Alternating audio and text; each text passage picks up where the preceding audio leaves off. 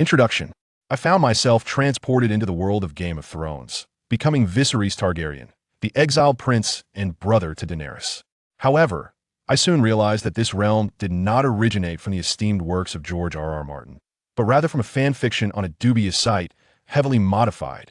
As I delved deeper into this world, I increasingly sensed its inherent dangers. The alluring Cersei, the seductive Red Priestess, the Duke's daughter, the enchanting Rose. These beautiful yet perilous women harbored ulterior motives towards me. Fortunately, I am not alone. Chapter 1. The Exiled Siblings. All hail King Aegon. The youth, emulating a character from the game, exuberantly shouted the lines with fervor, his voice resonating with excitement, his face flushed with enthusiasm. In his heightened state, he suddenly lost his breath, darkness enveloping him as he fainted. What is happening? Where am I? The silver-haired boy opened his striking blue-violet eyes, the surroundings gradually coming into focus from a haze. Surveying the unfamiliar environment, he pondered in confusion. Surrounded by walls of rich brown hardwood, he found himself on a plush, springy bed, covered by an opulent silk duvet that appeared exceedingly costly. The ornate chandelier above swayed gently, coupled with the undulating sensation of the bed beneath him, indicating to the silver-haired youth that he was in an unstable environment. Have I been transported? Turning to gaze at the full-length mirror standing 2 meters away, he beheld the reflection of a strikingly handsome young man, a perfect amalgamation of Western sharpness and Eastern grace, akin to a masterfully sculpted work of art. This is too handsome. Instantly captivated by his own exquisite visage, he had little time to marvel before a sudden, intense pain surged through his mind. Damn! Memories poured into his consciousness, violently jabbing into his brain like the staff of the Monkey King, the excruciating ache eliciting an involuntary exclamation. Flames ravaged the city as the army of rebels stormed the castle. The beautiful yet despairing queen gazed sorrowfully at her remaining children, watching them escape through the castle's secret passage under the protection of royal guards. Some readers may notice discrepancies with the original plot, which will be addressed later. The treacherous usurper ascended to the throne, claiming kingship. The illustrious yet tumultuous Targaryen dynasty, having endured for nearly 3 centuries, abruptly fell. The youthful prince and his infant sister embarked on a journey of flight. To evade the new king's pursuit, the siblings, accompanied by loyalists to the Targaryen lineage, set sail from the continent of Westeros. Their destination the distant shores of Essos. The territory remains beyond the kingdom's control, yet it harbors a substantial population and influence.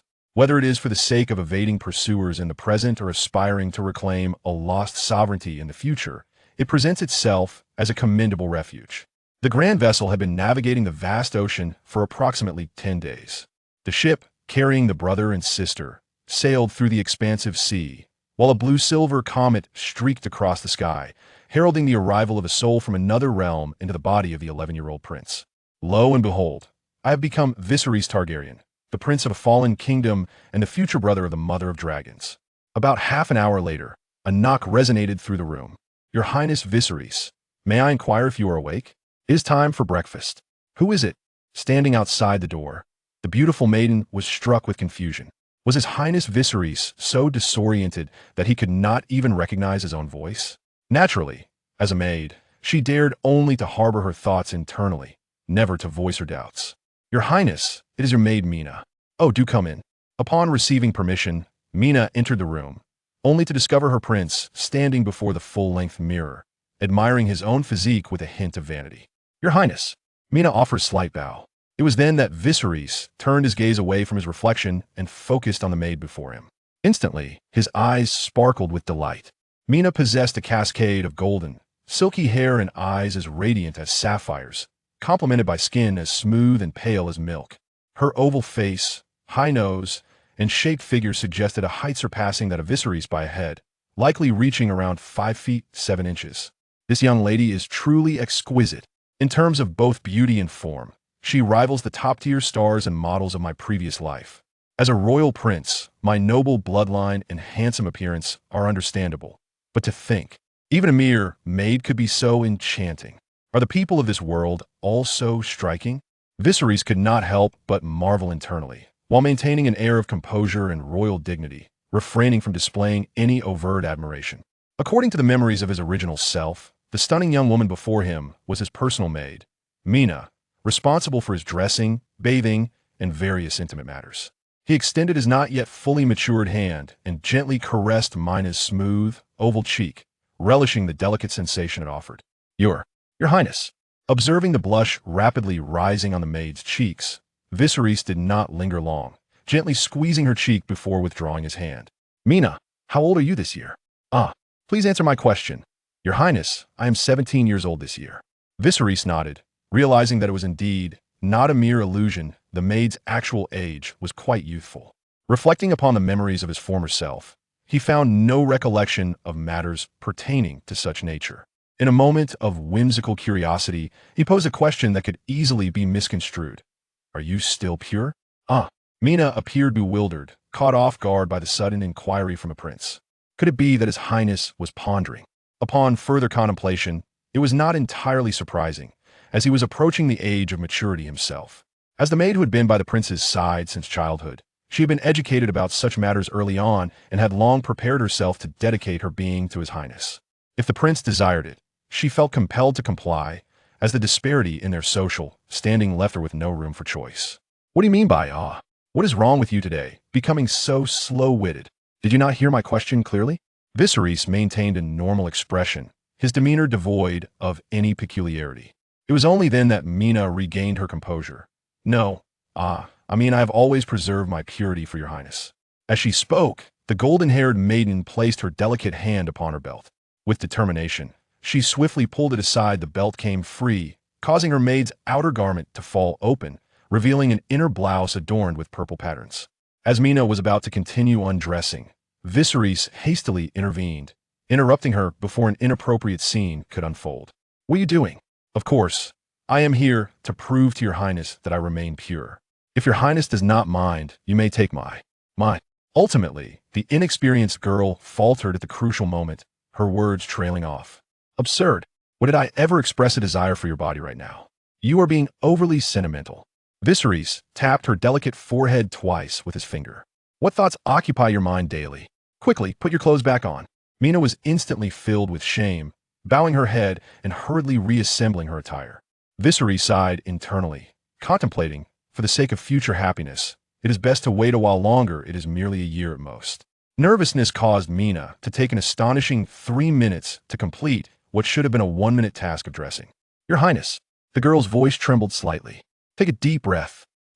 Gazing at the adorably naive maid, Viserys felt a sense of exasperation. He suspected that Mina might have diverted the nutrients meant for her brain's development to other parts of her body, resulting in her foolishness. This is the third time. This is your third failure to obey my command immediately, Mina. I hope this is the last. You are my maid, and whatever command you hear must be executed unconditionally, whether it is an order or a question for me. I shall repeat myself. Commence deep breathing at once. Mina lowered her head and complied. After a minute, having relaxed through deep breathing, Mina regained her composure, her limbs returning to a state of control. Viserys nodded in satisfaction, then turned to face the full-length mirror, raising his arms outward simultaneously. Come, dress me. Chapter 2. The fanfiction from a pirated website. The handsome, silver-haired youth, Viserys, adorned in splendid attire under the service of his maid Mina, emerged from his chamber with a complex expression. As he followed Mina to the dining hall, his gaze was fixed ahead, seemingly admiring the exquisite seascape. In truth, his eyes were focused on a blue light screen visible only to him. Name, Viserys Targaryen. Age, 11 years. Combat Power Index, 5 compared to an ordinary adult male at 10. Occupation, God of Dragons, not yet activated. World Dimension, born into the realm of the novel legend of the Dragon Overlord. Bonded Dragon, none. Bonded Female, none. Unlocked plot until Chapter 2. This was his personal interface, often referred to as his golden finger. This world did not originate from the esteemed works of George R.R. Martin, but rather from a novel titled Legend of the Dragon Overlord found on a pirated website.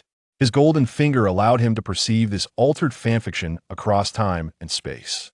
However, the limitations of this ability were considerable. He could not access the entirety of the plot at once, but could only unveil 2 chapters per day. This restriction meant he was unaware of the subsequent events in the pirated story, and Viserys had only a cursory understanding of the television adaptation of Game of Thrones, having never read Martin's original texts. In this new existence, Viserys possessed nothing more than this. There was no AI to provide encyclopedic knowledge, no system to offer task rewards, nor a venerable mentor to impart lifelong skills. Sigh, I can only take one step at a time from here on, Viserys mused silently. On the bright side, considering that this pirated novel was titled Legend of the Dragon Overlord, it likely indicated a narrative of the protagonist effortlessly conquering and vanquishing foes. Upon arriving at the dining hall, he found that others were already awaiting his presence. Standing directly before the dining table was Mordred, captain of the Targaryen Royal Guard and Viserys' martial arts instructor, age 38. With a robust physique, towering over 6 feet tall, and a sword capable of slicing through iron hanging at his waist, his weathered visage bore the marks of countless battles. The man radiated an aura of invincibility. Although Viserys lacked a system to discern the precise attributes of this martial arts master, he was certain that Mordred's combat prowess exceeded an index of 30, potentially reaching 50 or even higher.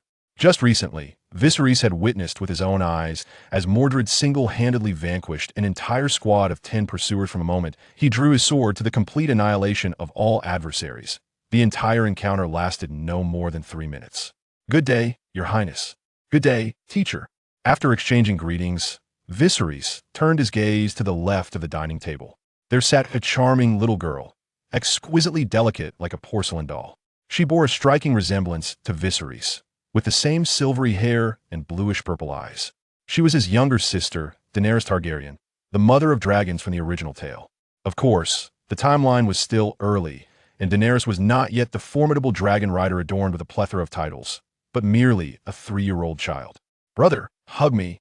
Upon seeing Viserys, Daenerys extended her arms toward him, resembling lotus stems. At this moment, although Viserys had begun his flight, he had not truly suffered. He continued to live a life of luxury and comfort. Thus, his character had not yet warped into that of the future tyrant who would cruelly express his frustrations upon Daenerys. Presently, the bond between Viserys and Daenerys was strong, as they were each other's last remaining family in this world. Naturally, the reincarnated Viserys would not devolve into the Beggar King, a pitiful figure seeking validation through his sister. "Your Highness Daenerys, please maintain your decorum." Just as Viserys was about to lift his adorably charming sister into his arms, he was interrupted by Mordred's voice. Even when addressing the esteemed princess, the man maintained his stern demeanor. Daenerys shivered slightly, quickly retracting her small hands. Yet, Viserys would not be deterred. "Do not be so serious. Teacher Daenerys is still but a child." With those words, he confidently scooped Daenerys into his embrace, settling into the seat that originally belonged to her. Naturally, she perched herself upon his lap. The softness of his sister nestled against him, accompanied by a hint of milk and a delicate fragrance, lifted his spirits. "Your Highness, although the current situation is unfavorable, royal etiquette must not be neglected. During mealtime, you ought to." "Teacher." Viserys raised his voice deliberately. Interrupting Mordred's continued admonitions, he remained seated, his hands gently cradling his younger sister. Yet his eyes were sharp and focused intently on Mordred. "My name is Viserys Targaryen." Viserys merely reiterated his name, a subtle reminder of the distinction in their statuses. Even though the Targaryen dynasty had been usurped by rebels, and he was but a fallen prince of a lost kingdom, even though his counterpart was a crucial guardian of his safety, the principle remained: a sovereign is a sovereign, and a subject is a subject. A vassal may offer counsel to a monarch, but once the sovereign has made a decision, the vassal's duty is to comply unconditionally. Out of consideration for the other's dignity, Viserys refrained from articulating all his thoughts, trusting that Mordred, as the trusted elder appointed by his mother, would grasp the essence of his intent. Mordred did not immediately retreat nor lash out. Instead, he silently regarded Viserys. The moment their gazes locked, Viserys felt a shudder run through him, as though he were prey under the gaze of a fierce beast. Yet he did not falter regardless of the turmoil within. His exterior remained composed, reminiscent of a born sovereign. They locked eyes, their stares clashing like fire and frost in a violent struggle. This confrontation was not merely a contest of etiquette, but a battle for influence within their future endeavors.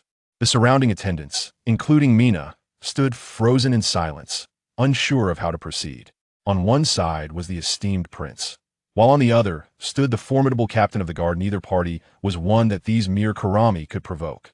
The standoff persisted for over a minute, ultimately concluding with Mordred's concession. "I shall heed your will, Your Highness." Mordred offered a slight bow, his tone devoid of any dissatisfaction, even imbued with a hint of relief. How you have grown, my prince. Chapter 3. The foolish mother of dragons following the confrontation between Viserys and Mordred, which concluded with the latter's retreat and capitulation. The atmosphere within the dining hall regained its cheerful essence. Viserys raised his hand slightly towards the handmaidens, who immediately sprang into action, bringing forth platters laden with steaming, sumptuous delicacies. Gazing at the bountiful spread before him, Viserys could not help but lament the decadence of noble life. Yet, he harbored no resentment, despite being a dispossessed prince. His daily necessities still far surpassed those of 99 of the common folk in the world. As a royal vessel designed for the escape of the two siblings, the ship itself was constructed with the most advanced technology of the era. It boasted 3 decks above and 2 below, totaling 5 levels, each approximately the size of 2 basketball courts, thus providing ample space. On board, including the royal guard, chefs, handmaidens, sailors, and more, there were over 100 individuals, all devoted to serving the esteemed brother and sister. An abundance of fresh water, fine wines, ingredients, spices, and medicinal supplies was well stocked. However, given their diminished circumstances, the luxurious lifestyle of discarding untouched dishes after a mere taste was no longer feasible. Consequently, after Viserys and Daenerys concluded their meal, the leftover remnants would be graciously bestowed upon the royal guard, represented by Mordred, and the handmaidens, represented by Mina. "Brother, feed me," Daenerys chirped, opening her mouth in a delightful manner. Viserys, wielding a golden-edged spoon, scooped up a spoonful of meat and steamed egg, blowing gently to ensure it was not too hot for the child, and carefully delivered it to Daenerys' cherry-like lips. She devoured it with an adorable alwoo, her crescent-shaped smile radiating pure delight. "Brother, you are so kind to me," she said, her lips pouting adorably. Viserys lowered his head, affectionately nudging his sister's little nose with his own. "Of course, who else would I be kind to if not you? You are my only sister. Hee, brother. I like you so much. And I like you too, my Dany." The sight of the siblings sharing a meal together was decidedly at odds with the so-called royal etiquette. However, after the earlier scene, no one dared to voice any objections against their seemingly improper conduct. 5 minutes later, Viserys had a thought and turned to Mordred, who stood vigilantly beside them, ensuring their safety. "Master, please join us for dinner. There happens to be an empty seat over there," he said, pointing to the place across the table that had originally been designated for himself. The steadfast and loyal Mordred's immediate reaction was to decline. "Your Highness, that is not appropriate. You and Princess Daenerys hold esteemed positions, while I, as a subordinate, do not possess the privilege to dine at the same table as you." Viserys shook his head. "First, you are my teacher, not merely a common subordinate or subject. Secondly, I extend to you an invitation to share breakfast, which I present not merely as a request, but as a command." During our recent confrontation, Mordred, in front of all, graciously yielded, thereby reinforcing the dignity of the crown. In return, it is only fitting that Viserys express his goodwill towards the captain of the guard, who has faithfully ensured the safety of his siblings throughout their journey. This gesture also serves to convey a vital truth, that both thunder and rain are gifts from the sovereign. Observing the prince's insistence, even the typically stoic Mordred could not suppress a hint of a smile. With gratitude, he approached the table and took a seat opposite. "I shall not refuse such a generous reward, Your Highness," he remarked.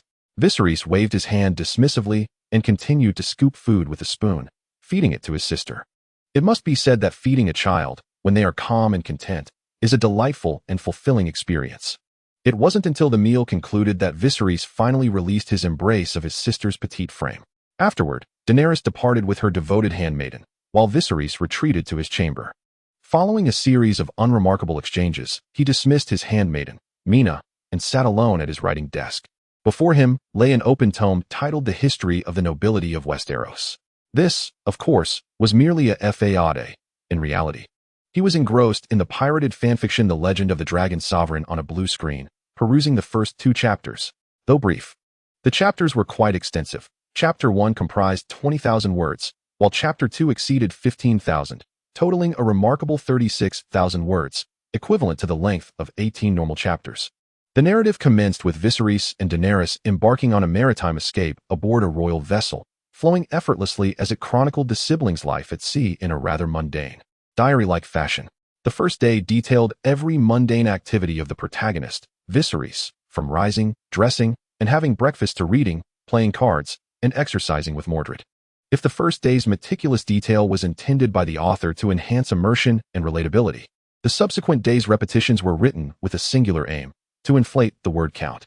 The story was tedious and uninspiring, lacking any semblance of literary beauty, rendering it a chore to read.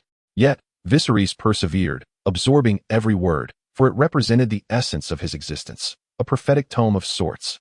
He could not afford to overlook any detail or implication, for the stakes for him and those around him were monumental. Viewed from another perspective, this legend of the Dragon Sovereign was rather benevolent compared to other prophecy texts that were riddled with riddles and ambiguity, offering only fragmented insights. 20 minutes later, Viserys had finished the first chapter, which amounted to a staggering 20,000 words, yet he found no remarkable insights.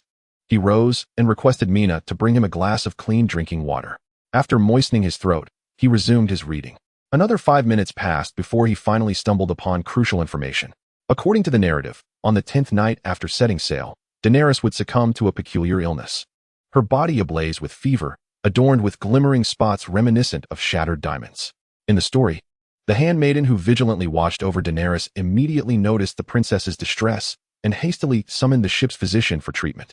However, despite the various methods employed, Daenerys' affliction proved insurmountable, worsening with the passage of time. By the late hours of the night, Daenerys had lost consciousness, unresponsive to her brother Viserys' desperate calls, teetering on the brink of death. It was not until the approach of dawn that, in a moment of panic, the anxious Viserys inadvertently cut his own arm, allowing his blood to touch Daenerys, which somewhat alleviated her condition. Realizing the efficacy of his blood, Viserys grit his teeth through the pain and offered a bowl of his own blood for his sister to consume, ultimately rescuing her from the clutches of death. Although Daenerys' life was spared, the tardiness of the treatment left her with significant repercussions. Her intellect and psyche were forever stunted at the level of a 3-year-old child. In other words, in the original work of Lord Martin, the formidable mother of dragons, by the onset of the second chapter in this pirated fan fiction, had been reduced to a fool. The extent of this alteration is quite considerable. Chapter 4. The Night of Fates changed the second chapter of this novel. The legend of the dragon's overlord concluded with the plot at a standstill, having depicted Viserys' daring rescue of his sister Daenerys' life, albeit at the cost of her mental faculties remaining perpetually at the mindset of a 3-year-old. The continuation of the story would only be revealed the following day in reality. However, for Viserys in the present moment, this knowledge was already sufficient. With a sigh of relief, Viserys closed the blue screen. He calculated the time. It had been exactly 10 days since they embarked upon the royal vessel. This meant that tonight, his sister Daenerys would fall victim to an inexplicable illness, rendering her a fool, no matter the remedies administered. Yet, since Viserys had foreseen this future, he would undoubtedly prevent such a calamity from occurring. Setting aside the formidable prowess that the future mother of dragons would wield, which would greatly aid him, it was simply during this one meal that Viserys had already grown fond of his adorably charming sister. He could not allow anything to befall her. After finishing all the chapters of the legend of the dragon ruler in Game of Thrones, Varys, guided by the memories of his former self, routinely sought out Mordred to hone his agility and martial skills. Whether it was merely a figment of his imagination, he sensed that Mordred appeared more earnest today than he remembered, with an increased intensity in training. Although the challenges had escalated, Varys gritted his teeth and diligently completed all training tasks to avert any unnecessary suspicion or trouble. Unbeknownst to him, Mordred had indeed intensified the training regimen, approximately 15-fold compared to before. The motive was not revenge for past grievances against the young prince, but rather a recognition of the growth and potential he observed within him. With the prince's character maturing, it was imperative that his physical training kept pace. Your Highness, you must grow swiftly. I await the day you restore the Targaryen dynasty and reign over the world once more. Mordred mused, watching Varys struggle back, weary and limping. Soon, dinner time arrived. During their time at sea, Varys and Daenerys had maintained a routine of 2 meals a day, breakfast in the morning and dinner in the evening. This was not due to a lack of provisions on board, but rather because 2 meals were sufficient to sate the appetites of the young siblings.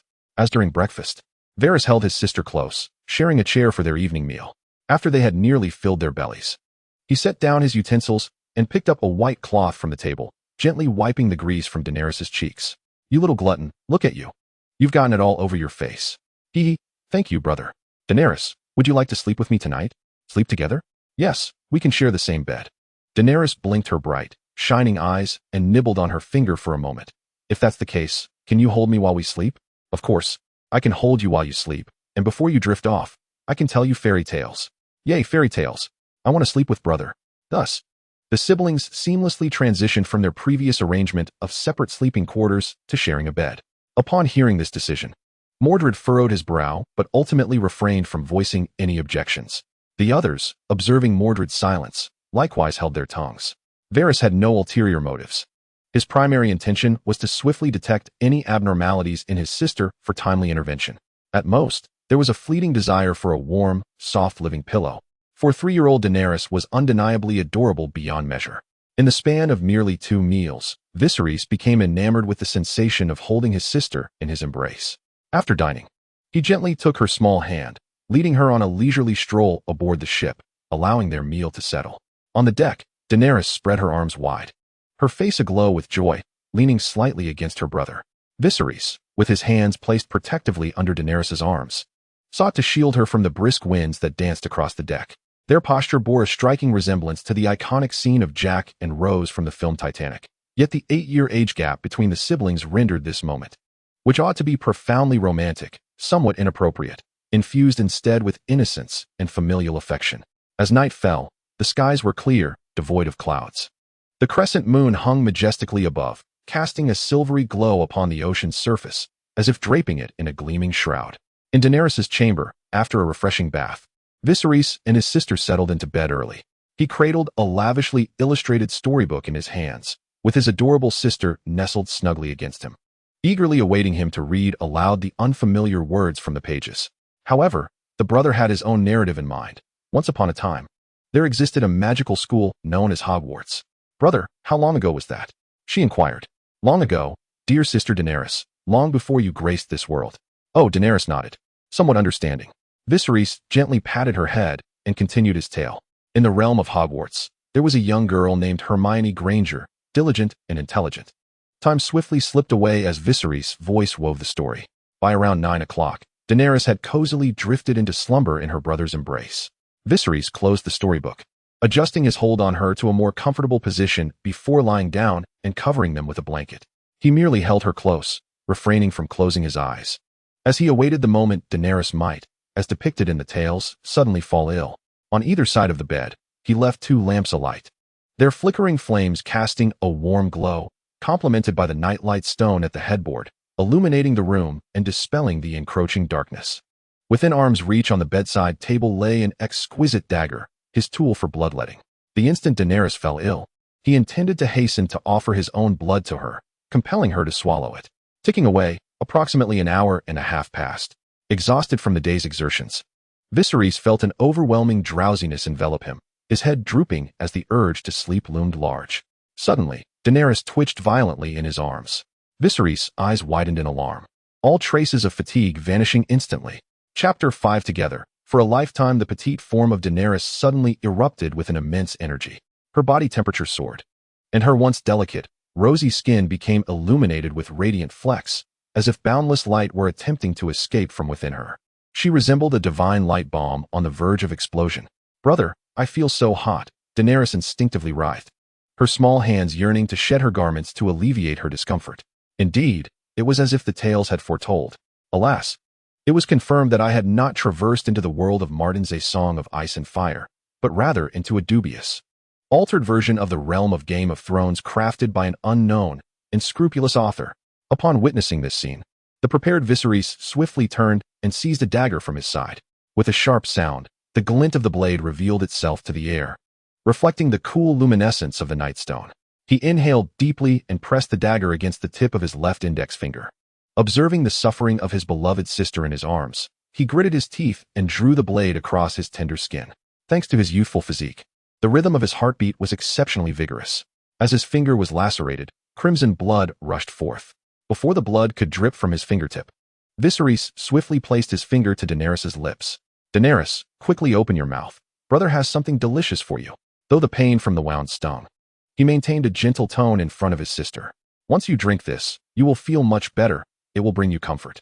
Sensing the metallic scent of blood near her mouth, Daenerys instinctively twitched her little nose and obediently opened her mouth, allowing her brother's finger to rest within. Like an infant suckling from its mother, the 3-year-old girl eagerly consumed her brother's crimson essence. Within a second of the blood entering Daenerys' body, her temperature plummeted, and the flickering glow began to fade. Seeing that his sister seemed to be stabilizing, Viserys withdrew his finger. He retrieved the prepared gauze and alcohol, intending to disinfect and bandage the wound to prevent any subsequent infection that could cause further harm. However, before he could apply the alcohol to the wound, Daenerys' radiance flared once more, and her body temperature began to rise again. Left with no other choice, Viserys placed his finger back into his sister's mouth, once again using his lifeblood to quell her affliction. As moments ticked by, 1 minute, 2 minutes, 5 minutes, an ever-increasing amount of blood flowed from Viserys to his sister, fully absorbed by Daenerys. Throughout this process, her constitution continuously improved and purified. The exchange lasted a full 10 minutes. At the end of this duration, Daenerys willingly opened her mouth, releasing her brother's finger. With a satisfying belch, reminiscent of a satiated infant, Daenerys released a sound that, unlike the sweet aroma of milk from a baby's burp, carried the metallic scent of blood. Should an unsuspecting passerby glimpse her in this state, they might well mistake her for a fabled vampire. After quenching her thirst, the young Daenerys opened her eyes, only to behold the pale visage of her brother.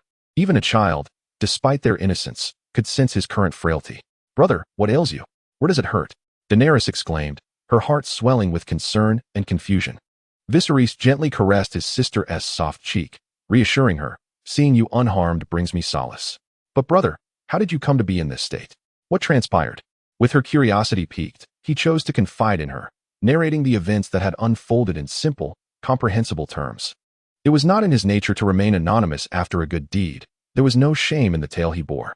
However, when it came to matters of the novel, he spoke of it in a manner befitting his Targaryen lineage, dreams of dragons.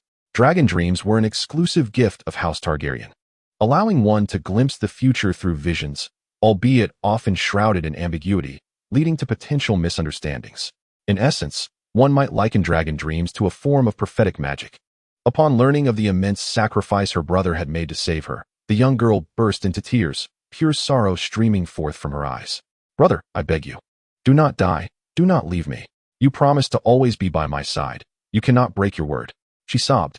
"As long as you stay with me, I shall do anything." This unfortunate child had already endured the loss of her father, Aerys, her mother, Riella, and her elder brother, Rhaegar, among a slew of loved ones. From being the cherished princess of the realm to becoming a refugee hunted by all, her brother remained her last blood relative, her final pillar of support in this world. Daenerys could not fathom a life without him. "Foolish girl, why do you weep? It is merely a matter of blood loss. I shall be fine. If I rest well and nourish myself over the next few days, I will soon be restored." "Is that truly so?" she queried, hope flickering in her heart. "Indeed. When have I ever deceived you? Do you not trust me? I believe in you, brother." Viserys quickly bandaged his wounds and wiped away the tears that traced down his sister's cheeks, then pointed to the injury before her. "Though this may be a wound, to me it is a badge of courage, a testament to my triumph in rescuing my beloved sister from the clutches of death." With a resolute nod, Daenerys nestled into her brother's embrace, her tone earnest. "I want to be with you forever. At your age, do you truly grasp the meaning of a lifetime?" Daenerys understands that a lifetime signifies being eternally united with her brother. "Indeed, my dear Daenerys is remarkably astute." Aemond embraced the girl tightly in his arms, and thus, Daenerys Targaryen's fate, once marred by madness, was irrevocably transformed. The siblings nestled together in slumber, swiftly drifting into dreams. Had Aemond opened his personal panel at that moment, he would have astonishingly discovered the fleeting appearance of Daenerys Targaryen's name under the section labeled Beloved, yet within minutes, this name would vanish, returning to its original void. Alas, he had already succumbed to slumber, oblivious to this occurrence. Upon awakening the following day and consulting his character panel, he would find nothing amiss. Chapter 6. The Mermaid and the Dragon. Dream time flows swiftly. 3 days have elapsed since Aemond successfully rescued his sister. During this span, Aemond has enjoyed an indulgent life, with a constant supply of delectable food and drink. It is no wonder that many aspire to the lofty status of nobility. There is a certain pleasure in being attended to by a multitude. As for the arduous training under Master Mordred, that was promptly dismissed. Aemond had contemplated whether to feign normalcy and continue training or to divulge the matter of the dragon dream to Mordred, thereby securing his instructor's acquiescence to abstain from training. However, his hesitation became moot upon encountering Mordred the next day. With a wealth of experience, the seasoned Mordred swiftly discerned Aemond's depleted vitality and waning health at first glance. Regardless of Aemond's efforts to maintain a facade, he could not deceive Mordred's keen perception. Consequently, Mordred became privy to the situation, though it seemed incredulous. As the captain of the Targaryen royal guard, Mordred was no stranger to the concept of the dragon dream. The Targaryen lineage is indeed formidable. Particularly in a world where magic exists, every illogical occurrence finds its rationale, and others cannot dispute it. The blood of House Targaryen is truly magnificent. Mordred immediately accepted the prince's explanation, urging him to rest adequately, and consented that he need not train until the royal vessel successfully reached the continent of Essos. Freed from the rigors of training, Aemon suddenly found himself with an abundance of time. Aside from perusing the latest chapters of Game of Thrones, The Legend of the Dragon Overlord, and noting relevant points, he spent the remainder of his time frolicking with his sister. Daenerys, already well-behaved and more mature than her peers, deepened her dependence and obedience toward her brother following that fateful night. Wherever her brother directed her, she would follow. If he instructed her to venture east, she would comply. If he beckoned her west, she would oblige. She wholly became her brother as shadow, and the two were inseparable, whether dining or sleeping, always together. In the brief span of 3 days, the bond between the brother and sister rapidly intensified. One afternoon, Prince Viserys, I implore you, do not torment my little sister Daenerys, for she is still but a child. Daenerys's devoted handmaiden watched with a pang of sympathy as the small princess stood upon the bed, earnestly massaging the prince. What manner of cruelty is this, to have a mere 3-year-old girl serving an 11-year-old boy? Even a slaver would not be so ruthless. If the prince requires it, I could attend to your massage needs. Viserys did not chastise the handmaiden for her impertinence. After all, she was merely safeguarding her young mistress's interests, which could hardly be deemed inappropriate. He turned around and affectionately gathered his sweet, soft sister into his arms. Dany, tell your handmaiden, has your brother been unkind to you? Although Daenerys was precocious, at just over 3 years of age, she could not discern the jest in his words. Upon hearing her brother's inquiry, she solemnly replied to her handmaiden, Brother has not bullied me. Noticing the handmaiden's hesitation to respond, Viserys continued to question, Did Daenerys willingly give her brother a massage? Yes. Is it tiring to massage your brother? Not at all. Would you like to continue giving your brother a massage? I would. This heartfelt exchange between the siblings left the handmaiden at a loss for words. What could she, a mere servant, do when her little mistress spoke so? She could only acquiesce. Of course, Viserys was merely engaging in playful banter with Daenerys and had no intention of exhausting his young sister. After all, she was still quite small, and it would be detrimental to her physical development if she were to tire herself. He hoped for her healthy growth, knowing there would be ample opportunities to rely on her in the future. Now, on the 14th day of their voyage, in Viserys' chamber, his sister Daenerys was nestled in bed, taking a midday nap, while the handmaiden Mina kept watch at her side. The room's occupant, Viserys himself, reclined on a nearby sofa, his mind troubled. Unlike the fabricated dragon dreams he had previously used as an excuse, last night, he experienced a genuine dragon dream. In this dream, he encountered a mermaid, strikingly beautiful, with flowing crimson waves of hair, a voluptuous bosom, a slender waist, pale blue skin, and a perfectly curved tail. The mermaid was exuberant, and upon meeting Viserys, she led him on a delightful tour of her underwater realm. As night fell, she invited him to her abode, and he gladly accepted. However, just as Viserys' hands sought to explore the contours of the mermaid's form, intending to discern how her anatomy diverged from that of an ordinary human, the mermaid's countenance transformed. This is not an exaggeration or a metaphor. It is to be taken literally. The once enchanting features of the woman morphed instantaneously into an unsightly visage covered in scales. The unsightly mermaid, without uttering a word, opened her gaping maw filled with sharp teeth and bit through Viserys' neck. In that moment, he awoke from his slumber. Since that morning, his spirits had been notably low. He was certain that this was a dragon dream, as opposed to an ordinary nightmare. The sensations of the two were vastly distinct. It is difficult to articulate the difference between a dragon dream and a mere dream through words alone. Yet anyone who has experienced it firsthand would undoubtedly comprehend the divergence. What could this dragon dream signify? The conclusion was grim, as that monstrous creature had severed my neck. Thus, it was highly probable that this was a forewarning dream, cautioning me of impending peril. But what could that danger be? Surely, a mermaid would not truly emerge to ensnare me? Setting aside the existence of mermaids in the world of Game of Thrones, it is worth noting that they dwell beneath the waves. How could one leap onto a ship to entice me? It was utterly vexing. I felt the need to engage my mind. Viserys was at a loss, and compounding his frustration was the sluggish update of his prophetic tome, The Legend of the Dragon Overlord. For days had elapsed, and the novel had only progressed by 8 chapters, reaching the 10th chapter in its narrative. However, the quantity of content in these subsequent chapters paled in comparison to the first two, which comprised 360,000 words, whereas the latter 8 chapters barely amounted to 216 words. Most of those 160,000 words were devoid of substance, consisting largely of mundane accounts, with the remainder focusing on the aftermath of Daenerys' unfortunate burn. For Viserys, who had promptly ensured his sister's recovery, this portion of the storyline was entirely irrelevant. The plot had only reached the 13th day of their voyage, while in reality, it was already the 14th day after setting sail. The timeline had not even caught up, rendering the prophetic book's utility null. Chapter 7. The Great Tsunami. As evening descended, the inadequacy of lighting and technological advancements meant that even the idle nobility of this era experienced little in the way of nightlife. Adults might partake in certain pleasurable pursuits, but Viserys was still a mere boy, and his sister Daenerys was but a child. Their interactions were limited to playful games of chance, clapping games, or sharing bedtime stories. An hour had passed since they had retired to bed. Daenerys had already fallen asleep in her brother's embrace, while Viserys remained awake. He was awaiting the update of the legend of the Dragon Overlord.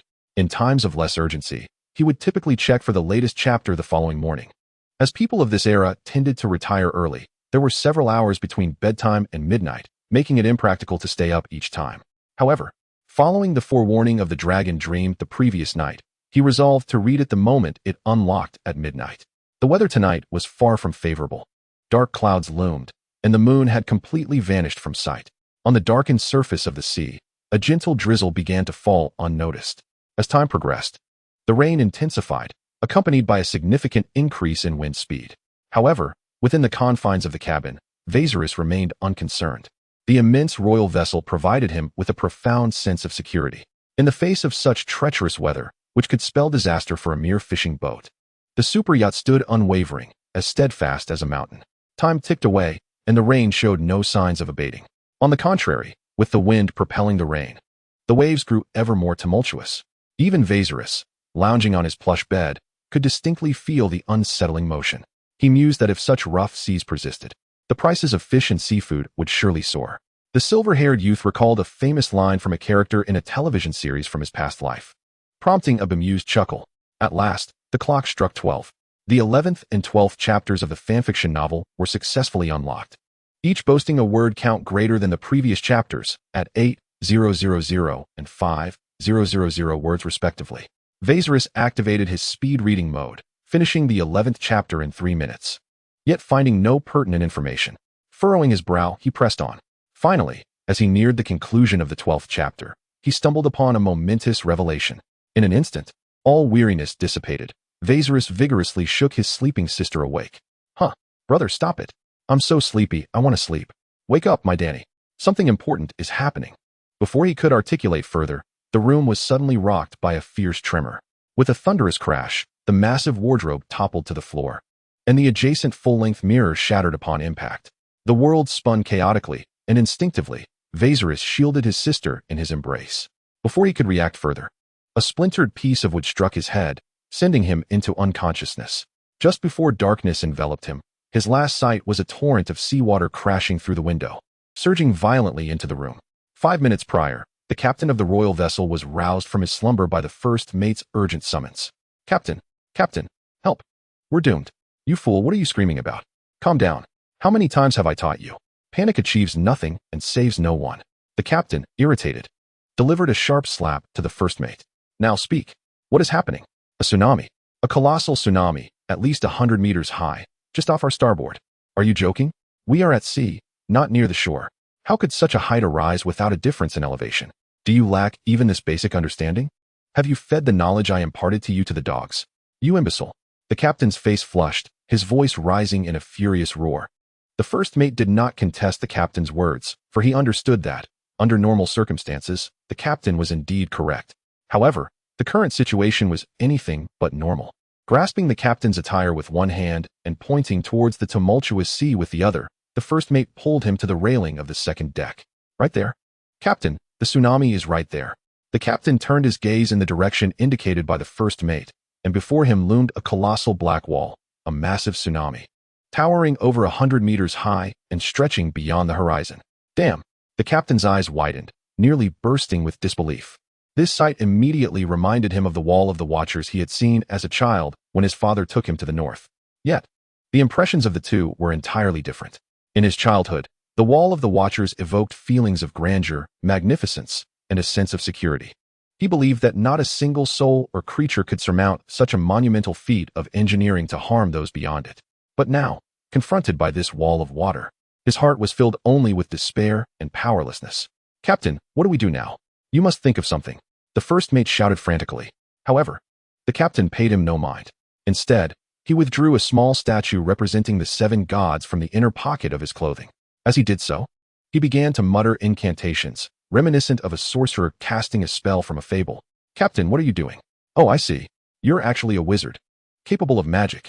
You intend to quell this monstrous wave with your sorcery. I never knew you were so formidable." The first mate's face was alight with excitement. The captain regarded him with a look of incredulity. "What nonsense are you spouting? I am no wizard, and I do not possess any magic." "Then why do you stand here in such a manner? If you cannot wield magic, shouldn't you be rushing to the captain's quarters to command the ship to turn?"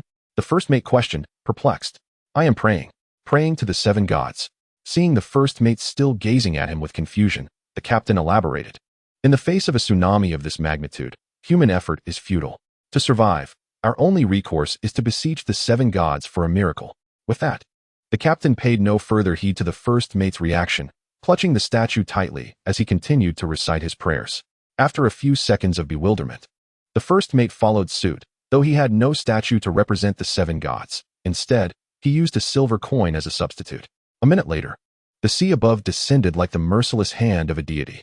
The grand royal vessel, akin to a fragile leaf, offered no effective struggle or resistance and was capsized in an instant. That night, the 7 gods did not cast their gaze upon the devout supplicant. Chapter 8. The Mermaid Princess in the Darkness. Viserys found himself in a state reminiscent of sleepwalking. He felt his lips brush against something soft. After about a minute or 2, or perhaps 5, he realized that his mouth was obstructed by an unknown entity, yet Viserys felt no sense of suffocation, nor did he experience any shortness of breath. Time seemed to stretch indefinitely until his rationality returned, and his consciousness regained dominion over his body. As he opened his eyes, he beheld a mesmerizing mermaid before him. Cascading waves of deep burgundy hair, a voluptuous bosom, a slender waist, pale blue skin, and a perfectly arched tail. She was the very embodiment of the mermaid from his previous dream. The enchanting creature did not direct her gaze towards him. Instead, she seemed captivated by a distant coral-like formation, unaware of his awakening. Had it not been for the preceding dream, Viserys might have relished the prospect of a serendipitous encounter with such a beautiful mermaid. However, the thought of this enchanting being suddenly transforming into a monstrous visage, opening a gaping maw to sever his throat, extinguished any other notions. All he yearned for was to flee as far away as possible from this creature. Viserys gently lifted his foot, slowly pivoting to escape unnoticed. "You're awake." A melodious voice, ethereal and enchanting, resonated from behind him just as he turned. Oh no! He had been discovered. Just as he was about to bolt, he felt a sudden weight upon his arm. By the time he realized what was happening, his left arm was already ensconced in the embrace of the mermaid, wedged firmly between her magnificent curves. "At long last, you are awake. I have awaited your arrival for so long, my destined prince." The mermaid's tone was lively and effervescent, reminiscent of a naive girl devoid of guile. This was distinctly different from the circumstances he encountered in his dragon dream. Realizing that escape was futile with his arm ensnared, Viserys decided to engage her in conversation. "Dear lady, I believe you are mistaken. I do not know you, and how could I possibly be your so-called destined prince?" "No." The mermaid girl adorably shook her head, her gem-like, crystalline eyes locking onto Viserys. "You are indeed my destined prince. There can be no error. My mother foretold through prophetic visions that on my 18th birthday, a prince from above the sea would fall into the depths and appear before me. He is my true love, my soulmate. Without a doubt, that person is you." "Wait, fall into the depths?" Viserys finally grasped the absurdity of the situation. He turned his head to survey his surroundings, shock washing over him as he realized he was submerged in water.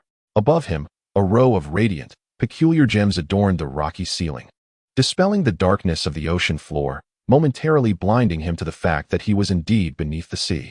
At this moment, as he observed the surrounding seagrass and the fish swimming not far away, he became acutely aware that he was indeed beneath the deep sea. Yet, something felt amiss. Even with light illuminating the environment, he was still submerged in water. How was it that he could speak? How could he breathe freely? He felt no discomfort, as if it were an innate ability. This is due to my blessing, the mermaid explained, seemingly sensing the confusion within Viserys. To be honest, I could not ascertain if you are my destined one. While you did fall from the surface on my 18th birthday, your royal lineage remains uncertain. How can you now claim to be my true soulmate?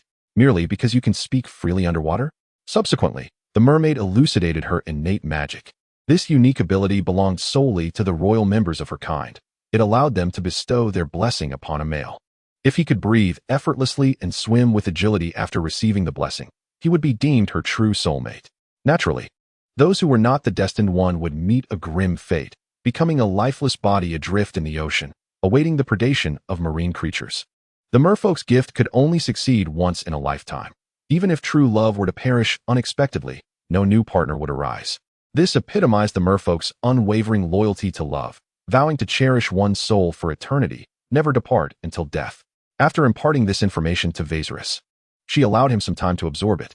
Then, the mermaid extended a hand, smooth as jade, resembling that of an ordinary human maiden, save for a faint aquamarine shell mark in the center of her palm. Greetings, it is a pleasure to formally meet you. My name is Milia Heatherway, Princess of the Merfolk. Hello, my name is Viserys Targaryen, he replied, extending his hand to grasp that of the mermaid princess. Perhaps your judgment holds merit. I may indeed be your future soulmate, for I am a prince from the continent. He silently added the caveat of being a prince of a fallen kingdom. Yet, I am still quite young and know nothing of love. At present, I have no thoughts of such matters, even if I were your destined one. We must wait until I reach adulthood. Viserys's words conveyed a clear sentiment. He could not possibly remain in this underwater realm to discuss matters of romance. He longed to return to the land above. The mermaid princess understood his sentiment, initially lowering her head in disappointment, but soon shook it off. Do not fret. I can wait until the day you come of age. By the way, before you awoke, my curiosity got the better of me, and I indulged a little. I hope you do not mind. Milia playfully winked, then gently tapped Viserys's lips with her finger. So that was the sensation from before. Who would have thought it to be so peculiar? Naturally, Viserys refrained from questioning the princess before him. His mind was occupied with more pressing matters. Your Highness, I have a query I hope you can answer. There's no need for such formalities, Viserys. Although you are still young, our union is destined. It is merely a matter of time. You may call me by my name. Very well, Milia. May I inquire, on the day of your birthday, did you witness anyone else besides me plunging into the depths of the sea? They are my companions, and I am deeply concerned for their well-being. Please, I implore you to tell me. Chapter 9. The enigmatic deserted island between the eastern continent of Westeros and the western continent of Essos lies a vast expanse of ocean.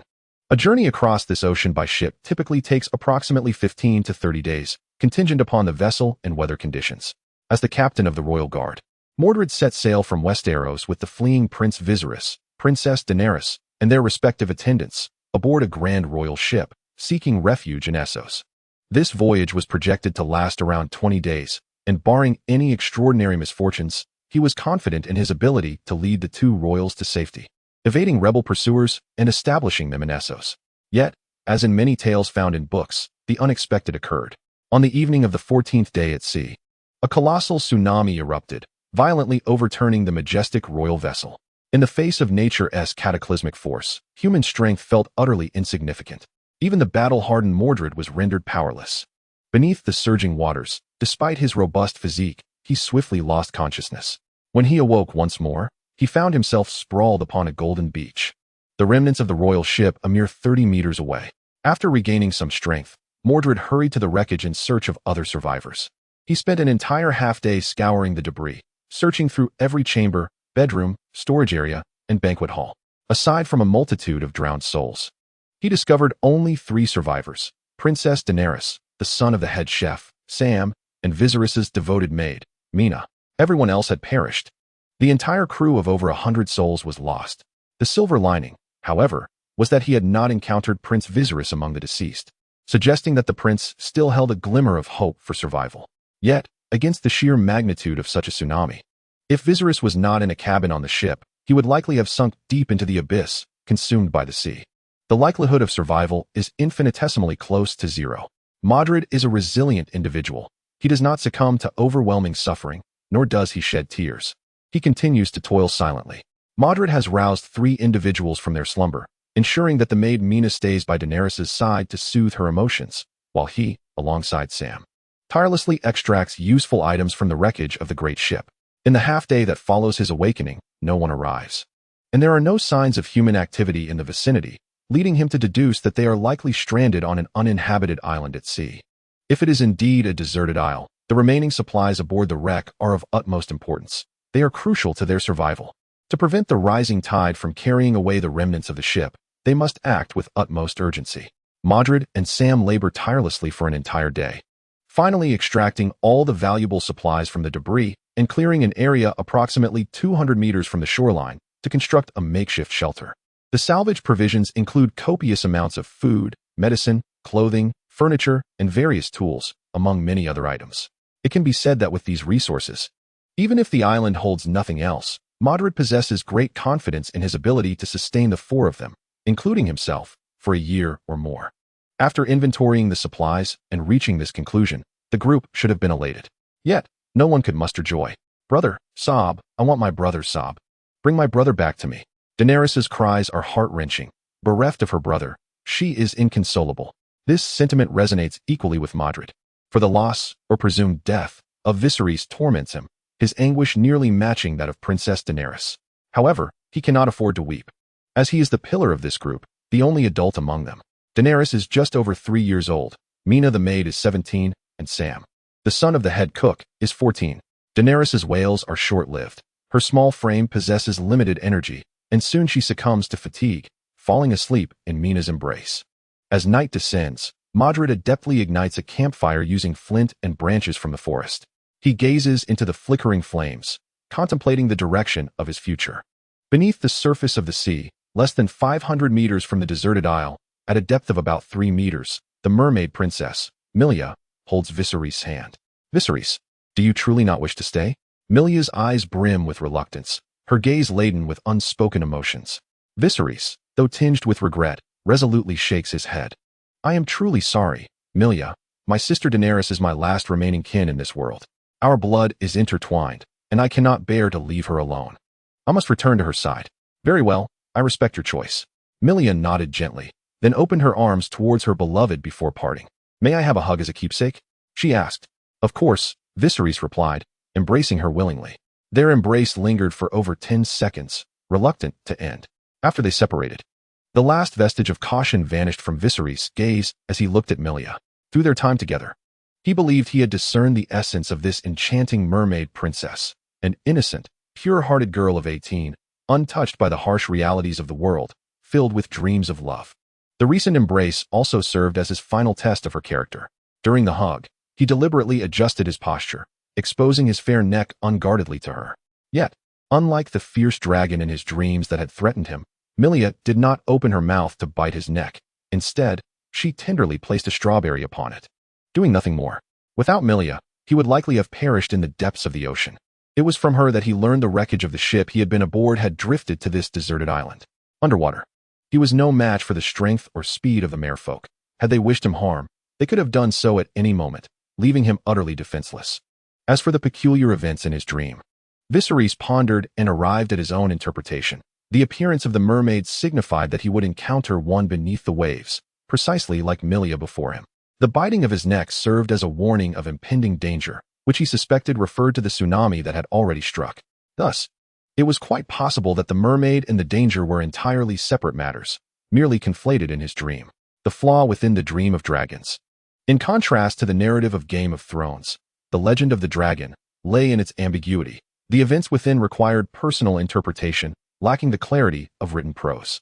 His father, the slain King Aegon II, had become increasingly paranoid due to a misinterpretation of his own dragon dream, ultimately earning him the title of the Mad King.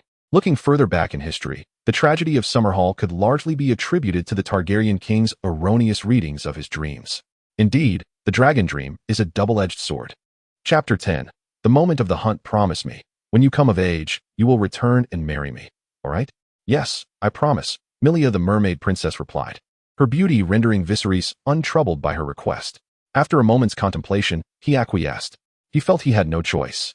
He feared that a refusal might imprison him in this moment. After all, adulthood was still a distant prospect. Who could predict the events of 7 years hence? Perhaps by that time, I would have already ruled the world, or perhaps it would only require the author of that fantastical fan fiction to bestow upon me, the protagonist, sufficient advantages for anything to transpire. Witnessing her beloved agree to their pact, Melia felt an overwhelming joy. Just before their final farewell, she reached out and removed the 2 shells she had used to shield her modesty, bringing her hands together. A faint blue luminescence blossomed forth, and a complete shell swiftly materialized in the girl's hands. She placed the shell gently into Viserys' palm. What is this? This is the guardian shell of the merfolk, blessed by the royal lineage of the mermaids. In times of peril, it can unleash miraculous energy to protect you. This was gifted to me by my mother when I was a child, and now I bestow it upon you, hoping you remain safe always. Viserys was deeply touched. You have given me this. What will you do for yourself? Do not worry about me. The primary function of this shell was to protect me during my youth. I have now come of age and awakened the inherited talents of the merfolk royalty, rendering the shell's power less significant for me. Please, accept it with peace of mind. Viserys solemnly tucked the shell into the pocket of his inner garment, ensuring it would not be dislodged by the currents. Thank you, Melia. With a gentle sway of his feet, Viserys leaned forward and, under Melia's astonished gaze, planted a kiss upon the girl's cheek. Until we meet again in the future. Yes, until we meet again. Thus, the 2 parted ways, this enchanting encounter between human and mermaid momentarily punctuated with a comma. As another day dawned, the orange sun slowly rose from the horizon of the sea.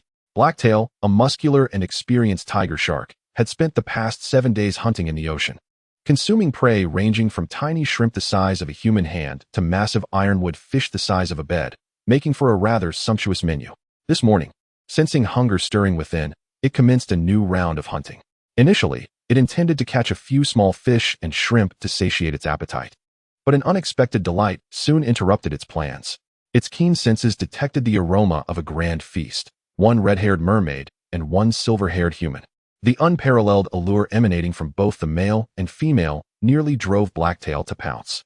Fortunately, its limited intelligence and instinctual fear of the strong allowed it to remain composed. The human posed little threat. However, the mermaid was another matter entirely.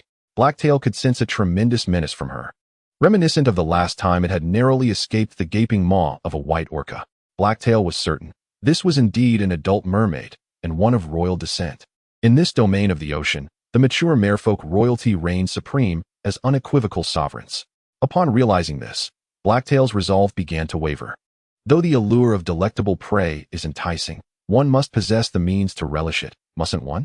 Charging forth recklessly now would likely result in being cleaved in twain by that mermaid's waterblade. Yet, the aroma emanating from this human was simply too intoxicating to forsake. Thus, it trailed closely behind the mermaid and her companion, biding its time for an opportune moment to separate the 2. Once the mermaid's protection was absent, this unfortunate human would be utterly defenseless against a predator of Blacktail's caliber, akin to fish on a chopping block. Following along, Blacktail arrived near an uncharted, deserted isle. Just as it was about to concede defeat, its quarry came to a halt. The mermaid and the human faced each other in the water, exchanging a garbled conversation incomprehensible to Blacktail, before finally drawing close and lingering in an intimate embrace for several minutes before parting ways. The silver-haired human began to sluggishly make his way toward the island, while the red-haired merfolk royal darted like lightning into the depths, each proceeding in opposite directions. Blacktail's eyes brightened with realization. Its opportunity had arrived. The distance from the shore was less than 500 meters, and the water had grown relatively shallow. Apart from Blacktail, the solitary tiger shark that had been following, no other formidable oceanic predators were present. Thus commenced its predatory moment. Holding its breath and focusing intently, Blacktail edged closer. To avoid any unforeseen mishaps, it refrained from launching an immediate attack, instead continuing to follow until it was assured that the mermaid had ventured far away. Then, it suddenly struck. After the separation of Viserys and Melia, he swam toward the enigmatic island at a leisurely pace of approximately 1 meter per second. When he found himself within a mere 100 meters of the isle, a shadow surged forth from the side, hurtling directly toward him. The shadow moved with such swiftness that Viserys could not discern its nature. By the time he realized what was occurring, a gaping maw filled with sharp teeth was already poised to sink into his vulnerable neck. Crash! The sound of a heavy impact resonated. Blacktail's attack had failed. Its razor-sharp teeth did not pierce Viserys' neck, nor did they even graze his skin. Just as Blacktail was about to collide with Viserys, The protective shell concealed within his inner shirt activated. A brilliant aquamarine shield erupted forth, forming a translucent bubble that enveloped Viserys entirely. Like a torpedo, Blacktail, headfirst, slammed into the protective barrier. The violent tremors and collisions left Viserys feeling dizzy, as if tiny cherubs were swirling above his head. It was only then that he realized the assailant was a black tiger shark measuring over 2 meters in length. Goodness! This shark was the very danger foretold by Dragon Dream. Damn it, Dragon Dream has misled me. Had I known about this, I would have had Milia escort me safely to the shore before parting ways. He cursed inwardly, all the while not pausing in his frantic movements. Abandoning his earlier leisurely demeanor, he propelled himself towards the shore with all his might. Approximately 3 seconds later, the protective shield enveloping Viserys dissipated, and the guardian shell upon him dimmed. Chapter 11. Dragon's Nest Island. Huffing and puffing, Viserys lay upon the golden sands, the morning sun casting its glow upon him. His lungs working furiously as if they were bellows. Under the pressure of life-threatening peril, he unleashed astonishing speed and strength. Covering a distance of 100 meters in less than half a minute was nothing short of miraculous. He could swear that the last time he exerted himself so fiercely was during the fierce competition for birthrights alongside millions of siblings. Damn it, even Viserys, typically composed, could not refrain from cursing under the weight of impending death. That wretched shark, mark my words, once I grow stronger, I shall drag you from the depths and brew a savory soup from your flesh. Viserys summoned every ounce of strength within him, exhausting his body to finally escape the shark's relentless pursuit and make it ashore. However, in that very moment, he was utterly drained, incapable of moving an inch. Were a nefarious figure, such as an assassin sent by King Robert or a cannibalistic native, to appear before him now, he would have no means to resist. A single strike could send him to the afterlife. This body is still far too young, lacking any extraordinary enhancements, rendering its overall combat capability painfully insufficient. Once his strength had somewhat recuperated, he finally left the coastal boundary, seeking a dry, shaded spot to rest, and opened his character panel. Name: Viserys Targaryen. Age: 11 years. Combat Power Index: 5. Normal adult male. 10. Occupation: God of Dragons, not yet activated. Dimension: born into the world of the novel Game of Thrones. The Legend of the Dragon, Guardian Dragon. None. Guardian Female. None. Unlocked story until Chapter 16. Special skill talent: Blessing of the Mermaid Princess. Allows free breathing, speaking, and agile swimming in water.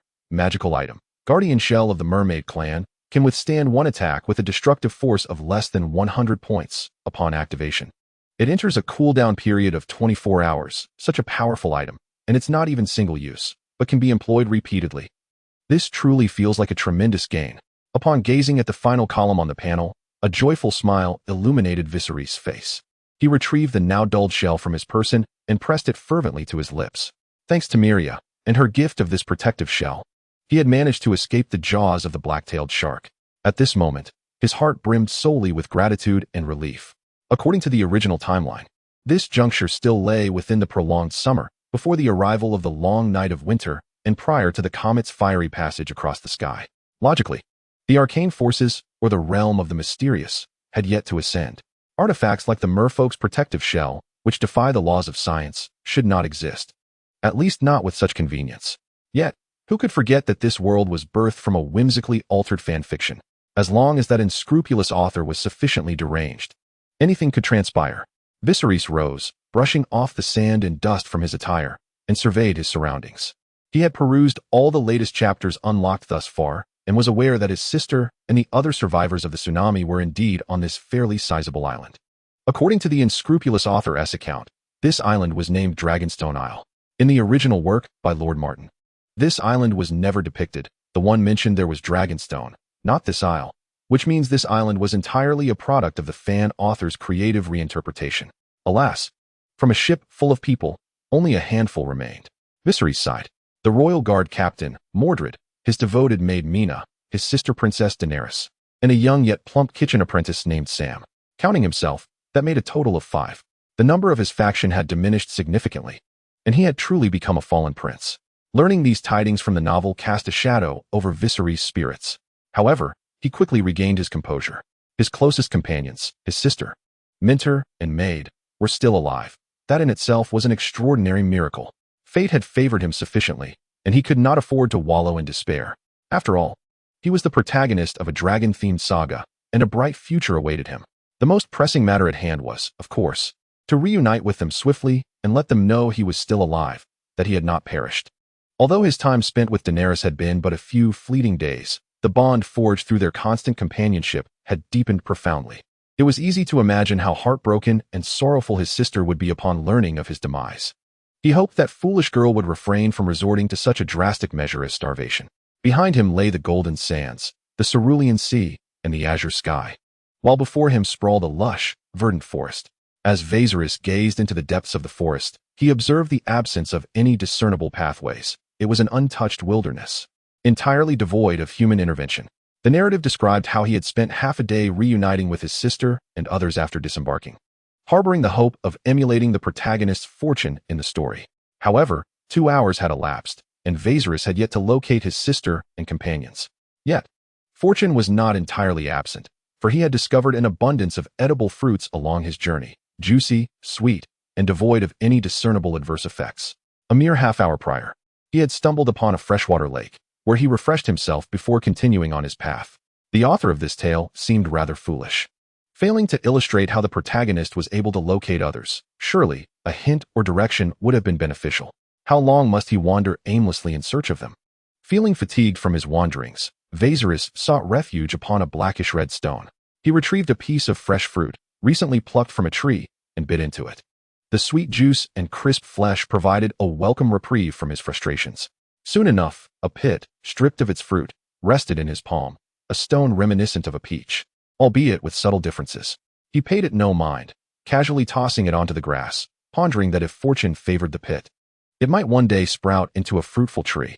With a satisfied belch, Viserys clapped his hands and prepared to rise and continue his journey. Suddenly, a sharp crack echoed from beneath him, emanating from the blackish-red rock. Startled, Viserys leapt half a meter into the air, hastily distancing himself from the stone, and stood 5 meters away, his gaze fixated upon it. Surrounded by lush trees and verdant grass, the vibrant life of the forest contrasted sharply with the peculiar rock, which measured approximately 2 meters in length and was nearly a meter wide and high. Until now, he had failed to notice how jarringly out of place this stone was. Its surface was remarkably clean, devoid of any weeds or moss, and even the surrounding area was barren of vegetation, as if the stone exuded a toxic presence that deterred nearby plants. The recent crack had manifested a dark red fissure, which began to widen ominously. As time progressed, more and more cracks appeared on the black rock, proliferating rapidly, as if something within was about to burst forth. Could it be that a Monkey King would emerge? Viserys could not help but recall his childhood, when he would sit mesmerized in front of the television during summer vacations, watching Journey to the West repeatedly. He had witnessed the scene of Sun Wukong breaking free from his stone prison countless times. For the sake of safety, I shall maintain a respectful distance, avoiding any chance of being injured by the splintering stones. Therefore, Viserys retreated further, finding refuge behind a sturdy tree trunk. His gaze fixated on the black stones now marred by crimson veins. Bang! After approximately half an hour since the first fissure appeared, the stone finally shattered completely. Yet, from within the dark stone, no monkey nor any other peculiar creature emerged. At the core of the fragmented stone lay only an oval-shaped orb, its size akin to that of a pomegranate and a grapefruit, presenting a mottled gray-brown hue, adorned with a fine layer of fiery red crystals that suggested an impressive hardness, resembling the dragon eggs etched in Viserys' memory. As a member of House Targaryen, he had indeed encountered dragon eggs before, casually placed within the chamber of his father, King Aegon II. In his youth, he had even played marbles with a dragon egg, undoubtedly the most extravagant game of marbles in existence. Of course, upon learning of this, his father reprimanded him severely. As a time traveler, Viserys was acutely aware that, in the near future, dragons would once again soar through the skies of the Seven Kingdoms. Regrettably, during the assault on King's Landing by the rebel forces, all dragon eggs had been confiscated by King Aegon II. In the king's delusional scheme, he intended to ignite wildfire to engulf the entirety of King's Landing, sacrificing over 90% of its populace to resurrect the dragons. Viserys found it incomprehensible how such a madcap and foolish plan could have taken root in Aegon II's mind. Did the king's dreams of dragons lead him to envision their rebirth amid flames? Yet, even if the sacrifice of the city's populace were successful, could it truly bring the long-extinct dragons back to life? Moreover, it takes time for dragons to mature. With the enemy at the gates, What use would a few newly hatched, feeble dragonlings be? The combat prowess of a newborn dragon pales in comparison to that of a well-trained hunting dog. Critics were not entirely wrong in branding his father a madman. Fortunately for the citizens of King's Landing, the Mad King's plan was never realized, nor even executed. Just before Aegon II commanded the wildfire to ignite, he was fatally stabbed in the back by his sworn protector, Jaime Lannister, now infamously known as the Kingslayer. The unhatched dragon eggs, alongside the deceased King Aegon II, remained forever in King's Landing, never escaping with Viserys and his sister from Westeros. Surely, there should be no danger? Viserys waited and waited, glancing left and right, but no further disturbances materialized. Finally, he mustered the courage to approach the black stone pedestal that cradled the dragon egg. Casually picking up a dry twig from the grassy ground, he poked the dragon egg twice, yet it remained still. He prodded it again, but there was still no response. Finally, Viserys extended his hand, intending to lift the dragon egg. However, the moment he grasped it, a jolt coursed through him, prompting him to swiftly toss the egg away. It landed on the ground with a soft thud and scathed. How hot! After merely a second of contact, Viserys' hands turned a bright red, though thankfully, he suffered no burns. Sensibly, the egg's temperature felt to be around 50 to 60 degrees Celsius. A brief touch would not cause harm, yet prolonged contact was certainly inadvisable. This evidently extraordinary object could not be disregarded. Viserys was determined to take it with him. His gaze darted around, and soon an idea struck him. 10 minutes later, Viserys fashioned a small basket from tender shoots and large leaves reminiscent of banana foliage. He carefully used a branch to lift the searing dragon egg into the basket, then cradled it in his arms. The thick twigs and leaves effectively insulated much of the heat, reducing the egg's temperature to approximately 30 degrees Celsius, making it safe to handle without fear of burns. I am truly a genius. Viserys shook, tapped, and rocked the dragon egg, even attempting to splash water on it. Yet regardless of his efforts, the egg remained unresponsive. He approached a heap of black gravel, nudging it with his foot to confirm that, aside from the egg in his possession, there was nothing else of interest. Satisfied, he turned and ventured deeper into the woods. Viserys resolved to first depart with the egg, as his immediate objective was to reunite with his sister, Daenerys. As for the dragon egg, he could study it at his leisure later. His sister was so delightful, soft and fragrant, a perfect comfort to hold. So how could this hard, unyielding egg possibly compare? At the same time, a question stirred in his mind. Was this round object truly a dragon egg? He had never heard of dragon eggs emitting heat on their own. In his childhood memories, when he played with dragon eggs as if they were marbles, those eggs, aside from being slightly harder and more beautiful, bore no distinction from ordinary stones. Chapter 13. Sam Viserys wandered through the forest with the object he suspected to be a fire dragon egg, taking breaks as he journeyed from morning until afternoon. Having learned from his earlier experience, he frequently paused to scan his surroundings, hoping to discover other wondrous items akin to the black stones and the dragon egg. Unfortunately, he made no additional finds. The sun had traversed from the east to the west for over half a day before wisps of rising smoke finally appeared in his line of sight. How wonderful! I have finally located it, though it was no easy feat according to the descriptions in the legend of the dragon and the proud. This dragon's roost island was a completely uninhabited isle before their arrival. No one had ever visited, and there were no indigenous tribes residing here. Therefore, the smoke billowing nearby was most likely a result of Mordred and his companions cooking, with only a slim chance of it being caused by a forest fire. Viserys quickened his pace. 10 minutes later, he reached the edge of the encampment. This area was as expansive as 2 basketball courts, divided into 3 sections, front, middle, and back. The foremost section was a communal activity space, and the smoke Viserys had seen from afar emanated from here. In the center lay a large bonfire, surrounded by several shelves and an assortment of scattered tools. At the heart of the camp were 3 structures, evidently constructed from the wreckage of a royal vessel that had met with disaster at sea. The central room was the largest and most intact. If one disregarded the verdant surrounding wilderness, it could easily be mistaken for a luxurious inn. Undoubtedly, this must be Daenerys' chamber. Considering Daenerys' tender age, her maid Mina likely resided here as well to tend to her needs. Flanking this opulent abode were 2 relatively simpler wooden cabins, crafted from fresh branches and leaves, likely scavenged from the remnants of the grand ship. Behind the camp was a vast storage area, cluttered with boxes, bottles, and jars, occupying at least 2/3 of the encampment space. Surrounding the camp was a cleared strip, presumably intended for a fence, though time constraints had prevented its completion. It was astonishing that within a mere 2 days, Master Mordred had managed to construct the camp to this extent, especially with only 3 individuals capable of labor. Daenerys, being a mere child, could hardly be of assistance, and her mere presence was already a significant help in avoiding chaos. Though still relatively rudimentary, it was an impressive achievement. Truly, my mentor is remarkable. With a confident stride, Viserys advanced. Just as he was about to greet them, he suddenly felt something snag at his foot. At that very moment, a clear sound of bells rang out from within the camp. Within 3 seconds, a plump boy, around 14 or 15, rushed out from the left cabin. He was clad in a chef's apron and wielded a kitchen knife, hurrying forth in a flurry. He was none other than Sam, the son of the head chef and one of the few survivors from the royal ship. Sam had been merrily preparing dinner for the group, humming a tune that his father used to favor during his lifetime.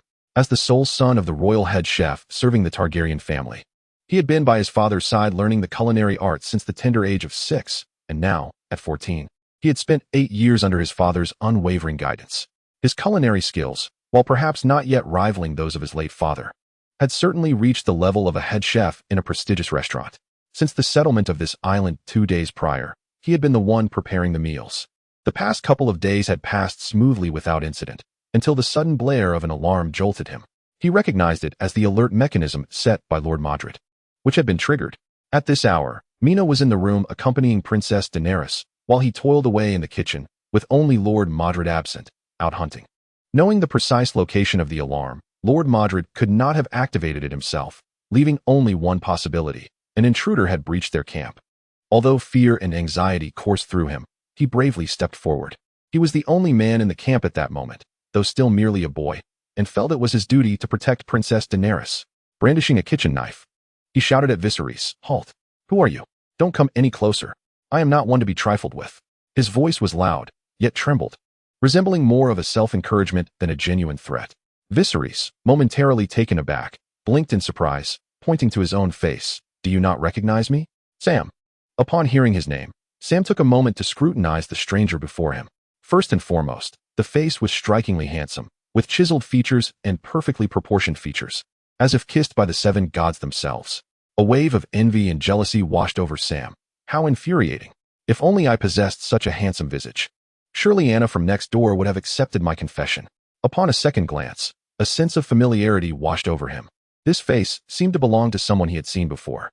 The combination of silver hair and violet blue eyes was one that could only belong to a member of House Targaryen. "Why, you are Prince Viserys. You are Prince Viserys." A look of astonishment spread across Sam's face. Yet, swiftly, that astonishment was replaced by sheer terror. "No, it cannot be. Prince Viserys is lost to the sea. You cannot be him. Ah, I understand now. You are a ghost, the spirit of Prince Viserys." He stumbled backward, his face etched with dread. With a thud, Sam discarded the kitchen knife from his hand, his legs buckling as he fell to his knees, prostrating himself on the ground. He fervently muttered, "Your Highness Viserys, please see the truth. I have been unwaveringly loyal to the Targaryen dynasty, harboring no treacherous thoughts. Your misfortune fills me with profound sorrow, yet the culprit is the sea.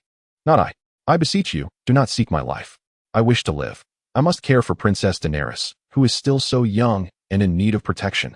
I swear by the 7 gods, I am devoted to remain by her side for life, preparing any dishes she desires." Viserys had initially intended to forgive the plump boy, who had shown him disrespect by failing to recognize him. However, upon realizing that Sam's fear stemmed not from his rudeness but from mistaking him for a ghost, he could no longer contain his anger. Raising his hand, he struck towards Sam. "Open your eyes, you fool. I am very much alive, not some specter. You are the ghost. Your entire family is." Chapter 14. The reunion of siblings. Viserys' violent outburst did not last long. In truth, given his slender frame, he could hardly inflict any damage on the portly Sam. At 11 years old, Viserys was frail, possessing a meager combat power index of merely 5 points, while 14-year-old Sam, though not particularly strong, had a considerable mass, with his health and defensive capabilities at least double that of Viserys, estimating his combat power index to be between 78 points. Fortunately, Sam had no intention of resisting, allowing the prince to act as he pleased. Had he mustered the courage to stand and push back, Viserys would have tumbled to the ground, utterly humiliated. Such was the unfortunate state of Viserys' weakness. Once Sam realized that the figure before him was indeed the imperiled Viserys, and not some phantom, the prince ceased his actions. He gracefully rose, tidying his disheveled hair and garments, presenting himself with an air of poise and elegance. There was no other reason for his composure other than the arrival of someone dear to him. Brother. Daenerys, hearing commotion outside, was instantly filled with excitement. She possessed neither the gift of sight nor prophetic abilities, and until now had not experienced a dragon dream. So she theoretically should not have known who was clashing with Sam outside. Yet her heart sensed it. Her beloved brother had come. Of that she was certain. Without hesitation, Daenerys leaped from her bed, racing towards the door, her delicate, porcelain-like feet pattering across the floor. Though her legs were short and she was quite young, her pace was rapid, swift as the wind. The devoted maid Mina, ever by Daenerys' side, found herself momentarily distracted, allowing her young mistress to dash out of the door in a flash. Stunned for a brief moment, she quickly bent down to retrieve the exquisite pair of shoes left behind and hurried after her. Your Highness, you've forgotten your shoes. Please slow down. Be careful not to fall. Watching his little sister run out barefoot, Viserys felt a profound mix of affection and concern. He had initially planned to remain poised, striking a dashing and graceful pose, awaiting Daenerys to leap into his embrace. Yet, upon seeing her haggard face and reddened eyes, his resolve crumbled instantly. Daenerys. Brother. Daenerys scampered forward in tiny steps, while Viserys advanced with larger strides, both rushing towards one another. Ultimately, after a separation of 3 long days, the siblings, bound by the same blood, were finally reunited in a heartfelt embrace. Why did you run out without wearing your shoes, you silly little thing? Wow, brother. I missed you so much. The little princess nestled her small head against her brother's chest, inhaling that familiar scent, tears streaming uncontrollably down her face. Brother, I thought I would never see you again. How could that be? I promised Daenerys that I would be with her for a lifetime. I would never abandon you. You must believe in me. Yes, I believe. I do believe in you.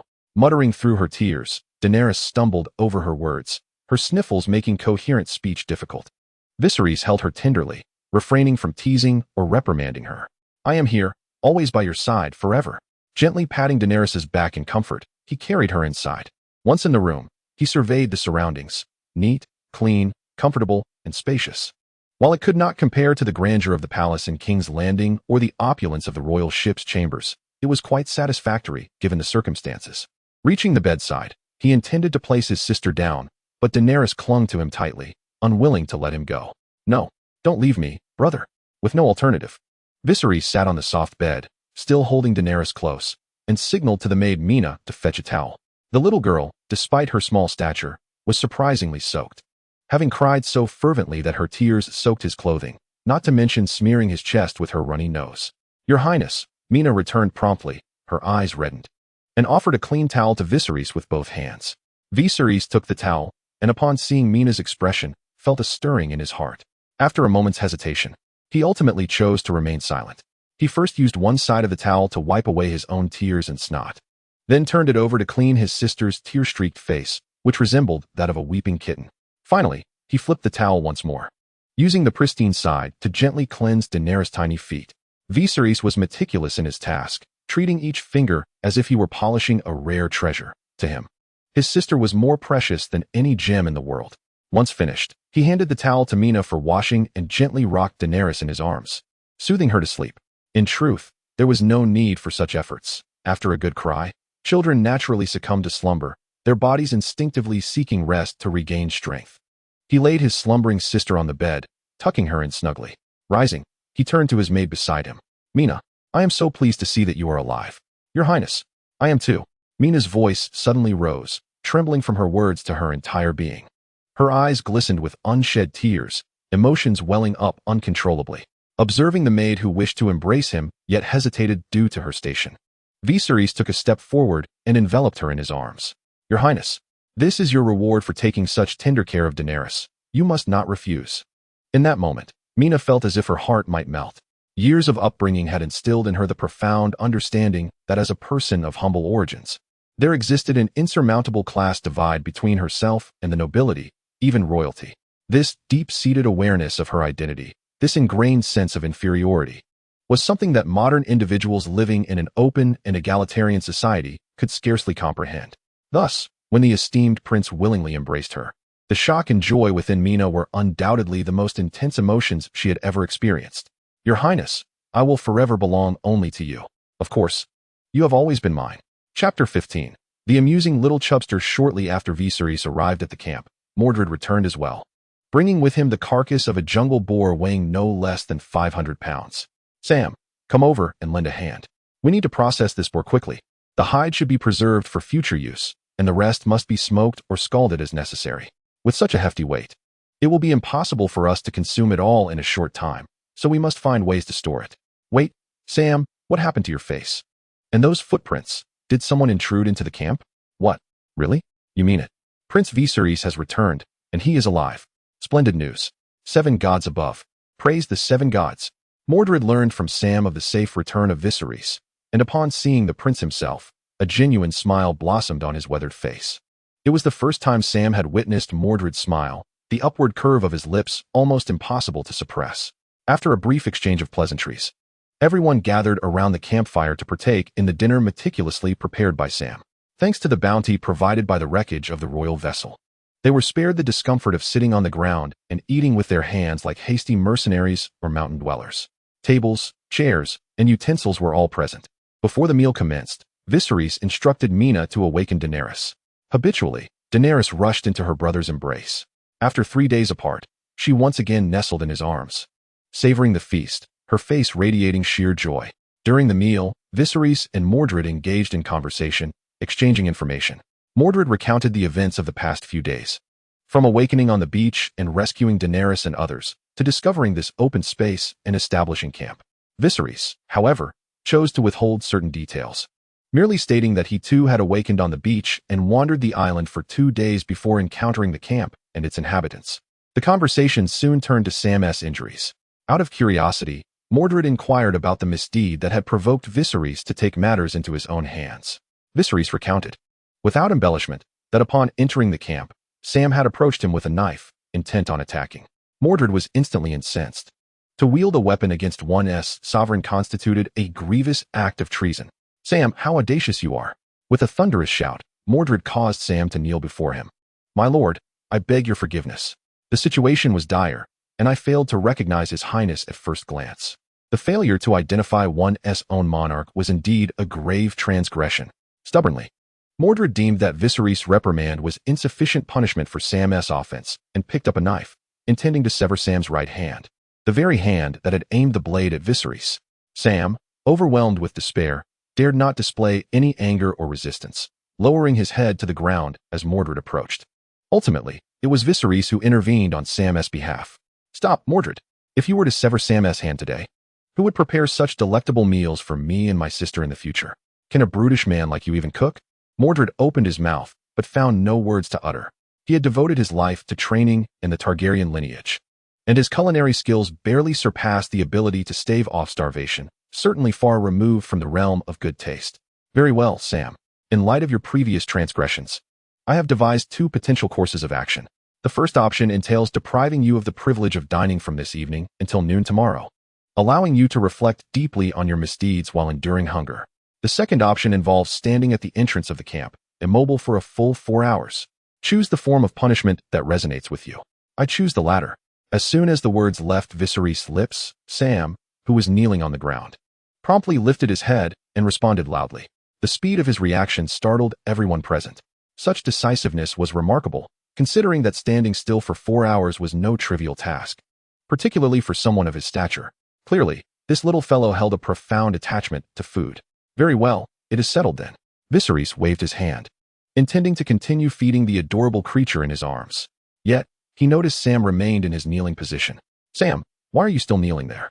Sam glanced at Lord Mordred and then at Prince Viserys, his voice trembling slightly. Your Highness, may I first finish my dinner before standing as punishment? Viserys nearly burst into laughter. This little chubby boy was truly amusing. Of course, you may dine first.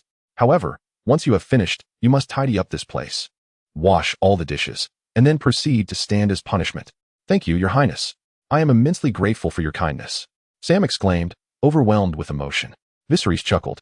He feels grateful for being given work. Truly a wonderful world we live in. That evening, after bathing and donning a clean set of clothes, Viserys reclined in bed, cradling his freshly bathed sister, Daenerys. The soft, plump figure of his sister was indeed comforting, unlike previous nights when it had been just the 2 of them. Tonight their bed welcomed the presence of the maid, Mina. In the camp, aside from the storage room, There were 3 accommodations, the kitchen on the far left, the quarters of Cook Sam and Captain Modred on the far right, and the middle room belonged to Daenerys. During the 3 days of Viserys' absence, Mina had kept Daenerys company, thus she had naturally shared the bed with her. Upon Viserys' return, he learned that there were no extra rooms available in the camp. If he was unwilling to share his quarters with Mina, she had only 2 options: to sleep outdoors, using the ground as her bed and the sky as her blanket, or to squeeze into a room with Modred and Sam. Viserys, with his kind heart, could not bear to see his beautiful, melodious, gentle, obedient, and graceful maid suffer. Hence, he graciously permitted her to share a room with him and his sister. After all, these were extraordinary times. Although Daenerys cherished the moments alone with her brother, she also held great affection for Mina, who had cared for her during several nights. Thus, she welcomed the arrangement of the 3 of them together. In summary, Daenerys did not express any objections to the notion of 3 individuals sharing a bed. Chapter 16, The Unburnt. Viserys reclined upon the soft, resilient form of Mina, while Daenerys rested upon her brother's chest. "Brother, I implore you to tell me a story. Last time, you recounted how Miss Hermione was pursued by the big bad wolf and fled into the forest, where she encountered 7 dwarfs. Daenerys yearned to know what transpired next. Brother, please share." The adorable little princess gazed up at her sibling with wide, expectant eyes. However, Viserys shook his head, saying, "The story will have to wait. There are more pressing matters at hand." "More pressing matters?" Daenerys expressed her confusion. Viserys sat up, gently moving his sister aside. "Daenerys, while I have been out playing these past few days, I have not forgotten you. I have brought you a gift." He retrieved the dragon egg he had unexpectedly acquired and placed it upon the bed. The narrative of this dragon egg is not depicted in Game of Thrones, The Legend of the Dragon, as the protagonist does not possess it upon arriving at the camp in the novel. This implies that Viserys had taken the initiative to alter the storyline, thus resulting in this delightful surprise. After much contemplation, Viserys decided to present this dragon-like object to his sister as a gift. Why, one might ask? Partly to elicit joy from his sister, for witnessing her sweet smile brought him immense delight. More importantly, this unusually warm dragon egg was better suited to Daenerys, and he believed that entrusting it to her would significantly enhance its potential value. "Mina, you should try first."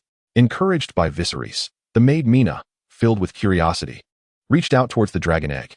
Yet, the moment she touched it, she instinctively withdrew her hand, startled by the heat. "Ouch!" As Mina attempted to voice her concern, Viserys gestured for her to remain silent. He then turned to Daenerys, saying, "Now it's your turn. Place your hand upon the dragon egg." Daenerys, though puzzled by Mina's swift retreat, trusted her brother and complied. "Your Highness, this object is dangerous. The princess must not." But before Mina could finish her warning, Daenerys had already pressed her small hand against the beautifully shaped stone before her. Waves of warmth radiated from the egg, enveloping her in comfort. "Wow, this is wonderful. It's warm and so beautiful." Driven by an instinctive desire for warmth, Daenerys embraced the entire dragon egg in her arms. Her rosy cheeks pressed against its surface. "What do you think, Daenerys? Do you like the gift your brother has given you?" "I love it. I adore it." The little darling had already begun to cheer. She tilted her head and pecked her brother's cheek like a little bird. "Thank you, brother. I love you," she said, before embracing the warm, beautiful dragon egg and playing with it. "As long as Daenerys is happy, I love you too." The sight of Daenerys joyfully playing with the dragon egg left the maid Mina utterly astonished. How could this be possible? This object was undeniably hot, and Daenerys' skin was so delicate that, in theory, she should have been burned the moment she touched it, let alone held it for such an extended period. Could it be that her previous perception was mistaken, and the egg was not hot at all? Filled with confusion, Mina could not resist reaching out once more. However, her hand was intercepted mid-air by Viserys, who grasped it firmly. "No need to test it," he said. "This egg, let's just call it a dragon egg, is indeed very hot. Not something an ordinary person can handle. Yet, Princess Daenerys, she is not an ordinary person, Mina. Let us not forget our family name, Targaryen.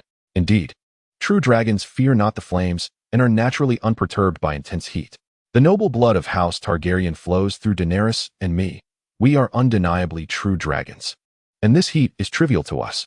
Viserys' confident demeanor left the young maid in a daze, thoroughly convinced by his words. However, in reality, Viserys' assertion was not entirely accurate.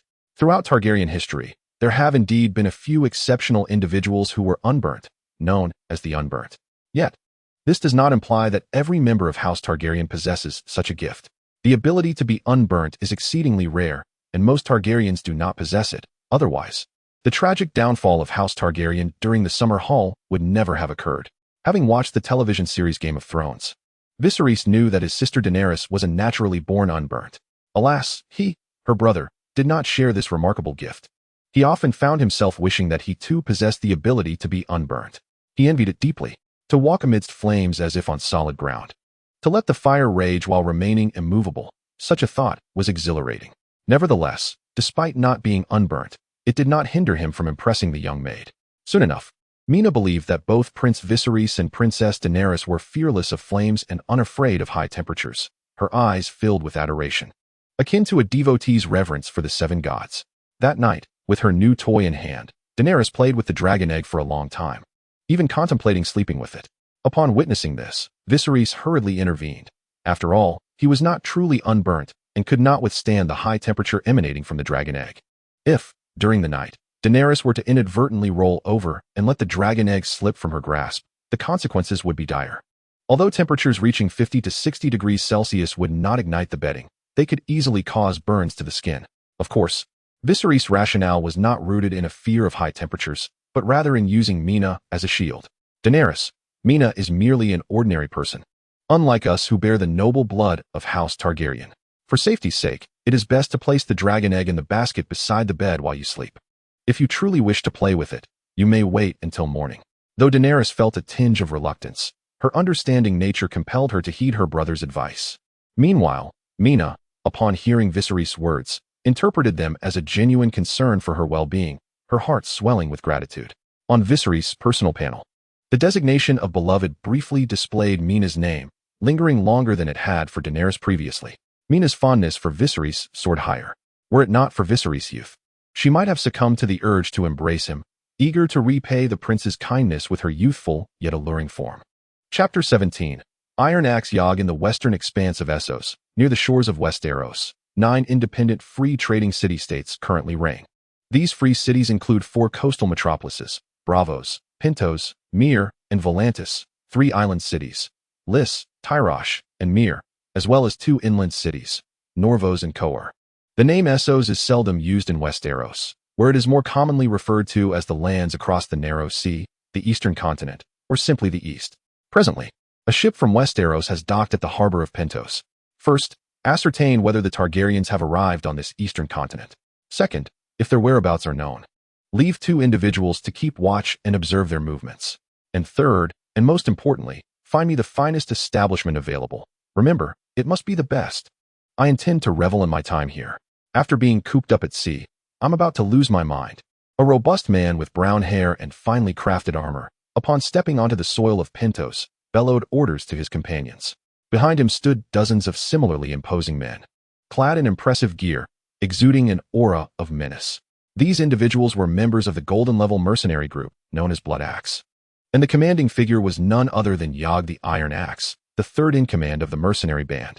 30 days prior, following the escape of Viserys and his companions aboard the royal galleon from the continent of Westeros, the Blood Axe Mercenary Company received a lucrative commission from King's Landing. The task demanded the head of Viserys, with a bounty of 5,000 gold dragons. Not only Viserys, but also the head of Daenerys was worth 3,000 gold dragons, and Mordred's head was priced at 2,000 gold dragons. The total sum amounted to a staggering 10,000 gold dragons. By the 7, such a fortune was irresistible. No mercenary company could withstand the allure of such a vast treasure, and even the esteemed Blood Axe Mercenary Company found it hard to decline. However, with existing obligations, the company could not entirely vacate Westeros. After deliberation, the 3 brothers decided to send the youngest, Yog, with a contingent across the strait. Although their numbers were less than 100, far fewer than those aboard the royal galleon, the 70 to 80 men accompanying Yog were seasoned warriors, having tasted blood and wielded swords for their livelihood, unlike the feeble and the elderly. Hence, Yog harbored great confidence in this undertaking. In truth, had it not been for the legendary and undefeated warrior Mordred among their targets, Yog believed he could accomplish the task with just a handful of his subordinates. As night descended, within a music hall of Pentos, Iron Axe Yog reclined against the voluptuous form of a lady, a goblet in his left hand, and his right hand exploring her ample thigh. His eyes were half closed, listening to the reports of his subordinate. Boss, after thorough investigation by the brothers, we discovered, yet Before the subordinate could divulge any useful information, Yog brutally interrupted him. A metal cup filled with liquor struck the subordinate's shoulder, splattering crimson blood across him. Following this came Yog's furious roar. How many times must I reiterate? You may call me boss or chief in private, but while on a mission, address me by my title. Do you comprehend? My title. The subordinate wiped the splattered liquor and saliva from his face and quickly nodded with a forced smile. Yes, yes, Vice Captain, your reprimand is well taken. I was momentarily anxious and forgot. I beg your pardon. Humph, that's more like it. Yog reclaimed a goblet of drink from the lady and, after taking a sip, continued. Now, report on the investigation I tasked you with. Vice Captain, it appears that the remnants of Targaryen have yet to arrive in Pentos. Then where have they gone? Bravos. Tyrosh. According to our inquiries, they seem to have not come to this continent at all. Yog's eyes widened in disbelief. He forcefully pushed away the lady's hand that had been massaging his arm and glared fiercely at his subordinate. Are you jesting with me? In this world, the only two continents are Westeros and Essos. This merely represents the worldview of the mercenary York. Currently, in Westeros, the remnants of the Targaryens are met with vehement hostility. Where else could they go if not to Essos? Under York's fierce interrogation, his subordinate scratched his head and tentatively speculated. Perhaps they encountered a maritime disaster while sailing and ended up feeding the fish. You think? I think you're a fool. York swung his rough, oversized hand and delivered a sharp slap to his subordinate's cheek, causing it to swell like a balloon. Do you know how massive the royal vessel they boarded is? 4 times the size of our ship. It sails smoothly as if traversing solid ground. We managed to arrive here safely. Do you truly believe they could capsize? York's anger intensified, and he kicked at his subordinate. Investigate thoroughly. We must uncover the whereabouts of the Targaryen faction. I refuse to believe that such a significant target could simply vanish. Yes, I shall investigate immediately. The anxious subordinate, clutching his aching left arm, scrambled out of the room. After his departure, York's fury had not yet fully dissipated. He lifted his goblet and drained its contents, casually tossing it aside while directing his gaze toward the woman behind him. I am in a foul mood and require your assistance to alleviate it. I apologize, my lord. I am merely here to serve drinks, not to offer my body. York, seasoned and unimpressed, reached into his pocket. In the next moment, 2 round golden dragons landed upon the woman's ample form, only to roll to the ground due to their weight. Is this sufficient? The woman beamed with delight, embracing York. My lord, tonight I am yours. I shall comply with your every desire. Chapter 18. Disappointment on Dragonstone. Days passed monotonously. Viserys' daily life became simple and routine. Each morning, he and his sister Daenerys awoke together, often due to the 3 of them sharing a bed, resulting in varying sleeping positions. Among them, the handmaiden Mina's pose was the most graceful, while Daenerys's was the most free-spirited. Following this, under Mina's attentive care, they would dress, wash up, and enjoy a sumptuous breakfast prepared by Sam, who rose early each day. After breakfast, Viserys would spend time in his room reading the latest chapters of The Legend of the Dragon, noting any points of particular interest. After determining that the day's events were merely trivial and devoid of substance, he would venture out with his sister to the beach, teaching her to read using the soft, golden sands. Naturally, given her tender age and playful spirit, their lessons often devolved into games, with moments of learning interspersed with bouts of play. He, who had always been indulgent towards his sister, rarely adopted a stern demeanor even while assuming the role of a teacher. Sometimes, the siblings would revel in each other's company for an entire day. Other times, in the absence of Mordred's hunting excursions, Viserys would be summoned by Mordred for sword practice, leaving Daenerys in Mina's care. Dinner typically took place between 4 and 5 in the afternoon. Following the meal, before the sun dipped below the horizon, Viserys would take his sister's hand and stroll along the golden shore, savoring the sea breeze. When Daenerys grew weary, he would scoop her up and carry her back to their camp, where they would indulge in a soothing bath of pleasantly warm fresh water. Finally, they would retire to bed, sharing stories before drifting off to sleep. Thus passed another ordinary yet fulfilling day. Day after day, half a month slipped away in this manner. Viserys sometimes pondered the merits of such leisurely days. Lying on the golden sands, gazing at the azure sea, he even entertained thoughts of forsaking the quest for power, abandoning dreams of reclamation and the ambition to rule the 7 kingdoms, choosing instead to live a tranquil life on this deserted island with Daenerys and Mina. Leaning against each other, he inquired, Dany, do you enjoy this life? Daenerys, fiddling with the dragon egg in her hands, responded enthusiastically, I do. Would you be willing to live like this for eternity? I would. Wouldn't it be too mundane, too dull? Not at all. As long as I have you, I will never be bored, because you tell me fascinating stories." He chuckled, gently tousling his sister's silver hair, murmuring, "Indeed, this is quite lovely." However, such musings lingered in his mind for no more than a day, as he negated them that very night before falling asleep. Such thoughts were overly naive. While Daenerys, being young and innocent, could entertain such notions, he, possessing the wisdom of an adult, could not afford to be so childlike. Setting aside Mordred's expectations of him, he contemplated the more pressing and pragmatic concerns. Could this life, reliant on the royal legacy of the great ship, endure indefinitely? Moreover, there loomed a far more immediate and perilous reality. The usurper who had cast House Targaryen from the throne, now the king of the Seven Kingdoms, was constantly scheming for his life. Not only did he send his men to hunt relentlessly across the land of Westeros, but he also announced a substantial bounty, enticing countless mercenaries to cross the strait in pursuit of the brother and sister. The absence of pursuers during this period does not imply that they will not eventually discover this uninhabited isle. If I remain stagnant, merely waiting for death while indulging in a life of ease, I would be completely relinquishing the power over my and my sister's fate to others. Thus, on the day the 66th chapter of The Legend of the Dragon was updated, Viserys resolved to enact change. He first perused the latest chapter unlocked in the novel, only to find it devoid of any significant developments. The protagonist continued to lead a leisurely existence on the island, devoid of adventures or unforeseen events. Disengaging from the blue screen visible only to him, Viserys stepped outside and soon found Mordred by the water reservoir of the camp.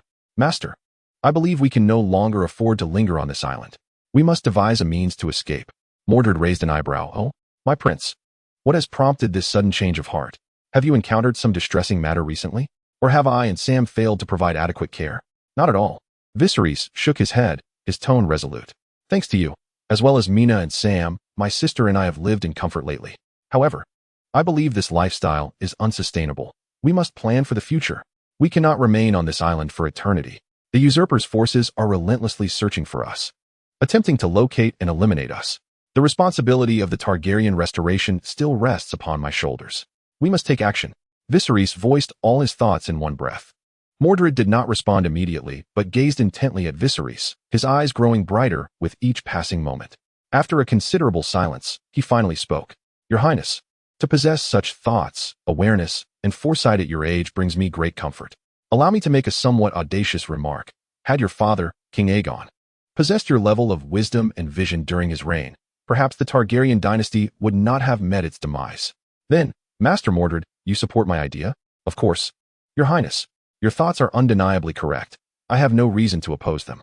Viserys' face illuminated with excitement at the affirmation, but soon transformed into a mix of anger and confusion. "Then why, Master, have you been so intent on settling us here without mentioning the prospect of leaving?" "Oh, I understand now. You intended to cultivate my mindset, allowing me to grasp the underlying truths on my own. If that is the case, my resolve to restore our house will be unwavering, correct?" Sighing under the weight of Viserys' eager gaze, Mordred shook his head in resignation. "I fear my response may disappoint you, Your Highness. I have encamped here with my companions, diligently tending to our camp and improving it step by step. It is not that I wish to remain, but rather that I find it impossible to leave." Chapter 19. The Fiery Dragon Lizard. That day, Viserys and Mordred engaged in a lengthy conversation, which escalated into a heated argument. The wreckage of the great ship lay upon the sandy shore. Could we not utilize it to make our escape? "Alas, Your Highness, I have salvaged all that was of any utility from the royal vessel and transported it to our camp at the earliest opportunity. The remains now hold no value whatsoever. Even if the great ship is unusable, what of constructing our own? The island is abundant with trees, and we possess axes and saws in our camp. We could certainly build a vessel ourselves." "That too is unfeasible, Your Highness. None among us possess the knowledge of shipbuilding, with our lack of expertise. We could at best construct a mere raft. A small raft would suffice. With only a handful of us remaining, it would be ample to carry us across to the continent of Essos. Your Highness, we are not merely crossing a river. We would be traversing vast, tumultuous seas. A flimsy bamboo raft would soon disintegrate and capsize. We cannot simply resign ourselves to inaction. Surely we must at least attempt it. How can we know if it is feasible without trying? No, I cannot agree. The chances of success are far too slim. You and Daenerys are the last scions of House Targaryen, the final hope for our restoration. I cannot lead you to certain death, remaining on this desolate island, with nothing to our name. We shall never reclaim our kingdom. I stand firm in my belief. The risks are too great, and I will not consent. What if this were my command, a decree from your sovereign?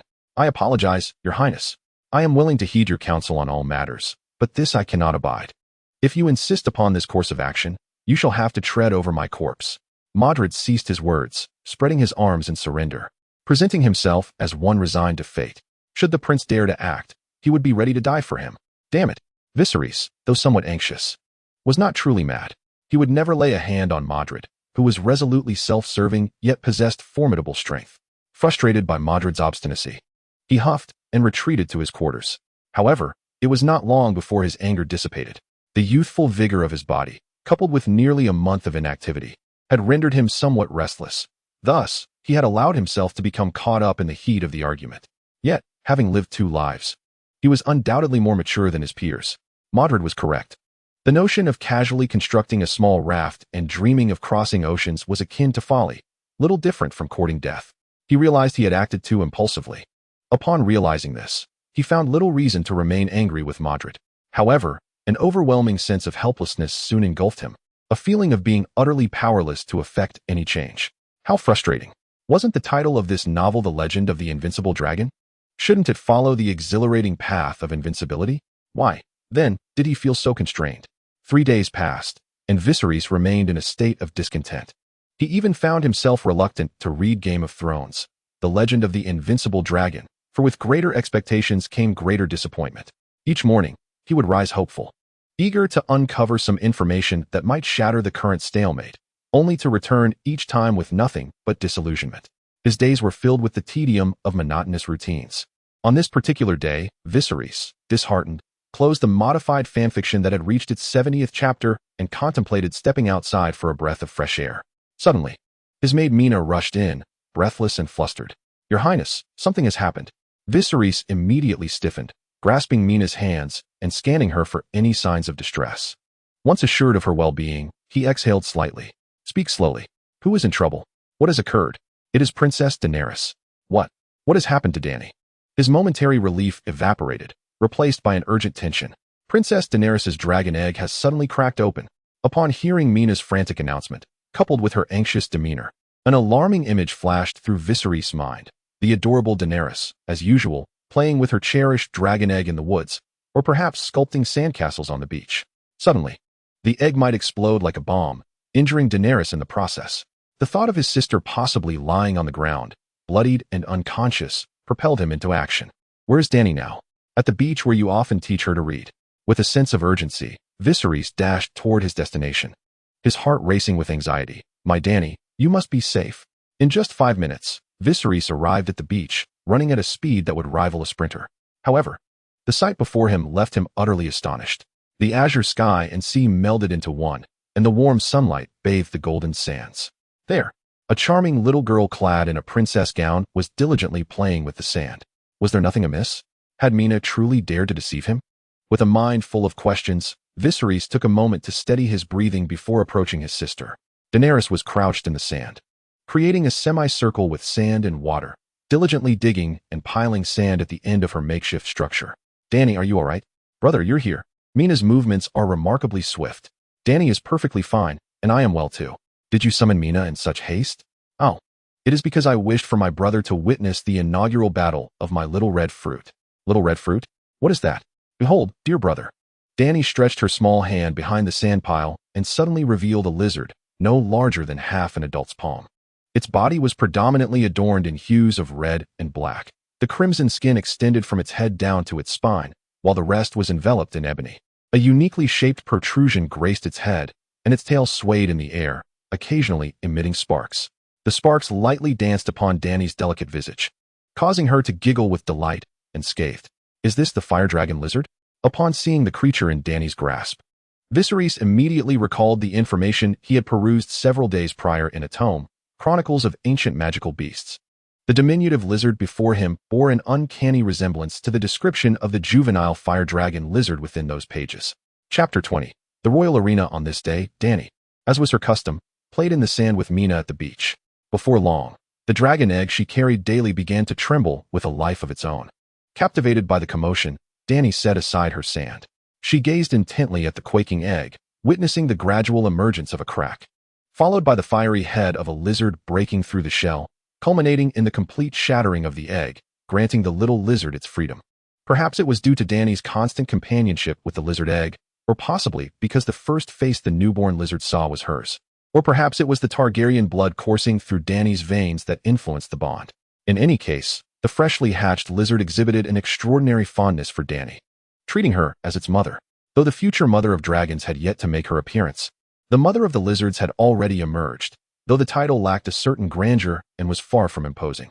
Dany adored this affectionate little creature and chose to name it Little Red Fruit. After feeding it 2 grape-like red fruits and engaging in playful antics, a new idea blossomed in Dany's youthful mind. She resolved to arrange a battle for her Little Red Fruit, a trial of sorts. Naturally, a battle necessitated a proper arena, ideally enclosed, to prevent Little Red Fruit or its opponent from fleeing in fear. Dany surveyed her surroundings, and discovering nothing but sand, she set to work, intending to create a circular enclosure from the sand. As the sandpit arena took shape, the young princess felt that the significance of Little Red Fruit's first battle warranted sharing the moment with her beloved brother. In a flurry of urgency, she hastily urged Mina to summon her brother to accompany her to the theater. Why did Daenerys not go to call him herself? Firstly, her tender age and shorter stature rendered her unable to sprint as swiftly as her elder sister Mina. Secondly, she needed to remain behind to construct the combat stage. Mina, could you not articulate your thoughts more clearly? I was under the impression that something unfortunate had befallen Daenerys.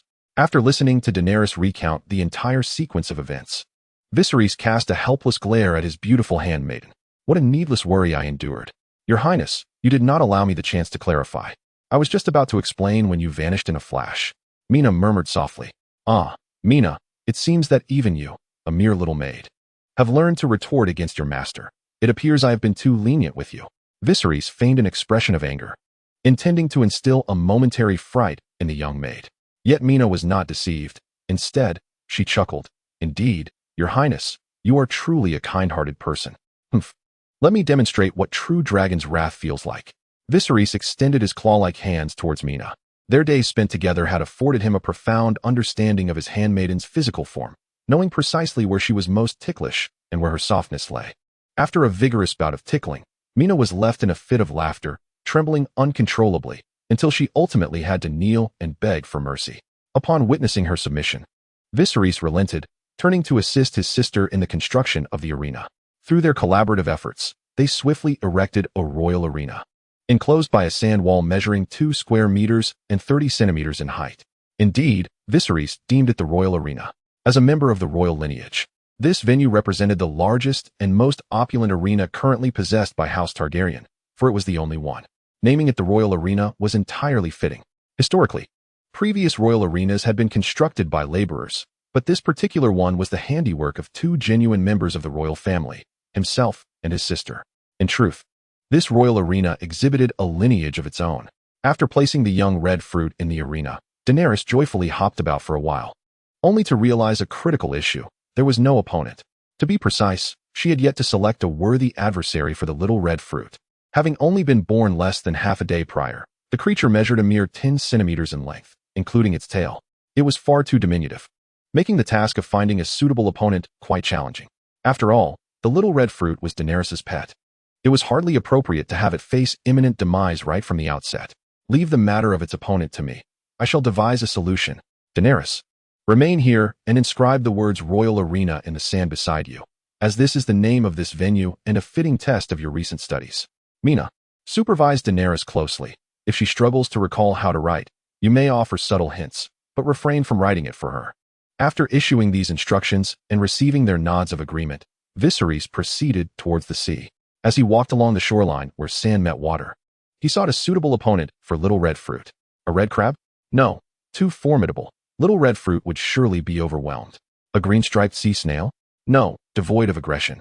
It would be devoured in moments, hardly qualifying as a battle, and Daenerys would surely be disappointed. A small white lobster? Ah, this might suffice. Its size was only slightly smaller than Little Red Fruit, and with its pincers, it promised a contest of equal footing. This shall do. 10 minutes later, Viserys returned to Mina and Daenerys, clutching the lobster. At that moment, Daenerys had just completed writing the first part of Royal in Valyrian. Interestingly, throughout this period of instruction, Her progress in the common tongue had been moderate, yet she exhibited remarkable aptitude for Valyrian, as if she possessed a unique talent. It is noteworthy that Viserys and others typically conversed in the common tongue, and his own grasp of Valyrian was the result of diligent study from ancient texts during this time. Unexpectedly, Daenerys, who was a full 8 years his junior, showed comparable advancement in Valyrian, which was quite astonishing. However, Daenerys found herself momentarily stumped on the word arena that followed royal, struggling to recall it. Observing this, Viserys remained patient, offering gentle reminders while waiting for his sister to articulate the word. Alas, Daenerys was truly at a loss, pleading, "Brother, please teach me how to write it." When his little sister pouted her adorable lips and gazed up at him with her big, watery eyes, Viserys knew he was destined to succumb once more. With his large hand enveloping her small one, they collaboratively inscribed Royal Arena. Upon finishing, they exchanged smiles, a profound sense of happiness resonating within their hearts. Chapter 21. Fairness on the day that unlocked Chapter 70 of The Legend of the Dragon. It also marked the birth of the fiery dragon lizard, Little Red Fruit. Within the newly established Royal Arena, the first battle in history commenced. Little Red Fruit faced off against the White Lobster. In the first round, Little Red Fruit and the lobster circled each other, sizing one another up, neither making an immediate move. In the second round, Xiahongguo charged forward, initiating a headbutt attack that caused a notable recoil effect on the crayfish. The crayfish attempted to retaliate, but Xiahongguo swiftly evaded the counterattack. In the third round, it was the crayfish's turn to take the offensive. However, Xiahongguo was undeterred, and the two became entangled in a fierce struggle, neither willing to concede. The three spectators nearby watched with rapt attention. "Xiahongguo, go for it. Bite it, use your mouth. And watch out for its tail," exclaimed Daenerys, brimming with excitement as she cheered them on. In the fourth round, the crayfish managed to inflict a long gash on Xiahongguo's back with its pincers. Xiahongguo cried out in pain before unleashing its ultimate move, Heavenly Flight. Witnessing her Xiahongguo's injury, Daenerys felt a pang of sympathy and instinctively reached out, separating Xiahongguo and the crayfish while grasping the latter firmly in her hand. She glanced at the crayfish with a complex expression before looking at her brother. "Brother, the crayfish is too strong. What if Xiahongguo can't win?" "That's quite simple," he replied. "If the crayfish is too formidable, then simply weaken it a bit. For instance, if you were to remove one of its pincers, it would be without a weapon and surely no match for Xiahongguo." Daenerys' eyes brightened at this suggestion, though she hesitated. "But wouldn't that make the match unfair?" "Haha. My dear Dany is concerned about fairness. How delightful." Viserys pinched his sister's cheek and continued, "Whether a match is fair or not pertains to the contestants, Xiahongguo and the crayfish. However, you are not a contestant. You are the organizer of the event and the creator of the rules. You must consider the purpose of hosting this match.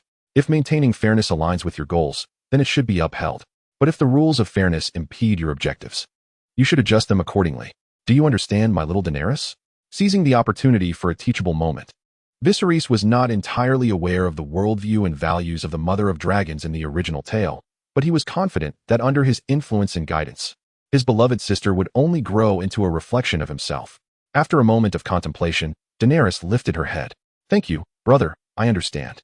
With determination, she forcefully twisted off the crayfish's right pincer. The crayfish exclaimed, "Hey, are you kidding me?" However, Daenerys did not go to extremes. She left the left pincer intact. "Dany, why didn't you remove both pincers from the crayfish?" he inquired. "Brother, you just said that the purpose of altering the rules is to achieve one's goals." The initial purpose of hosting this competition, beyond the mere spectacle of watching the Little Red Fruit engage in battle, was to provide it with an opportunity for growth and development. If both pincers were to be removed, the crayfish would lose its combat capability, thereby nullifying the intended exercise for the Little Red Fruit. Although Daenerys is quite young, her reasoning is remarkably clear. The crayfish, now missing one claw, was cast back into the fray, and the fifth round commenced. The crayfish's attributes, attack power, speed, agility, were severely diminished, while the fiery Little Red Fruit, aside from a single scar, emerged largely unscathed. Consequently, the scales of victory swiftly tipped in favor of the Little Red Fruit. 5 minutes later, with a fiery tail whip, the Little Red Fruit successfully dispatched the crayfish. Just as Daenerys was ready to lift it up in triumph, the Little Red Fruit made a beeline for the carcass of the crayfish. It opened its mouth and lowered itself to the unprotected, relatively tender abdomen of the crayfish. With a decisive bite, it devoured a mouthful of succulent flesh along with several delicate, severed crayfish legs. Then came the second bite, and before long, the crayfish's remains were entirely consumed. Despite the crayfish not being significantly larger than the little red fruit, its body was certainly more substantial than the little red fruit's stomach. Logically, it should have been impossible to ingest it all. Yet, the little red fruit delivered a lesson to the three onlookers. I am a magical creature. And magical creatures abide by no ordinary rules. The entire feeding process took approximately 20 minutes. Once the final morsel of crayfish meat was swallowed, the little red fruit appeared thoroughly satisfied and let out a contented burp. After surveying its surroundings to ensure there were no imminent dangers, it closed its eyes and entered a state of slumber, eating and then sleeping, just like a little pig, Viserys remarked teasingly, before picking up the little red fruit and heading back to camp with Mina and Daenerys. The hour was growing late, approaching dinner time, and it was time to return. However, as they walked, Viserys began to sense something amiss. The temperature of the little red fruit in his grasp was steadily rising. Initially, it was comparable to the ambient temperature, around a few degrees above freezing. Yet, as time passed, the heat intensified, reaching over 20 and then 30 degrees. Before it could become hot enough to burn Viserys' skin, he handed the little red fruit to Daenerys. Blessed with the talent of the unburnt, Daenerys felt no discomfort from the rising temperature. As the heat escalated, the little red fruit's size began to grow at a rapid pace. Although not inflating like a balloon, the visible increase in its dimensions was already quite alarming. By the time they successfully returned to camp, the little red fruit had also opened its eyes. Its length has increased from nearly 10 centimeters to an impressive 11 centimeters. Although this may seem like a mere centimeter in absolute terms, in relation to the size of the little red fruit, it constitutes a significant 1/10. Such is the terrifying nature of magical creatures. Uncle Modred, Brother Sam, come quickly and behold my little red fruit. Daenerys, clutching the diminutive fire lizard, hopped excitedly towards the others in the camp to showcase her beloved red fruit. Her exuberance resembled that of a child proudly displaying a cherished toy. Oh, but then again, Daenerys is indeed just a child. Chapter 22, Flames and Growth. On the day when the tale of the legend of the dragon overlord unlocked to Chapter 80. Merely 5 days after the birth of the red fruit, this fire lizard had already doubled in size, reaching an impressive 20 centimeters. To assess the current combat prowess of the red fruit, the royal beast arena, which had lain silent for 5 days, was reopened at Daenerys' suggestion. The primary participants remained the same: the siblings Viserys and Daenerys, the maid Mina, and the most crucial protagonist, the red fruit. The ever-curious young Sam also joined in. As for Modred, he had ventured deep into the forest for hunting. If those who enjoy fishing are dubbed fishermen, then without a doubt, Modred is a true hunter. Aside from eating, sleeping, and teaching Viserys swordsmanship and martial arts, he spends nearly all his time immersed in the forest, capturing various game, including but not limited to jungle wild boars, stag moose, golden-haired tree wolves, and silver-furred wood monkeys. This has resulted in the camp's food reserves increasing rather than diminishing, with an abundance that seems insatiable. Returning to the arena for the match, the opponent chosen for the red fruit was once again a white-striped crayfish. Nothing demonstrates the growth in combat ability better than a comparable adversary. However, this time Daenerys refrained from cheating by removing the crayfish's pincers. The red fruit size had already become twice that of the white-striped crayfish, and the young princess was confident it would not sustain any harm. After all, the lineage of the red fruit is associated with dragons, as its name suggests. For clarification, while the term crayfish contains the character for dragon in Chinese, in the context of the common tongue of Westeros, it bears no relation to the word for dragon. Conversely, the fire lizard, in both the common tongue and Valyrian, maintains a tenuous connection to dragons in its etymology. Furthermore, the red fruit is a magical creature, as dragons are also considered magical beings in the realm of Game of Thrones. And if it cannot triumph with such a significant size advantage, it might as well end its own existence. The 4 spectators assumed that the red fruit would swiftly secure victory owing to its substantial size advantage. Yet, events unfolded in a manner that surprised everyone. It is not to say that the little red fruit was defeated. Rather, it undeniably triumphed, and with remarkable swiftness and decisiveness. What astonished everyone was the little red fruit's method of attack. With its mouth agape, in less than a second, a small flame erupted forth, instantly roasting the opposing little crayfish. Astonishingly, it could breathe fire. Save for its inability to fly, it bore a remarkable resemblance to a great dragon. Viserys was filled with delight. Truly, as a magical creature, it was impressive, fully deserving of its name, the flame dragon lizard. After roasting the crayfish, the little red fruit cast a glance at Daenerys, seemingly seeking her approval. Upon receiving a nod from Daenerys, the flame dragon lizard opened its maw wide and swiftly devoured the crayfish in a matter of moments. The entire process took merely 3 minutes, a significant reduction from the previous 20. The prowess of the little red fruit was commendable.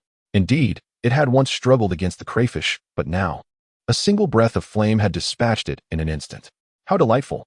It was indeed magnificent, as I had expected. It seemed the little red fruit was still hungry. Perhaps another match was in order? I shall heed my brother's suggestion. At Viserys surging, the royal arena commenced its second match of the day. This time, the little red fruit would not face the novice white crayfish, which served little purpose other than to nourish the little red fruit, but rather a formidable opponent, the red crab. The red crab's size was approximately double that of the white crayfish, nearly equal to the current little red fruit, and it boasted a much thicker dark red shell, making it a worthy adversary. Once more, the two faced each other in combat. As the battle began, the little red fruit unleashed a fiery breath, catching the red crab off guard, causing it to retreat in panic, desperately attempting to flee. However, the arena's walls confined it, rendering escape impossible. After struggling in vain, the red crab raised its large pincers as a shield to deflect the flames and swiftly approached the little red fruit, seeking to engage in close combat. Undeterred, the little red fruit met the challenge head-on. The ensuing brawl saw the red crab's physical structure giving it a likely advantage in strength against similarly sized opponents, having triumphed in previous encounters. Yet today, it had encountered a formidable opponent. As a legendary magical creature of the same era as dragons, the flame dragon lizard possessed not only the wondrous ability to breathe fire, but also immense physical strength. It was more than a match for the red crab. The little red fruit pressed its forelimbs against the red crab, neutralizing the threat from its massive pincers while continuously exhaling fire, gradually roasting the red crab. After 10 minutes, the flame dragon lizard emerged victorious. The red crab was thoroughly roasted, its once hard, dark red shell now slightly whitened and exceedingly brittle. When Little Hongwa struck it with a claw, the shell shattered effortlessly. Observing Little Hongwa relishing the delectable crab meat after its victory brought immense joy to Daenerys, who cheered for her remarkable companion. Mina and Sam echoed her sentiments.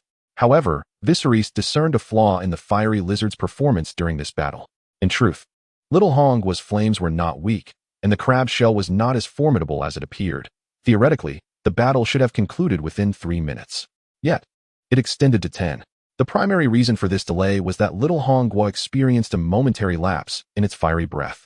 It seemed that the fiery lizard could not sustain its flame continuously and required a brief respite after prolonged use. Viserys mentally noted this characteristic. Of course, it could simply be attributed to Little Hongwa's juvenile size. Perhaps, as it matured, it would be capable of unleashing its fire relentlessly from dawn till dusk. As days passed, the fiery lizard, Little Hongwa, grew rapidly. By the time the tale of a song of ice and fire, the legend of the dragon unlocked to chapter 110, Little Hongwa had reached a length of 30 centimeters. Upon reaching chapter 130, it expanded to 40 centimeters, and by chapter 150, it had grown to an impressive 50 centimeters. There was no sign of it slowing down. Chapter 23. The little princess's birthday feast in the days following Little Hongwa's hatching. Viserys entertained the thought of procuring additional dragon lizard eggs. Although the fiery lizard's strength paled in comparison to that of a dragon, as a magical creature, it ought to possess formidable combat capabilities upon maturation. Cultivating a few more would be advantageous. If the numbers were sufficient, he could forego dragons entirely and instead forge a legion of dragon riders mounted on fiery lizards, capable of sweeping through the 7 kingdoms of Westeros. However, while aspirations were lofty, reality proved starkly different. The truth was, aside from Little Hongwa, Viserys had not been able to locate any other dragon lizard eggs. Limited by his physical abilities and strength, his explorations rarely strayed far from camp. The few distant excursions accompanied by Modred yielded no results. It felt as though all his luck had been spent on the very first day of his arrival on the island, where he effortlessly stumbled upon a dragon lizard egg. But now, after months of diligent searching, he had not even encountered a single eggshell. As time continued its relentless march, the day arrived when a song of ice and fire, the legend of the dragon, unlocked to chapter 200, marking the 100th day since Viserys had traversed into this world.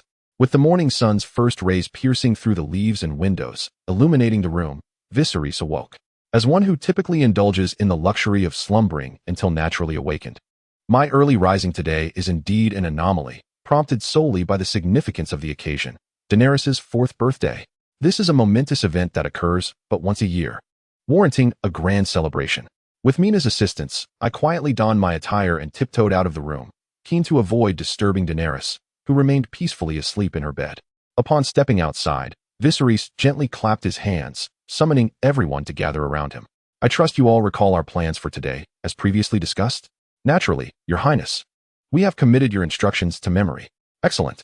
Then let us disperse immediately and endeavor to complete all tasks before Daenerys awakens. With the prince's command, everyone scattered, each to their designated duty. Mordred ventured deep into the forest. His mission today was to hunt a silver-spotted deer, the centerpiece for this evening's barbecue feast. The tender, succulent meat of the silver-spotted deer is not only delectable but also easily digestible, ensuring that even children can enjoy it without discomfort. On Dragonstone, where pristine forests and lakes abound, the population of silver-spotted deer is quite ample. With a little diligence, he was certain to succeed. However, these deer are swift and agile, possessing keen senses that make them elusive to all but the most skilled hunters, such as Mordred. A month prior, he had the fortune of capturing a silver-spotted deer, which he expertly prepared for a barbecue. Daenerys had raved about it afterward, her delight evident as she eagerly proclaimed her desire for more over several days. Thus, on this special day, it was only fitting that Mordred should exert himself once more. Meanwhile, Chef Sam made his way to the kitchen, his goal for the day being the creation of a grand birthday cake. Cakes already exist in Westeros, yet Viserys had proposed several enhancements based on his prior experiences, ensuring that Daenerys would be thoroughly pleased. The birthday cake was slated to be the centerpiece of the midday meal, leaving little time for its preparation. Hence, Sam had commenced his work the night before, laying the groundwork for a smooth assembly.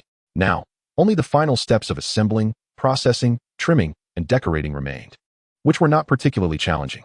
Lady-in-waiting Mina accompanied Viserys, heading in the opposite direction of Mordred. Not far along this path lay a vast field of vibrant flowers, an array of colors vying for attention, their fragrances wafting in the air and attracting diligent bees at work. Their task was the simplest yet most urgent, to gather a sufficient number of blossoms and weave them into garlands along with branches. The objective was to weave the floral crown before Daenerys awakened, so that upon her arrival, it could be placed upon her head, heralding her birthday with joyous wishes.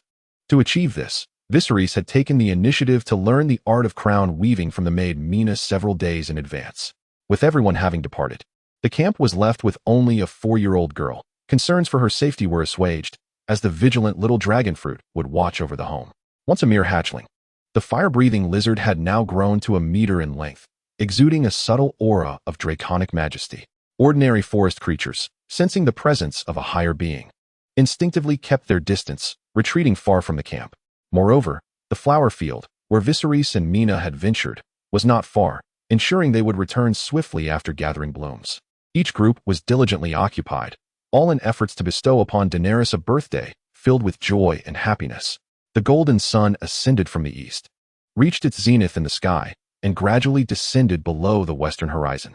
The orange-red sunset illuminated the sea, casting a brilliant glow across the waters.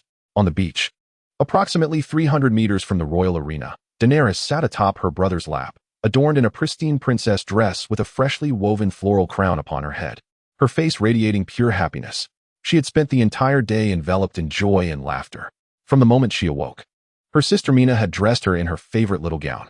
The instant she stepped outside, her brother placed the handmade crown upon her head, bestowing blessings upon his most beloved sister, Princess Daenerys, wishing her a happy 4th birthday.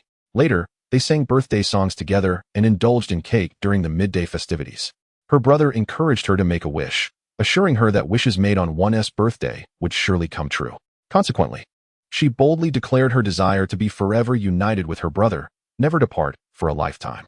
As time progressed, the gentle evening breeze caressed her, while she listened to her brother recount the enchanting adventures of Sister Hermione. In the distance, Mordred and Sam were collaborating to skewer the prepared venison of a silver-spotted deer on wooden sticks, preparing for the impending barbecue bonfire celebration. In that moment, Daenerys thought to herself, there could be no one in the world happier than she. As the sun gradually sank beneath the horizon, darkness enveloped the sky.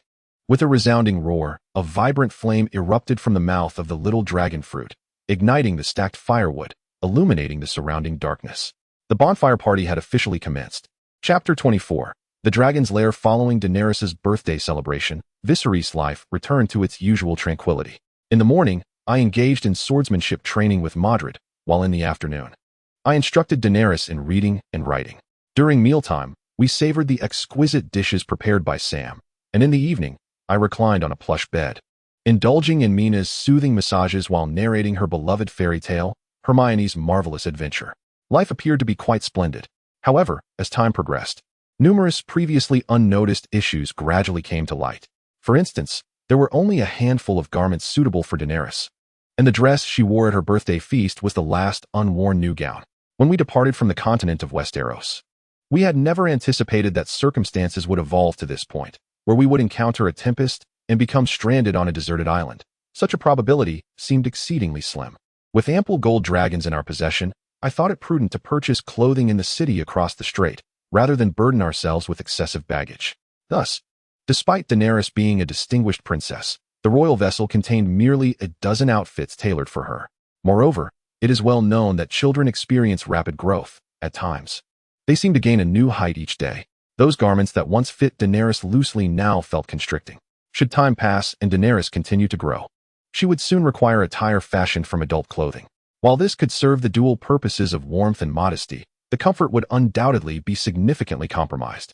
This predicament was primarily Daenerys' concern, as she was still a child, facing the fewest challenges. In contrast, others, Mordred, Sam, Mina, and even Viserys himself, faced greater issues, with far-reaching implications.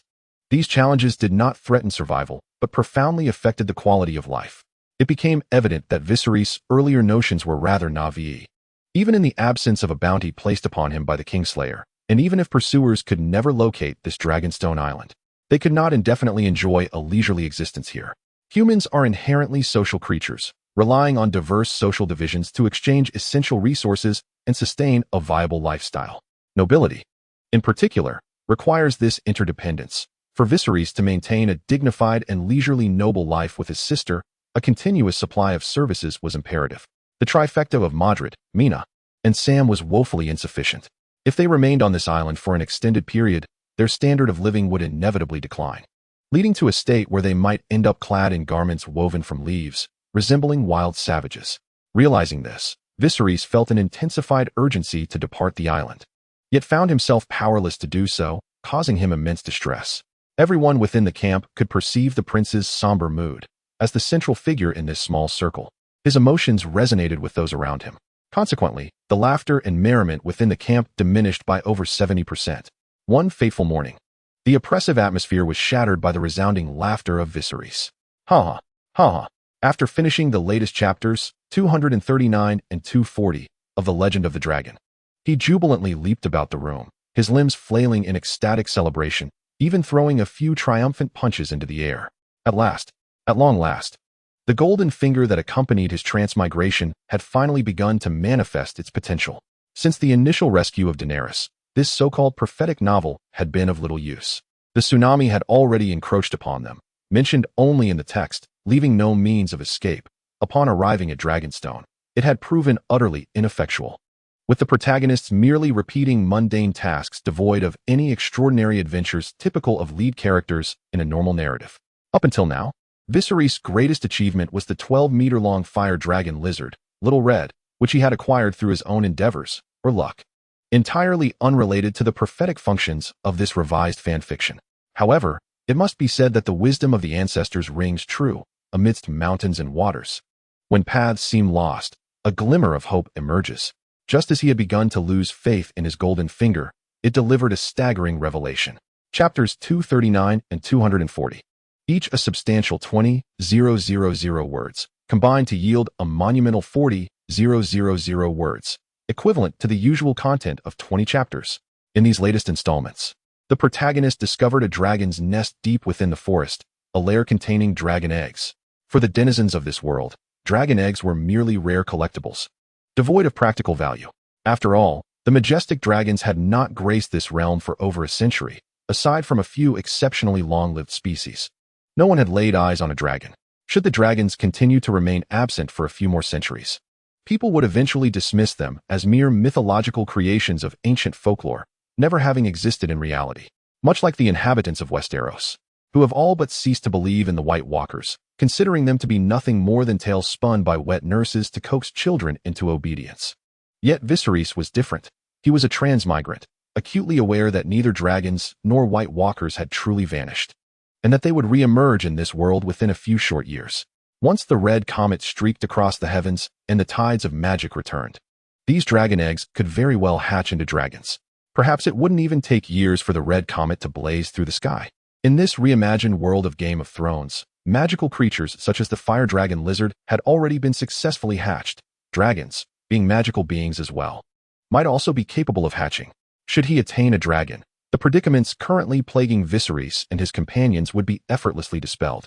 This island could no longer confine their steps. A dragon, master of the skies, could transport them to any corner of this world, with the exception of the ruins of the Valyrian Empire. At that time, the circumstances between the beleaguered siblings and the despicable usurper of the Iron Throne would undergo a remarkable reversal. No longer would they live in fear of the assassins dispatched by their foe. Instead, it would be the adversary who would be perpetually anxious, dreading the moment when the siblings would return, mounted upon mighty dragons, unleashing dragonfire to cast him and his supporters into the abyss. A radiant future beckoned to Viserys. And how could he not be exhilarated? "Brother, what has transpired? You seem so joyful," Daenerys exclaimed upon witnessing her brother's delight. Though unaware of the specifics, she too broke into a cheerful smile. Viserys, filled with excitement, rushed forward to embrace his sister, planting a fervent kiss upon her soft, delicate cheek. "Dany, our good days are upon us." Chapter 25. The Treasure Monster Dragonstone, at the heart of the camp. After somewhat calming his fervent emotions, Viserys gathered everyone around. "My friends, I have something of great import to share with you." He revealed the existence of a dragon's lair on the island, containing dragon eggs, to all present, including his sister Daenerys. According to the narrative, the protagonist ventured alone from the camp, traversing the forest for 2.5 days to reach the dragon's lair. Along the way, he encountered numerous perilous and thrilling incidents, only narrowly overcoming them thanks to the luck bestowed by his protagonist's aura. When he finally returned to the camp, clad in tattered rags, several days had passed, and the others had been deeply worried for his safety. Though Viserys was a traveler from another realm, he did not wish to gamble his precious life on the notion that he possessed the so-called protagonist's aura. After contemplation, he resolved that rather than risking his own precarious situation while causing concern among the others, it would be far better to share his findings and embark on the journey together. After all, the individuals present were those he trusted implicitly, rendering secrecy unnecessary. As for the group's queries regarding how the prince had acquired such knowledge, it could readily be explained through the Targaryen family's exclusive privilege of dragon dreams. Esteemed companions, this journey is not a short one. The round trip may take 5 or 6 days. To mitigate any unforeseen circumstances, I wish for us to travel together, ensuring mutual support along the way. That is all I wish to convey. Now, what say you? "I am willing. Wherever my brother goes, I shall follow," came Daenerys' enthusiastic reply. "You will be done, Your Highness," Sam responded. "As your personal maid, I shall, of course, remain by your side to serve you," Mina added. The three, having heard Viserys' account, appeared somewhat exhilarated, each voicing their support for the prince's decision. Only Mordred, the group's martial stalwart, seemed less enthusiastic, his expression betraying a hint of hesitation. "Teacher, if you have any concerns, please feel free to voice them," Viserys urged. "Your Highness, permit me to speak candidly. Your esteemed father, His Majesty King Aelyrus, often dreamt of dragons, yet the subsequent reality has shown that those dragon dreams were not entirely accurate. Though I expressed this with delicacy, Ser Viserys comprehended the underlying implication. Mordred was apprehensive that he might inherit the madness of the Mad King. Master Mordred, I understand your concerns are not without merit.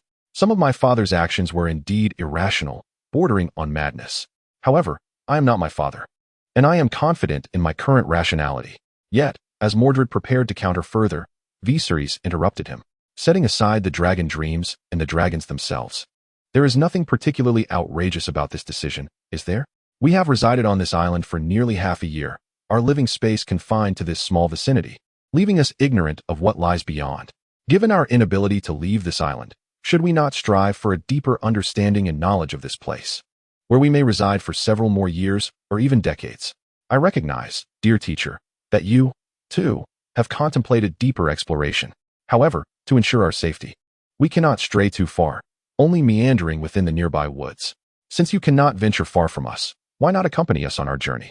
Even if we encounter danger along the way, I trust that with your skills, you would be able to safeguard us, would you not?" Mordred remained silent for a while, reflecting on Viserys' words, and found them quite reasonable. Consequently, he stood tall, his right fist clenched towards Viserys, declaring, "I vow to protect you and Princess Daenerys' safety at all costs." Thus, the collective decision to seek the lair of the dragons was made. 2 days later, deep within the forests of Dragon Roost Island, a towering silverback grizzly bear, standing at least 2 meters tall and weighing no less than 500 kilograms, obstructed the path of Viserys and his companions. The roar of the silverback grizzly was deafening, startling countless birds into flight. Its formidable fangs were longer than human fingers, exuding a terrifying presence. Yet, Viserys was not overly astonished. Rather, he felt a surge of excitement. The existence of this silverback grizzly was chronicled in the novel The Legend of the Dragon Sovereign. The protagonist's tribulations, leading to his luxurious noble attire becoming tattered rags and his life hanging by a thread, were primarily attributed to this very beast. Much like a treasure guardian in a game, anyone daring to approach the dragon's lair would be thwarted by it. This was precisely why Viserys felt exhilarated. The appearance of the silverback grizzly signified that they were nearing their destination. He swiftly scooped up Daenerys and retreated. "Master Mordred, I leave it to you. Let us proceed according to plan." "Rest assured, Your Highness." Mordred was utterly astonished upon encountering the silverback grizzly bear, not merely by the sheer size of such a formidable creature, but rather by the remarkable accuracy of the prince's dragon dream. During their journey, Viserys had informed the party about the potential encounter with a silverback grizzly bear and had deliberated on strategies to confront it.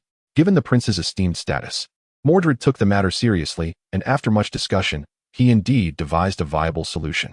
He felt an immense gratitude for having approached the prince's concerns with due diligence.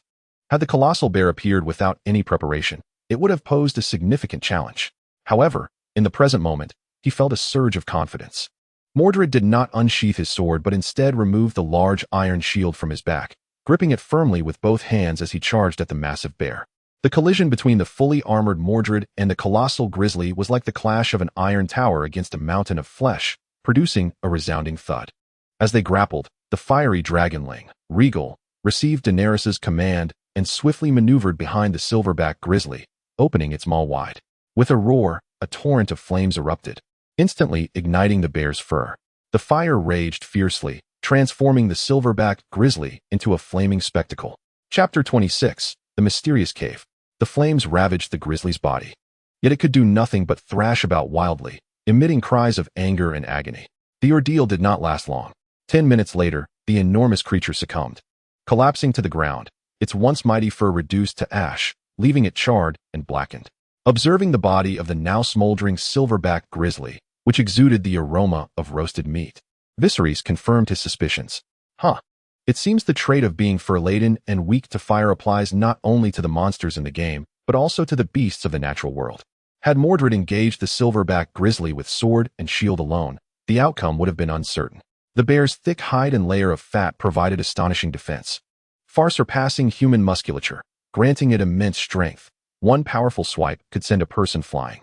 Thus, it is the intellect and tools that allow humanity to ascend to the pinnacle of the food chain, reigning as the monarch of beasts. Mordred sheathed the colossal shield once more, drawing his sword to deliver a decisive thrust to the heart of the bear's carcass. It is a commendable habit to ensure the kill. Once he confirmed the silverback grizzly was indeed lifeless, he sheathed his sword and approached Viserys. "Your Highness, what shall we do with the bear's carcass? Shall we leave it here unattended? What a waste, given the abundance of meat."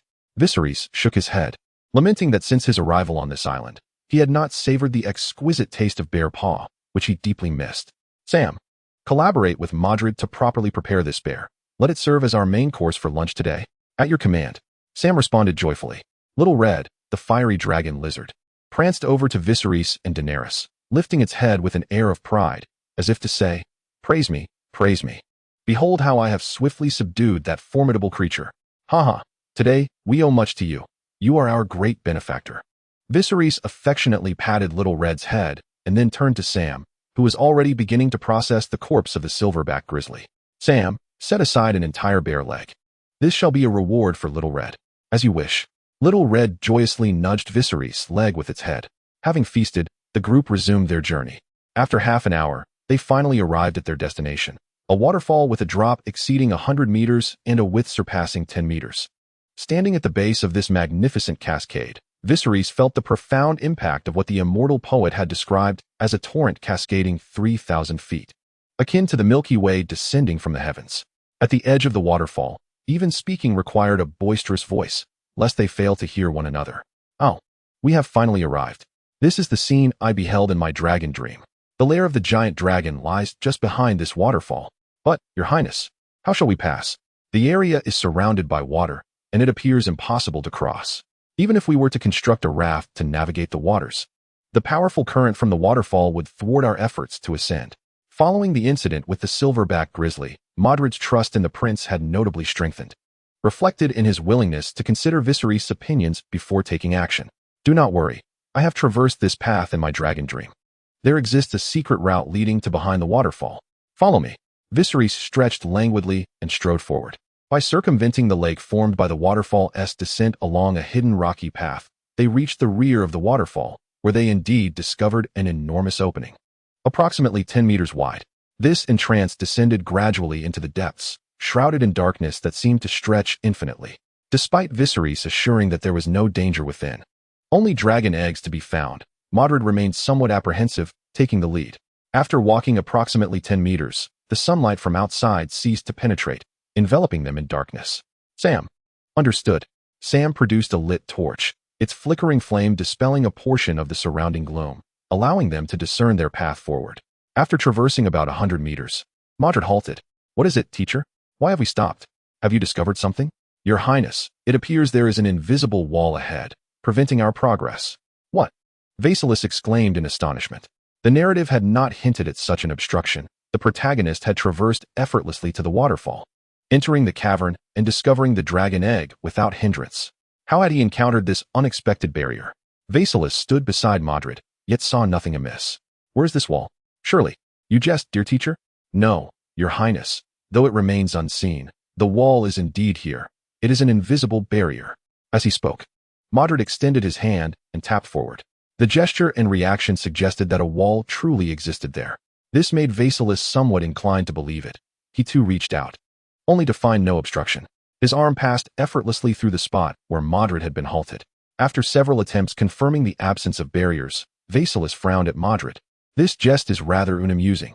By the seven, I am not jesting, Modred replied, his eyes wide as he witnessed the prince's unimpeded passage. When two individuals find their perceptions at odds, the wisest course is to consult a third party. Thus, they summoned Sam. Sam, come. Try and see if there is indeed a wall here. Sam nodded obediently and extended his hand. Meanwhile, Viserys watched Sam's actions with a mocking gaze directed at Modred, pondering. How amusing that the teacher, despite his age, still indulges in such childish games of invisible walls. What purpose does this serve? It is a lie easily dispelled. Viserys felt confident. However, in the next moment, he was left speechless. Sam too was halted at the same spot. Could there truly be something there? Or had Modred and Sam conspired to prank him? Setting aside their potential for such mischief, their personalities did not suggest a penchant for such antics. Chapter 27. The profession unveiled. Unconvinced, Viserys called for Mina. Even if Sam and Modred had colluded to deceive him, he believed his devoted maid would not mislead him. After all, their bond was exceptionally intimate. They shared a bed nightly and engaged in various endearing games, having yet to take the final step. However, the outcome left him utterly flabbergasted. Mina, upon her attempt, echoed the responses given by Modred and Sam. Now, 3 against 1, Viserys found himself the suspected deceiver. To prove his honesty, he boldly strode forward several paces before turning back. He encountered no obstructions whatsoever. Good heavens, how could this be? Observing his effortless movements, the onlookers were left in a state of astonishment. Viserys began to ponder the situation at hand. What could this possibly mean? While Mordred's solitary assertion might have been a deliberate jest, the identical reactions of Sam and Mina suggested a complexity beyond mere amusement. Several hypotheses formed in his mind, yet further experimentation was required. He bent down and casually picked up a stone from the ground, tossing it into the invisible barrier. The stone passed through the transparent wall without obstruction. Nodding to himself, he refrained from rushing to conclusions and instead directed Daenerys and Little Red to attempt passing through the unseen barrier. The outcome revealed that, like the others, Daenerys was unable to cross, bumping her head and tearfully clinging to her brother's leg for solace. As Viserys comforted his sister, he observed the results with the fire lizard. To his surprise, Little Red traversed the barrier with ease. This comparative experiment led Viserys to a preliminary conclusion. Firstly, there indeed existed a wall. But it was no ordinary wall. It was most likely a magical barrier, permitting only those who adhered to its rules to pass. Secondly, the criteria for this magical wall appeared peculiar. Lifeless objects like stones and clothing could pass unimpeded, as could magical creatures like the fire lizard, yet ordinary humans. Even those of Targaryen blood such as Daenerys were thwarted by this enchantment. However, he himself could enter. Did this imply that he too was a magical being? Or was there some other unknown rule at play? Who had erected this wall, and what was its purpose? A multitude of questions flooded Viserys' mind. Yet none could be answered in the immediate future. Realizing the futility of overthinking, he resolved to set these inquiries aside for later and focus on achieving the objective of his journey. Now that the situation was clear, only he and Little Red could enter while the others remained outside. He instructed Mordred to keep watch with the rest. If he did not return within half an hour, they were to wait for him at the waterfall. Viserys made his decision. Concerned for his safety, Mordred suggested that Viserys bring Little Red along. Viserys acquiesced, recognizing the advantage of having a fire lizard for added protection. With a newly lit torch in hand, he advanced deeper into the unknown, while the others remained behind. As he progressed, he began to feel that the torch was somewhat superfluous. For luminescent plants gradually emerged from the ground, becoming increasingly abundant as he ventured further. 20 minutes later, he extinguished his torch, as the surrounding bioluminescent flora was sufficient to illuminate the entire area. A subtle fragrance gradually wafted through the air. Viserion paid it little mind and continued onward. Turning a corner, he found himself in a vast, semicircular pit. Within this hollow, colossal dragon eggs stood resolutely, unguarded and exposed. The sight before him was a veritable sea of dragon eggs, far more than he had anticipated. 1, 2, 3. He could hardly believe his eyes. 10 in total. Was it truly possible for so many dragon eggs to be here? These were dragon eggs, after all. How could they suddenly be as commonplace as cabbages being sold at a discount? Furthermore, not only was their quantity astonishing, but their size was also remarkable. These dragon eggs were enormous. Each one measured nearly a meter in height.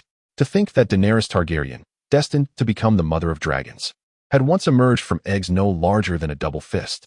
In other parts of the world, known dragon eggs, those recorded in history, were all rather diminutive. He had never encountered such a large specimen before, standing tall enough to reach Viserion's waist. What could account for the extraordinary size of these dragon eggs? Had they been subjected to some enigmatic radiation, resulting in mutation? Viserion pondered this for a while, ultimately realizing it was yet another question without an answer. He decided to categorize it alongside that mysterious magical wall, both relegated to the depths of his mind for future consideration. He approached a gleaming golden dragon egg, mimicking the protagonist from the novels he had read, and used a small knife to make a cut on his palm. Vivid crimson blood welled from the wound. Immediately, he pressed his bloodied hand against the dragon egg. In an instant, a wave of mysterious energy surged into his body like a warm current. Simultaneously, his personal status panel underwent a transformation. The designation under Profession shifted from Dragon God, Unawakened, to Dragon God, Awakened. In the far north of Westeros, beyond the wall, lay a desolate realm. Here, human presence was scarce, and the land remained perpetually shrouded beneath thick layers of ice and snow, regardless of the season. Deep within the boundless glaciers stood a mountain forged of frost and black rock. At its peak rose a palace of extreme cold, constructed entirely from ancient ice. For countless millennia, the interior of this palace had been steeped in silence, devoid of any movement. Yet, the moment Viserion awakened his dragon god profession, a magnificent column of icy light descended from the lofty heavens, piercing through the dark clouds and striking the palace with unerring precision. The radiance penetrated the palace's roof, illuminating the great hall and the frost throne within. On the once empty throne, a translucent figure of ice blue hue suddenly materialized, casting an ethereal presence in the stillness. The ethereal shadow glanced around, observing the vast emptiness of the grand hall, devoid of any presence, and let out a dissatisfied sigh. Subsequently, it raised its hand, and an unintelligible sound resonated. In the center of the hall, a remarkably intricate magical array manifested. Around the array, a deathly aura emerged, capable of withering life itself. And this process continued for an extended period. It was not until several days later that a coffin materialized at the heart of the array. The shadow waved its hand, causing the coffin to open. A humanoid figure, approximately 2 meters tall, clad in frosty armor and wielding a weapon, with a haunting blue glow emanating from its eye sockets, rose to its feet. It approached the throne of winter, kneeling on one knee before the blue shadow seated upon the throne, bowing in submission. Night King, I entrust this to you. Do not let me down. The shadow uttered this solitary command before vanishing into the towering blue beam of icy light. Chapter 28. My name becomes your surname on Dragon's Roost, within the cavern of the dragon's nest, upon unlocking the profession of Dragon God. Viserys' body was directly immersed in a baptism of mysterious power. A warm current washed over him, as enigmatic energy continuously transformed his being. This sensation resembled that of protagonists in fantasy novels who bathe in rare herbs to refine their bodies, akin to the aged masters in martial arts tales imparting internal strength to elevate their skills. There were no adverse effects of hastening growth, only a rapid enhancement akin to a profound awakening. This process lasted approximately 10 minutes before concluding. His height increased slightly, nearing 1.60 meters, surpassing the average stature of his peers. His previously slender arms and legs now bore a healthy fleshiness, yet retained an overall aesthetic appeal, achieving a physique that appeared slender while clothed and robust when unclothed. The fatigue of both soul and spirit dissipated, leaving him as refreshed as if he had indulged in a rejuvenating slumber. His entire being, strength, speed, mental fortitude, resilience, and soul intensity, was fortified from within and without. After successfully completing his vocational baptism, he began to throw a few punches in place, his straightened arms generating a faint whooshing sound as they struck forward. Attempting a jump from a standstill, he found himself soaring a full meter into the air. Moreover, he sensed that this was not his ultimate limit.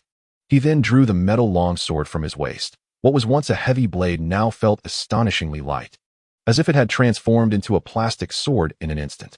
Viserys understood that this was not the sword becoming lighter, but rather his own strength amplifying. He reveled in executing the techniques taught by Modred: slashes, thrusts, upward strikes, downward chops, and forward lunges. Yet, he realized, this was not the time for such distractions.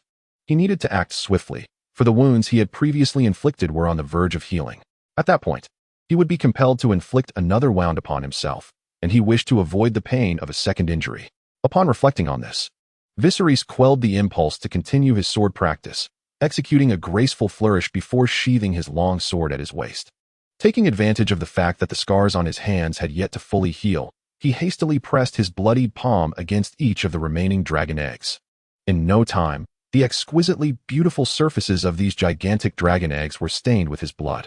With each egg he marked, a new name would appear in the bonded dragon section of his panel, and simultaneously, an additional connection would form within his very soul. For instance, upon pressing his bloodied hand against the first golden dragon egg, his panel displayed, Bonded Dragon, Bright Gold Viserys Targaryen, 0, representing the first stage of life, unborn. The ripples in his soul conveyed that this life, bearing his full name as its surname, was the magnificent dragon before him, which, to be precise, remained encased within its egg, yet to be born. When the entire process concluded, he opened his personal panel once more, feeling rejuvenated by the transformation. Name: Viserys Targaryen. Age: 11 years. Combat Power Index: 35, initially 5, enhanced by the awakening of his profession, yielding an additional 30. Profession: God of Dragons. Unlocked. Plane of Existence. Born into the world of the novel Game of Thrones, the legend of the Dragon's Pride. Bonded Dragons. Bright Gold Viserys Targaryen, 0, representing the first stage of life, unborn. Amber Viserys Targaryen, 0, Emerald Viserys Targaryen, 0, Topaz Viserys Targaryen, 0, Obsidian Viserys Targaryen, 0, Sapphire Viserys Targaryen, 0, Malachite Viserys Targaryen, 0, Amethyst Viserys Targaryen, 0, Red Agate Viserys Targaryen, 0, White Pearl Viserys Targaryen, 0. For the convenience of readers and the author alike, the surname Targaryen will be omitted in future references, such that Bright Gold Viserys Targaryen, 0, will be abbreviated to Bright Gold, 0. Bonded Females. None. Unlocked Plot 2. Chapter 246, Special Skill Talent. Blessing of the Mermaid Princess. Allows free breathing and agile movement underwater. Magical Artifact. Guardian Shell of the Merfolk. Can withstand a single attack with a destructive force of less than 100 points. Upon activation, it enters a cooldown of 24 hours, as Viserys bandaged the wounds on his hands. He gazed at the soaring combat power and the plethora of dragon names on his panel, his heart brimming with exhilaration and fervor. This expedition to the dragon's lair was indeed bountiful. It not only remedied his previously inadequate combat prowess, but also granted him the recognition of 10 dragons in one fell swoop. These were dragons, and a staggering 10 of them. The mother of dragons in the original tale had but 3. Might I now consider myself the father of dragons? Oh, it seems that the dragon has yet to hatch. For now, I am merely the father of a dragon egg. Although the extraordinary size of these 10 colossal dragon eggs causes a flutter of concern within him, wondering if unforeseen circumstances might arise, he remains largely untroubled. The nature of dragons dictates that their combat prowess is often assessed by their size. As their dimensions increase, so too do their defensive capabilities, destructive power, and speed, all exponentially. Hence, a larger size can only be advantageous, can it not? Viewed from another perspective, these 10 giant dragon eggs grant their future occupants a head start even before their birth. Outside the dragon's lair, approximately 100 meters from the great waterfall, a glade in the woods serves as a resting place for Daenerys and her companions, who have been waiting for nearly an hour for Viserion to emerge. The handmaiden Mina deftly peels the skin from the verdant, crystalline grapes, offering the succulent flesh to the princess. Daenerys makes an effort to open her mouth wide, swallowing a whole grape in one bite, her crescent-shaped smile revealing her delight. So sweet.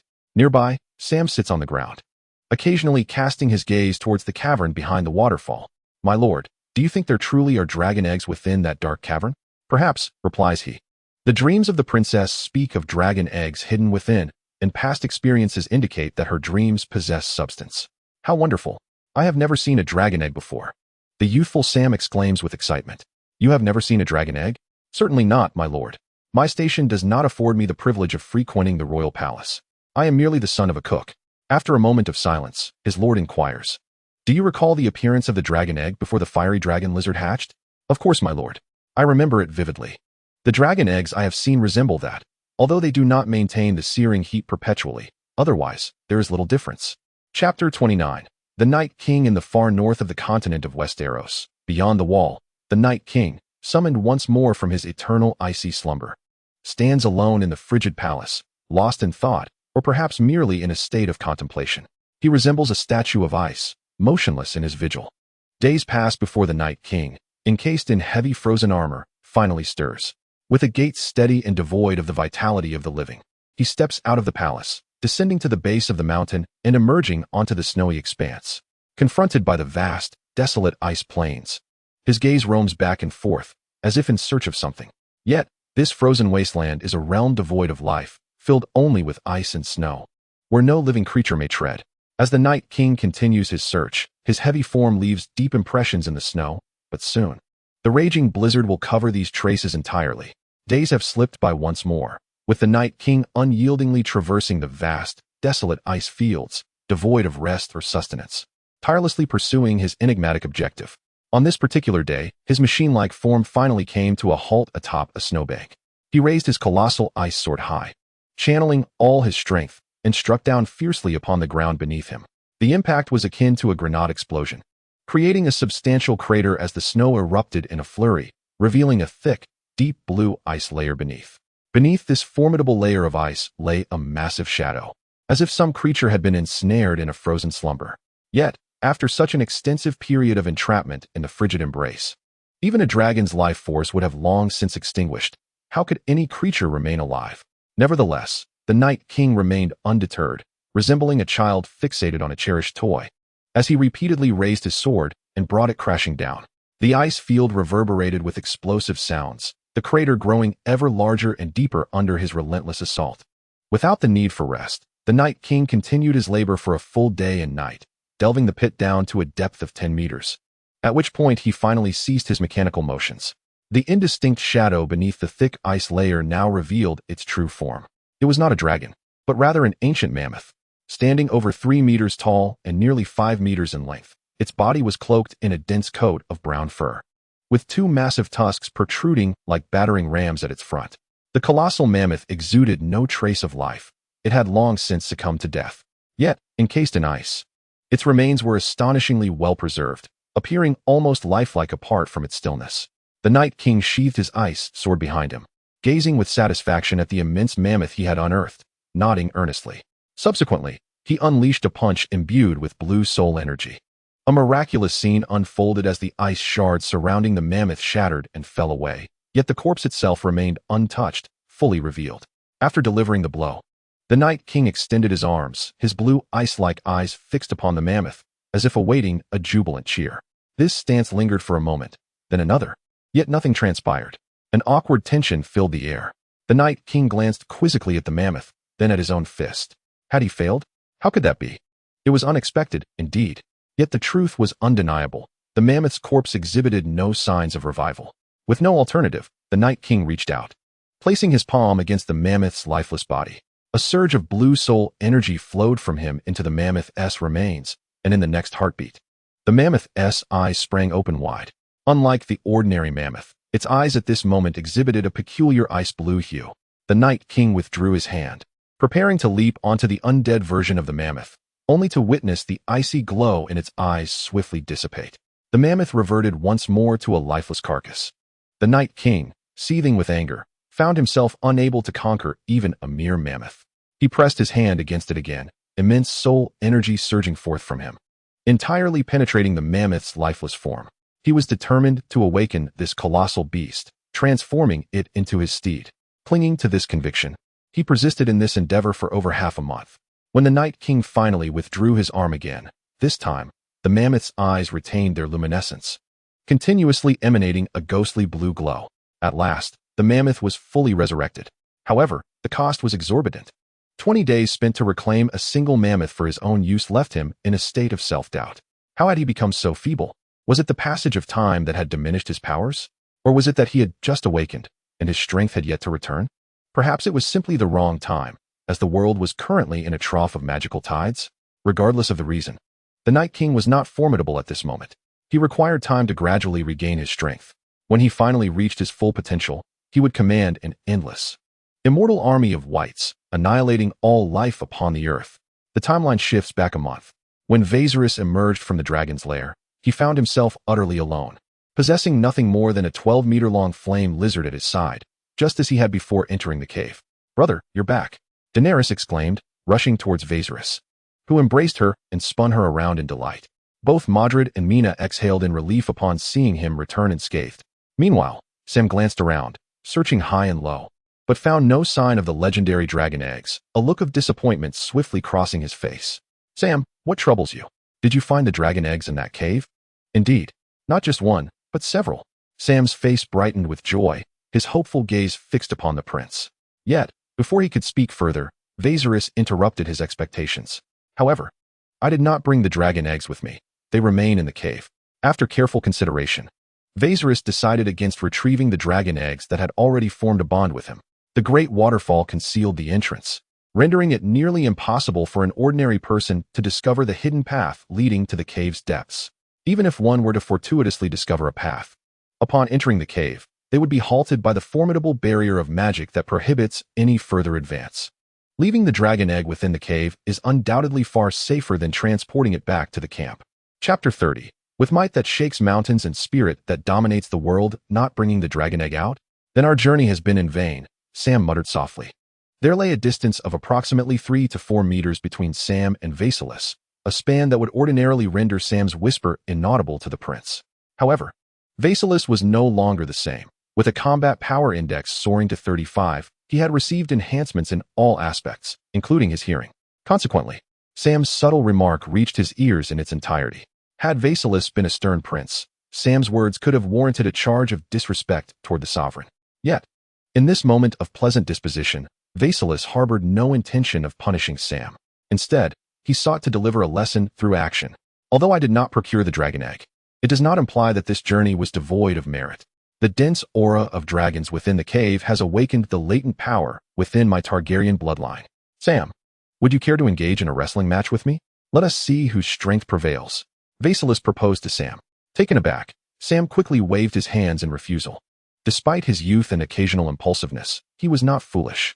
Competing against a prince could yield unfavorable outcomes. A loss would invite scorn and ridicule, while a victory, seemingly advantageous, might lead to the prince harboring resentment, resulting in future grievances.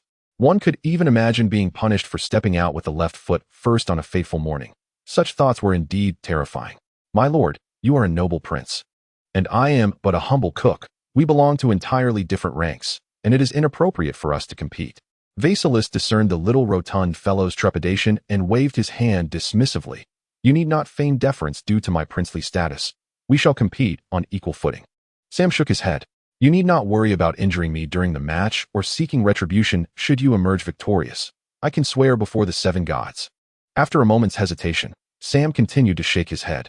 How about this?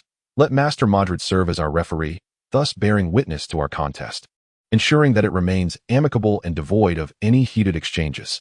Viserys turned to Modred, who nodded in agreement. Only then did Sam muster the courage to acquiesce. The remaining companions stepped back a few paces, granting ample space for the impending wrestling match. The two opponents took their positions, facing one another, adopting their stances. Sam, at 14 years of age, stood 165 meters tall and weighed 85 kilograms. Viserys, at 11 years, measured 158 meters and weighed 40 kilograms. Two wrestlers, entirely unequal in stature, stood upon the stage of competition. My prince, I am coming for you. Please exercise caution. Bring it on.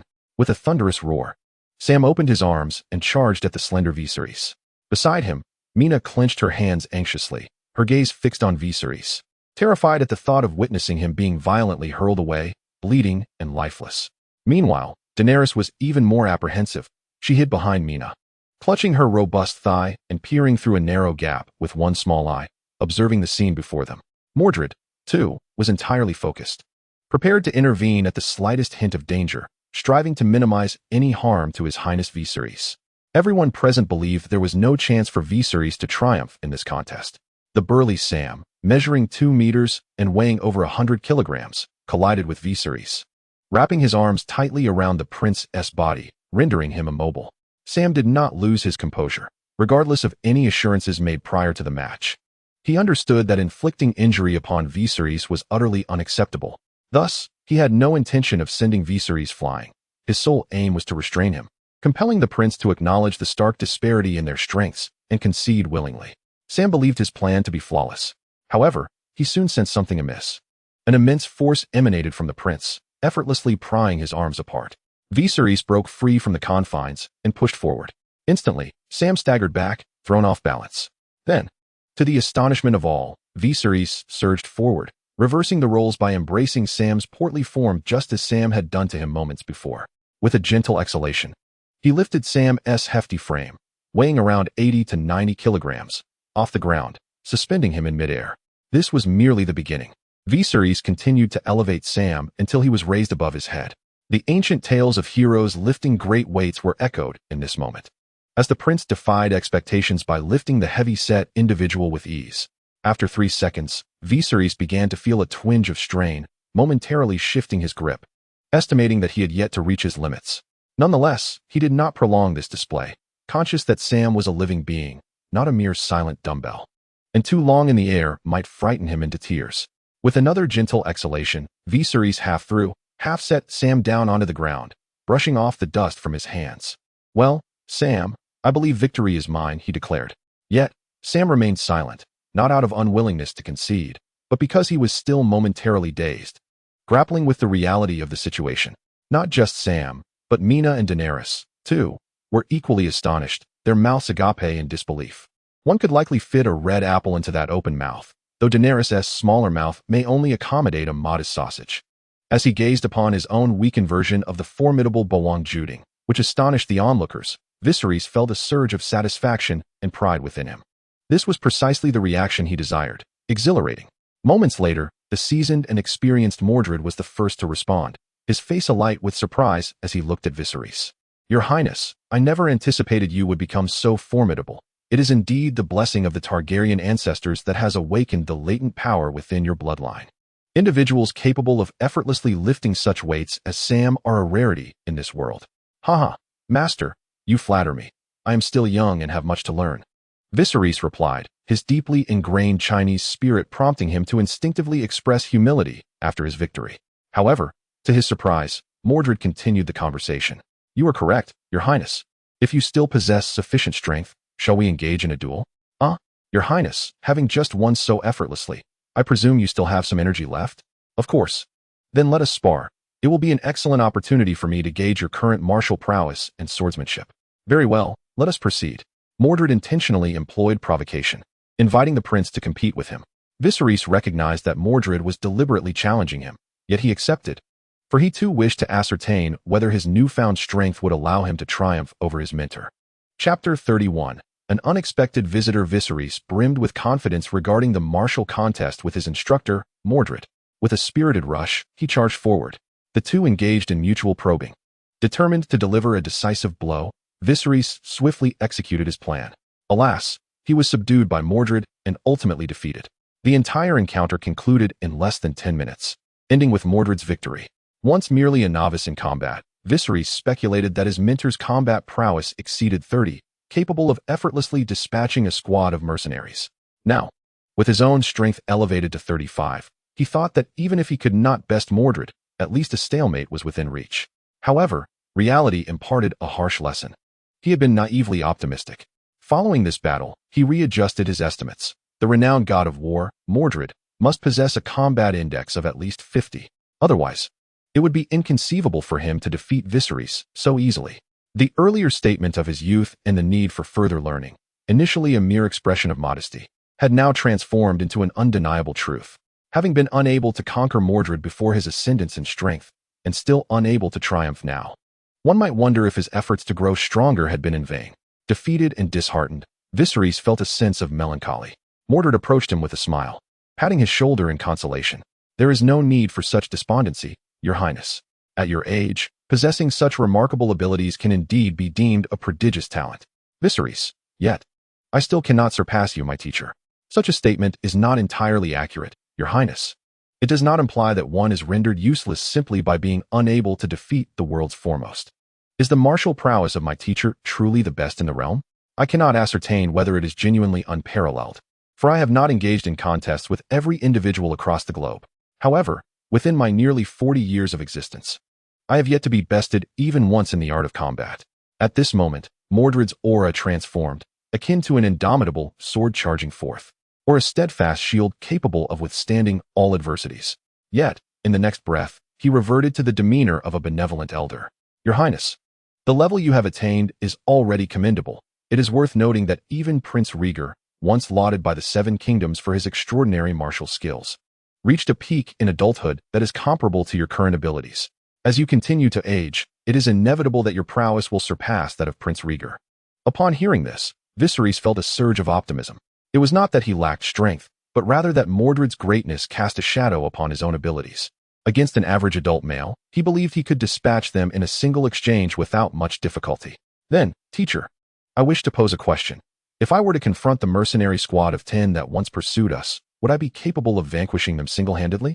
Mordred pondered in silence for a moment before responding. Facing 10 opponents simultaneously would indeed be a daunting challenge. You would need to employ the environment, utilize ambush tactics, and so forth. Under conditions where they do not flee, it is conceivable that you might indeed be able to eliminate them. "Viserys, it seems that the disparity between my teacher and I remains considerable." After Viserys and his companions returned to the camp, 2 days passed. In the previously unvisited waters near Dragonstone, a vessel gradually approached. A wooden sailing ship approximately 20 meters in length and 4 to 5 meters wide. Not particularly large among ocean-going vessels. On board were 15 individuals. Apart from the captain and 2 sailors, the remaining 12 were mercenaries armed with formidable weapons. They comprised half from the continent of Westeros and half from Essos, currently affiliated with the Bloodaxe mercenary group, operating under the command of the 3rd officer, Ironaxe Yogg. 6 months prior, having accepted a bounty from King's Landing concerning the Targaryen siblings, Ironaxe Yogg, accompanied by a small band of followers, traversed the sea to the continent of Essos. However, after more than half a month of efforts, they had neither completed the task nor even caught a glimpse of a single heir from the Targaryen siblings. A lack of leads equated to a lack of progress, which in turn signified no income, something Ironaxe Yogg could not tolerate.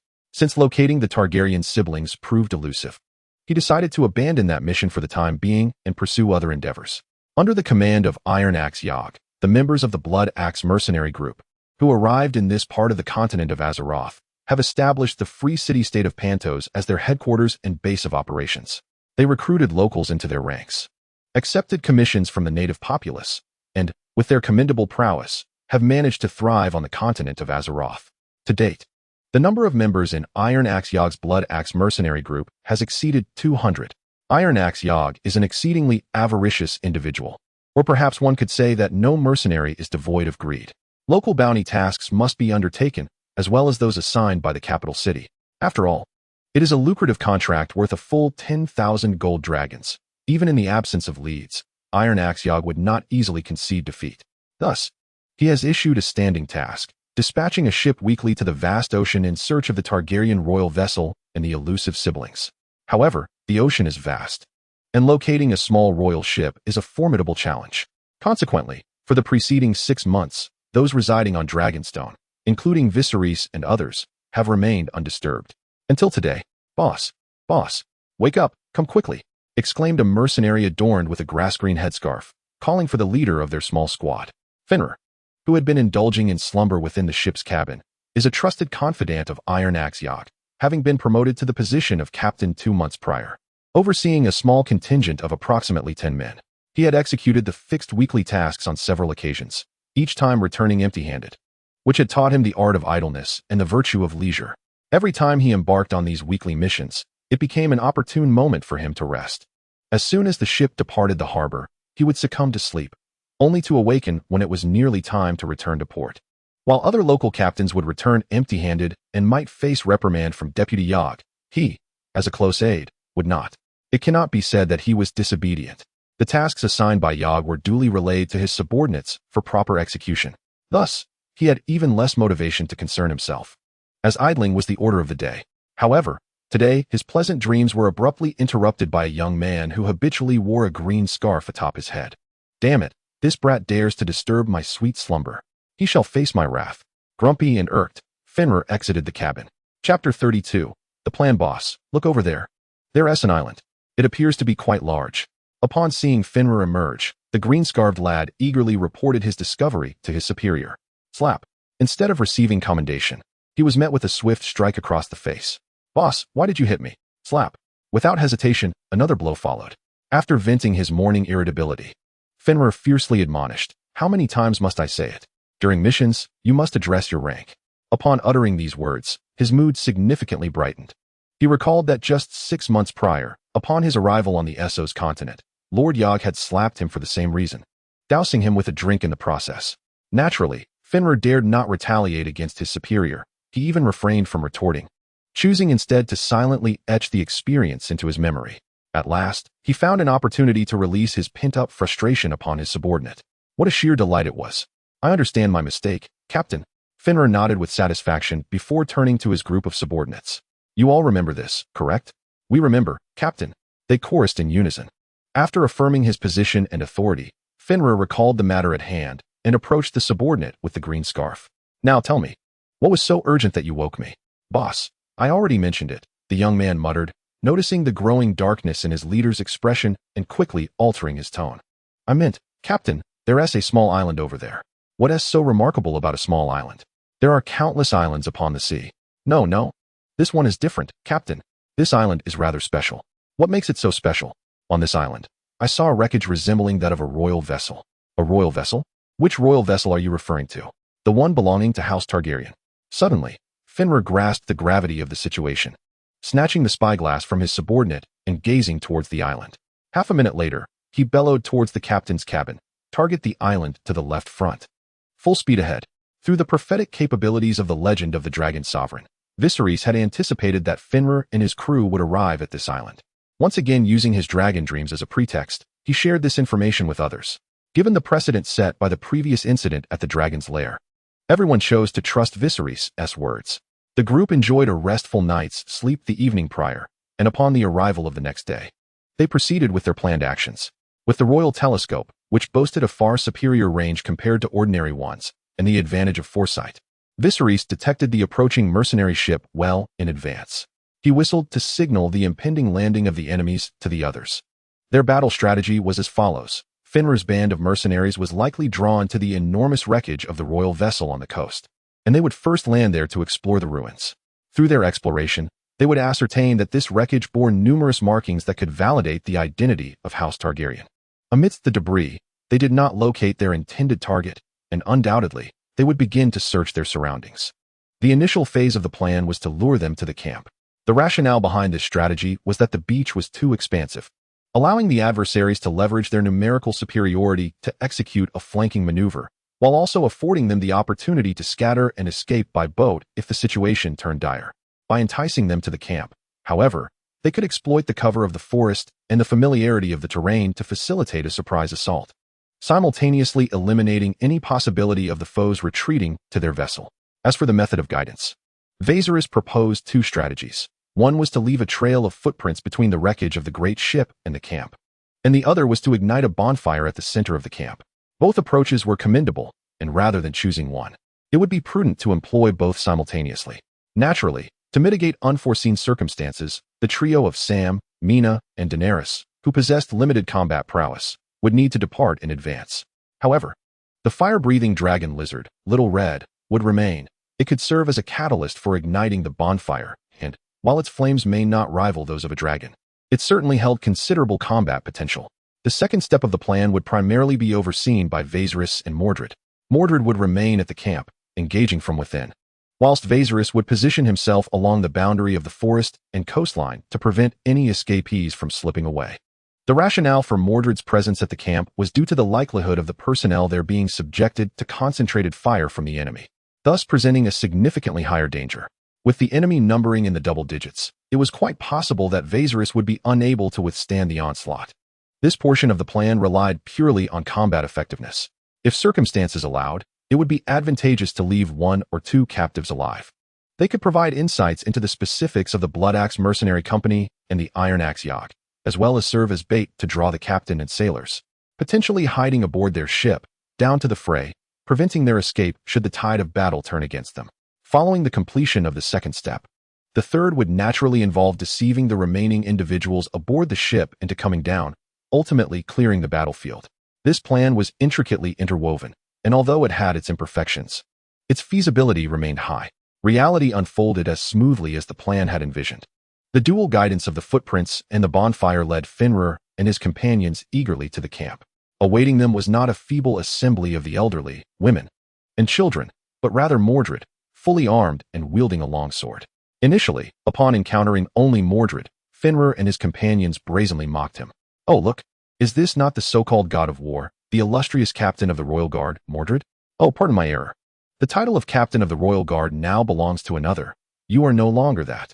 Nevertheless, your head still holds considerable value. A bounty of 2,000 golden dragons is no trifling sum. Huh, how is it that you stand here all alone? What has become of the Targaryen siblings? Confess quickly, or I shall guarantee, with my very being, that my subordinates will grant you a swift demise." Laughter erupted from the surrounding mercenaries, echoing their leader's derision.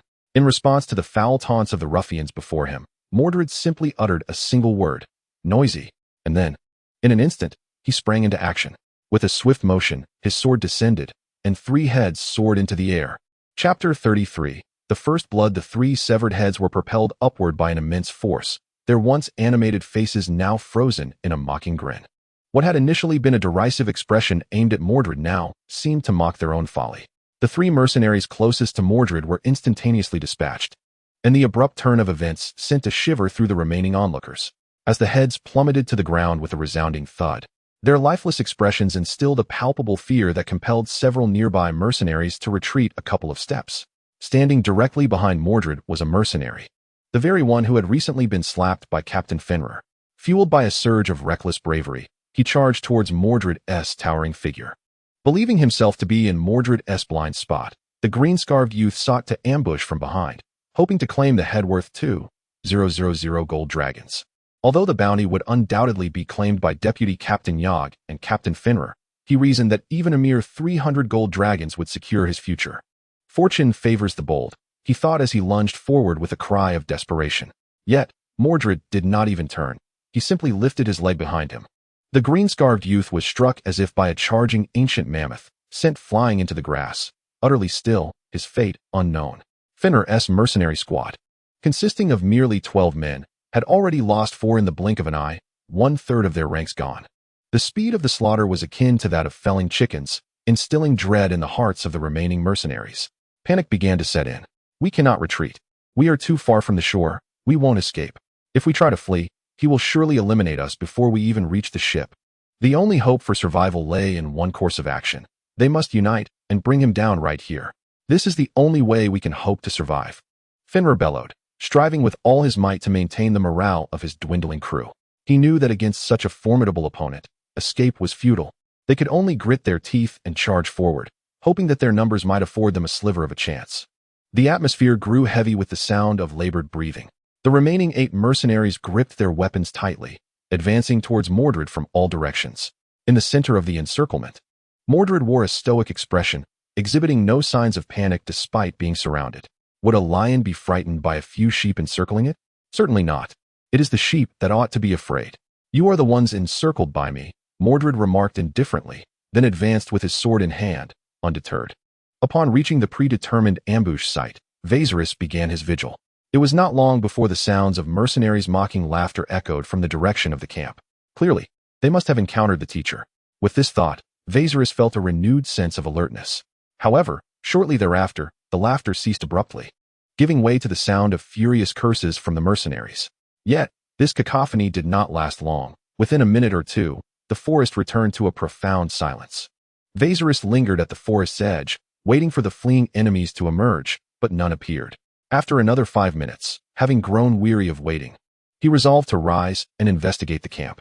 As he made his way there, he spotted a mercenary, blood trickling from the corner of his mouth and a green scarf tied around his head, stumbling out in disarray. At last, one had come forth. Viserys blocked the mercenary's path. "Hey, what happened in there? Why are you the only one to escape?" The mercenary, however, paid no heed to his words and swung his machete in attack. "Who is this little brat?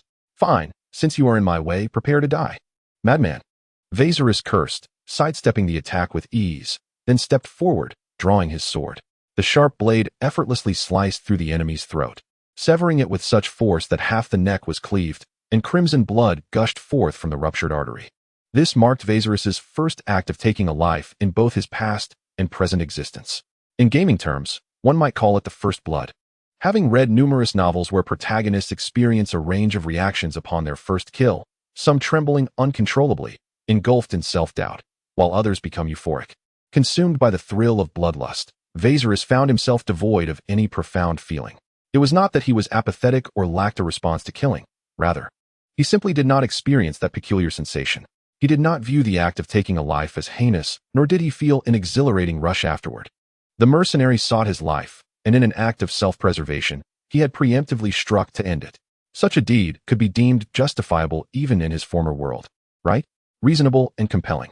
In conclusion, after the act of killing, Viserys felt no discomfort, nor did any perverse desires arise within him.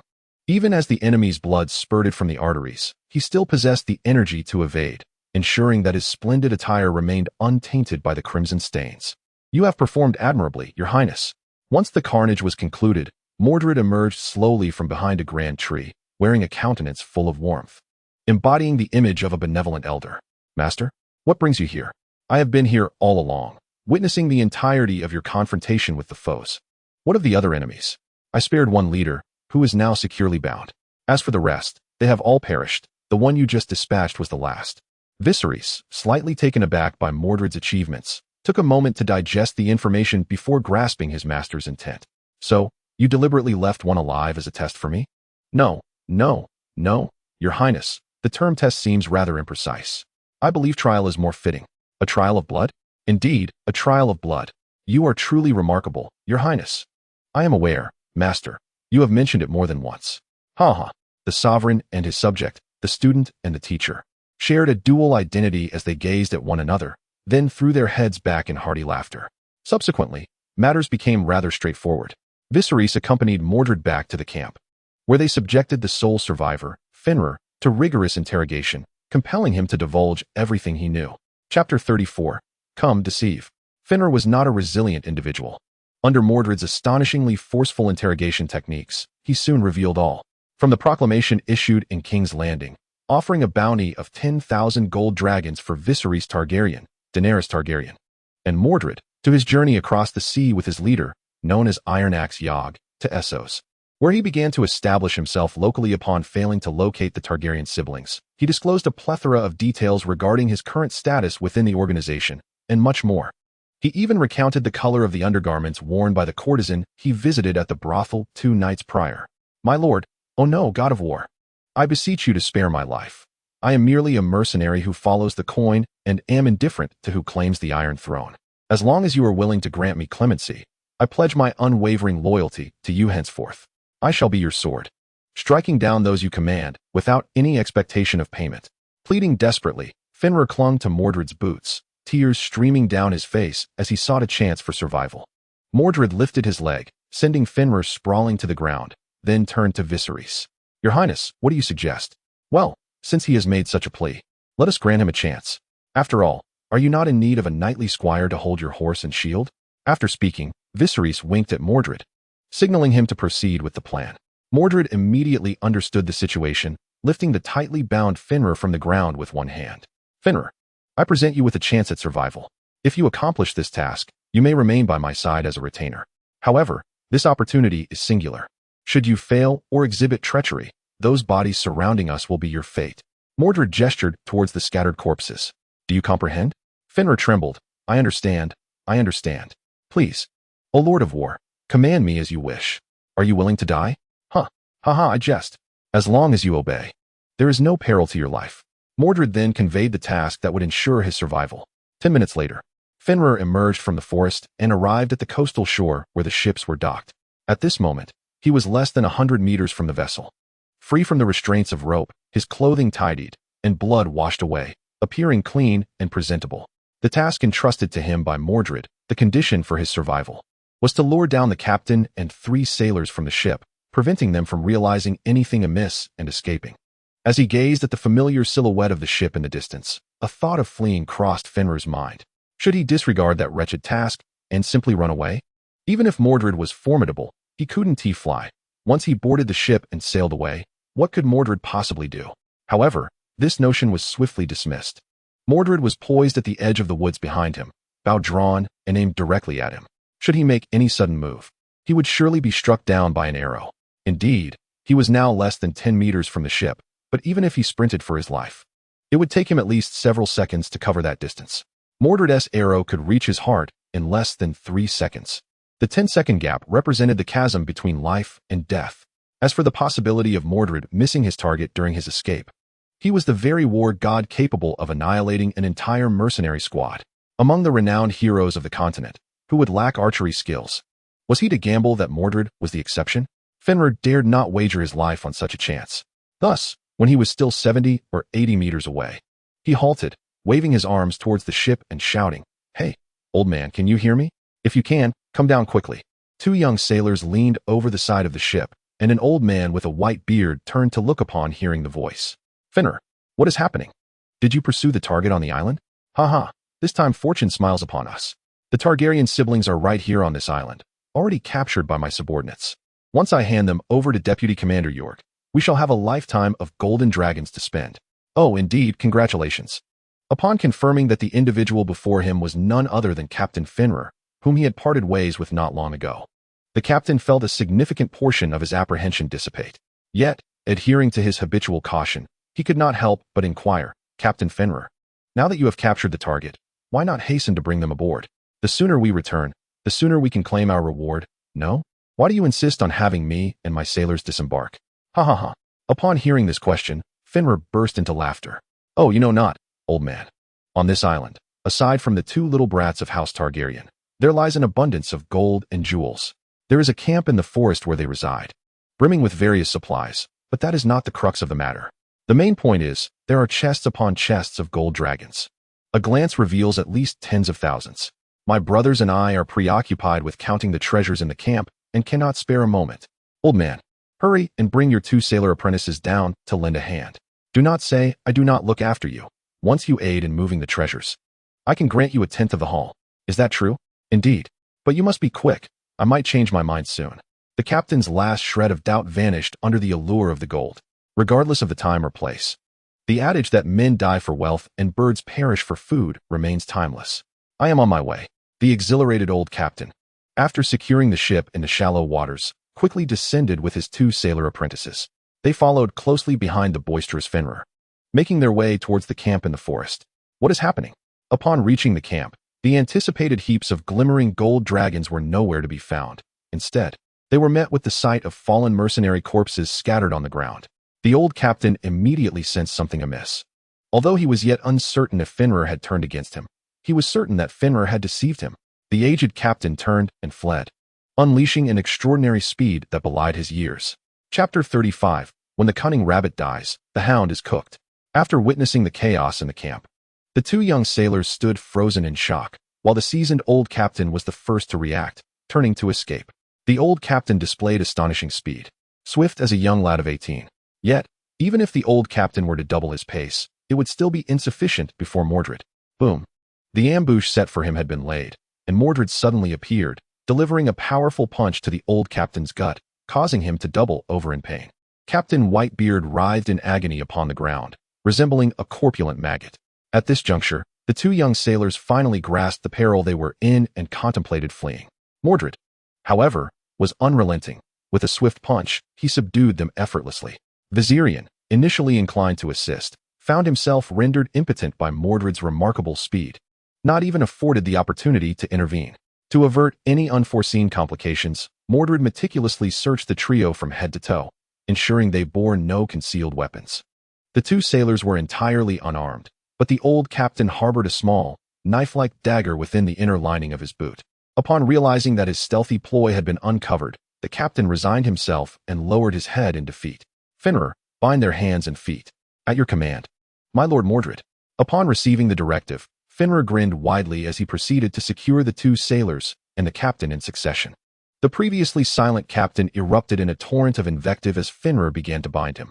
Fenrir, you rogue, lacking in martial virtue. You, a young man in your 30s, dare conspire with outsiders to betray and slay an entire crew, and now you attempt to deceive a man over 60?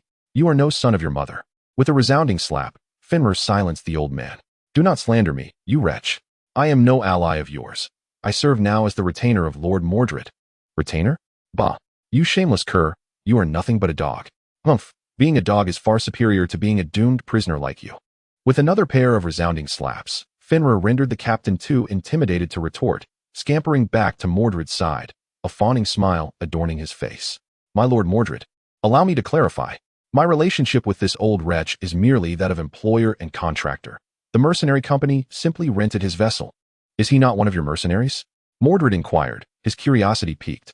Absolutely not. We are not of the same ilk, Fenrir asserted, glancing at the tightly bound captain and his companions, convinced that their fate was sealed. Having fulfilled Lord Mordred's task and secured his place as a retainer, he deemed it prudent to distance himself from these short-lived souls. Unbeknownst to Fenrir, it was precisely his declaration that momentarily extinguished the murderous intent harbored by Viserion and Mordred. My lord Mordred, do you have any further instructions? Fenrir queried, but Mordred did not respond immediately. Instead, he turned his gaze toward Prince Viserion. While Fenrir naively assumed he was the de facto leader of the group, Mordred understood that the prince had always held that position. Your Highness, how do you intend to proceed? Mordred articulated, his eyes sweeping over the trio bound before him, as well as the hunched figure of Fenrir beside him. Viserys pondered for a moment and declared, very well, let these three remain here while you take Fenrir to cleanse the surroundings. Remember, ensure that it is thoroughly done. Those mercenaries who pursue us for bounty are our adversaries. There is no need to extend our mercy to enemies. I shall call back Daenerys and the others. And once you have tidied up, we will discuss the subsequent matters together. The mercenaries' lifeless bodies lay strewn across the clearing of the camp. And while the blood momentarily stained the earth beneath them, the foul stench would soon become unbearable if left unattended. Understood, Mordred replied solemnly. He beckoned Fenrir, and together they began to transport the bodies away from the camp. As they moved further away, Viserys gently caressed the head of the fiery little dragon, Regal. Go on. Follow Mordred. When he is nearly finished, assist him by igniting a fire. Regal nodded with an understanding gleam and promptly followed. The act of killing took but a few fleeting moments, yet the task of disposing of the bodies consumed a time tenfold that of the slaughter itself. By the time the last mercenary's body was carried to the edge of the beach, a small mound of lifeless forms had accumulated. Fenrir gazed at the cold corpses before him, his expression a complex tapestry of emotions as he caught his breath and contemplated the unpredictable nature of life. Mere hours ago, these men had been his subordinates, engaging in idle banter, flattering him, and dreaming of the splendid life that awaited them post-mission. Yet in the blink of an eye, they were gone, and he found himself among the ranks of those who had once been the targets of his endeavors. How utterly absurd. Nevertheless, he felt fortunate to be alive to contemplate such thoughts. Henceforth, he resolved to obediently follow Mordred, for it would be wise to conceal any signs of dissent or ambition. at least until Mordred's strength waned. Rest in peace, brothers. When the day comes that he falls ill or succumbs to poison, I shall avenge you with my own hands. Fenrir mused inwardly.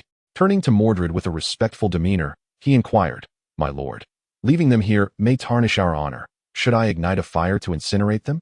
Indeed. They must be burned. The prince has stated that a plague could arise, and it is best to eliminate them completely. Understood. I shall return to the camp for flint. There is no need for such trouble. The fire is already at hand. Mordred interjected, halting Fenrir's actions. Fire? Where's the fire? Fenrir questioned, bewildered as he surveyed the barren surroundings, which consisted solely of yellow sand besides the two of them. Oh, and that little pet the prince keeps. But what use is that? Can it breathe fire like a dragon? To his surprise, he was indeed correct. Mordred uttered a single word, flame, and Regal unleashed a torrent of fire. Fenrir widened his eyes in astonishment at the extraordinary scene before him. Could it truly breathe fire? Was this a dragon? Yet, something was amiss. It bore no wings. How wondrous. My lord Mordred, what manner of creature is this lizard-like being? But before Fenrir could finish his inquiry, a bloodstained blade pierced through his chest. Chapter 36. The choice currently, the length of Little Red Fruit had reached 12 meters. Although, considering the biological structure of a lizard, its actual length, after accounting for the head and tail, was reduced to about half. Its size was still several times larger than when it was merely palm-sized. With its growth, the potency of its flames had significantly intensified, far surpassing the time it once took to roast a red crab. A fire, as thick as an arm, erupted forth, igniting the pile of corpses. The searing heat forced Mordred to take 2 steps back. Fenrir, witnessing his former companions consumed by flames. Did you feel a pang of sorrow? Sorrow? No, of course not. I barely knew them for a few days. There were no emotions involved. If they perished, so be it. I feel nothing. Fenrir shook his head vigorously, much like a child with a beloved rattle. Mercenaries are largely fair-weather friends. Few forge genuine bonds, as all is tethered to self-interest. For the sake of profit, anything can be bartered. Among all interests, one's own life is undoubtedly the highest currency. Even if Fenrir harbored some feelings for them, he would never reveal it now. He must appear to have a poor relationship with them to dispel any suspicions Mordred might harbor. The normally stoic Mordred smiled upon hearing Fenrir's response. So, those who were once your companions, now slain by my hand, do you not harbor resentment towards me? Resentment? Certainly not. They got what they deserved. Their deaths were just. To die at the hands of Lord Mordred is their honor. Do you truly believe so? Absolutely, my Lord Mordred. Please trust me, having become your retainer. I shall never betray you, pledging my unwavering loyalty. Your words put my mind at ease, Mordred replied coolly, his expression reverting to its usual icy demeanor. Yet, Fenrir remained unsettled, gripped by anxiety and fear. Despite having joined Mordred's ranks, which theoretically aligned him with the same faction, the topic evoked discomfort and chill within him. Thus, he sought to change the subject. My lord Mordred, what is this remarkable creature that can breathe fire? Without further ado, Mordred drew his sword and plunged it into Fenrir's abdomen from behind. Indeed, no matter how Fenrir responds, his fate has long been sealed. Before embarking on the grim task of clearing the corpses, Mordred inquired of Viserys about the subsequent arrangements, specifically concerning the fates of Fenrir and the old captain. Viserys' decisive handling implied that Mordred was to dispose of Fenrir alongside the bodies. Mordred's inquiry stemmed from a desire to ascertain whether the individual he was to slay was a worthless wretch, unworthy of lamentation, or a noble soul compelled to death by opposing ideologies. Clearly, Fenrir belonged to the former category, which brought a measure of satisfaction to Mordred's heart. With a sputter, Fenrir coughed up blood, yet did not succumb immediately. Given Mordred's previous lethal efficiency, it was evident he had deliberately allowed Fenrir's life to linger for a few more moments. Fenrir gazed at Mordred in disbelief, his eyes wide with incredulity. Why?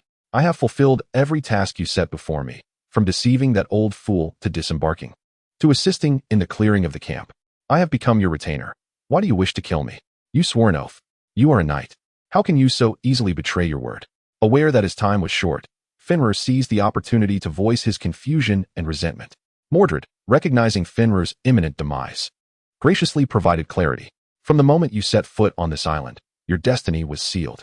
Your intent to slay the prince and his companions marked you as our adversary. As for my promise to accept you as my retainer, I did not deceive you. Upon your successful completion of the task and guiding the captain to the camp, you indeed fulfilled our agreement. However, becoming my retainer does not mean I will defy the sovereign's command on your behalf. Prince Viserys has ordered your execution, and as a loyal subject, I must execute his command with utmost precision. Fenrir remained silent for a brief moment, and seeing no further words from him, Mordred unsheathed his sword and swiftly delivered a merciful end. He then hefted Fenrir's lifeless body and cast it into the roaring flames of the bonfire, which blazed even more fervently with the addition of human fuel. Upon completing his grim task and returning to the camp, Mordred found Viserys had returned with Daenerys and others. Outside, the old captain and his companions were tightly bound and rendered immobile, while the vigilant little red fruit stood by, having received its master's permission to incinerate the trio at the slightest sign of rebellion. Inside the room, Viserys, Daenerys, and Mina recounted the events that had transpired. Though lacking in meticulous detail, the discussions surrounding combat, exploitation, and murder were not shunned by Viserys, who also encouraged Mordred to provide further clarification. Everyone present, including Daenerys, was no longer a delicate flower sheltered from the world. Since the fall of King's Landing to the forces of rebellion, they had embarked on a life of exile, far removed from their former sheltered existence. The path ahead would be fraught with myriad schemes and perilous individuals, and introducing Daenerys to these realities early on would facilitate her adaptation. In summary, we now possess vessels capable of transoceanic voyages, allowing us to depart from this small island. Westeros remains perilously unsafe, but we could first explore several free cities in Essos. Should we find a place to establish ourselves there, we would not only enhance our quality of life, but also covertly amass strength and develop influence in preparation for our future restoration efforts. Upon hearing Viserys' exposition, the assembly nodded in agreement, absorbing the implications of his words. At this juncture, Mordred posed a question of moderate significance. Your Highness, your reasoning is sound and clearly articulated, and I express my endorsement of your plan. However, there remains an issue that requires your decisive judgment. What issue? Should we allow the three individuals outside to live? Chapter 37. The test to live or to perish. That is the question. Whether to eliminate the captain and his two companions is also a dilemma. In truth, both options bear substantial justification. To spare their lives could be argued on the basis that the captain and his crew do not belong to the Bloodaxe Mercenary Company. Their current sea venture was merely a hired excursion, and they harbored little malice towards the remnants of House Targaryen. Conversely, as locals from Essos, they might even possess a modicum of goodwill towards the members of the Targaryen family. Had it not been for Viserys and his companions deceiving them into landing on this isle, they would never have set foot upon it. On the other hand, to slay them could be justified, as the captain and his sailors might be seen as accomplices to the mercenary band. Without their assistance and vessel, Fenrir and his followers would not have traversed the ocean to confront them. Thus, Viserys found himself in a quandary. He was not typically indecisive. He often exhibited remarkable decisiveness, as evidenced by his farewell to the mermaid princess, Milia Highsway, and his prior venture into the dragon's nest alongside everyone. However, this situation was distinct, as it involved the very lives of three individuals. Whether it was the green-scarfed mercenary he had personally slain or Fenrir, whom he had instructed Mordred to execute, both had met their fates justly, and Viserys felt no psychological burden in their deaths. Yet, the fate of the captain and his two companions left him momentarily uncertain, prompting him to seek the counsel of others. His sister Daenerys declared, "I shall heed my brother's words. I unconditionally support whatever decision he makes." The maid Mina remarked, "I believe they have erred, but their sins do not warrant death. Sam, since they arrived in alliance with those mercenaries, they are indeed complicit. In consideration of the dignity and safety of His Highness Viserys, I believe it is prudent not to leave any survivors. A unanimous decision to execute, a decision to spare, and a vote of abstention would render the latter inconsequential. Master Mordred, what is your perspective? A distinguished monarch must learn to make judgments independently." Mordred shook his head, declining to offer his opinion. Viserys insisted, raising his voice slightly. "However, a great king must also heed the wise counsel of loyal subjects. I shall reach the final decision. But prior to that, I value your esteemed opinion as a reference."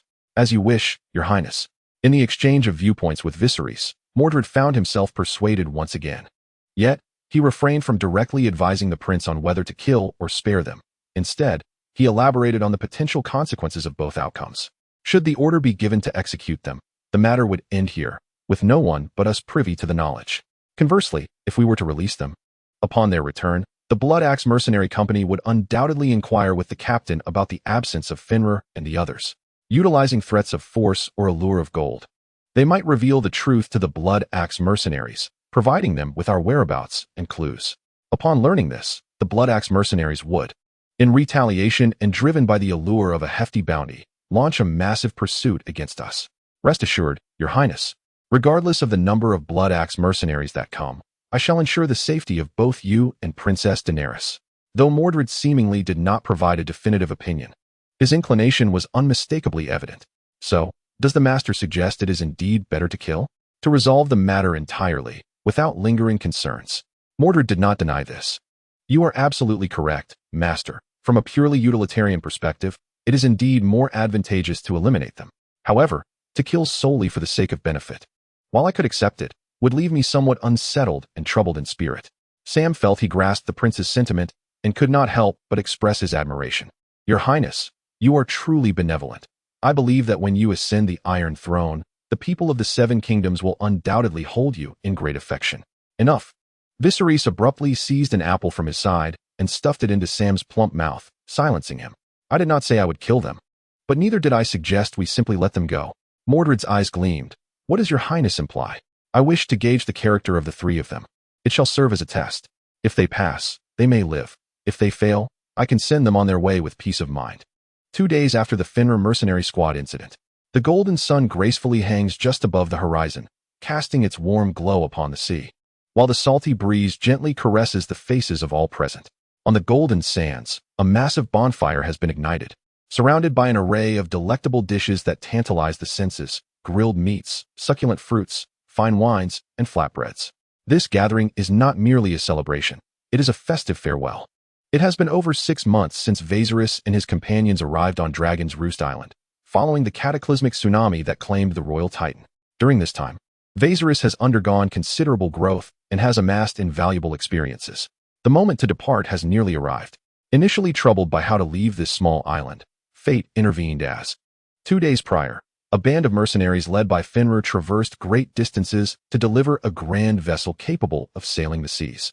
The greatest obstacle has now been cleared, and after consultation with his companions, Viserys decided they would depart the island the following morning. Tonight's farewell gathering is not a goodbye to any individual, but rather a temporary parting from the island itself. After all, Viserys has 10 unhatched dragon eggs awaiting his return. Master Mordred, I find our feasting a tad mundane. Shall we engage in a sparring match? I believe my swordsmanship has improved over the past few days, Viserys proposed. I would be most delighted, my prince, Mordred replied. Thus, beneath the fading sunlight and the flickering glow of the bonfire, Viserys and Mordred commenced their friendly duel. Nearby, Mina cradled Princess Daenerys, savoring the sumptuous food and drink while admiring the striking figure of her beloved. It was a tableau of perfect harmony.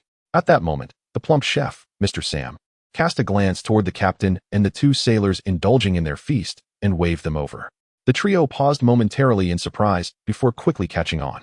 The 2 young sailors dashed to Sam's side, while the captain hesitated for a brief 3 seconds before sighing and joining them. As Viserys and his companions reveled on the beach, the captain and the sailors followed Sam back to the campsite nestled within the forest. Stay here and do not wander. I shall return shortly, Sam instructed, leaving the 3 men in a clearing while he entered the kitchen within the camp. The expressions of the 3 varied. The 2 sailors were brimming with enthusiasm, while the white-bearded captain furrowed his brow, lost in deep contemplation. A minute later, Sam emerged holding a silver rectangular platter. Upon it rested 3 cups filled with a blush-hued fruit wine. The 2 eager young sailors immediately reached out, eager to snatch the cups and take a sip. However, Sam slightly turned aside, allowing the wine glass to evade their reaching hands. Before you partake of this libation, let me remind you once more. Once you drink from this cup, there will be no turning back. Our plans for tonight must succeed. Failure is not an option. Have you truly considered this? Indeed. We have, Sam. Such an opportunity is rare. If we miss this chance, it will be gone forever. Who would forego wealth? Exactly. Once we complete this venture, I shall procure a grand estate in Pantos, hire a multitude to attend to my every whim, and luxuriate in a life of aristocratic comfort. How delightful. The 2 young sailors, undeterred by Sam's warning, reached for the wine glass once more. This time, Sam did not withdraw, allowing them to seize the glass and drink deeply. With 2 cups now absent from the silver platter, only the final cup remained, reserved for the captain. Sam, what of your glass? Will you not join us? The captain inquired. Sam waved his hand dismissively. I have already partaken. It is reserved for you. Ah, I see. The captain nodded, yet his hand remained still, as if still deliberating. The young sailor's gazes turned sharp. Captain, we agreed upon this yesterday. Do you now intend to backtrack?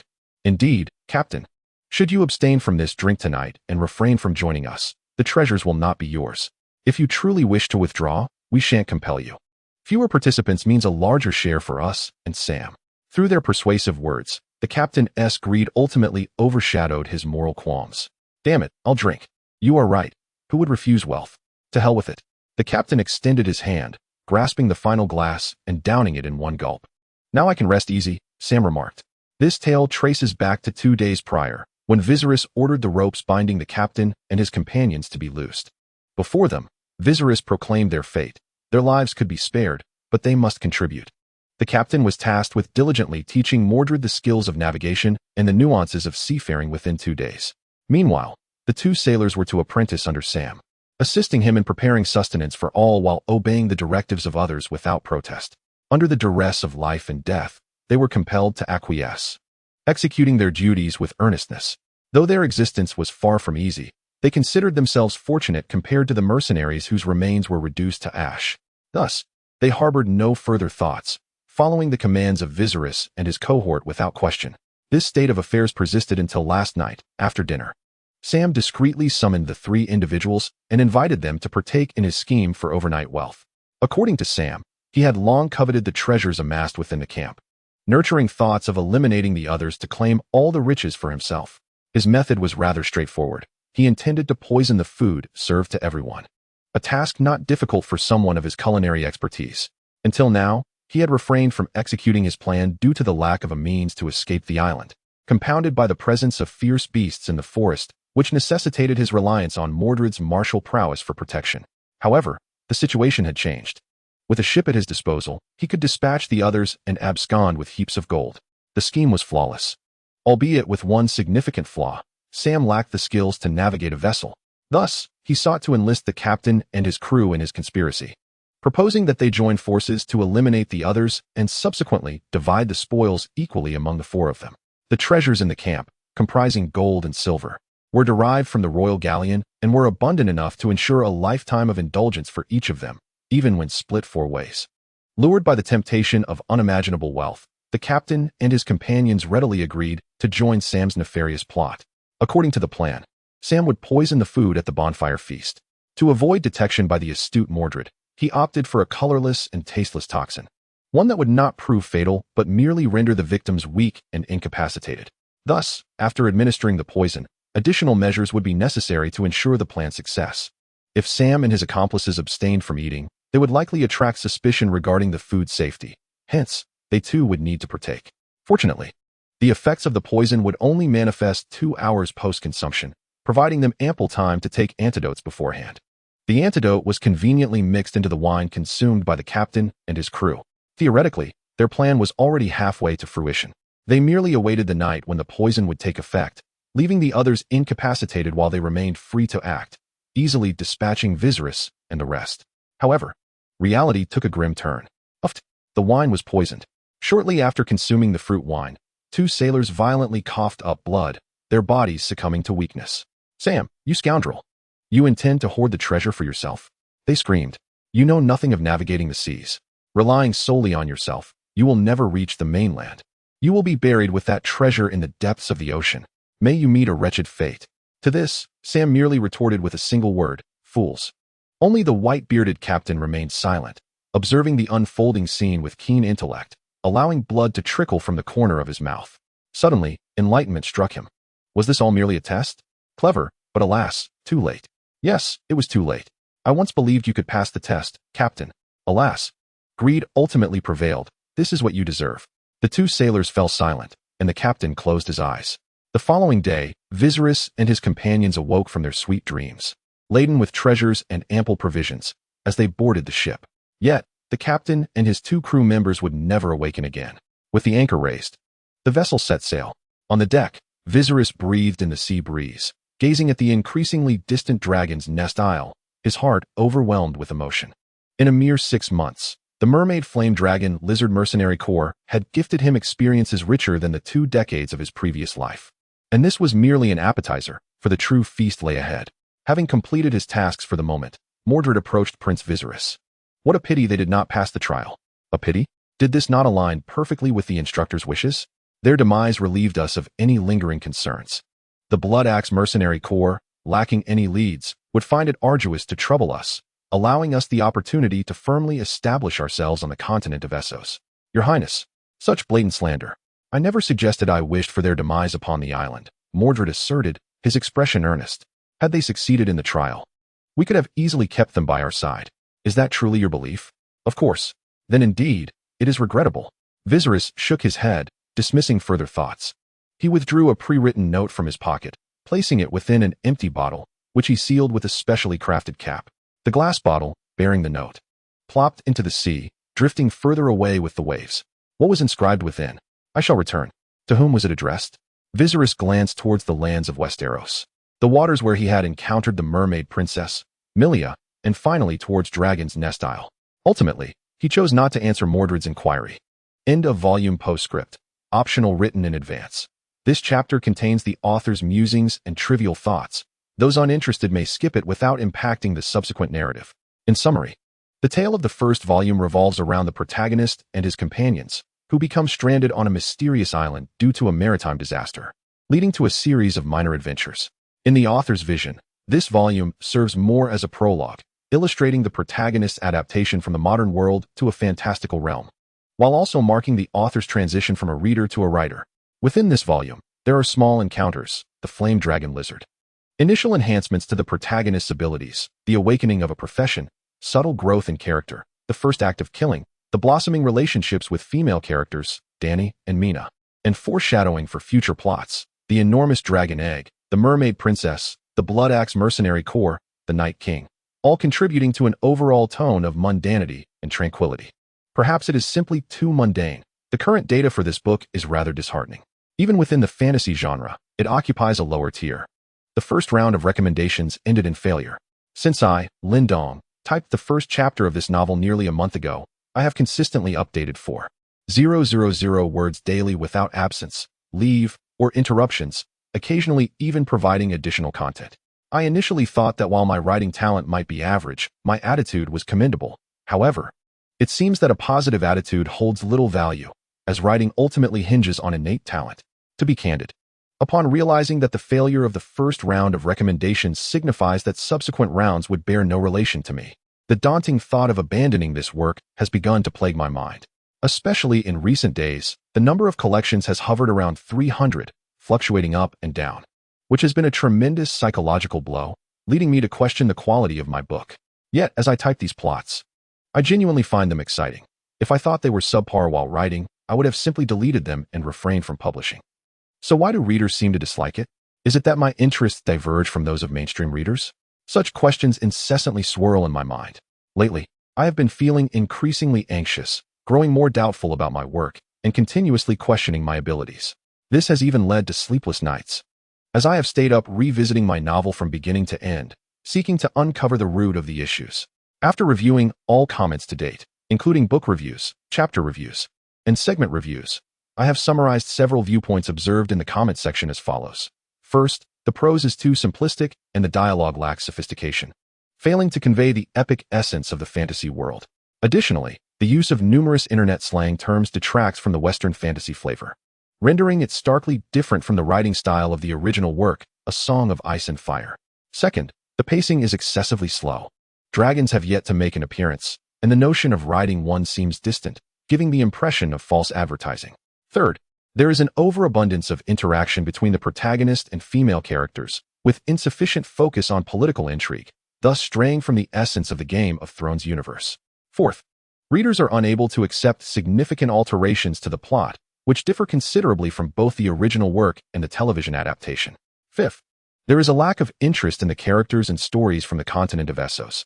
Readers prefer the power struggles among the 7 kingdoms of Westeros and the conspiracies surrounding the Iron Throne. Sixth, which is an extension of the fifth point, is that the timing of the protagonist's arrival is misaligned. The main plot of Game of Thrones has yet to commence. Although it is a fanfiction, it currently consists entirely of original content, with the only familiar character being Daenerys, and she is still in her childhood. Seventh, the frequency of updates is deemed insufficient. Of these points, aside from the last one, which can be addressed through diligent effort, the others present significant challenges for revision, essentially rendering any alterations nearly impossible. To make changes, I would have to start anew from the ground up. Thus, Winter finds herself ensnared in a perplexing dilemma, uncertain of her next steps, with a myriad of thoughts incessantly swirling within her mind.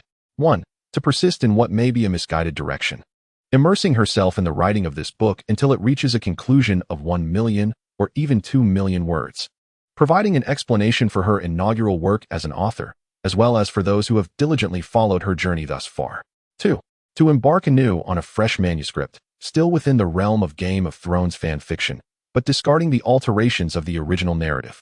She envisions a story devoid of fire-breathing dragons, mermaid princesses, and colossal dragon eggs, adhering strictly to the established lore while delaying the introduction of the protagonist.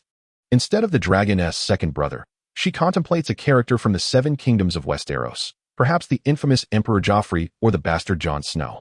3.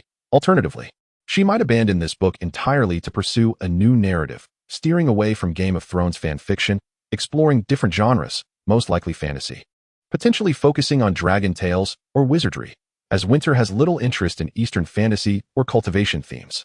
4. Finally, she could choose to cease writing altogether, embracing the role of a reader instead, indulging in the works of other authors, expressing discontent when dissatisfied, and offering praise in reviews when delighted, finding joy in this approach. In all honesty, her internal conflict and confusion persisted until 5 minutes prior to the release of Chapter 38. Ultimately, Winter resolutely made her choice to continue writing. To borrow a phrase from someone she greatly admires, who once stated in an interview, "Often, we do not persist because we see hope. Rather, we see hope because we choose to persist." Of course, this does not mean she will write blindly. Winter intends to implement positive changes in the second volume, such as introducing more characters, complicating the plot, allowing the protagonist to establish their own faction, and engaging with local powers and personalities, while also incorporating familiar figures from the continent of Westeros, such as King Robert and the Lannister siblings. She hopes these changes will retain her existing readers while attracting new ones, improving the book's overall reception. At this juncture, Winter wishes to share her current status. The readership stands at approximately 50, with the word count exceeding 80,000. There remains about 100,000 words before the book can be published.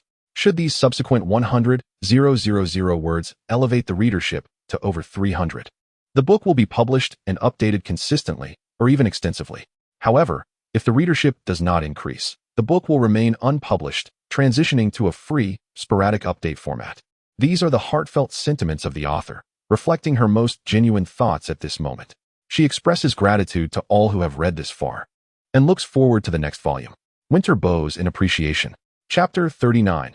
Opportunity. In the western region of Essos lies the domain of the 9 free trade federations.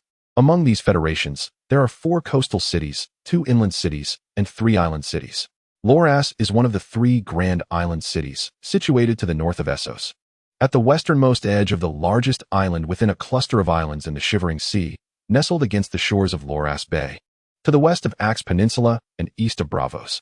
It is the northernmost among the 9 free trade city-states, second only to Bravos, and ranks at the bottom in terms of population, economy, and territory, also being relatively isolated, due to its remoteness from other city-states.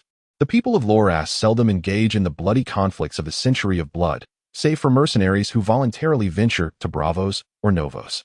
Though the smallest of the 9 city-states, it is not merely a city but an independent and autonomous realm, encompassing dozens of villages and towns, with its influence extending over the entire Loras archipelago and adjacent waters.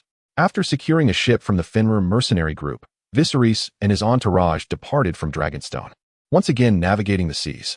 2 days later, their vessel brought them to the nearby waters of the Loras archipelago. The sun shone brightly, the sky was a clear blue, and the weather was remarkably pleasant, without wind or waves. "Master Modred, where are we now? How much longer until we reach our destination?" "Your Highness, we have arrived in the Grouper Sea, southwest of Loras. At our current sailing speed, we should reach the docks of Lorasong town within half a day's time." "Have we arrived at the Grouper Sea? Good, let us halt here." "Halt." Modred, fearing he misheard the prince's command, inquired again, "Your Highness, do you mean here?" "Indeed, master. You heard correctly.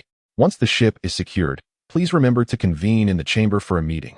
Though puzzled, Modred complied with the prince's orders, gradually reducing the ship's speed. Viserys gathered all members aboard, preparing for the third Dragon Dream operational meeting.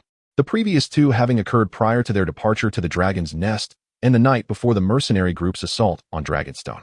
The fiery dragon lizard lay on the floor, while Daenerys was cradled in Viserys' arms, with Mina standing beside them, and Sam seated on a small stool, hesitating whether to eat the fruit in his hand now or later.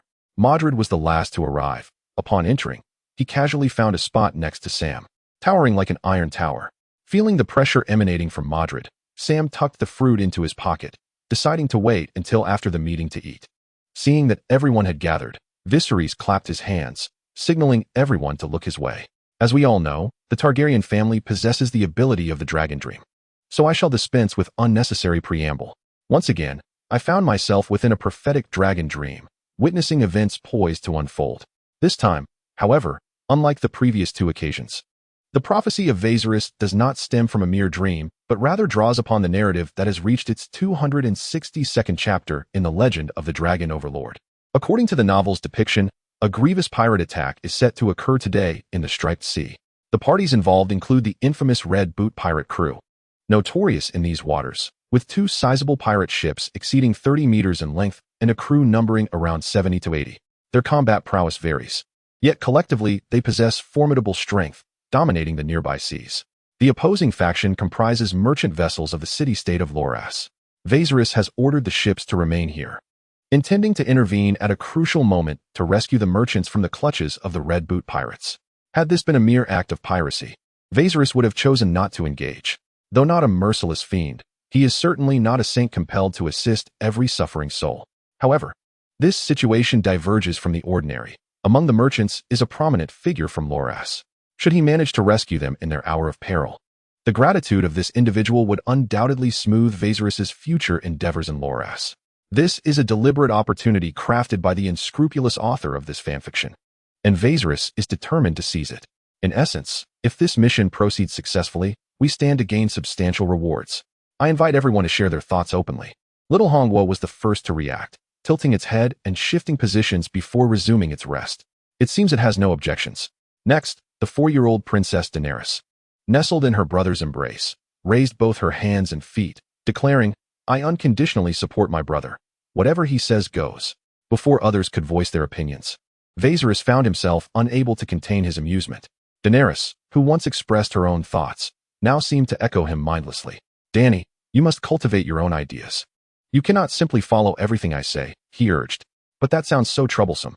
I believe it's sufficient to heed my brother's guidance, especially since you are so capable and have always made the right decisions. But what if one day I am not around, and you are left alone? What will you do then? That day will never come. Brother, you promised we would always be together, forever and ever. Are you deceiving me? Do you intend to leave me?" As she spoke, Daenerys' eyes glimmered with unshed tears, as if she were on the verge of crying. Viserys quickly pressed a gentle kiss against her soft cheek. "Certainly not. Dear brother will forever be by your side." "Ha ha ha, then I need not ponder. I can entrust everything to my brother." Daenerys beamed with a smile. Viserys sighed inwardly.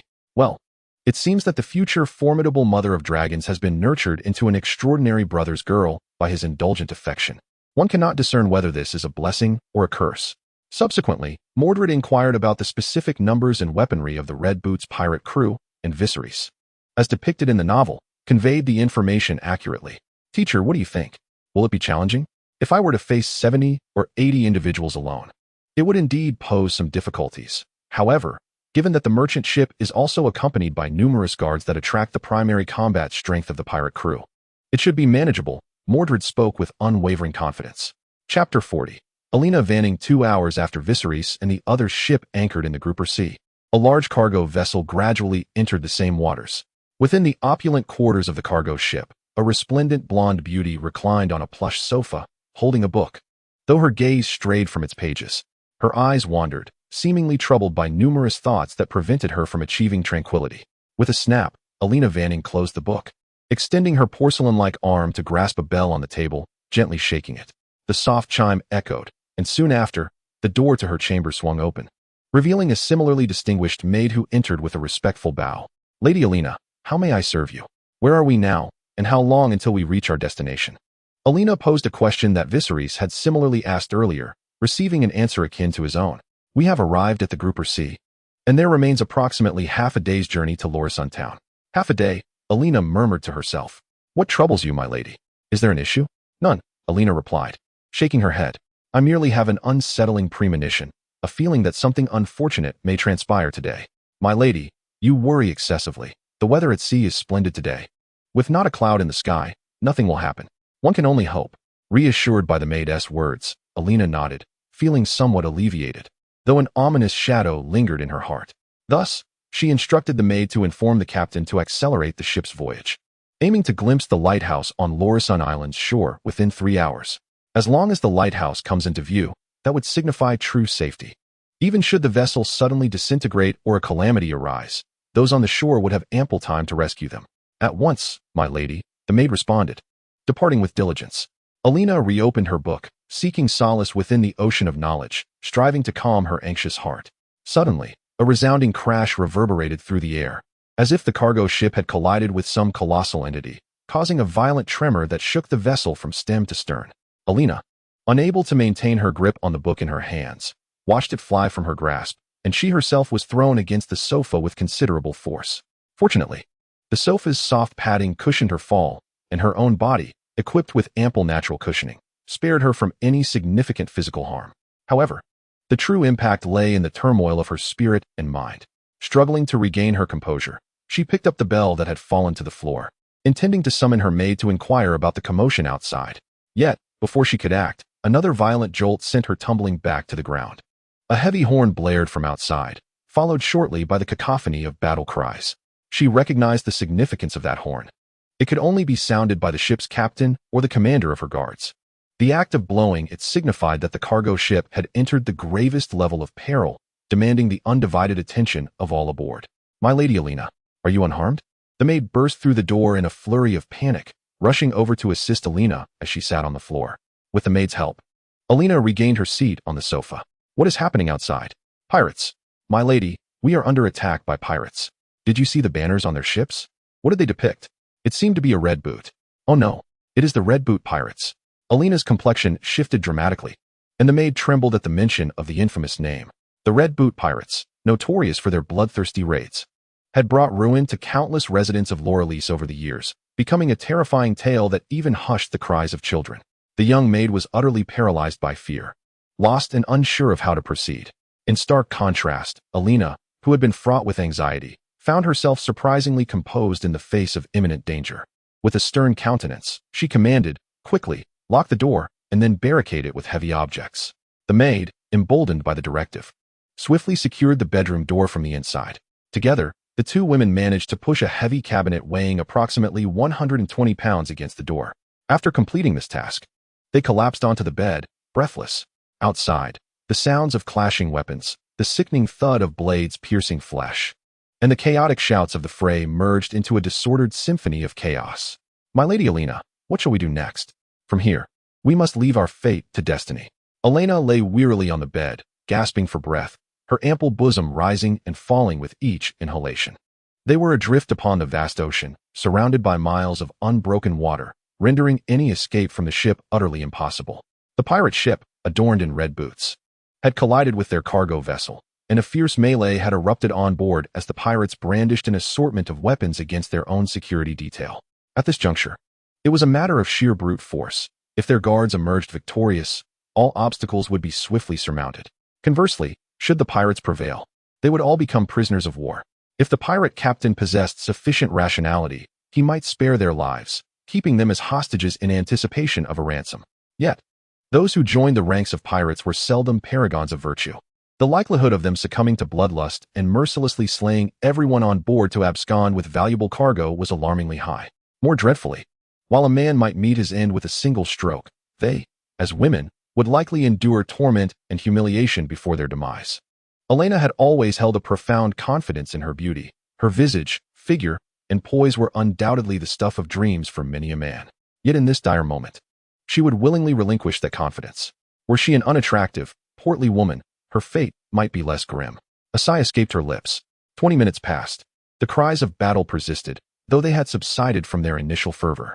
The tide of conflict was beginning to reveal its victor. Thud, thud, heavy footsteps approached Alina's chamber, growing ever closer with each deliberate stride. Her heart raced in tandem with the advancing footsteps.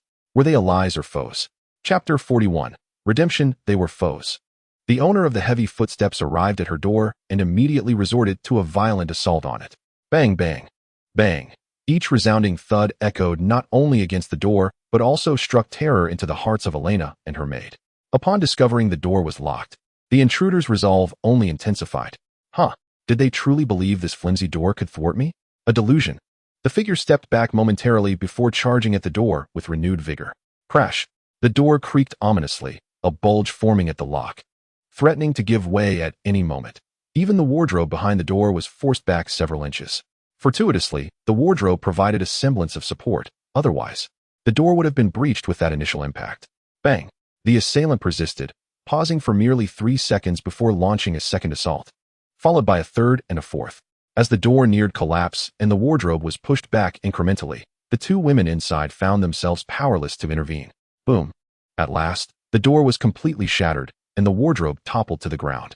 A towering figure, nearly 2 meters in height, wielding a massive axe and sporting a bald head, burst into the room.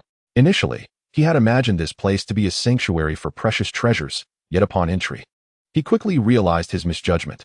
A grand, plush bed lay in the center, unmistakably indicating that this was a bedroom. However, disappointment did not mar his countenance, for he was drawn to something far more enticing than gold: 2 delicate, frail maidens. To his astonishment, hidden within these walls were 2 exquisite beauties, and he could hardly contain his glee. A sly grin spread across the bald man's face, his eyes glimmering with greed as he advanced toward Elena and her maid, his imposing stature creating an oppressive atmosphere that left them breathless and on edge. In a moment of desperation, the maid finally succumbed to her fear and, with a wild scream, charged at the bald brute. Her eyes were shut tight, arms flailing aimlessly, striking without strategy, hoping to land a blow on her assailant. Yet, to the bald man, her frantic attempts resembled nothing more than the desperate flailing of a cornered animal, eliciting a raucous laughter from him. This resistance only fueled the bald man's desire to dominate. He swiftly captured the maid's wrists with one hand, rendering her immobile, while with the other, he seized the collar of her garment. With a violent tug, her clothing was torn asunder, revealing her supple skin, a testament to the pampered life she had led by Elena's side. The maid's beauty, coupled with her delicate form, left the uncouth man momentarily speechless, his breath quickening. He forcefully shoved the maid to the ground, pinning her down with one hand. Just as he prepared to complete his vile intentions, Elena, who had remained silent in the shadows, sprang into action. Grasping a nearby crystal goblet, she hurled it with all her might at the bald man's head. Caught off guard by her sudden movement, having underestimated her presence, the goblet shattered upon impact, sending shards of glass slicing into his scalp. Blood flowed from the wounds, trickling down his forehead and obscuring his vision in a crimson haze. "Woman, I will kill you," roared the bald man, driven mad by the sharp pain and the acrid scent of blood. Abandoning the maid, whom he was so close to overpowering, he lunged toward Elena, his thick arms tightening around her neck as he lifted her from the ground, with her feet gradually lifting from the ground until she was completely suspended in midair. Elena had initially hoped to eliminate the threat posed by the bald, muscular man. Instead of vanquishing him, she merely incited his wrath, hastening her own demise. The air within her chest dwindled, and death drew ever closer, as if she could see the grim reaper beckoning her. At that moment, a montage of her life flashed before her eyes: the gentle visage of her father, the love of her husband, the obedient and understanding nature of her daughter. Each beautiful scene flickered before her, only to slip away. Was this truly the end of my life? How unjust. 1 second, 2 seconds, 3 seconds. Her vision grew increasingly blurred and dim. Then, suddenly, a release. A breath of fresh air surged through her mouth and nose, traveling down her throat and filling her chest. She had returned to life. The bald man's arms lost their strength in an instant, unable to maintain the grip that had suspended Elena in the air. Cough, cough, cough. Elena collapsed weakly to the ground, erupting into a fit of violent coughing. Simultaneously, the massive frame of the bald man crashed to the floor, clutching her aching throat. She looked up to see the very man who had nearly taken her life now lying lifelessly on the ground, a gaping wound in his chest, utterly devoid of breath. Clearly deceased. Beside the giant's corpse stood an incredibly handsome youth, with silver hair and violet eyes, exuding a commanding presence and an air of noble elegance. Most importantly, he held a bloodied sword in his hand, and the sunlight from outside streamed through the now unblocked doorway, casting a divine brilliance upon him. In that moment, Elena, who had been engulfed in darkness, fear, and torment, experienced profound redemption. On someone's character panel, the name Elena feigning briefly appeared under the beloved category, only to vanish shortly thereafter. Miss, lady, madam. Viserys had slain the bald pirate with a single thrust of his sword, rescuing the near-lifeless beauty. He then observed her, the woman he had saved, sitting dazedly on the ground, her beautiful eyes fixated on him in rapture. It was not until he called out to her several times that she seemed to awaken from her stupor, trembling slightly. My lady, are you all right? Are you injured? Cough. I am fine. Thank you for your timely assistance. The woman shook her head, her voice melodious, akin to a lark heralding spring. Receiving her affirmative response, Viserys nodded and turned his gaze towards the maid lying on the bed. The sight before him was beautiful, causing his brow to arch, yet he was not captivated. He strode purposefully to the wardrobe, casually retrieving a lady's coat to drape over the maid's shoulders. The battle outside had not yet ceased. The pirates were numerous, and it was possible that enemies could burst in at any moment. You all stay behind me. I shall protect you. Chapter 42. Victory belongs to us. Having regained her composure, Elena sat side by side with her maid, their arms linked. The two figures nestled closely together on the grand bed, their exquisite eyes fixed unwaveringly on the doorway, not a moment's distraction. There stood Viserys, sword in hand, resolutely guarding against any encroaching foes. Though not particularly tall, the young man's presence was undeniably formidable, akin to a steadfast rock along the shore. Unyielding despite the tumultuous waves crashing against him, this powerful, handsome, and dependable image etched itself deeply into their hearts. How striking he is, so powerful. He is truly the embodiment of a dream lover. The maid's youthful heart fluttered with infatuation. Elena shared her maid's sentiments, yet, constrained by her status, she refrained from voicing her thoughts. After a moment of earnest reflection, she turned to her maid. Rona, she said, having deliberated before bestowing her maid with a name. What is the name of this striking young man? I do not recall such an individual in my guard. My lady, trust your memory. He is indeed not one of our guards, nor is he a sailor or a laborer aboard the ship. I confirmed the list of all personnel accompanying us before we set sail. With such distinctive silver hair and violet eyes, if I had encountered him before, I would surely remember. Then how did he come to be on this ship? I cannot say, my lady. You may inquire of him personally later. Indeed, you are right. I must express my heartfelt gratitude for his life-saving intervention. Though the conversation between Elena and her maid Rona was soft-spoken, it was not difficult for the heightened senses of Viserys to capture their every word. A faint smile graced his lips at the thought of Elena's intention to repay him. The tales did not deceive. This esteemed figure from the city-state of Rollers was indeed a person of gratitude and deep emotional ties. His efforts to rescue her were not in vain. Suddenly, a boisterous pirate wielding a short-hafted axe shouted as he charged toward them. Viserys remained calm, waiting for the foe to enter his range before lifting his hand, drawing his sword, and swiftly slicing horizontally. The pirate's throat was severed, crimson blood gushing uncontrollably from the wound. Clutching his neck, the pirate collapsed to the ground, quickly succumbing to silence. Surrounding him lay the lifeless bodies of several other pirates. All the work of Viserys alone, including the bald brute he had dispatched from behind in the room. A total of 7 pirates met their end at his hands. This was a feat worthy of pride, arguably the strongest performance among all aboard the vessel, save for one, the war god, Mordred. Only Mordred and Viserys arrived to participate in the battle for rescue, while the others, including Little Redfruit, remained aboard the original ship. The roles of Viserys and Mordred were distinctly defined. The former was tasked with safeguarding their objective, Elena Vanning, while simultaneously cultivating her favor, whereas the latter unleashed a veritable onslaught outside, leading the ship's original guards and sailors to eradicate the Red Shoes pirate crew. 10 minutes later, the cacophony of battle subsided, replaced by resounding cheers. From the jubilant exclamations, it became evident that the defenders of the cargo ship had emerged victorious. Viserys flicked his sword to the side, sending a spray of blood flying, before executing a flourish and sheathing his longsword. He turned and entered the room, bearing the victorious tidings to Elena and her maid, Rona. "Miladies, the pirate crew has been thoroughly vanquished. Victory is ours." Elena's eyes glistened with moisture, the joy of surviving the ordeal nearly overwhelming her with tears. Rising from the bed, she was eager to embrace the dashing youth who had granted her salvation. However, Rona, quicker on her feet, leapt from the bed and plunged into Viserys' arms first. "Sniff, sniff, you are my savior." Rona wept in the youth's embrace, leaving Elena feeling rather awkward. Had she rushed forward at that moment, it would have appeared strange. Ultimately, Elena refrained from doing so.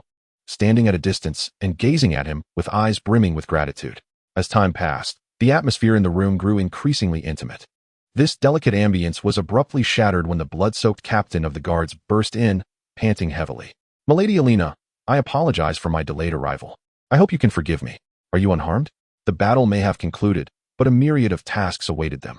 They needed to tend to their own wounded, properly preserve the bodies of fallen comrades, cleanse the ship of blood, deliver the coup d'état to the still-breathing enemies, and then unceremoniously dispose of the corpses into the sea to feed the fish, among other responsibilities. After an hour spent restoring order, the 4 ships set sail once more, heading towards the town of Rallison. Yes, for ships. The Vanning family's cargo giant, Viserys' medium-sized vessel, and 2 large ships from the Red Boots pirate crew. Generally speaking, pirates tend to prey on the weak and shy away from formidable adversaries when faced with a tough opponent. They often choose to retreat rather than engage in a futile struggle. However, this situation was decidedly different. Firstly, the captain of the Red Boots pirate crew was well aware that the cargo ship of the Fanning family, protected by a guard squad, was not an easy target. The primary reason for their insistence on attacking was the immense value of the goods aboard the ship. Completing this heist would afford them a life of luxury for several years. Before setting off, to bolster morale, the captain extolled the riches that awaited them on the cargo ship, promising great rewards upon success. He also cautioned everyone that casualties were inevitable, yet assured them that perseverance would lead to victory.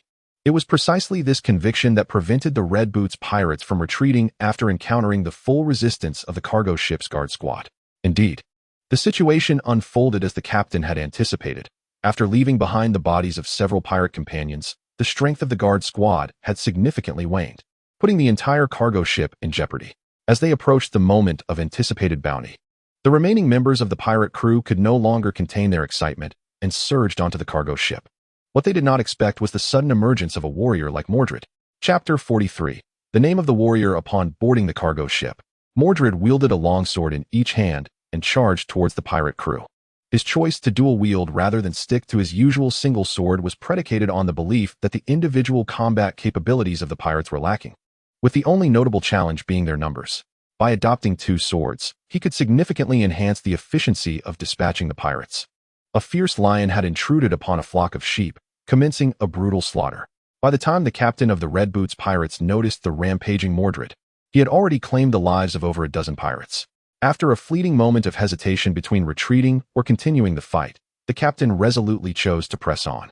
It was ludicrous to abandon victory when it was so tantalizingly close at hand. They were the renowned Red Boots pirates, infamous in the nearby seas, capable of silencing even the cries of children. How could they falter against a single adversary? Every individual has limits, and they believed they could overwhelm him with sheer numbers. Moreover, the captain had considered a deeper implication. The total casualties had already reached over 20, nearing 30, which represented a staggering loss of 1/3 of their crew. A hasty retreat without any spoils would severely diminish their strength, complicating future raids. Only by securing sufficient wealth could they replenish weapons and armor, recruit more men and ships, recover from losses, and ultimately grow stronger, regaining their former glory. Thus, whether from a perspective of profit or personal pride, he was determined to lead his crew in subduing this formidable foe who had emerged unexpectedly. "Brothers, heed my command. Those without enemies before them, do not hastily seek treasures. Gather here and slay this man. Once he is dead, this ship shall no longer possess the capacity to resist us." The captain of the Red Boots brandished a flag emblazoned with a red boot on a black background in his left hand, while his right hand wielded a curved pirate sword, pointing menacingly towards Mordred. Having held the esteemed position of captain for several years, the current leader of the Red Boots commanded a measure of respect and authority, aside from those still entangled with the cargo ship's guards. The remaining pirates promptly obeyed his orders, encircling Mordred. A swift glance revealed a throng of over 40 men, and Mordred felt a weighty seriousness settle within him. It was not that he lacked confidence in his ability to dispatch these pirates and secure victory. Rather, he harbored doubts about achieving triumph unscathed. "May the 7 gods bless him." He silently whispered a prayer, hoping that this battle would not leave him with another scar. Drawing his sword, he charged forth, unleashing his unparalleled prowess. The captain of the Red Boots, brimming with confidence, stood upon the platform, directing the fray with a booming voice. "Charge, my brothers. Whoever claims his head shall be rewarded with 300 gold dragons. Fear not. He merely begins fiercely, but soon he shall tire. Press on, damn it. No retreat." None shall dare to flee. Any coward who runs shall be the first I slay. Observe his breathing, watch his movements. He is at the end of his strength. There is nothing to fear. Do not run. Return to me. Straying will only lead to our defeat. We must unite to stand a chance against him." As the captain shouted, the ranks of pirate brothers dwindled, one after another falling, until soon he found himself no longer needing to issue commands. For there was no one left to command. They had all perished, every last one. In the wake of such intense combat, even Mordred felt the toll of exhaustion. He stood still, taking 3 deep breaths to regain his composure. Inspecting himself, he confirmed there were no visible wounds, which lifted his spirits. Though his armor bore numerous scratches and dents from heavy weaponry, these were trivial matters. They had secured the treasures from the royal galleon. While not rich enough to rival nations, they were at least wealthy enough to rival regions. Not only could he repair his armor, but acquiring 3 new sets would pose no challenge. As long as he remained unharmed, it was a flawless victory. "Do not come any closer." The pirate captain shrieked in terror, having long discarded the flag, now clutching his curved sword with trembling hands, aiming it shakily at Mordred. Mordred lifted his gaze, observing the pirate captain who was now paralyzed with fear. He recalled whether the prince had instructed him to spare any lives for interrogation before their departure. Ah, yes. The prince had deemed the band of foul pirates unworthy of inquiry, declaring that no captives were necessary. Very well, then. Mordred sheathed his twin swords and casually picked up a short-handled axe from a corpse nearby, hurling it toward the pirate leader. Thud! The axe spun gracefully through the air, striking true into the captain's skull. With that, the battle concluded. The complete annihilation of the Red Boots pirate crew heralded the first emergence of Mordred's name as a god of war upon the continent of Essos. The 4 ships were now navigated by Elena's crew, all headed toward the island of Lorith. After cleansing himself of the blood that stained his attire, Viserys, accompanied by his sister Daenerys, entered the grand cargo ship's parlor. The room, approximately 50 square meters in size, was cluttered with wooden crates and an assortment of dried herbs, dominated by a long rectangular table flanked by 3 seats on either side. Perhaps this space was never truly intended to serve as a parlor. After all, what need does a cargo vessel have for such a reception area? It had likely been repurposed from a warehouse into a makeshift meeting room. Viserys settled into the middle seat on the left, with Mordred to his right and his sister Daenerys to his left. As for their cook, the portly Sam, the maid Mina, and the fiery dragon Lizard, Little Red, they remained aboard the original ship, for the considerable wealth on board warranted vigilant oversight. In the 3 seats opposite Viserys, the lovely Elena Vannon occupied the center, flanked by the captain of the cargo ship and the leader of the Vannon family's guard. The trio had similarly cleansed themselves of the previous battle's grime, their spirits visibly lifted. Particularly striking was Elena, who had donned a fresh outfit that accentuated her alluring figure and captivating charm, truly a vision of beauty. Chapter 44. The Prince of Harvest. I am Viserys Targaryen. And this is my sister Daenerys Targaryen. With us is my guard captain, Mordred. Viserys introduced himself before Elena and her companions. As a prominent figure in Lorith, Elena was well acquainted with various news and, upon hearing the name Targaryen, immediately recognized its significance. Targaryen. Indeed. The unmistakable silver hair and violet eyes should have led me to realize your esteemed lineage sooner. I beg your pardon for my earlier rudeness, my noble lords. Viserys waved his hand with a smile, saying, "There is no need for such formality. The Targaryen dynasty has been overthrown by that usurper, and we are now but destitute exiles, a pair of unfortunate prince and princess of a fallen kingdom, nothing more. Moreover, even when our family's reign was intact, the influence of House Targaryen was confined solely to the 7 kingdoms of Westeros and your lands on the continent of Essos. There was no subordinate relationship. We stood as equals. If possible, I hope that we may engage with one another as friends, in a relaxed and equal manner. What do you think?" Viserys' suggestion struck a chord with Elena, who eagerly replied, "Of course, it would be my honor to befriend such esteemed royals. Then, my friend, might you introduce yourself? I am not yet well acquainted with your identity." In truth, Viserys, who had already read up to the latest unlocked chapter of Game of Thrones, The Legend of the Dragon, was fully aware that the person seated before him was Elena. However, others were oblivious to his extraordinary foresight, thus necessitating a process of mutual understanding. "I am Elena Vanning, the Prince of Harvest from the city-state of Lorith, and also the Vice President of the Lorith Council. I am immensely grateful for your assistance. Without your help, I might not have had the opportunity to sit here and enjoy this pleasant conversation with you." At this juncture, Elena gazed at Viserys with eyes brimming with gratitude, tinged with admiration and affection. Not only Elena, But also her maid, Rona, who stood behind her, shared the same glint in her eyes. Is it more appropriate to address you as Prince of Harvest, or should I refer to you as Lady Alina? My apologies. We are newcomers and still unfamiliar with the power structure and circumstances of Lorith. Could you kindly provide us with a brief introduction? Of course. Alina appeared quite enthusiastic, a stark contrast to her usual demeanor of solemnity and aloofness. Lord Viserys, since we are friends and you have saved my life, there is no need for such formality. You may simply call me Alina. Then you may call me Viserys as well. Very well, Viserys.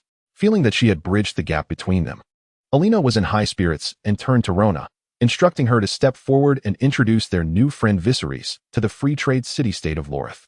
Under Rona's guidance, Viserys began to gain a preliminary understanding of the power dynamics within Lorith. Firstly, the territory of Lorith encompassed the range of the Lorith Isles. Among the numerous islands, over 90% of the population was concentrated on the three main islands, which were, from largest to smallest, Lorith Island, Lorithson Island, and Loratho Island.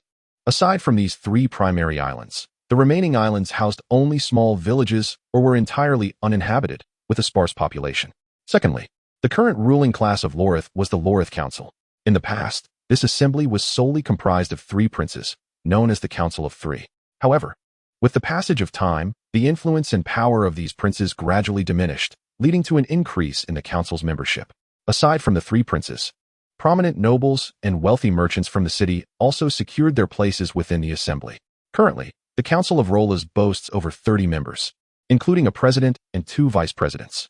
In Rolas, the council's authority is unequivocal, with the 3 leaders wielding the most significant influence and presence. Any decisions that could substantially impact Rolas can only be proposed by the president or vice presidents.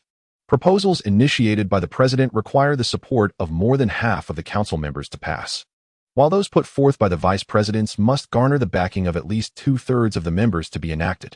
Alina is the harvest prince among the 3 great princes, traditionally elected by all landowners within the Rolas archipelago. The other 2 princes are the Fisher Prince, elected by shipowners, and the Street Prince, chosen by the free citizens of the city, excluding slaves. The 3 great princes serve for life, and a new prince is elected only upon the death of the preceding one. Notably, the current president of the council is the Street Prince, while one of the vice presidents is the Fisher Prince. Thus, although the influence of the 3 great princes has waned compared to the past era of absolute rule, their status, power, and wealth remain formidable. When Alina first met Viserys, who sheltered her in a room to fend off a pirate attack, her intention was to find a way to keep him close as a personal guard or steward, hoping that he would become her devoted servant when needed. If he performed well, she might even consider making his position permanent. This was not a matter of shame. Alina's husband had passed away many years prior, and she had remained alone, preoccupied with her career and caring for her daughter, which had delayed her search for a new companion. Now that she had encountered the captivating Viserys, she was determined to hold on to him. The only concern was their age difference. Viserys appeared to be only a few years older than her daughter, while she herself was already 26, guessing their age gap to be at least 10 years. Yet, Alina quickly reassured herself that in the face of true love, age was merely a number. It was just a matter of 10 years, after all. The old Street Prince was over 50 and had recently married a young bride 30 years his junior. However, the moment she learned that Viserys was a prince of the Targaryen dynasty, all those thoughts were buried deep within her heart. As a prince, even one from a fallen dynasty, he would never marry a woman who had been wed before and had borne children, regardless of her status as a princess of Rolas. Especially upon learning that Viserys had not yet reached the age of 12, her conviction grew stronger. Wait, 11 years old. Isn't that the same age as my daughter? Another thought emerged in Alina's mind. Chapter 45. A Mutual Journey. Viserys, what are your future plans? Do you wish to return to Westeros and reclaim the Iron Throne that rightfully belongs to you? After both parties had gained a certain understanding of one another, Alina began to inquire about Viserys' intentions moving forward. Deep down, she hoped that Viserys would choose to remain.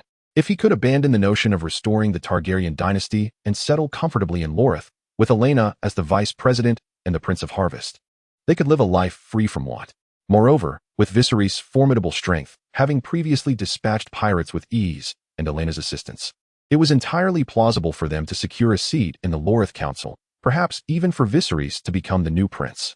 However, she could not simply state, "Viserys, please stay, let us become a loving family together."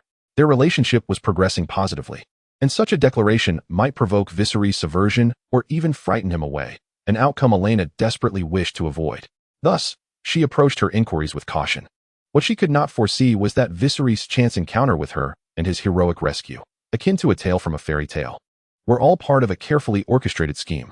Of course, Olenna, that is my homeland, my kingdom, the place of my birth. I must return to reclaim everything that is rightfully mine. Viserys' fervor was palpable, leaving Olenna feeling disheartened. Yet, Viserys quickly shifted his tone.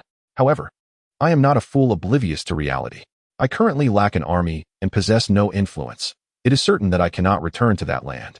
Furthermore, that despicable usurper has placed a bounty on my sister and me, enticing mercenaries who value gold above life to cross the narrow sea in pursuit of us. Thus, our immediate priority is to find a secure refuge before contemplating our future. Olenna, my friend, what wise counsel can you offer regarding this matter? Olenna's eyes brightened as she gazed at the young and handsome Prince Viserys, akin to a predator eyeing its prey. Come to my island of Lorith. There, I can provide you sanctuary. Your island of Lorith? Viserys expressed curiosity at Olenna's proposition. Indeed, while Lorith may not officially belong to me, over 60% of the island's assets are under the ownership of the Vanning family, essentially making it my territory. There, I can assure your safety, should any assassin appear. My guard will swiftly eliminate the threat. Regarding this matter, Viserys was truly unaware. The current chapters of the novel The Legend of the Dragon Lord have only reached chapter 262, and the timeline does not advance significantly beyond reality. Hence, it has not yet depicted the relationship between Olenna and the Isle of Lorith. It was through Olenna's introduction that Viserys began to grasp the intricacies involved. The most expansive, populous, and economically and militarily formidable entity in the city-state of Lorith is undoubtedly the city of Lorith on the Isle of Lorith. Various branches of adventure guilds, mercenary strongholds, and the headquarters of the Lorith Council are all situated within this city. However, due to various historical reasons, the prosperous Prince Olenna has not established many enterprises in Lorith. In fact, she holds none of the overall assets, as the majority has been seized by the Prince of the Council and several other prominent nobles. The second largest entity, the Isle of Lorith, serves as Olenna's stronghold. The 60% of industries she mentioned merely pertains to those enterprises and shops over which the Fanning family holds absolute control.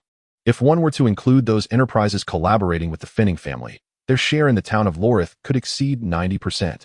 It can be asserted that anyone living on the Isle of Lorith cannot entirely escape the influence of the Fanning family. It is indeed formidable, a veritable local emperor. Having comprehended the true power of this affluent lady, Viserys ceased to feign politeness and accepted Olenna's invitation. Deciding to temporarily settle on the Isle of Lorith with his sister Daenerys and others, Viserys sought to align himself with Olenna to amass strength for his future reclamation of the throne. Meanwhile, Olenna contemplated retaining Viserys by her side to foster a bond between him and her daughter, hoping to unite them as a couple. Both parties harbored ulterior motives. Their conversation grew increasingly jovial, and the atmosphere in the ship's parlor became remarkably relaxed. For hours later, ships arrived at the Isle of Lorith.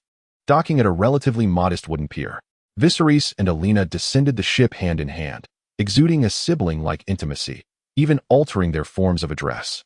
Sister Olenna, meeting you is undoubtedly one of the greatest fortunes of my life. It feels as though we were destined to meet. I share the same sentiment, Viserys. It is truly a divine arrangement that has brought us together. After exchanging pleasantries, they opened their arms and embraced one another. Olenna's figure, voluptuous yet not overweight, left a profound impression on the young Viserys, while her subtly fragrant scent was utterly enchanting. Had it not been for Viserys' considerable composure, he might have found himself in an impolite predicament. Brother, a sweet and delicate call interrupted the embrace between Viserys and Olenna. Turning his head, Viserys beheld Daenerys. The charming little princess, her lips pursed and her expression revealing discontent, did not seem particularly pleased. Ah, who has upset my beloved sister? Quickly tell your brother. And once I am aware, I shall avenge you and give a thorough thrashing to the one who has made you unhappy. Humph. Daenerys remained silent, merely huffing coolly and turning her little face away. Viserys immediately discerned her feelings, realizing she was reproaching him for being engrossed in conversation with Olenna, thus neglecting his dear sister. With a joyful exuberance, Viserys scooped up Daenerys, spinning her around before leaning in to plant a gentle kiss on her adorable cheek. Instantly, Daenerys' mood brightened, her face lighting up with delight. She extended her arms, embracing her brother's head and returning the affectionate gesture with a kiss on his forehead. Viserys, thereafter, did not set his sister down, continuing to carry her as he walked forward. Olenna remarked, Viserys, the bond between you and your sister is truly heartwarming. Indeed. She is my only sister and my sole family in this world. We shall remain together forever, never depart, Viserys replied with a meaningful glance. Hearing her brother express this sentiment once again, especially in the presence of others, made Daenerys smile even brighter. Chapter 46. The wealthy lady's gift. Upon the ship's arrival at the dock, sailors and dockworkers busily moved in and out, unloading the cargo and riches from the vessel. Rona, standing behind Alina, transformed from a gentle maid into a stern overseer, urging her subordinates to avoid idleness while ensuring that no one attempted to pilfer anything. Fortunately, the Vanning family, as the local authority and sovereign of Rolliston, ensured that those seeking a livelihood would not dare engage in petty theft. Even those truly in need would only target incoming merchant ships and passing traders. Thus, as Viserys' ship docked alongside the Vanning family's cargo vessel, there were no nefarious hands reaching for their goods. Viserys had previously informed Alina that their ship carried a considerable load, prompting her to arrange for several large freight wagons upon arrival. As Modred walked beside Viserys, Mina and the others directed the crew to transfer all the cargo into the wagon compartments.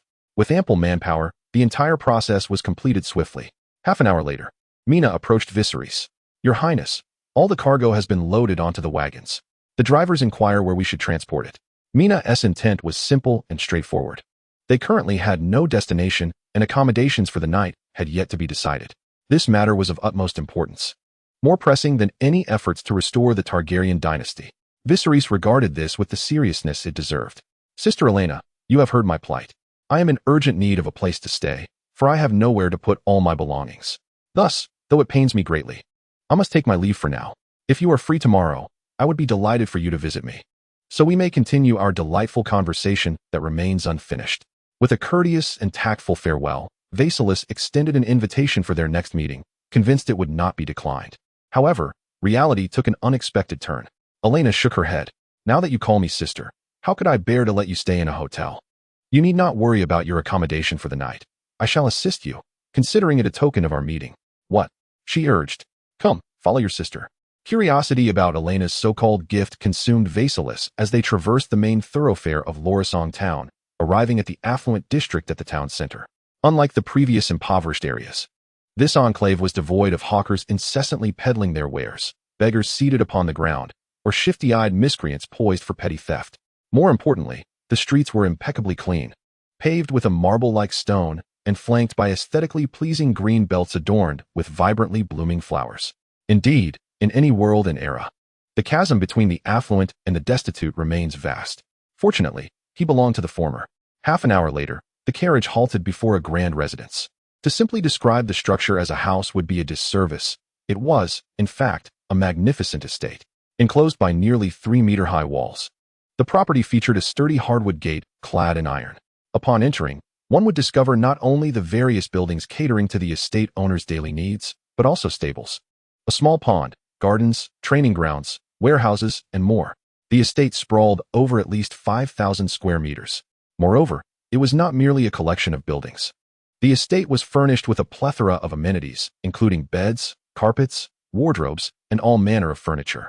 The staff of maids and servants was abundant and diligent. A swift glance revealed that all the maids were pleasing to behold, the least of them being no less than an ordinary passerby in appearance, devoid of any grotesque visages that might offend the senses. The servants were robust and capable, clearly accustomed to hard labor.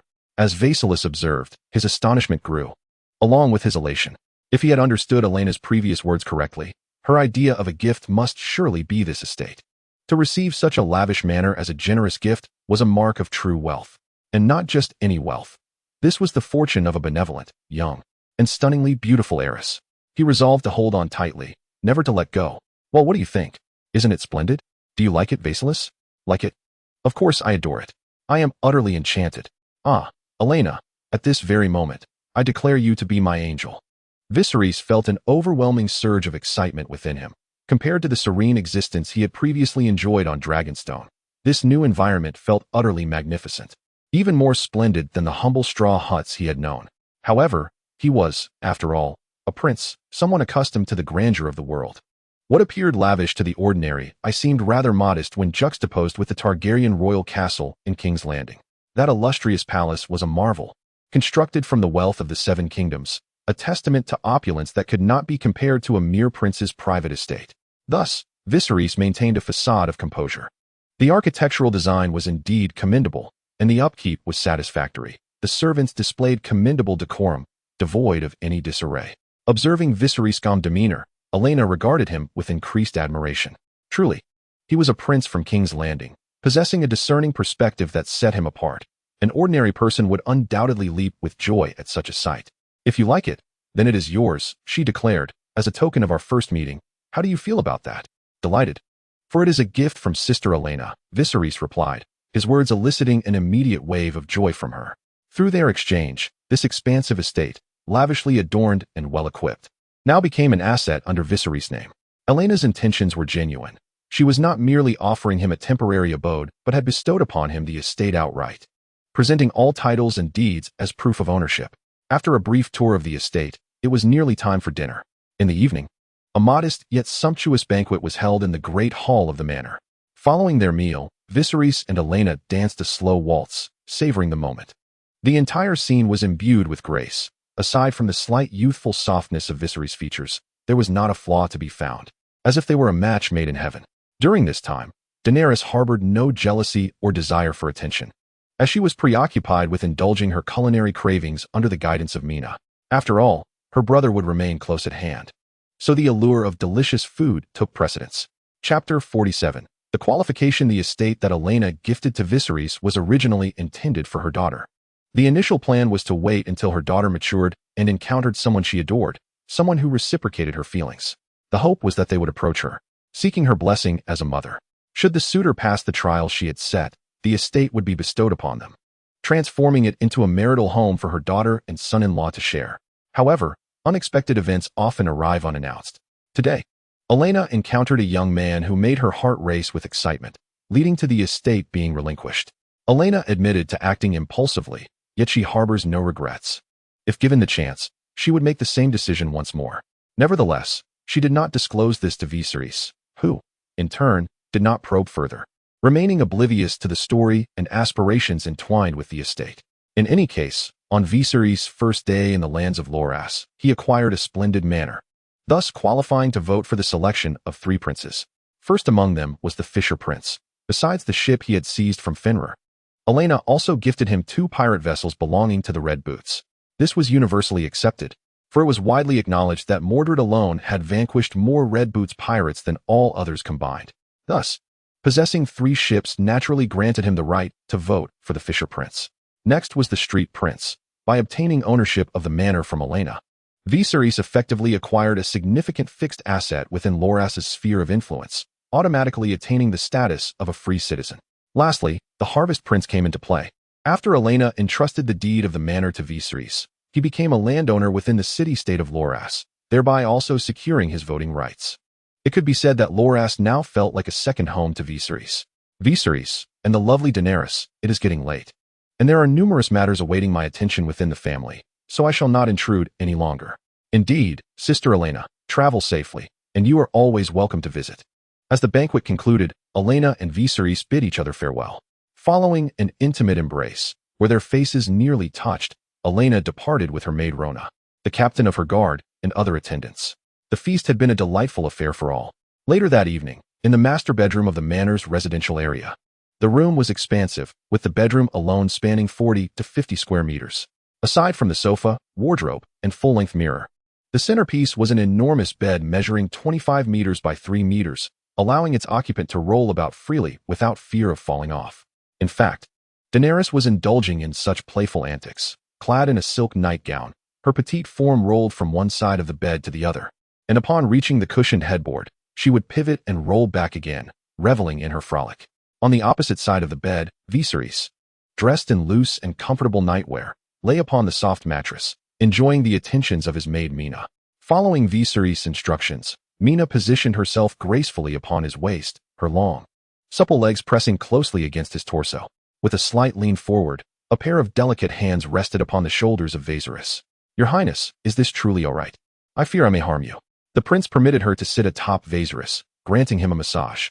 However, Mina was greatly concerned about injuring the noble physique of the prince. After all, such a position placed the majority of her weight upon Viserys. Approaching her 18th year, Mina stood over 170 centimeters tall and weighed 60 kilograms, while Viserys, still yet to celebrate his 12th birthday, measured only 160 centimeters and weighed less than 50 kilograms, his frame decidedly smaller than Mina's. Fear not, your prince's physique is quite robust, rest assured. Yet, I insist that you massage with confidence. I may not appear as strong as I am, but remember that time on Dragonstone when I effortlessly lifted Sam? I'm more concerned that your strength may fall short. Should your massage lack vigor, I shall impose the punishment of denying you the privilege of sharing a bed with us in the future. Please, no? Mina exclaimed in alarm, her cheeks flushing as she realized her embarrassment. Your Highness, I assure you, I will make you comfortable.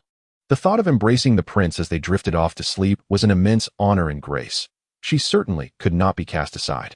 Mina commenced the massage, her movements rhythmic and exceptionally earnest. Viserys reveled in the silky touch and the youthful fragrance, his spirits lifted. Indeed, even amidst the many vacant chambers within the estate. And despite Daenerys no longer requiring Viserys's constant care, the three of them continued to share the same bedroom, the same bed, just as they had on the island. Daenerys, still youthful and somewhat oblivious to the nuances, cherished the joyful memories of sleeping alongside her brother and sister Mina, seeing no harm in preserving such a tradition. Viserys, too, relished the sensation of slumbering with both Mina and Daenerys. The larger and the smaller, Daenerys nestled in his embrace, evoking a profound sense of protectiveness, while Mina's ample form and nurturing disposition provided him great solace during moments of fatigue. Mina's mindset had undergone a transformation. On the first night she was summoned to share a bed with the prince, she had thought he had finally matured and resolved to claim her. Although initially anxious, the prospect of being the first woman in the prince's heart filled her with an obscure anticipation. However, the unfolding of events defied her expectations. For the prince's invitation to her side was genuinely meant for companionship and sleep. There would be moments of intimacy, yet her pristine virtue remained unblemished. As time inexorably passes, the prince remains inactive, and Mina gradually relinquishes her previous thoughts.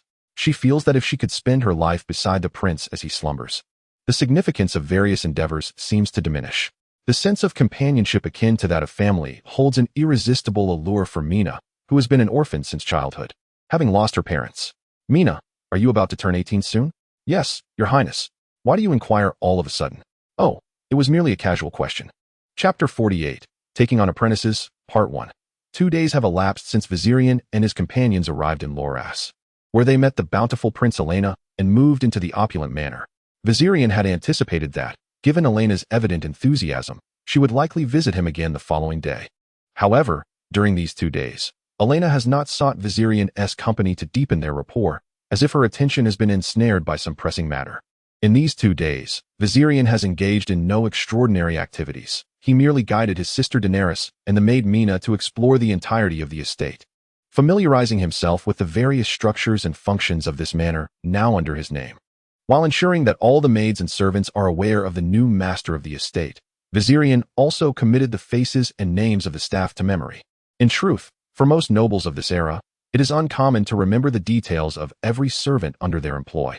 It is quite possible to encounter one of them in the street without recognizing them unless the servant bows and greets them first. After all, it is a grave offense for a servant to fail to recognize their master, while a master not recognizing their servant is hardly considered a matter of note. Typically, the powerful class delegates tasks to trusted aides, who then manage the staff accordingly. Viserion's actions stem not from obligation, but from his own volition. Although recognizing each individual may not confer any immediate benefit to his future, and even if he could not name a single servant, they would still diligently fulfill the tasks he assigns. Yet, what if this seemingly trivial gesture proves invaluable at some future juncture? Would that not be a considerable gain? Perhaps due to the comprehensive enhancements brought about by his newfound vocation, Viserion has distinctly noticed a marked improvement in his memory. This enhancement is not a gradual result of aging or brain development, but rather a significant leap. Thus, committing the basic information of everyone within the estate to memory poses little challenge. The benefits of this improved memory extend beyond mere recollection. It greatly aids him in learning the ancient Valyrian language. Initially, he and the exceptionally gifted Daenerys progressed at a comparable pace in their studies of Valyrian. However, since the awakening of his vocation, his extraordinary memory has allowed him to swiftly surpass Daenerys. Once again, before his sister, Viserys delighted in presenting himself as the all-powerful elder brother. Nothing could bring him greater joy than to show off in front of his beloved sister. If there were something greater, it would be to do so twice. On this fine day, with the sun shining brightly and a gentle breeze in the air, Daenerys sat on the pristine grass, a small basket of apples and similar fruits in her left hand. She retrieved a round pear from the basket and, with a vigorous motion, hurled it forward. The pear soared through the air, only to be caught mid-flight by a large mouth. It was the little fire dragon, Drogon, who eagerly accepted his young mistress's offering and swallowed it whole. Drogon relished his treat with great enthusiasm, and seeing him so pleased brought joy to Daenerys, who clapped her hands in excitement. Not far away, Viserys lounged on a swing in the garden, swaying gently while engrossed in the latest chapter of the legend of the Dragon Sovereign, which had just unlocked chapter 266. The protagonist of the novel had not performed as flawlessly in the Red Boots pirate incident as Viserys had, though he did leave a favorable impression on Olenna. However, Olenna did not bestow upon him a lavish estate. The protagonist resided in a modest two-story villa in the affluent area of Lorisong town, a mere 500 square feet in size, utterly incomparable to Viserys' grand estate. "Your Grace, she has arrived," exclaimed the maid, Mina, rushing into the garden, her words leaving Viserys perplexed. "Mina, could you please adjust your manner of speaking? If it is not urgent, speak calmly and without haste. If it is urgent, convey the essential information as simply as possible. You say she has arrived, but do not mention her name. How am I to know who you refer to? I apologize, Your Grace. I was in the wrong." Mina quickly lowered her head in contrition. Viserys bore her no ill will, merely pinching her smooth cheek gently. While his maid sometimes acted rather thoughtlessly, she was commendable in most respects. More importantly, her beauty and graceful figure melted away his irritation whenever he beheld her demure, pleading expression. Truly, beauty holds significant value in any realm. "Who is it that has come?" "It is Lady Olenna, and she is accompanied by 2 children. Where are they now?" "I have taken them to the reception room and ensured that the staff attends to them before coming to find your Grace." "Well done. Let us proceed to the reception room." Viserys nodded, then turned to his sister. "Dany, do you wish to continue playing here, or shall we go meet Olenna together?" Daenerys's beautiful, large eyes twinkled as she recalled the intimate interactions between her older brother and the enchanting Olenna. With a swift motion, she rose from the grass. "I want to accompany my brother." Upon entering the manor's reception hall, Viserys immediately scanned the room, dismissing the servants dressed in livery. A total of 5 individuals were present, 3 adults and 2 children. He recognized the 3 adults, Prince Harvest, Olenna, her devoted handmaiden Rona, and the captain of the Vanning family escort. The 2 children, a boy and a girl, appeared to be around 10 years old. The boy stood beside the captain, his youthful face betraying an eagerness and excitement as he surveyed his surroundings. The little girl was particularly intriguing. Her features bore a striking resemblance to Olenna's. Viserys surmised that even if she were not Olenna's daughter, she must surely share a bloodline, for such likeness could not be mere coincidence. As if carved from the same mold, merely differing in maturity. Initially, the golden-haired girl stood beside Olenna with a sulky expression, suggesting reluctance, as if she had been dragged there against her will. However, upon catching sight of Viserys, her demeanor shifted dramatically. Her impatience transformed into anticipation and joy, mirroring the boy's excitement. Such a young girl, already adept at the art of changing expressions, was indeed a delightful character. Chapter 49, The Apprenticeship, Part 2. Upon seeing Viserys' handsome visage once more, Olenna felt her heart flutter. She rose from her seat and opened her arms wide towards him. "Ah, Viserys, we meet again." Viserys did not disappoint her. He embraced her naturally, pressing his cheek against hers in a gesture of greeting. "Sister Olenna, you finally arrived. I thought you had forgotten about me. How could it be so exaggerated? It's only been 2 days since we last met. I was simply preoccupied with family matters and had no time. As soon as I found a moment of respite, I came to see you. Haha, welcome, welcome." After a round of pleasantries, Olenna finally got to the point. "Viserys, allow me to introduce you. This is my daughter, who is 11 years old. The same age as you. It is quite a coincidence, isn't it?" Olenna gently nudged the golden-haired girl, who immediately understood and stepped forward.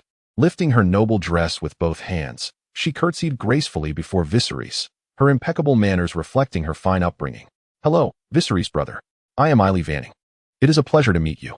The girl, standing at a height of 1.40 meters, was notably shorter than Viserys, which granted him an unusual sense of confidence regarding his stature. Aside from the petite Daenerys, everyone around him was taller, and while he understood that his youthful stature was the cause, it did not alleviate his discomfort. Thus, Viserys held a favorable first impression of the lovely golden-haired girl. "It is a pleasure to meet you. Beautiful, miss, he said, taking the girl's delicate hand and gently kissing the back of it. A blush immediately graced the girl's cheeks, yet she did not withdraw from the customary gesture of kissing the hand, which is a tradition respected in both Westeros and Essos. Actually, you should simply refer to her as Little Alice, since he calls you Brother Viserys, does he not? Olenna remarked with a playful wink at Viserys. He scratched his head awkwardly, his expression revealing a sense of bewilderment. Sister Olenna, I was already astonished to learn during our previous conversation that you, so young, have a child, but I never anticipated that your daughter would be so grown. Merely a few months younger than I. Logically, I ought to call her Little Alice, yet since I refer to you as Sister Olenna, it would create confusion given your mother-daughter relationship. Damn, Alice's father must truly be a beast. How could he act so ruthlessly at such a tender age? No wonder he met an early demise. Surely it was divine retribution. Viserys mused with a dark sense of humor. You are indeed correct. Alice is my daughter. And she is your contemporary, so addressing her as Little Alice is appropriate. I must admit, it was somewhat unfair of me to have you call me sister when my daughter is of the same age. Henceforth, you may call me Aunt Olenna.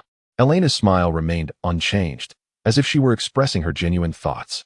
However, Viserys detected a fleeting glimmer of disappointment in her eyes, particularly when she uttered the words, Aunt Olenna.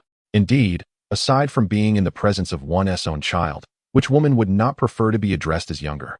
Since he had already accepted the considerable favor of residing in such an opulent estate, Viserys felt it was his responsibility to bring joy to Olenna. This was both a gesture of gratitude and a means to secure the favor of the beautiful, affluent lady, ensuring her continued generosity. With this resolution forming in his heart, he said, Sister Olenna, I hope to continue calling you that in the future, if you would permit me. Elena's eyes brightened instantly, clearly taken aback by Viserys' response. After her initial surprise, overwhelming joy followed, but soon gave way to a conflict of rationality and reality. Viserys, I am truly delighted to hear you say that. But what about Alice? If we refer to each other as siblings, must Alice then call you uncle? That would be rather peculiar given that you are of the same age. Do not worry, please listen to me. Viserys interjected, interrupting Elena's turmoil. Your relationship is one of mother and daughter, an unalterable fact. However, there is no necessity for our interactions to be so rigid. If you do not mind, let us each pursue our own paths. Sister Olenna shall remain my sister, while little Ailey may call me brother. Wouldn't that be a splendid resolution?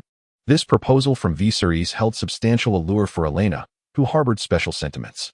Nevertheless, the notion of pursuing individual paths was audacious, a significant departure from the traditional thoughts and customs that had prevailed for centuries.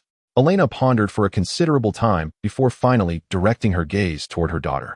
Ailey, are you amenable to Viserys' suggestion? Should mother consent, then I shall too, Ailey replied, having always been obedient to her mother, with whom she had shared a life of mutual reliance. The bond between the mother and daughter mirrored that of Viserys and Daenerys, siblings who had also depended on one another, with the sister exhibiting deep submission and affection toward her brother. Ultimately, Viserys' proposal was accepted. Although Olenna and Ailey were indeed mother and daughter, Viserys referred to Olenna as sister, while Ailey called him Brother Viserys. Of course, these titles were merely affectionate appellations intended to foster closeness. Viserys had only one true sister, Daenerys, and he was acutely aware of this fact, which would never change. Viserys, I have come to ask for your assistance. Assistance? Sister Olenna, please speak freely. As long as it lies within my capabilities, I shall certainly oblige. Viserys replied, seemingly eager to help, yet cleverly refraining from making absolute commitments. Should the request exceed his willingness, he could always decline with reasons beyond his control. Since the last time we parted ways and returned home, I recounted the events to Ailey. Upon learning that you are of the same age, yet capable of effortlessly defeating pirates in numbers far greater than yours, she was truly impressed and holds you in deep admiration. She wishes to convey her desire to seek you as a mentor. She wishes to become as formidable as you. Chapter 50. Taking a Disciple, Part 2. This may be somewhat presumptuous, but she is my only daughter, and her persistent pleas have left me at a loss. I hope you can understand my feelings as a mother. This was a falsehood. Olenna indeed shared the events with her daughter upon returning home. Yet Ailey's reaction was one of profound concern for her mother's peril and the joy of her rescue, harboring no intention of wishing to learn martial skills from Viserys. In Ailey's view, as a girl, there was no need for her to master weaponry. It sufficed to follow her mother's path in commerce and the art of leadership. Regarding matters of security, it is best entrusted to the guards. If this Viserys is truly as formidable as her mother claims, then efforts should be made to secure his employment as a protector for both mother and daughter, a far more efficient solution than undertaking martial training oneself. Thus, the reason for Aelie's presence at the manor today, accompanying her mother, is entirely due to Olenna's insistence. Olenna desires for Aelie to learn by Viserys' side. Whether her daughter masters the art of combat is of little consequence to Olenna. What truly matters is the opportunity for the two to spend time together and cultivate their bond. Viserys, being young, handsome, and of noble lineage, possesses exceptional strength, making him the most suitable candidate for Olenna's son-in-law in her eyes. Aelie, her daughter, is equally commendable. As one of the three princes of Loras, Olenna's beauty has been passed down to her daughter, who, despite her youth, already possesses an enchanting stature. In a few years, she will undoubtedly blossom into a breathtaking beauty. Olenna believes the pair to be a perfect match. Aelie has begun to sense her mother's intention to orchestrate a union between her and the boy named Viserys. Yet, she harbors a disdain for arranged marriages. At her age, she yearns for the freedom of romantic love. This sentiment explains the pout of discontent on her face when Viserys first laid eyes upon her. However, as the saying goes, no one knows a child better than their parent. Olenna possesses a profound understanding of her daughter, recognizing that, in her current stage of life, Aelie is far more enamored with striking appearances than with humor or inner qualities. In the words of Viserys from a past life, Aelie is indeed a quintessential beauty enthusiast, believing that beauty is justice itself. Upon meeting Viserys, Aelie's demeanor underwent a complete transformation. Her earlier impatience was swiftly replaced by joy and admiration. Wow, this person is so handsome. He must be my true love. Mother, you are simply wonderful. You truly understand me. I adore arranged marriages. I love you, mother. Teaching? Viserys paused, then shook his head. Olenna, you are far too kind. We have already established ourselves as friends. There is no offense in this. If Aelie wishes to learn, as her elder brother, I would be more than willing to instruct her. However, in terms of martial prowess, my mentor, Mordred, surpasses me by great margins. Learning from him would certainly be far more efficient than remaining by my side. If I simply inform him, he would undoubtedly be willing to teach Aelie. Seeing that Viserys had not declined, Olenna felt a surge of happiness. She was aware of the formidable reputation of the recommended Mordred, a man who had single-handedly vanquished the entire Red Boots pirate crew, his martial skills beyond reproach. Were Olenna to have a son, she would gladly have him study under Mordred. However, Aelie, being a girl, pursuing martial arts was merely a pretext. Thus, she felt compelled to decline Viserys' generous offer. Olenna was about to speak, but her daughter, Aelie, was quicker. Brother Viserys, I want to learn by your side. I don't want anyone else to teach me. I only recognize you. I just want you, please. With her milky scent, she leaned closer to Viserys, her big, watery eyes expressing a pitiable charm that evoked sympathy. Her voice was soft and sweet, yet devoid of any affectation. The girl was adept at employing her charms, as if it came naturally, even more so than her sister, Daenerys. Viserys silently acknowledged her prowess. If Daenerys had such a level of charm, he would consider building a rocket to fetch the moon if she asked for it. All right, I agree. From now on, Aelie will learn martial arts by my side. Viserys patted Aelie's head and then turned to Olenna. My estate is quite spacious, with many vacant rooms for Aelie to reside in. If it's convenient, I suggest that Aelie stay here. This way, she can save time on her daily commute and have more training time, while also avoiding the hassle of waking up early. Olenna, delighted by Viserys' proposal, readily agreed. Thus, it was settled that Aelie would reside in the estate, learning martial arts alongside Viserys, to ensure Aelie's well-being. Olenna also had her maid, Rona, stay in the estate to accompany the young mistress. Rona was overjoyed and readily consented. With the matters concerning Olenna and Aelie settled, it was time to address the concerns of another group of guests, the captain of the Vanningsguard and his son, Khalid. Khalid, 12 years old and a year older than Viserys, stood at a mere 5 feet tall. Coincidentally, he had also come to seek a master. Your Highness Viserys, I previously heard from my father about Lord Mordred's remarkable feat of single-handedly defeating the entire Red Boot pirate crew, and I am filled with admiration and respect. Therefore, I wish to become Lord Mordred's pupil. I am willing to serve him as a squire, adhering to the traditions of Westeros, solely in hopes of being granted the opportunity to learn. Khalid's demeanor was earnest, his tone serious, and there was a hint of earnestness in his expression. He genuinely came with the intention of becoming stronger, unlike Aelie, who had ulterior motives. Viserys examined him closely, nodding slightly. Noting the signs of diligent training evident even at such a young age, he signaled for his maid, Mina, to summon Mordred while inquiring, call it. You mentioned wishing to become Mordred's apprentice, which implies you already have a martial arts teacher. Who was your original teacher, and why did you choose to forsake him? In response to your highness, my original mentor was none other than my father. However, I found him lacking in strength compared to the formidable Lord Mordred, and thus I aspired to take Lord Mordred as my martial arts instructor. Without much thought, Claude candidly expressed his thoughts.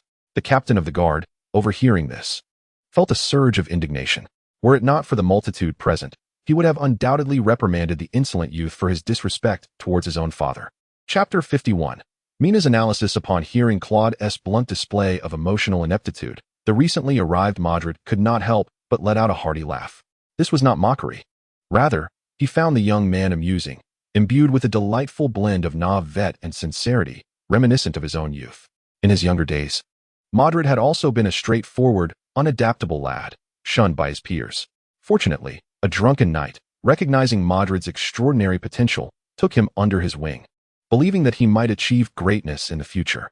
Although Mordred's unparalleled skills were largely unconnected to that inebriated knight, the initial encouragement and opportunity provided by him were pivotal in Mordred's journey to success.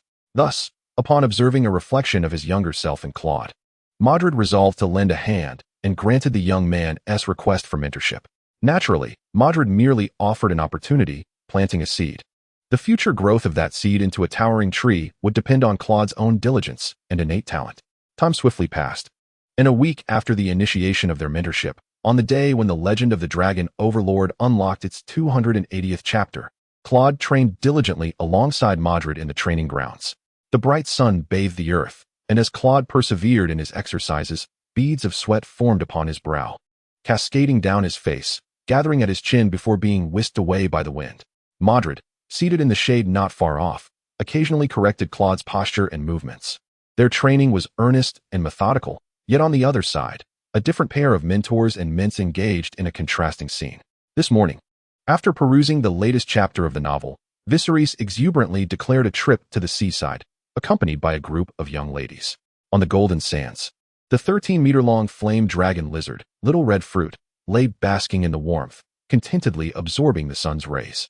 A few meters away, a fabric canopy reminiscent of a sunshade stood, its ribbons fluttering gently in the sea breeze. Beneath the shade, a large blanket was spread out, where Viserys, dressed in light attire, reclined comfortably. Behind him, the maid Mina gently dragged Vasilis's body with her soft form, occasionally feeding him peeled grapes. Beside him, Elena's maid Rona was massaging his thigh muscles, while a breathtaking panorama unfolded before his eyes. It was pure indulgence. As for training Ailey in martial arts, that notion was utterly non-existent. Initially, he had contemplated earnestly teaching Ailey, given that she was his first official disciple. Her future accomplishments would surely reflect positively on him as her mentor. Although his own martial prowess largely relied on external aids, he had experienced military training in his past life on numerous occasions and believed he could easily guide a young girl towards physical fitness.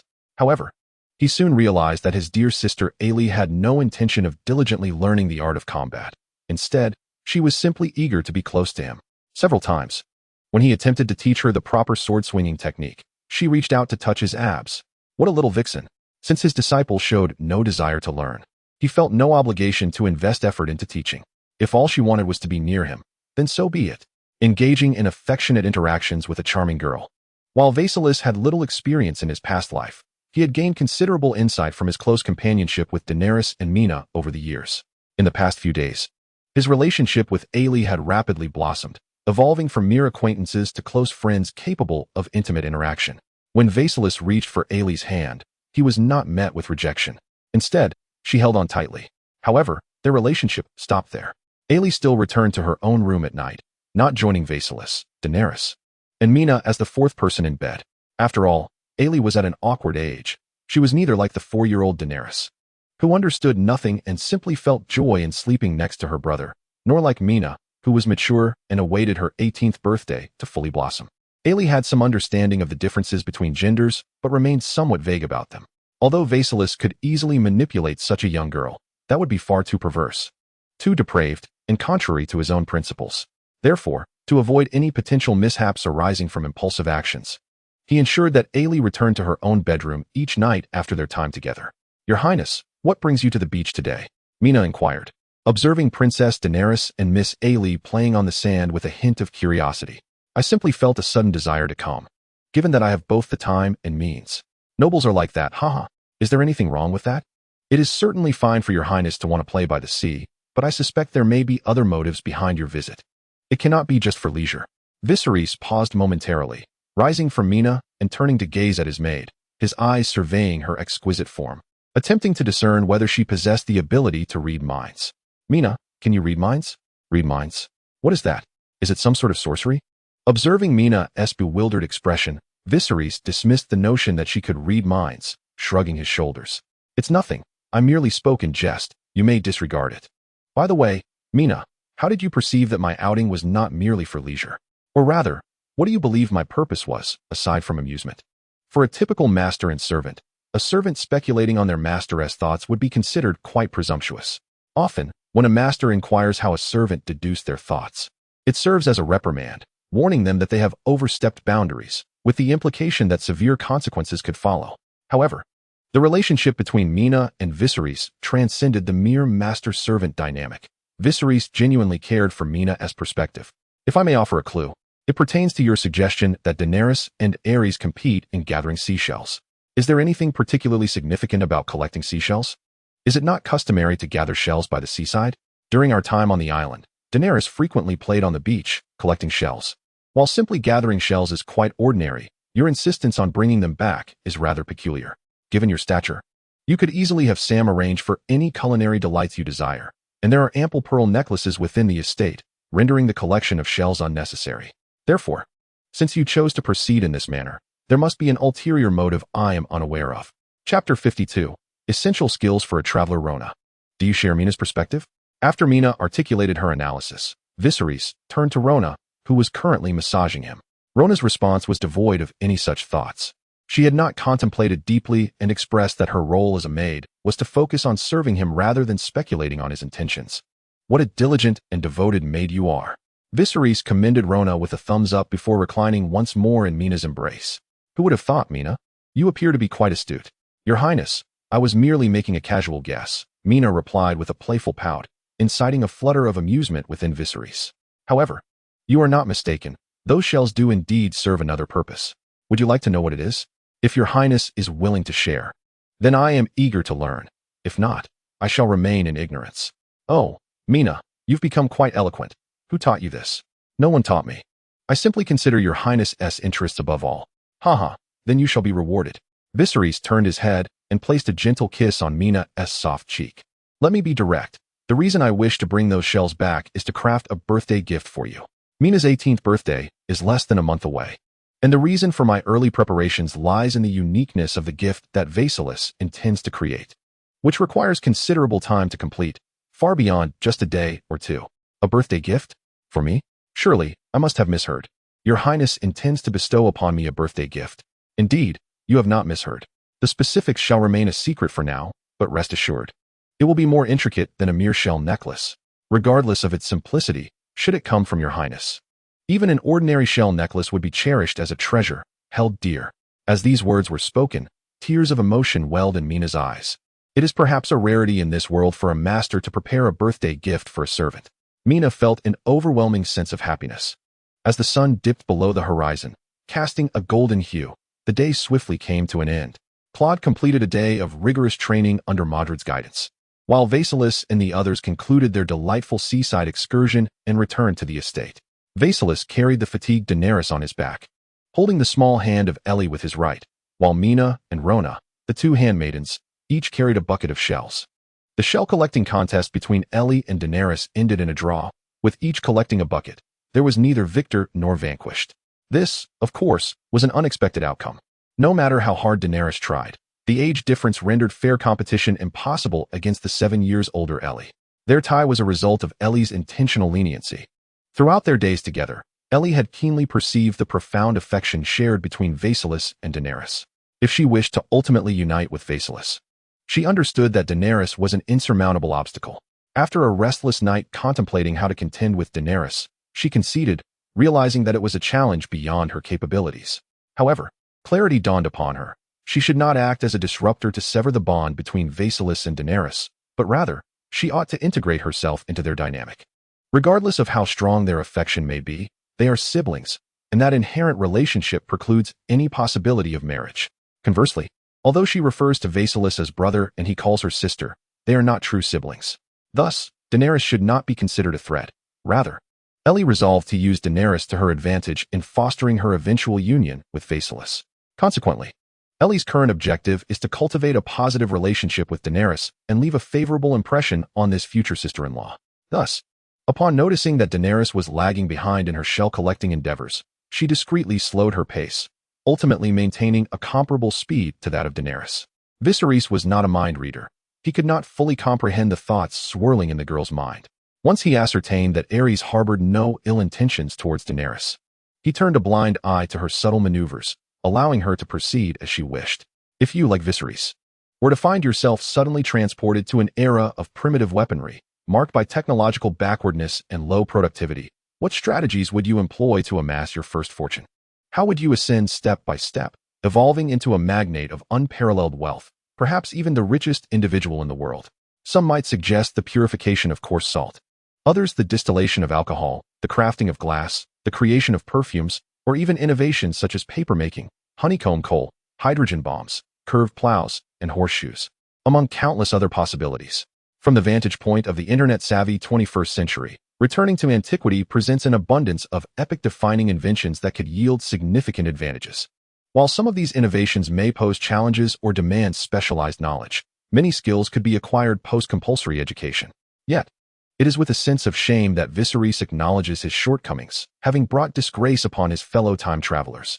Frequently ensconced at home indulging in video games, anime, films, and series, he had relinquished all he had learned after the college entrance examination, even forgetting the intricate processes of invention depicted in the novels he read, which centered around lords cultivating lands and advancing technology. Consequently, during the past 140 days in this medieval realm of sword and sorcery, he had contributed nothing in terms of technological prowess or awe. In his previous life, while lounging and scrolling through short videos, he had encountered numerous clips showcasing essential skills for time travelers, yet he never entertained the notion that such an event could transpire in his own existence, promptly dismissing them in favor of more frivolous content. Regret filled his heart as he lamented the scarcity of knowledge when it was most needed. Fortunately, he had been granted the identity of a prince, and despite the perils of his escape, he remained relatively secure in terms of sustenance and protection. Otherwise, a time traveler of his caliber would likely struggle to make a mark in this world. However, there exists a saying in the realm of time travel: when talent is lacking, opportunity compensates. When intellect falls short, external aids can bolster it. Today, the reason he took Daenerys and her companions to the seaside, collecting an abundance of shells, was due to his discovery that morning of a detailed depiction of the protagonist's inventive processes in the latest chapter of Game of Thrones, Legend of the Dragon. Grateful to that unscrupulous author, whose penchant for verbosity ensured that each step was meticulously laid out, Viserys gleaned the knowledge necessary to forge a path forward. This endeavor was not merely a birthday gift for Mina. It also marked the inception of his burgeoning commercial empire. Chapter 53. Soap. Upon reading the description in the novel The Legend of the Dragon Overlord in Game of Thrones, Viserys realized that the process of making soap was not as arduous as he had previously imagined, requiring no complex tools. First, he poured all the collected shells into a large iron pot and summoned the fiery dragon lizard, Little Red, to unleash a torrent of flames upon it. Under the intense heat of the dragon's fire, the shells quickly carbonized, yielding one of the essential materials for soap making, quicklime. Naturally, in the actual production process, the shells needed to be crushed into smaller fragments, transforming the quicklime chunks into a fine powder, which was then set aside for later use. The next step involved gathering a pile of dried straw. If straw was unavailable, various stalks from crops could serve as substitutes. This was placed into a significantly larger iron basin than the previous pot. Little Red, ignite the fire once more, he commanded. The straw, being highly combustible, would catch fire with just a spark, eliminating the need for Little Red to continuously breathe flames as before. Once the straw had burned down to ashes, the remaining mixture of black and gray powder in the basin became the second necessary ingredient, wood ash. Carrying the wood ash to a pre-prepared large cauldron, which was already filled with hot water, he poured in the freshly burned wood ash and vigorously stirred it with a wooden pestle. During this process, firewood or charcoal was needed beneath the pot to maintain the water temperature, facilitating a quicker amalgamation of the wood, ash, and water. When Viserys' arms grew weary from stirring, he enlisted his sister, Daenerys, who had been watching with keen interest, to take over. Initially, Daenerys was thrilled and stirred with fervor, but soon fatigue set in, and her decline in energy surpassed that of Viserys. Subsequently, it was Aerys who took over the sturdy, rounded pestle from Daenerys, her delicate hands gripping it tightly as she swayed back and forth, stirring diligently. After half an hour of their collaborative efforts, the wood, ash, and hot water merged into a rudimentary lye solution. Of course, this lye solution still contained many large impurities and required filtering through cotton or gauze. Once filtered, they obtained clean primary lye, to which they added the quicklime powder acquired in the first step, stirring it thoroughly.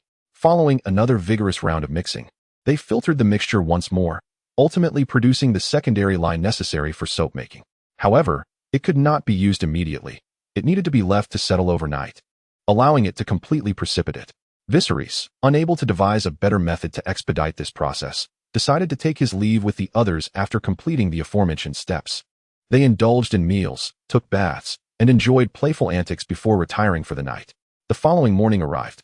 After enjoying a hearty breakfast, Collard commenced another day of rigorous training under the guidance of Modred, while Viserys continued the task of soap making alongside the young ladies. It is indeed a remarkable fact that the primary ingredient for soap, renowned for its efficacy in removing greasy stains, is derived from a chemical reaction involving fats. Viserys placed freshly cut pieces of fatty pork into a pot and ignited the fire, aiming to extract the oil from the meat.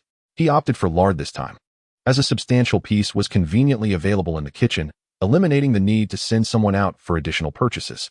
However, the choice is not limited to lard. Oils from other animals, such as fish oil, or various plant oils like olive oil, may also suffice, as long as they are indeed oils. For large-scale production, fish oil would be a superior option, particularly in the coastal town of Lorison, where the fishing industry thrives, making fish oil both more accessible and economical. As Viserys engaged in playful banter with the girls, the lard was rendered down. He set aside the hot oil to cool gradually to room temperature. During this waiting period, he procured a bowl of coarse salt and crushed it into a fine powder. By the time the lard had cooled sufficiently, the salt was ready as well. At this juncture, he retrieved the lye that had rested overnight and poured it into the lard, ensuring he only used the upper layer of the lye and avoided disturbing the sediment at the bottom, as this could adversely affect the soap's texture. He then added the freshly ground coarse salt, with all the necessary components for the saponification reaction now in place. The next step was to stir continuously until the mixture transformed into a thick, grayish-white paste. Viserys scooped out half of the white paste from the large bowl and carefully placed it into the prepared molds, utilizing bamboo tubes, if available for ease of use. The remaining half of the white paste was enhanced with a few drops of fragrant essential oils and crushed red flower petals. After a thorough mixing, the once white paste turned a delightful shade of pink, now infused with a rich botanical aroma. Given that this was intended as a birthday gift, Viserys felt that plain white soap lacked charm, so he took the extra effort to create a pink, fragrant soap that would likely appeal to the young ladies. He filled the molds once more and awaited the setting process. Was that all there was to it? Indeed, the primary tasks were nearly complete. After 3 days, the soap would solidify. Once set, they would be removed from the molds, cut into appropriately sized squares, and left to sun-dry for about a month. Once the time elapsed, the process would be deemed complete. Brother Viserys, is it truly that simple to create the remarkable cleansing product you described? How extraordinary. Surely you jest? Aelys regarded Viserys with eyes that seemed to challenge his honesty, as if to say, "You dare not deceive me."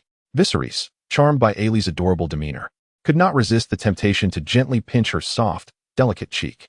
"I am not one to weave falsehoods. If I were to deceive anyone, it certainly would not be you. Should you harbor doubts, the results will reveal themselves in a month. By the way, do invite your mother to join us then. This venture promises to be exceedingly lucrative, and I must discuss the details thoroughly with Sister Elena." Chapter 54. The emergence of the royal fleet during the month-long wait for the soap to fully take form. Viserys did not remain idle. He wandered through the town of Lorith, familiarizing himself with the local industries and customs while contemplating his future trajectory. Lorith is a quintessential island city-state, comprised of 3 major islands that house over 90% of its population, all perched above the sea.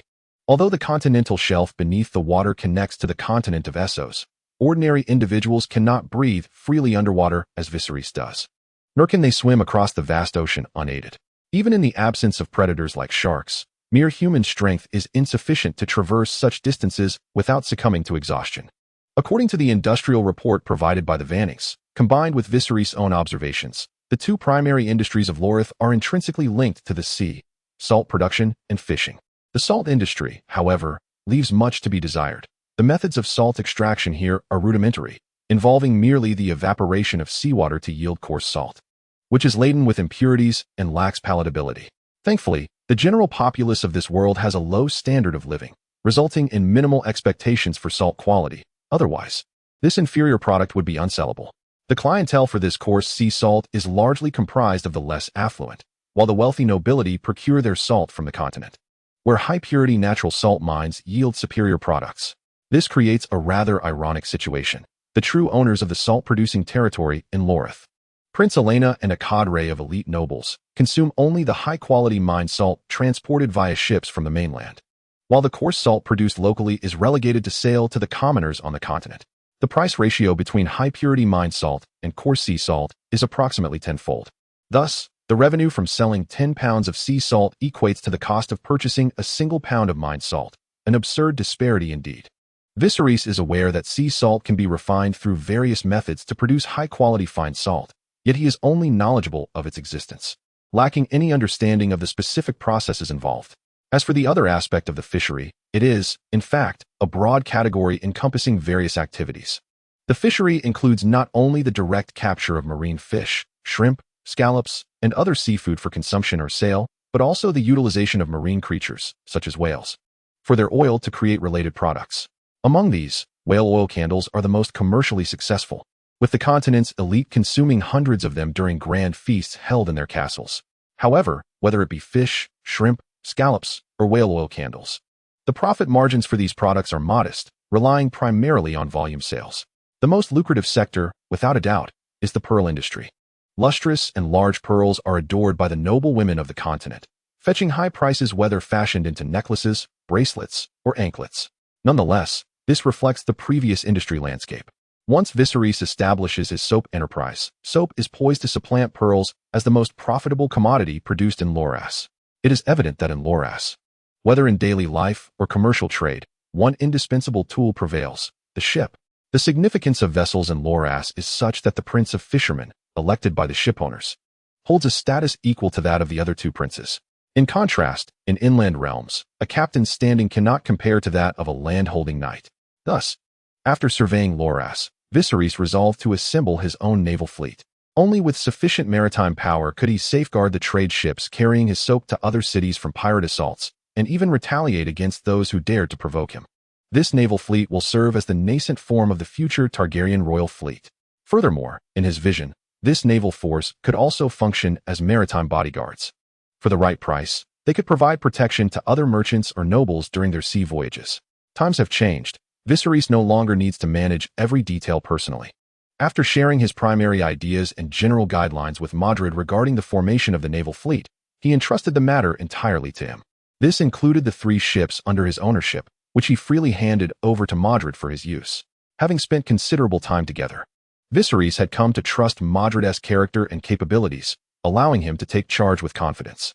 As Modred busied himself with these affairs, Viserys returned to a leisurely existence, enjoying daily indulgences with his younger sister Daenerys, his beloved Aerys, his devoted handmaiden Mina, and Aerys' maid Rona. Together, the 5 of them reveled in delights and merriment. Oh, and let's not forget the fire-breathing dragon lizard, a rare magical creature of this era, which brought immense joy to everyone. If fire is the cornerstone of human civilization, then the little crimson fruit that can spew flames serves as a wellspring of joy for characters like Viserys. Those who have cared for the fire-breathing lizard, known as the flame dragon lizard, are likely aware of its playful nature, particularly before reaching adulthood, when it engages in a myriad of antics, brimming with energy aside from eating and sleeping. However, Daenerys and her companions are even more boisterous, frolicking daily with the little crimson fruit throughout the estate. With Viserys' assistance, they have concocted a plethora of innovative interactive games, inspired by Viserys' previous life and his interactions with his beloved husky. Amidst laughter and merriment, days slipped by. One day, Princess Elena paid another visit, and upon witnessing the harmonious bond between her daughter and Viserys, she felt a mix of joy, satisfaction, and a tinge of envy. That evening, after dinner, Alina contemplated taking her leave, but Viserys urged her to stay and spend the night at the estate. Initially hesitant, Alina pondered whether her presence might inadvertently create obstacles for the blossoming relationship between Viserys and her daughter. Without her there, the young couple might succumb to impulsive desires. Yet her maternal instincts suggested that her presence would temper their enthusiasm. Ultimately, she was persuaded by Viserys' words. I believe parental companionship is vital in a child's development. For instance, I long to embrace my mother each night and drift into peaceful slumber in her embrace. I imagine my sister Aery would share the same sentiment. Though I may no longer have that opportunity, Aery still has you, Sister Alina. We must cherish these moments while we can. Do you not agree? Convinced, Alina spent the night at the estate, keeping her daughter company. Chapter 55. The Dilemma of Mordred. With only 7 days remaining until Mina's 18th birthday, Mordred approached Viserys, frowning. Your Highness, we are currently encountering some difficulties regarding the establishment of the naval fleet. Viserys responded with a vague murmur. Still basking in the sunlight on the garden's grass when he heard Mordred's voice, prompting him to stretch and sit up lazily. Just as he was about to speak, a dark shadow suddenly obscured his face, silencing him. What on earth is this? Has that scoundrel Robert Baratheon sent an assassin to our doorstep? Why was there no prior warning? Are the guards at the estate merely idle? As anger began to rise within him, Viserys contemplated casting aside the shadow blocking his view. But the familiar scent of milk wafting through the air halted him, causing him to reconsider his actions. Reaching out, he lifted the object that had been pressed against his face, pulling it slightly away to reveal not an ambush weapon, but rather his sister, Daenerys. Since it was Daenerys, Viserys felt no anger. Dany, why did you suddenly employ the hug and headshot tactic on your brother? Hug and headshot? What does that even mean? Never mind. What on earth are you doing? Why did you rush up to my face like that?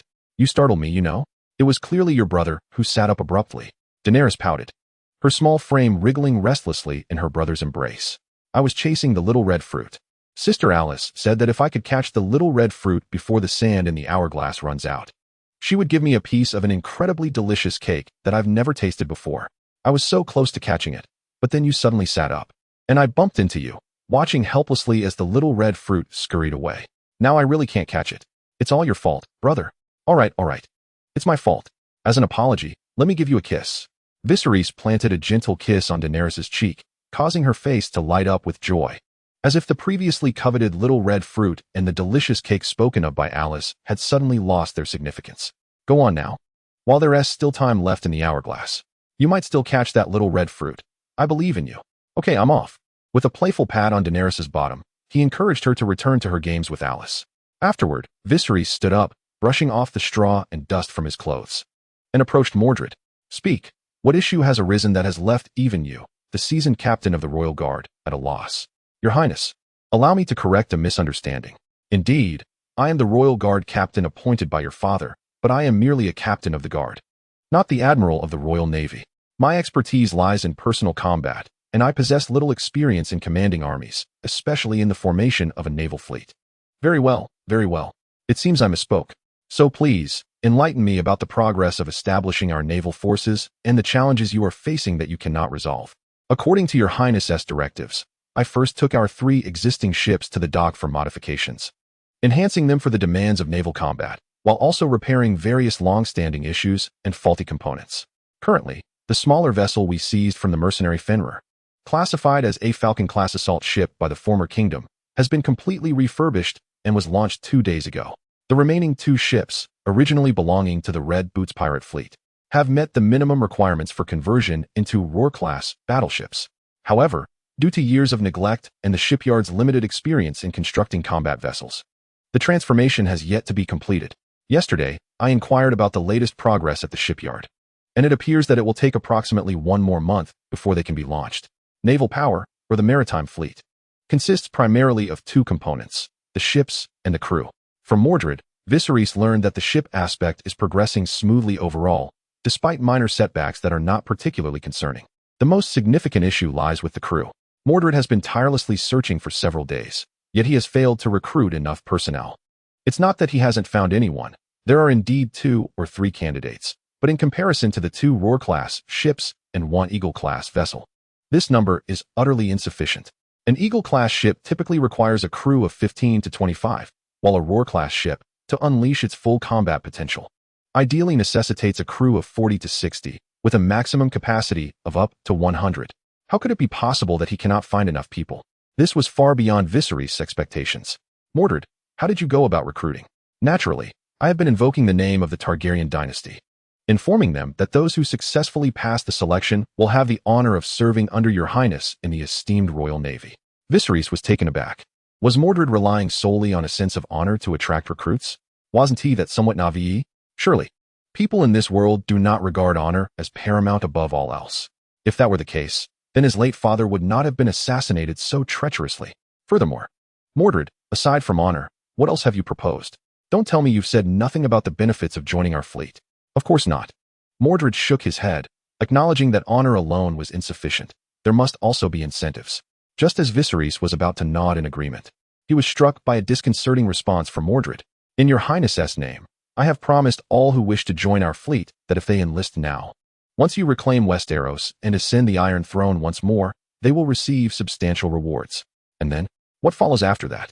I mean, what other benefits? Isn't that enough? Certainly not. Merely painting a grand picture is of little use. Moreover, the crux of the matter is that, in the eyes of most reasonable individuals, this is nothing more than an unattainable dream. Just listen, when the esteemed prince returns to Westeros and reigns over the Seven Kingdoms once more, it is hard to fathom how he could reclaim what he lost when he was once a prince, but was ousted. Now, as a prince of a fallen house, what claim does he have to return? Others are unaware that you siblings may possess dragons in the future. Chapter 56, The Philanthropist, Part 1. Alas, my esteemed mentor. My dear Mordred, if you must weave grand visions, at least craft a more tangible and realistic one. Viserys felt a pang of anguish in his teeth. Were it left to him to envision such dreams, he would certainly refrain from speaking of a distant return to the continent of Westeros, for that was far too ethereal. Instead, he would articulate aspirations that were more palpable, such as his future union with Aelinor Vannon, inheriting the vast fortunes of the Vannon family, and, with the support of Prince Alina, ascending to a position of honor within the Loras Council as a distinguished member. Perhaps he might even embellish further, suggesting he could become the next prince, a far more credible projection than the notion of reclaiming Westeros. What is this notion of crafting dreams? Forgive my ignorance, for I had never encountered the term before, nor did I grasp its significance. The essence of dreaming is not what it entails, but rather the ability to dream itself. Yet, dear prince, if one does not comprehend the meaning of such dreams, how can one hope to realize them? Mordred's expression was solemn. Viserys, on the other hand, bore a look of numbness. Whether it was imparting martial skills, fortifying my resolve to reclaim my homeland, or aiding our escape from mercenaries, or even advising caution during our time on Dragonstone, Mordred has consistently exhibited remarkable prowess. I had once believed you to be a reliable guide, dear teacher. Viserys let out a heavy sigh. Indeed, it seems that when fate bestows upon an individual an extraordinary talent, it inevitably extracts something in return. In Mordred's case, he has been endowed with unparalleled martial skill, his combat prowess seemingly maxed out, while his capacity for leadership remains perilously close to zero. It appears that Mordred is best suited to remain by my side as a guardian, perhaps even as a trainer for a cadre tasked with protecting Daenerys and others, but no more than that. Alas, I find myself in dire need of capable individuals. If only I could find a devoted steward like Lou Bays, one who would serve tirelessly until death. I could then revel in the comforts of life as a leisurely master. Unfortunately, such talents are exceedingly rare. Though I have nearly relinquished all hope, I shall still inquire. Dear teacher, where do you seek to recruit new talents? I have indeed ventured to more than one locale. Pray, share your experiences. Initially, I sought out the father of Khalid, the captain of Lady Elina's guard. You approached the captain of a prince's guard to accompany you into naval service? How could one expect such a person to agree? Having ascended to that position, why would they abandon a golden opportunity to follow you? I am well aware of this, which is why I tentatively inquired, and upon being declined, I did not pursue the matter further. Instead, I sought out the guard, only to face a similar rejection. How foolish of me to attempt to recruit from the ranks of another's followers in the presence of their captain. Were it not for the fact that you are their savior and possess formidable skills, they would undoubtedly have given me a sound thrashing. And what followed? I then ventured to the mercenary guild in search of suitable candidates, yet I was met with disappointment. My efforts over several days yielded no success. With a weary hand cradling his head, Viserys gazed skyward at a 45-degree angle, his face etched with melancholy. Mercenaries are a breed driven solely by greed. It is utterly implausible to expect them to lay down their lives without tangible rewards. It would indeed be a miracle to find success in such an endeavor. Yet, lo and behold, could it be that 2 or 3 would still be willing to join us? Perhaps they were drawn by tales of Mordred's single-handed annihilation of the Red Boot pirates, inspired by his martial prowess to rally to his cause. As Mordred prepared to voice further objections, Viserys waved his hand dismissively. Enough, Mordred. You shall accompany me, and I shall demonstrate the proper method of recruiting soldiers. After an entire hour of preparation, Viserys set forth with a sizable entourage.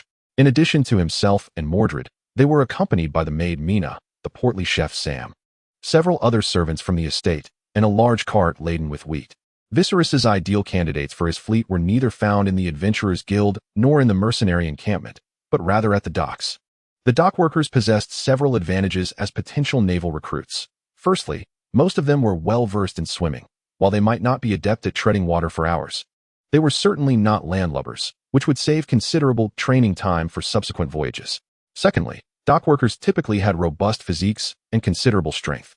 Only those with sufficient fortitude could thrive in the competitive environment of the docks. Thirdly, the remuneration for dock labor was modest, and they were the lower-class individuals toiling for their daily bread. As long as Viserys could offer better compensation, they would likely be inclined to follow him. Lastly, and perhaps most crucially, these laborers often possessed a temperament that was not overly irritable. They could be described as industrious and resilient, making them amenable to training as obedient soldiers, for nothing is more vital to an army than discipline. However, he did not head directly to the docks. Instead, he first made his way to Alina's estate. Your Highness, are we not to recruit personnel? What purpose does a visit to Lady Alina serve? Are we to seek her assistance? I am not seeking Lady Alina, he replied, but rather her guard. That is unwise. Your Highness, please trust me. I have exhausted every means to persuade those individuals, yet they have resolutely declined. They will certainly not join us. Mordred paused momentarily, glancing at the large truck behind him, and added, even if you were to offer them this entire truckload of wheat, they would still refuse. I am fully aware that a destitute prince's sailor could hardly be more appealing than the guards of a princely family. This is a truth I am keenly aware of. What is it you seek from them? It is quite simple. I require their assistance in maintaining order. Maintaining order? What does that entail? Are we not sufficient? Viserys shook his head. Once I employ my method, many will gather. Only the fully armed professional warriors of the guard possess the necessary deterrence to compel a chaotic crowd to comply. Mere servants will not suffice. Chapter 57. The Philanthropist, Part 2, Sank, at the tender age of 16, had always possessed a physique considerably more robust than his peers. Having worked as a laborer at the dock since the age of 14, he had been laboring for 2 years. Each time a vessel docked or prepared to depart, he would watch intently. At the slightest call for laborers, he would be the first to rush forward, consistently leading the pack. Perhaps fortune favored him, for he was remarkably strong, stronger than any of the laborers he knew. While others could manage but 1 crate at a time, he could effortlessly carry 2, earning him the nickname Mighty Sank. In the world of dockside labor, remuneration was not based on hours worked, but rather on the quantity of goods moved. Thus, he earned the equivalent of what 2 others would garner. Logically, he should have accumulated a considerable sum over 2 years. Yet he understood that his relentless toil was merely sufficient to scrape by, as his family possessed no savings. The reasons for his plight were twofold. Firstly, while his strength was considerable, so too was his appetite. Where a typical person might be satisfied with a single meal, he required 2 just to feel adequately nourished, leading to food expenses that were more than double that of others. Secondly, he had a frail sister who, though not afflicted with a life-threatening illness, was incapable of performing any strenuous labor. With their parents long deceased, the siblings relied solely on one another, and as the elder brother, Sank felt the weight of responsibility to provide for his sister, necessitating that he earn enough for both. On this day, Sank was resting in the shade of a tree near the docks, awaiting any opportunity for work. Suddenly, he spotted a large group approaching from a distance, and instinctively thought that work had arrived. Surely, a noble lord was about to embark, and they would require laborers to assist with loading. He hurried forward to inquire if his assistance was needed, only to be halted by a fully armed guard. Not only he, but others who wished to inquire about the living laborers were also halted. The opposing force exuded a formidable aura, clearly composed of professional guards, many of whom bore the scars of battle. The dockworkers, including Sank, quickly settled into silence. At that moment, a figure clad in resplendent armor, robust in stature and possessing a booming voice, stepped forward and addressed the crowd with authority. Everyone at the dock, heed my words. The individual in the carriage behind me is His Highness Prince Viserys from the Targaryen dynasty of Westeros. His status is of the highest nobility, being a close friend of the prince. All must show him the utmost respect and refrain from any offense. Observing the armored man's commanding presence, Sonk pondered for a few seconds before a sudden realization struck him. Wasn't he this the esteemed captain of the Vanning family's guard? Years ago, when Sonk's parents had passed away, he and his sister stood weak and helpless, beset by both benevolent souls willing to assist and malevolent individuals eager to seize their inheritance. He vividly recalled a tempestuous night, drenched in rain, when his sister fell gravely ill, feverish and unconscious, on the brink of death. As a mere boy of no more than 10, he desperately sought help for her throughout the town, but nearly every physician in the common quarters shook their heads, declaring they had no remedy. Only a wealthy merchant in a crimson cloak claimed he could save her, yet the exorbitant medical fees were beyond Sonk's means, necessitating the sacrifice of their family home. If he were to forego the merchant's aid to preserve the house, his sister would likely not survive until dawn. Conversely, should he relinquish the house to secure treatment for her, they would be left homeless, destined to wander the streets. Given his sister's frail constitution, a lack of stable shelter would surely lead to her demise. This was a harrowing dilemma, akin to a colossal mountain pressing down upon the shoulders of the boy, bending his spine and preventing him from lifting his head. With a heart laden with despair, Sonk knelt in the rain, beseeching the merchant for mercy, offering his servitude in exchange for his sister's life. Yet the merchant remained unmoved, fixated solely on acquiring their home. At that moment, Princess Elena Vanning happened to pass by. Noticing the small child kneeling in the rain, perhaps stirred by compassion, she instructed the captain of her guard to give Sonk a gold dragon and directed him to approach the merchant. Initially unyielding, the merchant's demeanor transformed upon recognizing the captain of the Vanning family's guard. He quickly adopted a cordial facade, promptly agreeing to treat Sonk's sister and even waiving the medical fees. Though class distinctions prevented Sonk from frequently visiting the affluent district or speaking with the captain thereafter, that moment remained indelibly etched in his heart. Upon contemplating this, Sonk cast a glance at the armored guards surrounding the area, all of whom belonged to the Vanning family, their attire and armor emblazoned with the family's emblem. The presence of the Vanning family signified that an important announcement was imminent, and he resolved to listen intently. If the opportunity arose, he would certainly repay the life-saving grace he had once received.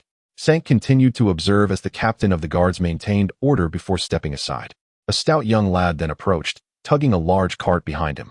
"I am Sam, a servant of His Highness Prince Westeros. Today, His Highness has a significant announcement to make. However, before that, he wishes to perform an act of kindness by distributing a bounty to all present." As he spoke, Sam opened the cart's flap, revealing a bountiful load of golden grains of wheat for all to behold. "In half an hour, we will distribute this entire cart of premium wheat. All present are eligible to receive 1 scoop each, not the small spoons used for dining, but larger ones. And there are no restrictions on inviting relatives or friends to partake. The only requirement is that, upon receiving your share, you must loudly express gratitude to His Highness Prince Westeros. Furthermore, those who have the time are encouraged to remain, as the prince has more to announce after the distribution." As Sam concluded, the crowd erupted in excitement. Is this for real? Such a benefactor exists? They're giving away free wheat. Goodness. That's the kind of premium wheat only nobles can enjoy daily. Chapter 58, The Philanthropist, Part 2. Humph. There are no truly good people in this world. If there are, they certainly are not these lofty nobles. I say he merely seeks to win our favor, to make us indebted to him. Huh. If you could provide each of us with a bag of wheat, you too could win our hearts, and we would be grateful to you. Indeed, they offer tangible benefits. All we must do is utter a word of thanks. This is hardly excessive. We stand to gain immensely. I would welcome such serendipitous occurrences every day. Humph, you foolish, ignorant simpletons. He surely harbors ulterior motives. Just wait and see. Those who take his wheat today will ultimately pay a greater price. These nobles never engage in transactions that do not favor them. Ah, yes, you are so wise. Everything you say is correct. Then do not partake. I have already summoned all my relatives. If you take less, we shall have the chance to receive more. That's simply one to do. Everyone present is entitled. It has been stated that it is first come, first served. Why should I refrain? I shall certainly partake, and I intend to bring my family along as well." Westeros lounged leisurely in the cart, enjoying the service of the lovely maid Mina while observing the scene outside. Following Sam's announcement of the free wheat distribution, the crowd was instantly ablaze with enthusiasm. After a fervent exchange of opinions, the first to react dashed away. hurrying home to summon their friends and family to share in the bounty. After the initial wave of individuals fled, others quickly realized the situation and followed suit, engaging in the same activity, beckoning for assistance. In an instant, the once bustling dockside area was reduced to a mere handful of 3 or 4 individuals. These souls were either solitary figures without family ties or reclusive individuals devoid of companionship, having no one to notify, content to focus solely on their own well-being. Thus remaining in place, Sam instructed this small group to form a line while simultaneously advising the guard squad to maintain order for the influx of newcomers, ensuring everyone queued patiently without any scuffles. Within 3 minutes, the first wave of arrivals appeared, predominantly laborers from the dock area who had been resting nearby. Upon hearing of the noble benefactor distributing free wheat, they hastened over. Following them came subsequent groups, each intent on seizing the opportunity to gather what they could. It did not take long for the previously open space to become densely packed with throngs of people. Fortunately, the fully armed guard maintained order, preventing any potential stampedes. As half an hour passed, hundreds had lined up in front of the wheat wagon, while more continued to arrive in the distance. They grasped an array of containers, some with burlap sacks, others with wash basins, and a few cradling small clay pots, eagerly gazing at Sam and the towering mound of wheat behind him. Long live His Highness Viserys! With the first exuberant praise, the wheat distribution commenced officially, igniting a newfound fervor among the crowd. Subsequently, the second and third rounds of acclaim followed. Although Sam had merely requested a simple expression of gratitude towards His Highness Viserys, individuals, upon their turn to receive wheat, often added several extra words of blessings to convey their excitement. As time progressed, the praises became increasingly extravagant. The initial sentiments wished for the health, longevity, and happiness of Viserys, but soon evolved into fanciful declarations that he would command 3,000 maidens, reign over 1,000 dragons, and soar alongside deities. Listening to these exaggerated expressions of admiration, Viserys could not help but smile, his spirits lifted. His delight stemmed not only from the flattery, but also from the smooth progression of events, all unfolding according to his meticulous plan. The land of the island city-state of Loras was ill-suited for cultivating wheat or similar grains. The local populace primarily subsisted on fish and various seafood. Grains such as wheat, shipped from the mainland, were a luxury reserved for the upper echelons of society, with commoners only indulging in such fare during significant celebrations. If we were to draw a parallel to a previous life, it would be akin to an ordinary person strolling along the street when they encounter a shop promoting its grand opening, proclaiming that every individual present may take home a regal king crab weighing 7 or 8 pounds, with the sole condition of uttering a phrase wishing for a prosperous opening and abundant wealth. Unless one is truly beset by pressing matters, it would be illogical to disregard such a serendipitous opportunity. To say nothing of king crabs, even a mere offering of eggs would entice a throng of elderly individuals willing to rise at dawn and stand in line for 2 hours in eager anticipation. It is not difficult to imagine the considerable stir that Viserys' initiative of distributing free wheat would create within the circles of these common folk. So what say you? Teacher Modred, have you gleaned any insights? What lessons have been learned? Undoubtedly, it is the art of gathering such a multitude in mere moments. Observe how, within just half an hour, I have drawn hundreds, if not thousands, of onlookers, far more efficiently than if you were to shout your call to arms at an adventurer's guild or a mercenary camp. Your Highness, I concede that you have indeed summoned the crowd, but to what end? They have come merely for the wheat, not to enlist in the military. Among those queuing for the wheat, at least half are frail elders, women, and children, who bear little utility for the construction of our naval forces. Modred remained unconvinced. Fear not, Modred, for this is merely the initial step. Once the wheat has been distributed, we shall enter the critical phase of our recruitment efforts. Viserys smiled, opting not to engage further in debate with Modred. For someone of Modred's disposition, presenting the facts and outcomes serves as the most compelling explanation. In truth, Viserys had 2 primary objectives in orchestrating this grand act of distributing wheat. The first goal, naturally, was to swiftly amass a crowd, ensuring that when the time came to recruit soldiers, a greater number would be promptly informed of the opportunity. The second aim was Viserys' aspiration to rapidly cultivate a reputation in Lorelong town and throughout the entirety of the city-state of Lorelis. Reputation, though intangible and seemingly of little value to the common man, less beneficial than a market-wide discount, holds immeasurable worth for those in positions of power or those aspiring to ascend to such heights. It pertains directly to the stability of their rule and the willingness of others to support them in times of peril. Among historical figures known for their skill in cultivating reputation, Liu Bei, the renowned big-ear thief, stands out as a preeminent example. Without his reputation, the enduring tripartite division of the three kingdoms would never have materialized. He would have been vanquished long ago. Ahem, I digress. Chapter 59, Recruitment Presentation. Viserys, through the distribution of wheat, sought to garner praise, much like the companies or celebrities of the past who would pay for favorable promotion. However, unlike those mercenaries who operate purely for monetary gain, the common folk of Lorelong Town, having received tangible benefits, would express sincere gratitude from the depths of their hearts. Human beings are inherently social creatures profoundly influenced by emotions. When enveloped in an atmosphere that reverberates with the notion of His Highness, Prince Viserys, as a paragon of virtue, even those who may initially harbor skepticism or disdain are often swept up in this emotional tide. This explains why Viserys mandates that each individual vocalize their gratitude towards him while receiving their allotment of wheat. What may appear as mere flattery serves a purpose far beyond superficiality. It cultivates a communal spirit. Moreover, the impact of distributing wheat extends beyond the immediate act. Those who return home with their bounty are likely to succumb to the temptation of boasting about their newfound fortune. Their mindset mirrors that of those who, in a previous life, would share pictures of lavish meals on social media. Hey, look at what we're having today, wheat.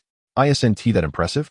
Out of curiosity, onlookers may inquire, wait a moment, oldly, your family isn't wealthy. How did you suddenly come into wheat? To which the response may be, oh, I'm not wealthy at all. I simply had the good fortune of encountering a great benefactor a few days ago. A great benefactor? Who could that be to provide you with wheat? The illustrious Prince Viserys. Viserys? Who is that? I've never heard of him. TSK, how little you know. You've never even heard of His Highness Viserys. Let me enlighten you. He is a distinguished guest of our Prince Alina, hailing from the distant and mysterious continent of Westeros. Conversations like these will flourish throughout the town of Lorelong as recipients of the wheat return home. The name of Prince Viserys will swiftly gain prestige in the minds of the populace, laying a robust foundation for his future endeavors and ambitions. The returns from such a gesture are immense, considering Viserys has expended merely a cartload of wheat valued at a few dozen golden dragons. This is particularly significant given that the wheat from Loras is transported by sea, inflating the shipping costs in the wheat-producing regions. The same cartload might not exceed 3 golden dragons in price. While the price of a few dozen golden dragons might represent a staggering annual income for the average citizen of Lorelong, it constitutes less than a fraction of Viserys' personal savings, even in his current diminished state. Indeed, the wealth disparity in this era is striking. Viserys' simple act of distributing wheat to the common folk yields such substantial benefits, largely due to the prevailing contempt the elite harbor towards the lower classes. In the eyes of the upper nobility, the commoners are born to be ruled and exploited. Offering them welfare to win their favor? How absurd. The hearts of the commoners are of little value. It would be far more prudent to invest that money in hiring additional guards or enforcers. It is precisely because this is a historic first that Viserys' modest act of kindness can create such a remarkable stir. As the distribution of wheat nears its conclusion and the cart behind Sam stands empty, a few individuals emit sighs of resignation and regret. I find myself in a most unfortunate predicament. The individual before me has claimed the last portion, and just as I arrived, it has vanished. Indeed, if only I had arrived a touch sooner, I would have secured it. Alas, they have come too late, and the wheat has all been distributed. Just as I contemplated turning away, I noticed that those who had already received their share of wheat remained in place, unwilling to depart. Oh, Sank, why have you and your sister not left? Hasn't all the wheat been distributed? Ah, dear uncle, you are unaware. The nobleman who just distributed the wheat informed us that once the distribution concluded, His Highness Viserys has another important announcement to make. We remain here to await this matter, replied Sank. What could possibly be more significant than the gift of free wheat? I cannot say, for I am but a simple person, oblivious to the thoughts of the nobility. However, having received their generosity, it is only fitting that we stay to hear them conclude their business. Otherwise, we would not feel secure with our 2 bags of wheat. Besides Sank, his sister dutifully nodded in agreement. It was not only the Sank siblings. Most others who had received wheat shared similar sentiments. As Viserys emerged from the carriage, he was met with a throng of eager faces, each pair of eyes fixated upon him. There were expressions of gratitude, curiosity, and skepticism, yet none bore any malevolence. Upon witnessing the initiator of this charitable act, the crowd spontaneously erupted into a wave of cheers. Viserys maintained a graceful smile, calmly waving and posing for the gathered assembly, while urging Modred and the captain of the Vanning family guard to manage the crowd effectively. Such a splendid commencement could be marred by a careless misstep, leading to a fatal trampling among the exuberant masses, making him a most comical entry in the annals of Targaryen history. 5 minutes later, the cheers began to subside, and Viserys cleared his throat, commencing his recruitment address. As you all know, our people of Lorlas reside upon the islands. Whether for our daily provisions or trade with other city-states, we rely upon maritime transport. Indeed, seafaring is the lifeblood of the Lorlas folk. Yet, it is infuriating to acknowledge the ever-present scourge of pirates upon the seas, who neither toil nor produce, but instead plunder our treasures. They seek not only our wealth, but our very lives. Those of you who have dwelled upon this land for centuries, even millennia, must have felt this keenly. How many of your fathers, mothers, brothers, sisters, sons, and daughters have perished at the hands of these marauders?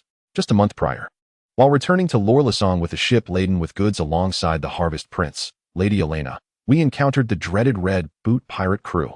These vile brigands targeted us, demanding not only our riches, but our lives. However, we did not yield.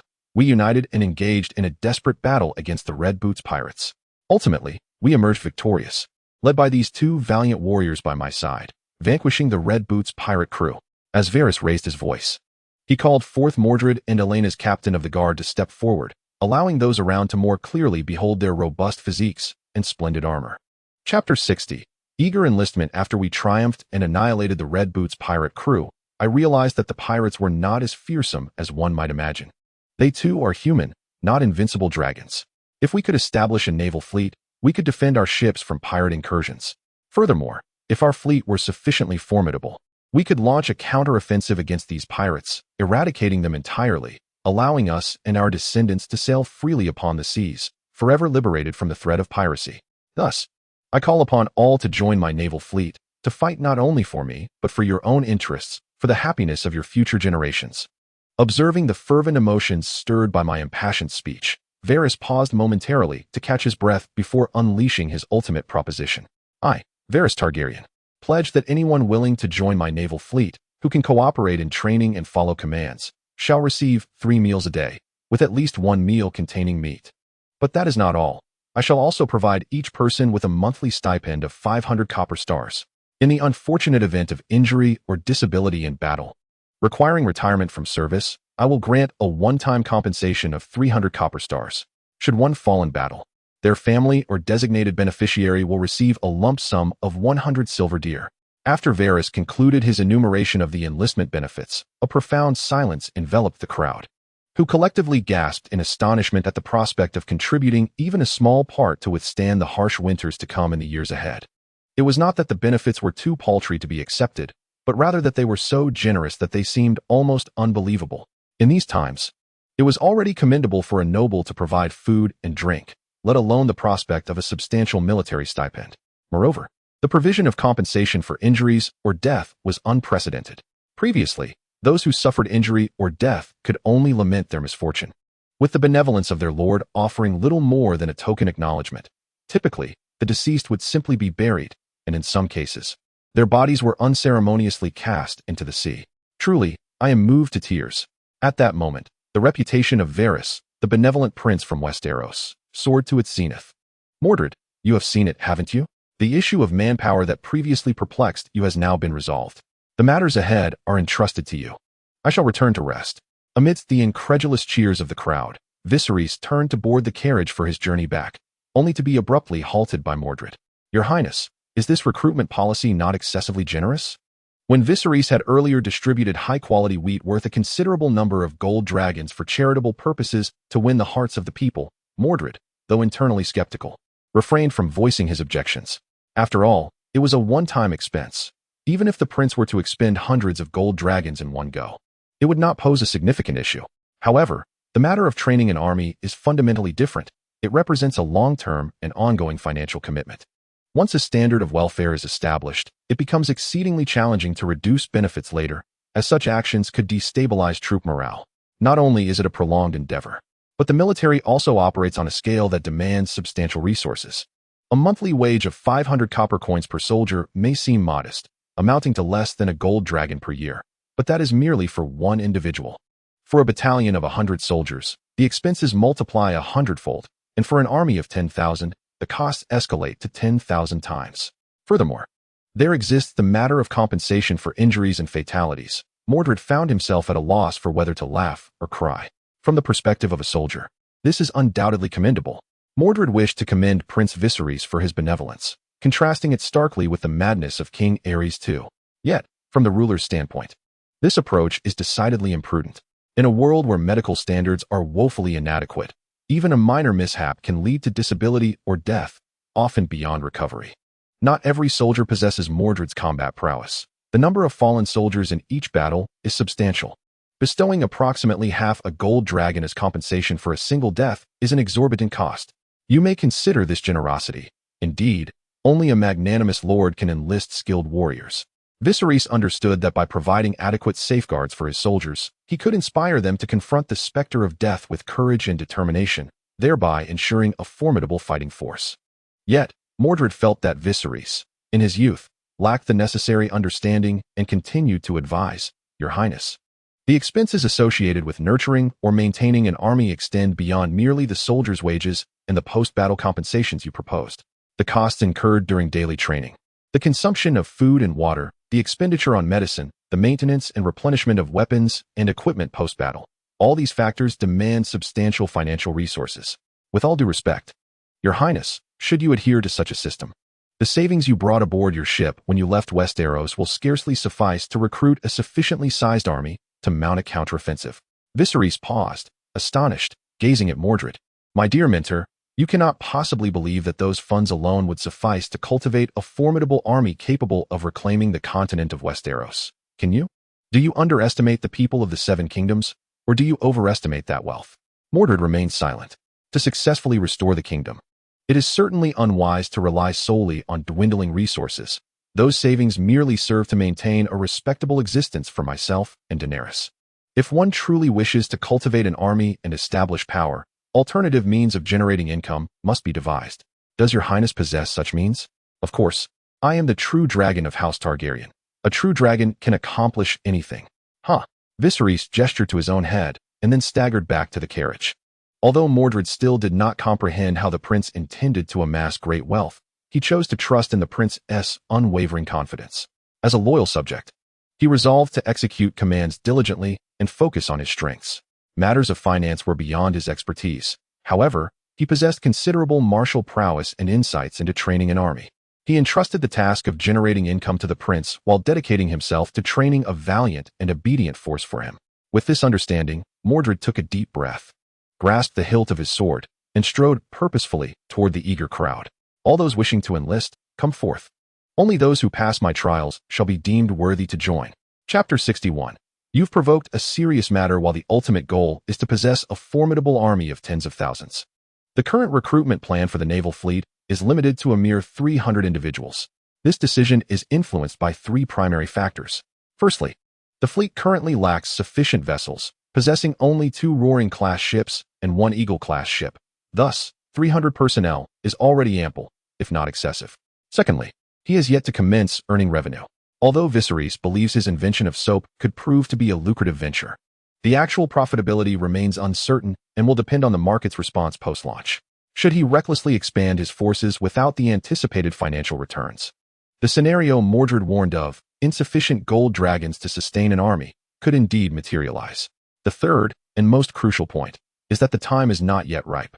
The primary objective of establishing a naval fleet remains, as he stated during the recruitment speech, to eradicate pirates and ensure the safety of maritime routes. A fleet of 300 is already adequate to confront any pirate crew, for if they were truly formidable, they would not resort to the precarious life of piracy, surviving on the edge of a blade. In Viserys' grand design, dragons are to be the mainstay of his conquests. As for the army, it serves merely as a tool to maintain stability after capturing cities.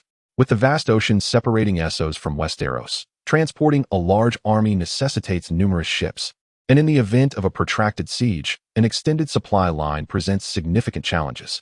Riding upon a colossal dragon, unleashing a torrent of dragon fire to obliterate the enemy forces, and subsequently allowing his own troops to seize control of the city's defenses, This was the vision of an ideal counteroffensive against the 7 kingdoms of Westeros that resided within the heart of Viserys.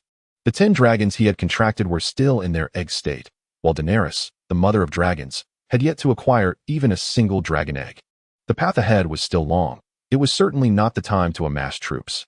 The utmost priority now was to cultivate strength.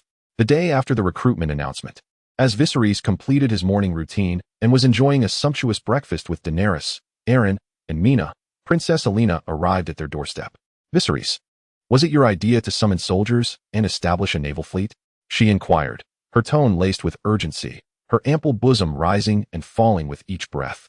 The previous day, when Viserys had sought assistance from Alina's guards to maintain order at her estate, she had not been present. From the captain of the guard, he learned that Alina was attending to matters on the main island of Loras. Thus, she had not been informed of the recruitment initiative in a timely manner. However, the announcement, coupled with the distribution of free wheat, had created quite a stir, and it was likely that her guards had conveyed the news upon their return. "Indeed. Dear Alina, it was indeed my idea. Is there something amiss with that?" Since Alina had posed the question, Viserys willingly confessed. Having never intended to conceal the matter from her, there was neither reason nor possibility to do so. "You acted too impulsively. Why didn't you inform me beforehand? Do you consider me an outsider, discussing such significant matters without consulting me? That is an unjust accusation, dear Alina. If I truly wish to keep this from you, how could I have made it common knowledge throughout the city, or brought your guards along for the entirety of the process?" Viserys set aside his utensils and stepped away from the table, walking deliberately towards Alina, and, before Aeron, he embraced her mother. "Alina, you must trust me. I visited your estate yesterday with the intention of discussing this matter with you. It was merely unfortunate that you were not there. I thought it was not of such grave importance, and thus made the decision myself. Is there some serious consequence I have overlooked?" As Viserys held her, the initially fierce Alina softened, grasping the hem of his garment and gently tugging at it, her voice taking on a note of shyness. "Oh, do not be like this. Let go. Aeron is still here." Viserys raised an eyebrow in confusion. "Alina, something feels off. Your response is quite peculiar. What do you mean by Aeron is still here?" "We have done nothing inappropriate. It was merely a simple embrace. On the day you brought Aeron to me to ask for her apprenticeship, did we not also embrace in her presence? Initially, there was no such strong reaction from you. What has changed today? My dear lady, what images have you conjured in your mind?" "Mother?" Aelie's puzzled gaze turned towards her. Upon hearing her daughter's call, Alina snapped back from her reverie. Returning to the present, clearing her throat, she adopted a serious demeanor, placing her hands on Viserys' shoulders, and said gravely, "Viserys, do you realize the predicament you have found yourself in? You are in serious trouble." "Trouble? What kind of trouble? Do you understand that in Lorith, there are strict limitations on the number of private armed forces? As an independent and autonomous free city-state, Lorith imposes limitations on military might, prohibiting outsiders from raising an army on its territory. Should anyone establish a private armed force exceeding the prescribed number in Lorith, it would undoubtedly be a provocation to the ruling class. As long as the ruling class of Lorith has not completely lost their faculties, they will inevitably strike against such an illegal force." Though Viserys was previously a novice in military, economic, and political affairs, he possessed a fundamental understanding of these principles. "I know," he replied, knowing yet still proceeding. "I am aware there are restrictions, but aren't those limitations meant for outsiders? I am not an outsider, Alina's sister. You are my beloved sister, a princess. Why should I fear these armed force regulations?" Hearing Viserys repeatedly emphasize their close relationship, even Alina's stern demeanor softened. She took his hand and led him to the dining table. "Times have changed. The power of princes is not what it once was. Although I am the Harvest Prince of Lorith, I can only authorize a private force of no more than 100 men. What happens if it exceeds 100? Is it entirely unfeasible?" Viserys furrowed his brow slightly. If establishing a naval fleet became impossible, he would need to consider alternative strategies. Chapter 62. The Armed Forces of Lorith. A private armed force exceeding 100 men is not entirely impossible to establish, but to gain legal recognition, it must be voted on in the Lorith Council, and only upon approval can it be formed. Upon hearing Elena's explanation, Viserys felt a wave of relief wash over him. It was a comfort to know that complete establishment was not out of reach. Otherwise, his impassioned recruitment speech would have been in vain. "Do not rejoice too soon.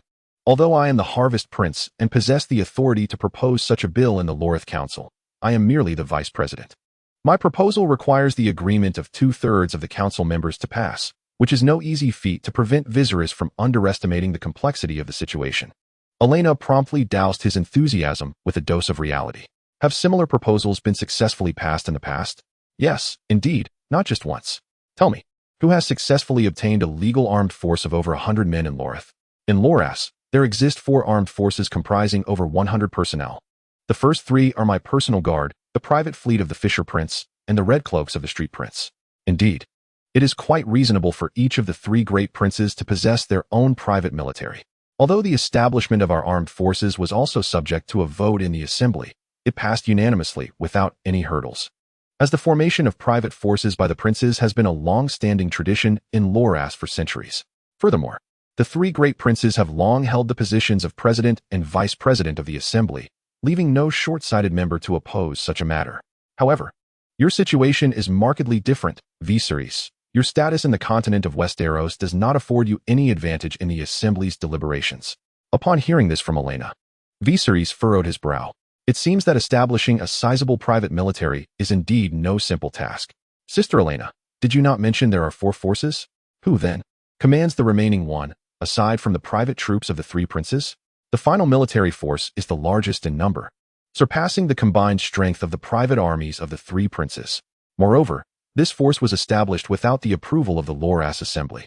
A beguiling smile graced Olenna's face, reminiscent of an evil sorceress peddling poisoned apples, luring Na'vi adventurers into her intricately laid traps. What do you think? Care to guess to whom this extraordinary force belongs? Really? Is there someone who can overshadow the 3 great princes? Viserys was genuinely astonished, unable to fathom who could wield such power. On his very first day in Loras, he had gleaned the general power structure of the city-state from Olenna. The 3 great princes and the Loras Assembly constituted the highest echelons of authority, with no one above them. How could such a formidable military force, exceeding the private armies of the 3 princes, exist legitimately in Loras? Surely, the Assembly would seek to undermine or even eliminate this force to maintain its own grip on power. Well, I simply cannot guess. Sister Olenna, just tell me outright. If you call me dear sister, I shall divulge the truth. Sister Olenna, my dear sister, please just tell me. I implore you. Viserys clasped Olenna's soft, fair hand, his arms swaying gently, his tone as innocent as a child's, yet as tempting as the forbidden fruit of Eden.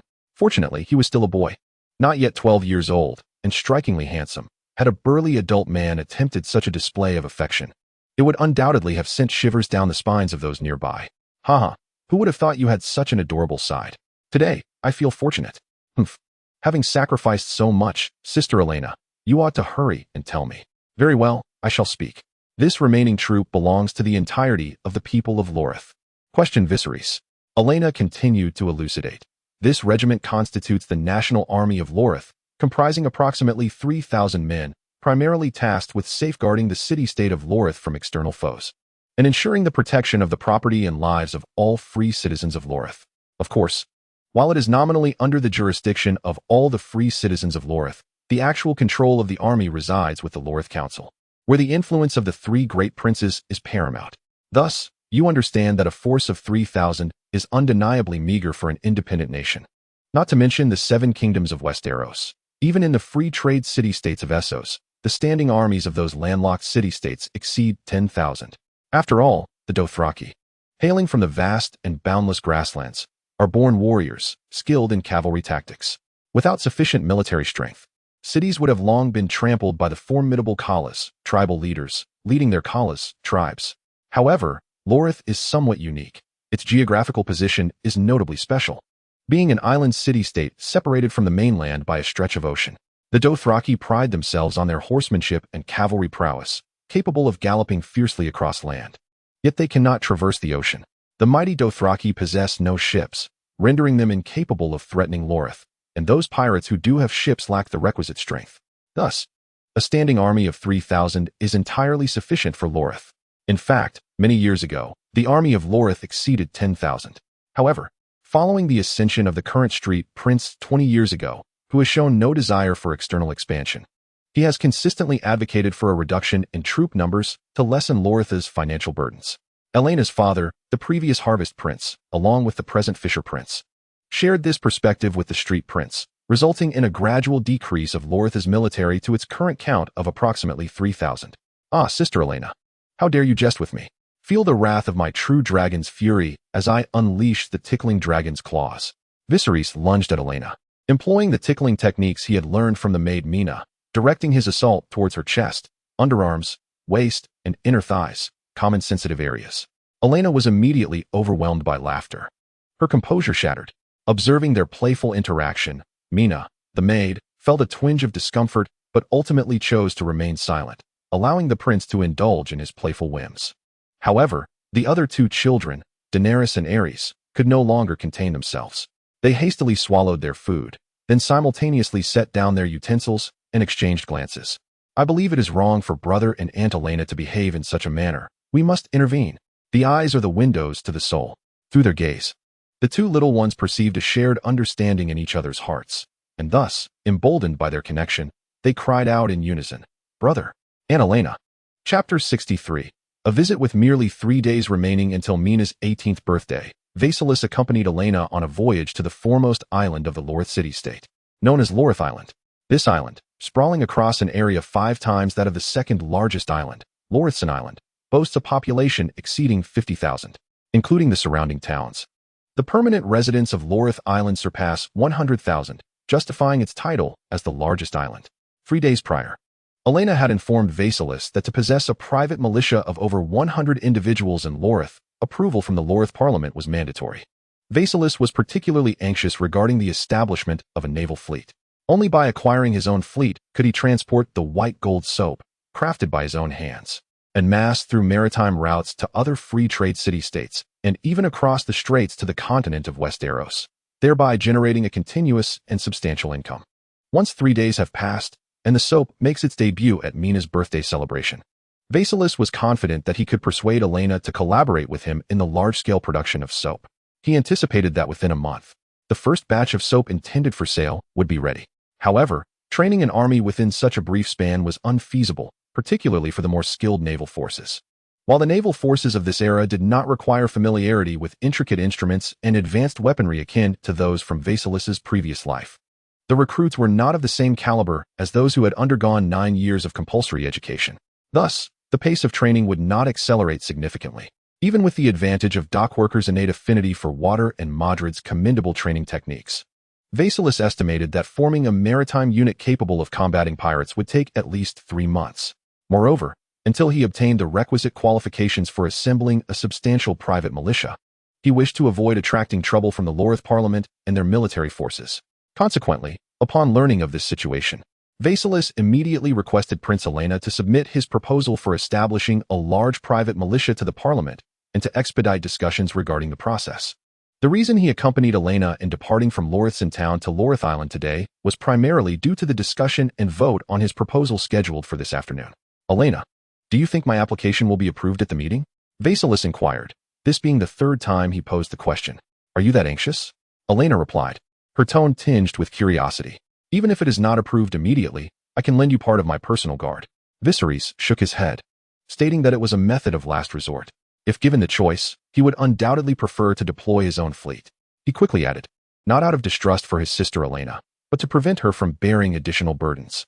Concerned that Elena might misinterpret his intentions, he felt compelled to clarify.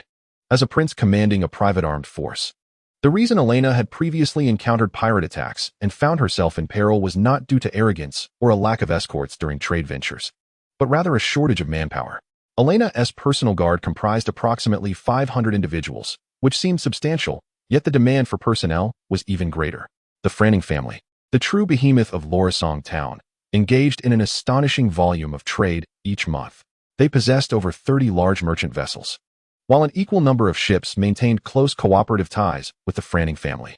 The daily maritime activities connected to the Franning family consistently involved over 30 vessels, assuming 10 guards per ship, that accounted for over 300 individuals. Moreover, the guards stationed at the Franning estate, even with Elena's departure, her daughter Ailey remained in need of protection, and the necessity for Franning family guards in various local establishments consumed the majority of the 500-strong guard.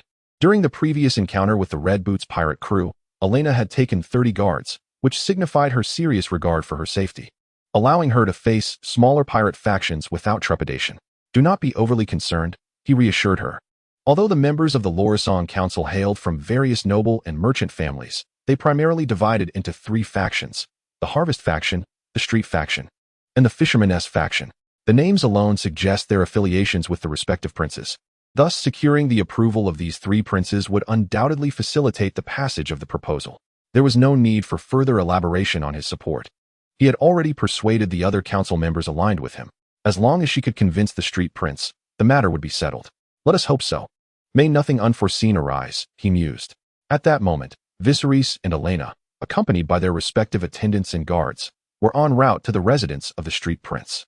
After contemplating various strategies to persuade the street prince without prior acquaintance, Viserys decided to adopt a method akin to that of the protagonist in Game of Thrones, The Legend of the Dragon. He resolved to employ bribery, allowing the glimmering and weighty gold dragons to serve as a bridge to foster camaraderie. After a 10-minute carriage ride, they arrived at the street prince's estate. Viserys quickly surveyed the surroundings. In terms of sheer size, the street prince's residence was comparable to the estate Elena had gifted him. However, in terms of opulence, it was of an entirely different caliber. The estate of Viserys exudes grandeur and opulence, yet the residence of the Prince of the Streets surpasses it in extravagance. The entrance boasts a gilded statue of a sea vessel, while the rooftops and bricks are adorned with gold, and carpets woven with golden threads abound. The essence of the golden dragon permeates every inch, reflecting the prince's unabashed fondness for gold, as if he were proclaiming, "My friends are the golden dragons, possess them, and you shall be my ally." Under the guidance of Elena, the customary tale of disdainful guards denying entry to the protagonist, only for them to retaliate with bravado, did not unfold. Instead, the gatekeeper respectfully ushered them inside. Following the butler through a winding path for over 5 minutes, they finally entered the resplendent hall, where they encountered Lord Mervyn, the current prince of the streets of Loras. Chapter 64. The old fox Uncle Mervyn appeared to be in remarkable health, his vitality undiminished by age. "Ah, time does take its toll, Elena, look how you've grown." He chuckled heartily. After their initial greetings, the two, already acquainted, engaged in lively banter. Mervyn, a portly gentleman nearing 60, displayed a rosy complexion that suggested a robust state of well-being, a rarity for someone of his years, typically reserved for those of noble, standing living in comfort. Beside Mervyn stood two elegantly dressed women. One, in her early 20s, possessed deep brown curls and enchanting brown eyes, her beauty and figure striking, with skin as smooth and fair as porcelain. The other, in her 30s, bore a resemblance to Mervyn, though her allure paled in comparison to the younger woman. Nevertheless, her statuesque figure, long legs, slender waist, and voluptuous curves, complemented by a sun-kissed complexion, exuded both health and strength. These two were Mervyn's only daughter, Mavina, and his recently acquired young bride, who was younger than his own daughter, a testament to the prince's playful spirit. It is said that men remain youthful at heart, drawn to the charm of young, beautiful maidens, regardless of their age. The petite bride, standing about 5 feet tall, nestled against the prince, exuding a delicate demeanor. In contrast, Mavina towered at nearly 6 feet, her presence formidable, radiating the essence of a wolf rather than a meek lamb. Curiously, since Viserys entered the hall with Elena, Mavina greeted her with indifference. Yet her gaze remained fixed on Viserys, akin to that of a predator eyeing its prey. Unfazed, Viserys returned her stare, their eyes intertwining and clashing in the air. What piqued Viserys' curiosity was that the gaze emitted by Mavana carried no malice or hatred towards him. Rather, it was filled with intrigue, reminiscent of discovering a captivating companion in a dance hall. "Surely, dear sister, I am barely 12 years old, while you are well over 30, at your age. One would expect an interest in mature men with stories to tell. Well then, Elena, let us set aside our pleasantries for now and not keep our esteemed guest waiting." 5 minutes later, the Prince of the Streets proactively shifted the conversation to Viserys. "I have already learned of your identity from Elena, your highness, Prince from Westeros." Medivian paused for 2 seconds, his gaze unabashedly scrutinizing Viserys from head to toe. Truly, a noble scion of the Targaryen lineage, with flowing silver hair and deep, wise purple eyes, exuding an air of confidence. What a remarkable young man he is. "Thank you for your kind words, Lord Medivian.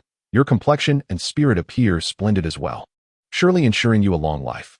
Since he had extended goodwill, Viserys did not hesitate to offer a few words of blessing to elevate the atmosphere. "Ha ha. May your words bring me good fortune. I too hope to live a few more years." The rotund Medivian chuckled, resembling a benevolent elder. Yet his manner of conducting affairs caught Viserys off guard. One moment they were engaging in warm greetings and idle chatter, and the next, the conversation shifted directly to business. "I heard from Elena that you wish to establish a maritime fleet." "Indeed, The economic progress of Lorith heavily relies on maritime trade.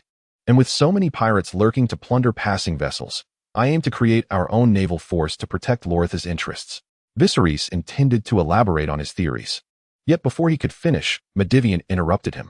You possess quite the eloquence. Save these remarks for the afternoon council meeting, where I trust you will persuade many young legislators and gain their support. Ah, the cunning old fox. Viserys discerned the underlying message in Medivian's words. While ostensibly praising his oratory skills, he subtly implied that such ideals and ambitions were better suited for the youthful legislators and not for an elder like himself. To sway him, one must present tangible, concrete benefits.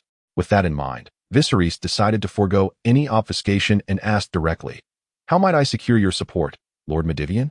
Ah, how refreshingly straightforward, brimming with youthful vigor. How I admire that. Medivian withdrew his chubby hand from his petite wife's collar and then reached toward her curvaceous form, beginning to speak in a roundabout manner. Elena's father and I have been good friends for decades. During his lifetime, our families frequently interacted, and it was not uncommon for me to indulge in drink at his home, often waking up the following afternoon, lost in memories of those times.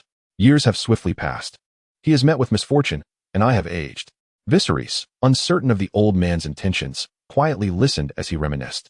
It could be said that I watched Elena grow up. My affection for her sometimes feels akin to that of a father. Hey, old man, have you lost your wits?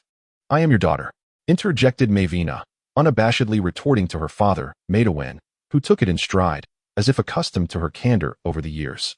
Your Highness Viserys, you are Elena's savior, and now teach little Ailey. Given the long-standing friendship between our families, you might as well be considered one of our own. Ordinarily, I should support your ambition to form your own personal guard, and I genuinely wish to do so. Viserys nodded, a flicker of emotion and acknowledgement crossing his face, though inwardly he felt disdain, knowing a but was forthcoming. As expected, the pivot arrived. However, I am not only Elena's elder, I am also the Prince of the Streets. Elected by the free citizens of Lorith, I must consider the interests of all. Your intentions are commendable, but many lack foresight, only recognizing immediate gains. Even I would need to expend a considerable amount of gold dragons to persuade them to vote in your favor. Chapter 65. Maevina's invitation, Lord Maedhwen. The Prince of the Streets had hinted at his intentions, and Viserys sensed it was time to cease idle chatter. He gently clapped his hands, and 4 robust servants entered, carrying 2 heavy chests that they placed in the center of the hall with a thud. Lord Maedhwen, I understand your noble intentions. In this world, while gold dragons may not be omnipotent, their absence is utterly debilitating. Thus, I bring a modest token of our acquaintance. At Viserys' signal, his attendant Mina opened the lids of the 2 large chests, revealing them filled with gleaming golden coins that instantly captivated the attention of all present. The radiant glow of the gold dragons drew heavy breaths from the onlookers. Lord Maedhwen was aware of my current predicament, hence the modest gift of 5,000 gold dragons, which I hope he does not find lacking. 5,000 gold dragons. My heavens! Even as the esteemed Prince of the Streets, this sum is not insignificant. This represents pure profit, no costs incurred, effortlessly acquired, and requiring no sharing with others. It is entirely his to claim. As for his prior statement regarding the expenditure of golden dragons to curry favor, that is mere nonsense. He stands as the paramount figure in the city-state of Lorith, with others obliged to seek his favor. In his esteemed position, it is entirely commonplace to accept bribes. Not only ordinary merchants and nobles, but even numerous families holding seats in the council have offered him substantial sums. The amount of the bribe typically correlates with the significance of the matter at hand. In the past, there have indeed been instances where bribes exceeding 5,000 golden dragons were delivered to his residence.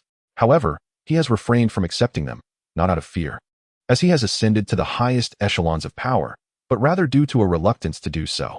While he possesses an avaricious nature, Mediv is far from foolish. He relishes trivial matters that incite conflict among the lesser nobles, thus he might accept bribes in such cases. Yet, when it comes to issues of considerable weight that could undermine the very foundation of their familial dominance, he would not acquiesce to even the most generous offers. And he remains vigilant against such individuals. The presence of a privately armed militia, as exemplified by Viserys, carries implications both grand and minute. A substantial private force could indeed destabilize the council's authority. Had this been a decade ago, Mediv would have categorically dismissed such a request, regardless of the sum, even if it were 5,000 golden dragons. However, he has aged, uncertain of how many years remain to him. and his foremost desire now is to ensure that his daughter, who often challenges him, can smoothly inherit his title of street prince upon his demise. The princes of Lorth, akin to the kings of Westeros, serve for life. Yet, unlike the hereditary kings, their positions are attained through election. After the untimely death of Elena's father, the former Prince of Harvest, a multitude of powerful nobles and affluent magnates vied for the position. It was Medivh who intervened, investing time, money, and effort, utilizing his own authority as street prince to facilitate Elena's ascendance to the role of Harvest Prince. In theory, upon his passing, Elena would likewise leverage her authority and the influence and wealth of the Vanning family to assist his daughter, Mavina, in assuming the title of street princess. For years, the two families have mutually supported one another. While there is competition over the presidency of the council, they have consistently collaborated to ensure the continuity of their princely titles. However, this long-standing tacit agreement has recently encountered significant risks. The source of this risk does not lie with Elena, but rather with his own daughter, Mavina. Perhaps due to his excessive indulgence in her early years, Mavina possesses a truly irascible temperament. Having maintained a contentious relationship with Elena to the point where they do not acknowledge one another even in private encounters. If, after my demise, my foul-mouthed daughter were to unleash her vitriol upon Elena, provoking her ire to the extent that she supports another as the street prince, then indeed, I would rest in eternal unrest. Thus, when Elena sought his assistance, he had already resolved to lend his support, primarily to cultivate a favorable impression with her, hoping she would later advocate for Mavina's ascension. As for his prior insinuations regarding favors, they were merely a tentative exploration. Should they yield fruit, it would be splendid. But if not, it would be of little consequence. The 5,000 golden dragons from Viserys were truly a serendipitous windfall. Maedwen's gaze towards Viserys softened considerably. Your Highness is exceedingly gracious. To have you visit is already a great honor, and I am astonished by such a generous gift. Rest assured, during this afternoon's assembly, I shall exert every effort to ensure that the other council members recognize the benefits this proposal from your Highness can bring to Lorth. I am confident they shall raise their hands in unanimous agreement. Maedwen laughed heartily, and as midday approached, he invited Viserys and his companions to stay for a meal. With no reason to decline, Viserys acquiesced. A lavish luncheon commenced, filled with merriment. After the feast, as Viserys and Elena were about to take their leave, a voice halted them at the entrance. It was Maedwen's daughter, Mavina. Wait, don't rush off. Upon hearing the familiar yet irksome clamor, Elena shot back. Mavina, what performance are you about to put on now? If you have something to say, why not do so at the banquet instead of stopping us here? Elena was blunt, and Mavina was even more so. You're quite meddlesome. This is my home, not your domain. I can do as I please. Besides, I'm not even seeking you out, so why the incessant chatter? Humph. Irritated, Elena turned her head away, dismissing her. Mavina boldly stepped in front of Viserys, extending her hand. Greetings, let me formally introduce myself. I am Mavina. My father is the street prince, that rather portly gentleman. Hello, I am Viserys Targaryen. A pleasure to meet you, Miss Mavina. Viserys offered the customary polite exchange, yet it seemed to be misinterpreted. Haha, splendid. Indeed, you share my fondness. I am quite pleased to meet you as well, for I like you too. In that case, let us proceed. My bed is soft and spacious, perfect for our escapades. Chapter 66. Still a child, Viserys was left in a state of perplexity. Miss Mavina, is your manner of speaking always this amusing and whimsical? Amusing? Mavina furrowed her brow in confusion, then shook her head. I am not joking. I genuinely wish to invite you to join me. Why do you think I am jesting? Is my expression not serious enough? As she spoke, Mavina's smile transformed into one of unparalleled sincerity. Viserys felt a cold sweat trickle down his back. This was the first time in both his past and present lives that he encountered a woman with such wildness. We have only just met today. Isn't it too sudden to extend such an invitation? Not at all, she replied. You said you were pleased to meet me, which implies at least an affection for my physical form, does it not? I, too, find you exceedingly attractive. Since we both harbor mutual feelings, why not embrace this connection and bring each other joy? It seems quite natural, does it not? Viserys felt a twinge of discomfort. Although he was no paragon of virtue, he did not consider himself a mindless bulldozer either.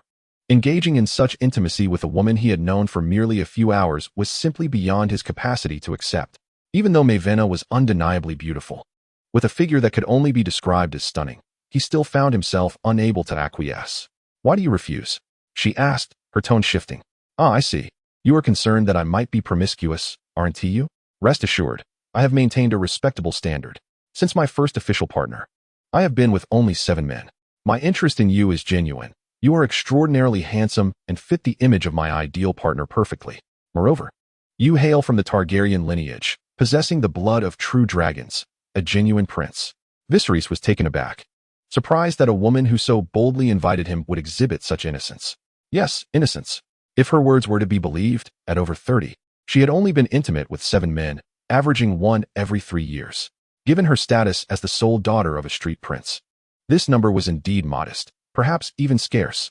To put it in perspective, during his previous life, a senior he knew had surpassed 50 partners over just 4 years of university. In contrast, Mavenna was genuinely pure-hearted. Yet, no matter how innocent she might be, it was not acceptable. Mavenna, you may not realize, but my age is actually quite young. I still have some time to wait until I celebrate my 12th birthday. So you are still a child? That makes it even better. Your lack of experience is of no concern. I have plenty and will guide you properly, ensuring your comfort. Viserys could only bury his face in his hands in exasperation. What on earth was this woman thinking? He feared that continuing the conversation with Mavenna would lead to triggering some sort of safety protocol. Fortunately, at that moment, Alina could no longer endure the exchange. With a huff, she rushed over, wrapping her arms around Viserys. Viserys, we had agreed to attend to urgent matters. We cannot waste time here any longer. Urgent matters? What urgent matters? He asked, puzzled. Today's agenda is simply to persuade the street prince in the morning and attend the council meeting in the afternoon. There is nothing else to address. Wait. He realized with a jolt. He was being foolish. This was clearly a ruse concocted by Alina to extricate him from the conversation. Ah, indeed. I have pressing matters to attend to. My dear Alina, let us discuss this issue at a later time. I must take my leave now. Farewell. With Alina's words as his excuse, Viserys waved goodbye to Maedwenna and departed hastily. Maedwenna wished to express something further, yet, observing Viserys' swift retreat, she ultimately refrained from pursuing him. After the two had vanished from sight, Maedwenna turned back towards her dwelling, muttering under her breath, Alina, I shall remember this grievance. In the heart of Loras City, there lies an artificial lake. Having departed from the prince's residence, Viserys and Alina, accompanied by their respective maidens, Mina and Rona, strolled by the lakeside to digest their earlier meal. As this outing was of a serious nature, Viserys did not bring along his sister Daenerys. Nor did Alina take her daughter Aery, preferring the company of their attendants instead. Viserys, do you resent me for interrupting your pleasant conversation with Maedwenna? Alina jested. Dear sister Alina, do not tease me so. I am immensely grateful to you for rescuing me from Maedwenna. How could I possibly harbor any ill feelings towards you? Is this truly how you feel? Indeed, without a doubt. Do you not possess even a fleeting thought on the matter? Alina continued, while Maedwenna may not possess my beauty, nor my youthful radiance, nor the status I hold, one is already a prince, while the other is merely a prince's daughter, uncertain of her future. She is nonetheless lacking in refinement and possesses a most disagreeable temper, universally disliked. Alina vented her frustrations, enumerating Maedwenna's numerous shortcomings. Ahem. While she is indeed riddled with flaws, I must concede that her physique is quite admirable, presenting a certain allure to men. Her overtures, did they not stir even the slightest flicker of interest within you? Is it that you have no inclination towards women? Might it be that your affections lie with men? Stop. Viserys interjected, unable to endure Alina's increasingly absurd speculations. Sister Alina, I acknowledge that I am somewhat taller than my peers, but have you forgotten? I am but a child, yet to celebrate my 12th birthday. Ah, my apologies. I truly momentarily neglected this fact. Alina pressed her fingers to her temple, feeling a touch of embarrassment. Though individuals in this fantastical medieval world mature earlier, such matters are typically reserved for those aged 14 or 15, and 11 is indeed quite young. In an attempt to mask her discomfort, Alina pondered how to gracefully navigate away from the topic, yet Viserys chose to pursue it further. Sister Alina, you too have passed through this age. You must understand that at my current stage, the affections I seek are of a spiritual nature rather than mere physical attraction. Even should such actions arise, they would undoubtedly be with someone I truly cherish. I have only just met Mavenna, and I hardly know what kind of person she is. Thus, it is impossible for me to harbor any romantic feelings for her. As for what you mentioned about Lady Mavenna's appealing figure, I concede that point. However, I am not merely a typical boy on the brink of adolescence. I am Viserys Targaryen, burdened with the monumental task of restoring my family's legacy. Mastering my desires is a lesson I must learn, for I do not wish to find myself discovered one fateful morning, lifeless upon the bosom of a woman, while my aspirations flourish. Chapter 67. The Council Square at such a tender age. possessing the wisdom to control one's desires and envision a long-term future. Could it be that all members of House Targaryen are so extraordinary? This thought flickered through Elena's mind, only to be swiftly dismissed. If the Targaryens were indeed so remarkable, how could they have fallen to such depths? It only serves to highlight that it is not the Targaryen lineage that is exceptional, but rather this young man before her, Viserys Targaryen. The more she observed him, the more she found herself captivated. Alas, her age and status rendered any possibility inappropriate. However, her daughter, Aery, might still have a chance. Viserys, do you have feelings for Aery? As Aery's mother, and with Viserys being the potential son-in-law she had envisioned, Elena deemed it essential to ascertain his sentiments toward her daughter. Indeed, Aery is a delightful girl, charming and congenial, and she interacts splendidly with Daenerys. I hold her in high regard. But, dear Elena, do not misconstrue my feelings. I view her more as an older sister to Daenerys than anything else. My affections do not extend beyond that. Elena's emotions surged like a roller coaster. Upon hearing Viserys express fondness for Aery, her spirits soared, only to plummet when she realized he regarded Aery merely as a sibling. Viserys, what kind of girl do you prefer? Elena sought to glean insights for her daughter.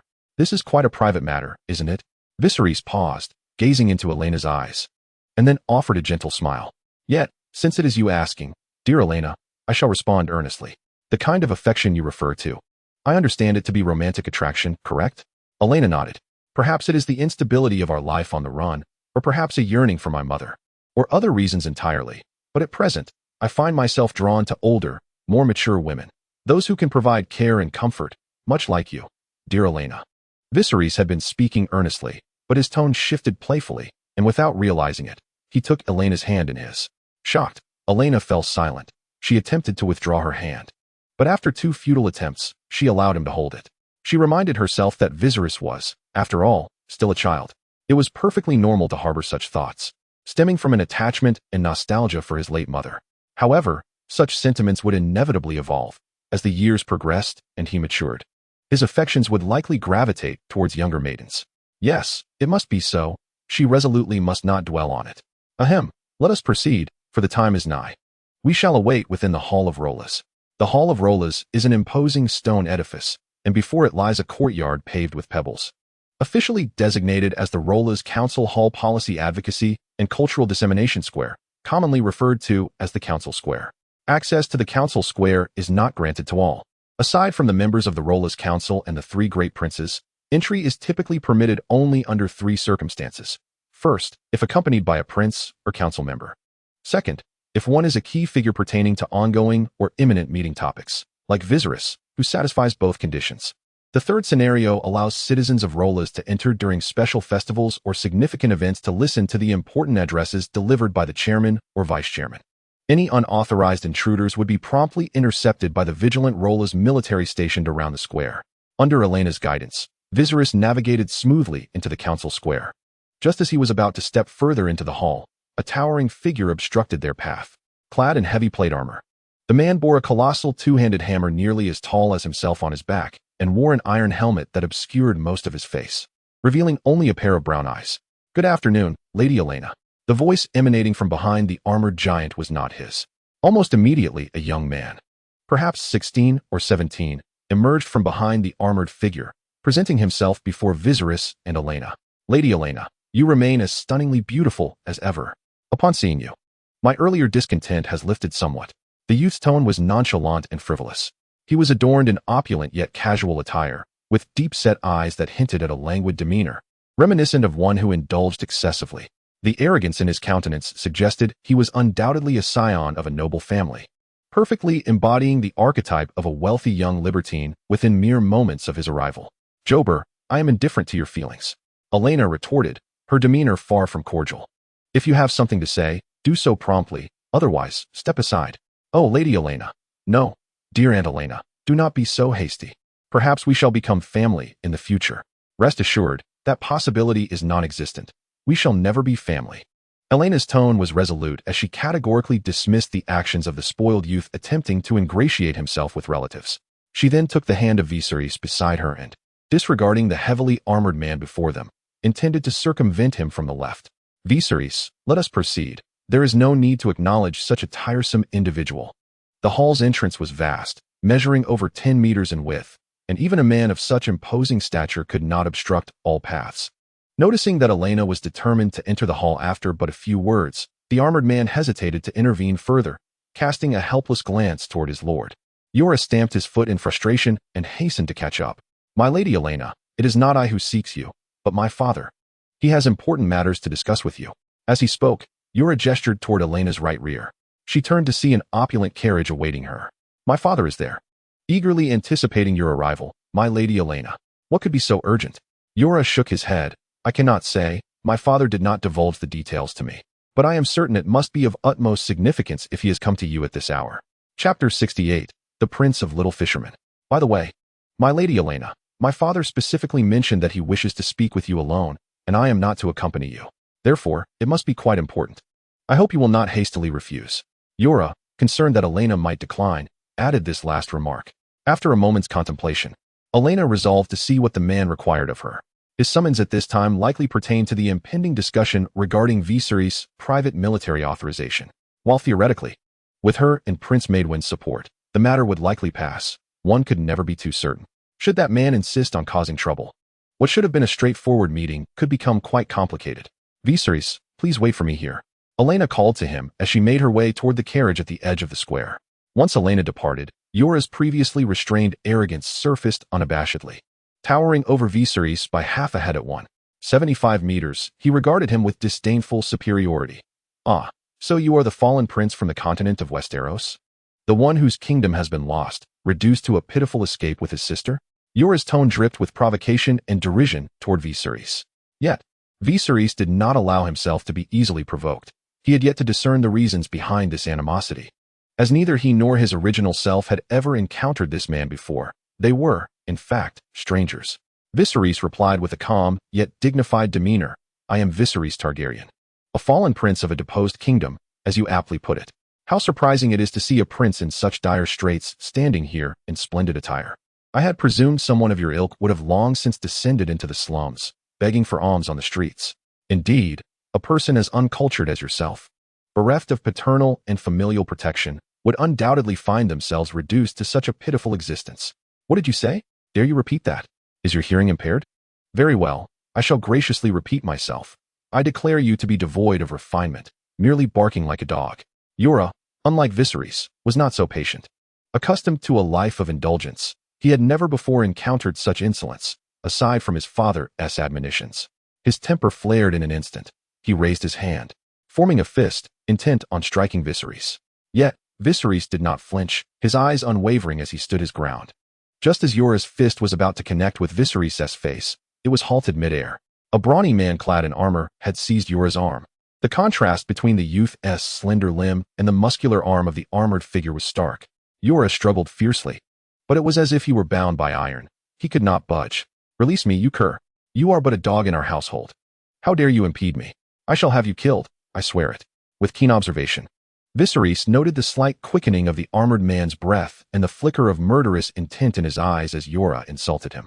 However, this fleeting emotion vanished as quickly as it appeared, masked by the man's full helmet, thus eluding Yora's notice.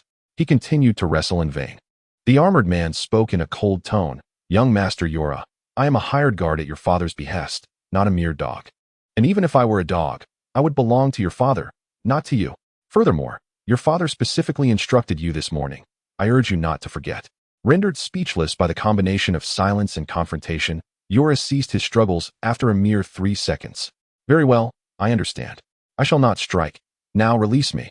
This time, the armored man obediently loosened his grip and stepped back, standing straight behind Yora, with a fierce glare at the guard.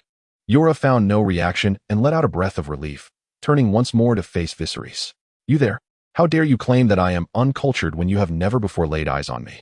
Such unfounded accusations are nothing but slander. Indeed, I had not previously encountered you. Thus our meeting constitutes an introduction between strangers. It is customary for both parties to share their identities. I have stated my name, yet you have withheld yours. Does that not signify a lack of decorum?" Viserys did not claim that he was quick to expose others' vulnerabilities or speak disrespectfully. Rather, he pointed out that Yora had failed to introduce himself, clearly aiming to elicit information about his identity. Indeed, Yora fell into the trap. Perhaps his greatest pleasure lay in the moment when others inquired about his identity, relishing the transformation from disdainful arrogance to shock and fear upon learning of his esteemed lineage. A tactic that never failed. Ah, listen well. I am called Yora, the son of the current Fisher Prince, Marcus Haraway. I am the future Fisher Prince, now referred to as the young Fisher Prince. With a smug demeanor, Yora awaited Viserys' reaction, anticipating astonishment and terror. However, to his surprise, the silver-haired youth exhibited neither fear nor shock, but instead wore a faint smirk. Yora, what a rather plebeian name you bear. Who bestowed upon you such a wretched title? Oh, forgive me. I nearly mistook you for an orphan, raised without a father. How intriguing it is to ponder how your father attained the rank of Fisher Prince. Surely not through unsavory means with Lord Meryn, I presume. So, as the future Fisher Prince, do you intend to engage in similar transactions? Or have you already begun, which explains your audacity? To endure the advances of a man so much older than you is quite impressive, I must say. Viserys was not one to harbor enmity easily. He believed in the adage that enemies should be reconciled rather than engaged in conflict. Yet, Yora's brazen audacity was akin to him sitting upon Viserys' very face. If he continued to behave like a good-natured gentleman, he would soon become a mere footnote in history. A son of the Fisher Prince, and he fancied himself a dragon? Even a dragon would only be worthy of being ridden by me. Chapter 69, Confrontation. I will kill you. I swear I will kill you. Viserys' refined and affable retorts only served to stoke the flames of Yora's volatile temper, akin to throwing gasoline on a fire. In his intense fury, Yora disregarded his father's prior admonition against striking the Targaryen siblings. His sole focus was on the silver-haired creature before him. With clenched fists, Yora charged at Viserys. Perhaps it was the swiftness of Yora's attack that caught the armored man off guard, or perhaps he merely wished to witness the spectacle, but this time, Yora's punch went unchecked. Since the armored man refrained from intervening, it fell to Viserys to take action. Although Yora is 5 or 6 years older than Viserys and stands a good 10 centimeters taller, his years of indulgent living have long since drained his vitality. Viserys estimates Yora's combat prowess at a mere 7, possibly 8 at most, certainly not comparable to his own formidable 35. As Yora's feeble punches sluggishly approached, Viserys effortlessly deflected one with a gentle hand, only to counter with a resounding slap.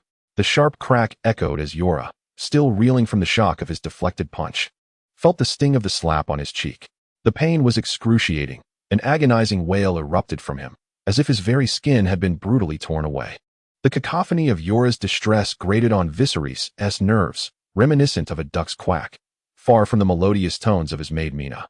Annoyed, Viserys lifted his leg and delivered a swift kick to Yora's midsection. Thud! Yora crumpled to the ground, clutching his abdomen, his eyes wide with shock. Saliva uncontrollably spilling from his mouth. Ah, now there was silence, for Yora could muster no further cries, reduced to a twitching form on the ground. Viserys chose not to press the attack further, but turned his gaze towards the armored brute standing nearby, raising an eyebrow as if to ask, "Aren't you a guard? Where is your professionalism? Your master is being beaten, and you do nothing? To hell with him. I'd rather he perish," the armored man thought, eager for Viserys to land a few more blows. "Go on, strike him again. I won't intervene. I wouldn't mind his demise, but it must yield some benefit. Consider this me aiding you in avenging your grievances. How about a few thousand gold dragons as a token of appreciation?"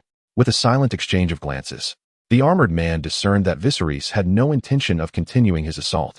Disappointed, he suppressed a rising smirk, slowly stepping forward to position himself between Yora and Viserys.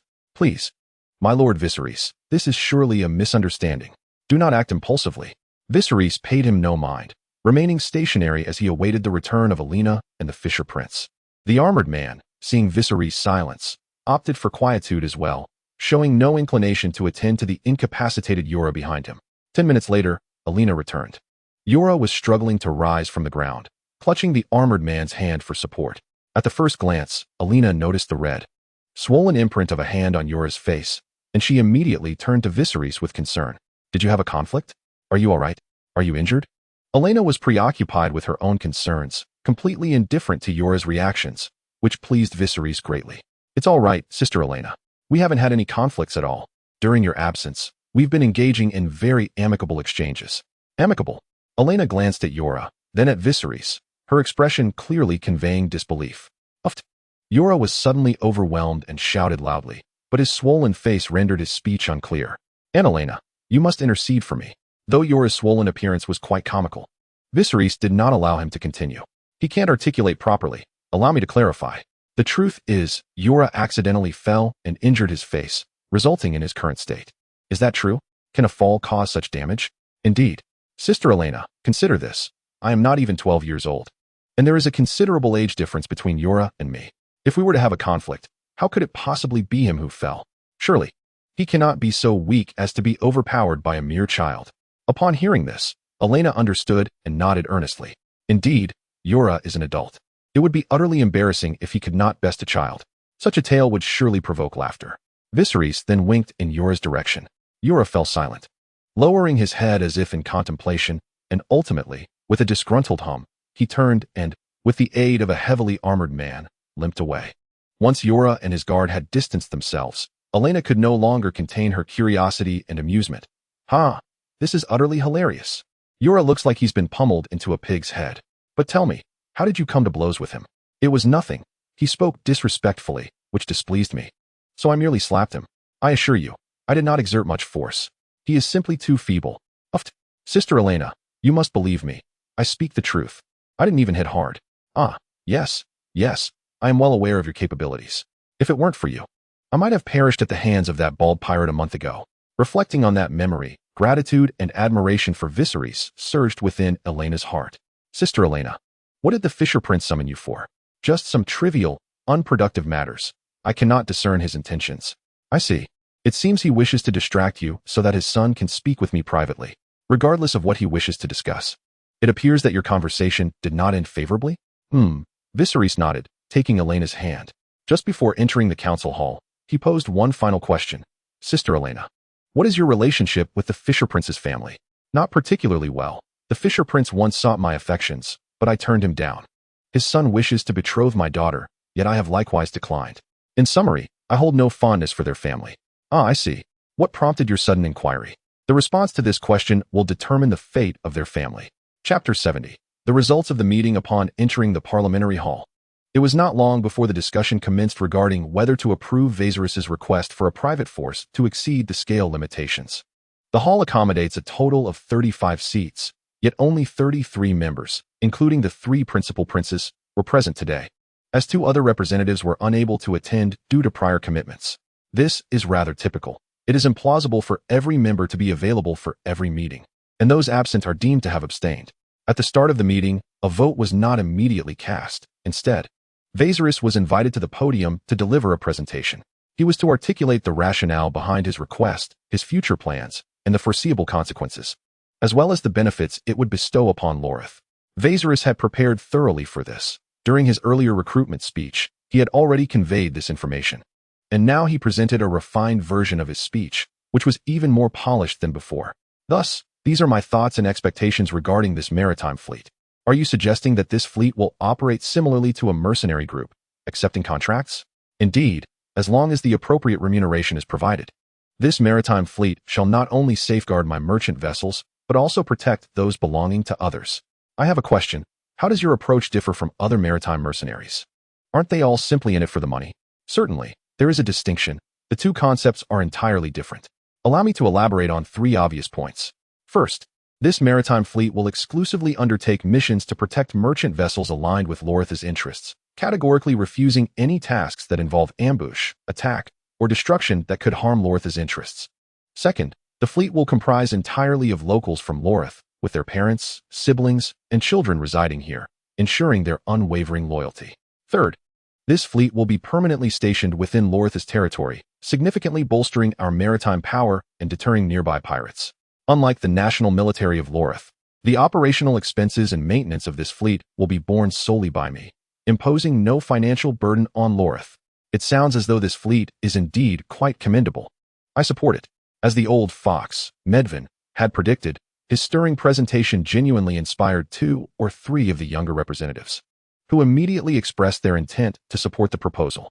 However, the more seasoned members remained unmoved, awaiting the opinions of the princes from their respective factions before making their decisions. As the 3 principal princes, holding the highest positions within the parliament, naturally, they were the last to voice their opinions and perspectives. Once all 3 had spoken and no new opinions emerged, the meeting transitioned into a recess. After a half-hour intermission, the final voting commenced. This proposal, presented under the auspices of Vice President Elena, required the support of at least 2/3 of the members, amounting to 22 votes for approval. Olenna and Prince Maedvin, along with their respective factions, predictably cast their votes in favor. However, Prince Marcus Saber, representing the fishermen, expressed vehement opposition. Perhaps it was due to the recent incident where Viserys had severely beaten his son, for throughout the proceedings, Marcus regarded Viserys with overt hostility. Fortunately, the outcome was not swayed by his dissent. The final tally stood at 23 in favor, 10 against, and 2 abstentions. The proposal passed smoothly, granting Viserys the legal authority and qualifications to establish a substantial private military force in Lorith. Following the conclusion of the meeting, a sullen Marcus departed in silence. Upon learning more about Marcus from Olenna, Viserys surmised that Marcus's animosity was not solely rooted in the earlier incident with Jorah, at least not as the primary cause. Unlike the other 2 princes, Marcus distinguished himself by the fact that neither of his parents were fisherman princes. His lineage did not belong to a traditional princely family. A decade ago, Marcus had merely been the captain of one of the vessels under the previous fisherman prince. When the heirs of the former fisherman prince met with untimely deaths, the old prince found himself without suitable successors, and Marcus seized this opportunity. Through flattery and attentiveness, he garnered the old prince's support. However, the backing of the old fisherman prince alone was insufficient, as the election for the new fisherman prince would only occur after the previous prince's demise. With the passing of the old prince, his influence would wane, leaving no power to ensure that the captains would elect Marcus as the new fisherman prince. Aware of this reality, Marcus began to establish his private military force while the old fisherman prince still wielded influence. Considering that the position of fisherman prince is elected by all Lorithii who own vessels, Marcus's private military was not a land-based guard, but rather a naval fleet akin to Viserys's. Officially, it was presented as the old fisherman prince's naval fleet, with Marcus merely managing it on his behalf. After the passing of the old fisherman prince, Marcus leveraged this naval fleet to outmaneuver his rivals, ultimately securing his position as the new fisherman prince.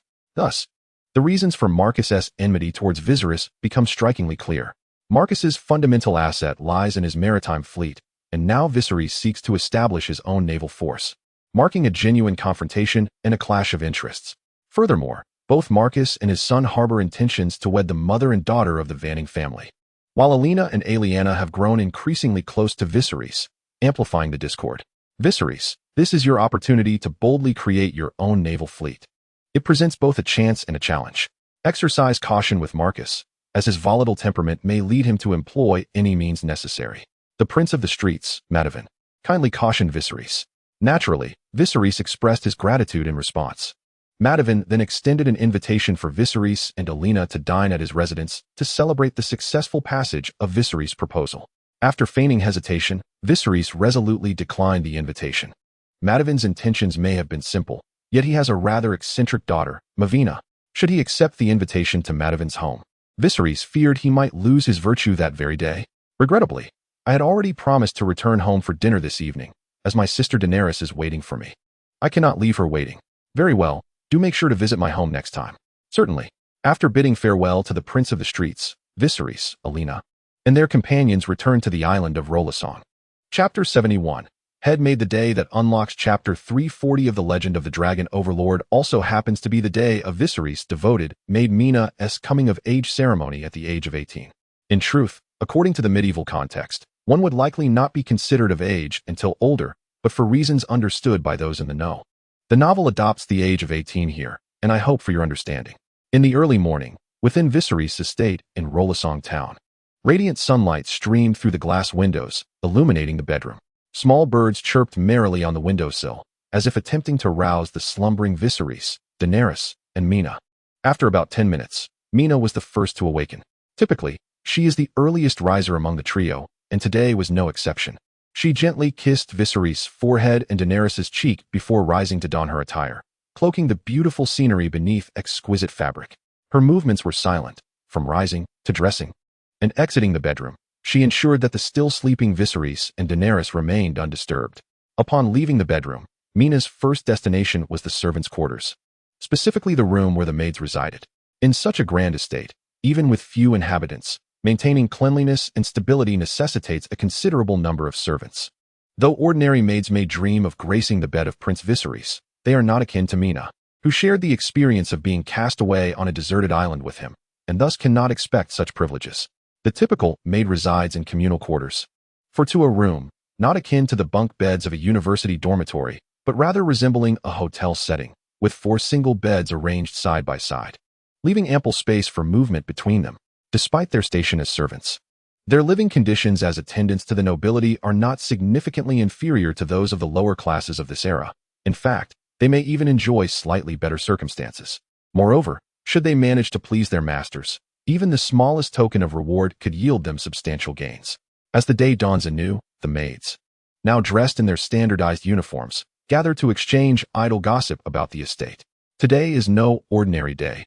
It is a special occasion, personally entrusted by the prince, and they are determined to execute it flawlessly. How enviable it is for her to be a maid yet receive such favor from the prince. Why is it that she alone is bestowed with such grace? Is it merely her beauty that has captivated him? Surely not, to my knowledge. The prince is not one to be swayed by mere physical allure. How do you know? I have experienced it firsthand. The last time, I feigned an accident that caused my collar button to pop open, revealing my bosom before the prince. Instead of succumbing to temptation, he merely advised me to be more cautious in the future. How vexing. You should count your blessings. To complain in such a fortunate position is to be blissfully unaware of one's good fortune. To serve such a commendable master as the prince is a privilege worthy of gratitude. I have a distant cousin who became a maid in the household of a nobleman. Within a month, her beauty caught the eye of her master, leading to an unwanted advance. Isn't that a fortunate circumstance? If Prince Viserys were to desire me, a mere glance would suffice for me to present myself, fragrant and eager. Your thoughts are overly idealistic. Not all men are as dashing, robust, and youthful as Prince Viserys. My cousin's noble master is over 40, old enough to be her father, and his figure resembles that of a plump pig. She once confided that being intimate with such an aging, portly man is nothing short of torment, devoid of any pleasure. One cannot be so dismissive. Consider it from another perspective. Although he may be older, less attractive, and heavier, he is still a noble, being the mistress of a nobleman. While not elevating her to the status of a lady, would surely afford her numerous privileges, leading to a life far superior to that of an ordinary maid. Should she bear him a son or daughter, it would be even more advantageous. Such notions are utterly misguided. After several unwanted advances, my cousin soon found herself with child, and that beastly nobleman insisted she continue their relations even as her belly swelled. This continued for months, ultimately resulting in her tragic miscarriage, claiming both her life and that of her unborn child. Awaken, dear sisters, for the nobility, though appearing resplendent, are but beasts cloaked in human guise, devouring without remorse. Oh, but I must clarify, the esteemed Prince Viserys and the delightful Princess Daenerys are not included among such wretches. Indeed, your words prompt me to realize how fortunate we are to serve Prince Viserys, rather than to endure the torment of a demonic, corpulent old man like your cousin. Truly, this past month has felt like a dream, a beautiful reverie from which I never wished to awaken. The sound of bells chimed from outside, causing the 4 maids to fall silent. They hastily checked their attire to ensure that no buttons were undone, mindful of the previous incident where a button had burst, leading to an embarrassing exposure. Though Prince Viserys had not reprimanded them for that mishap, the head maid had sternly warned them that any recurrence would result in a day of fasting. Once assured that all was in order, the 4 of them swiftly exited the room. From the adjoining chambers, 2 additional squads of maids, similarly attired, emerged. They formed 3 neat rows, comprising a total of 12 maids, the entirety of the estate's female servants. The male servants resided in a separate building. Good morning, head maid.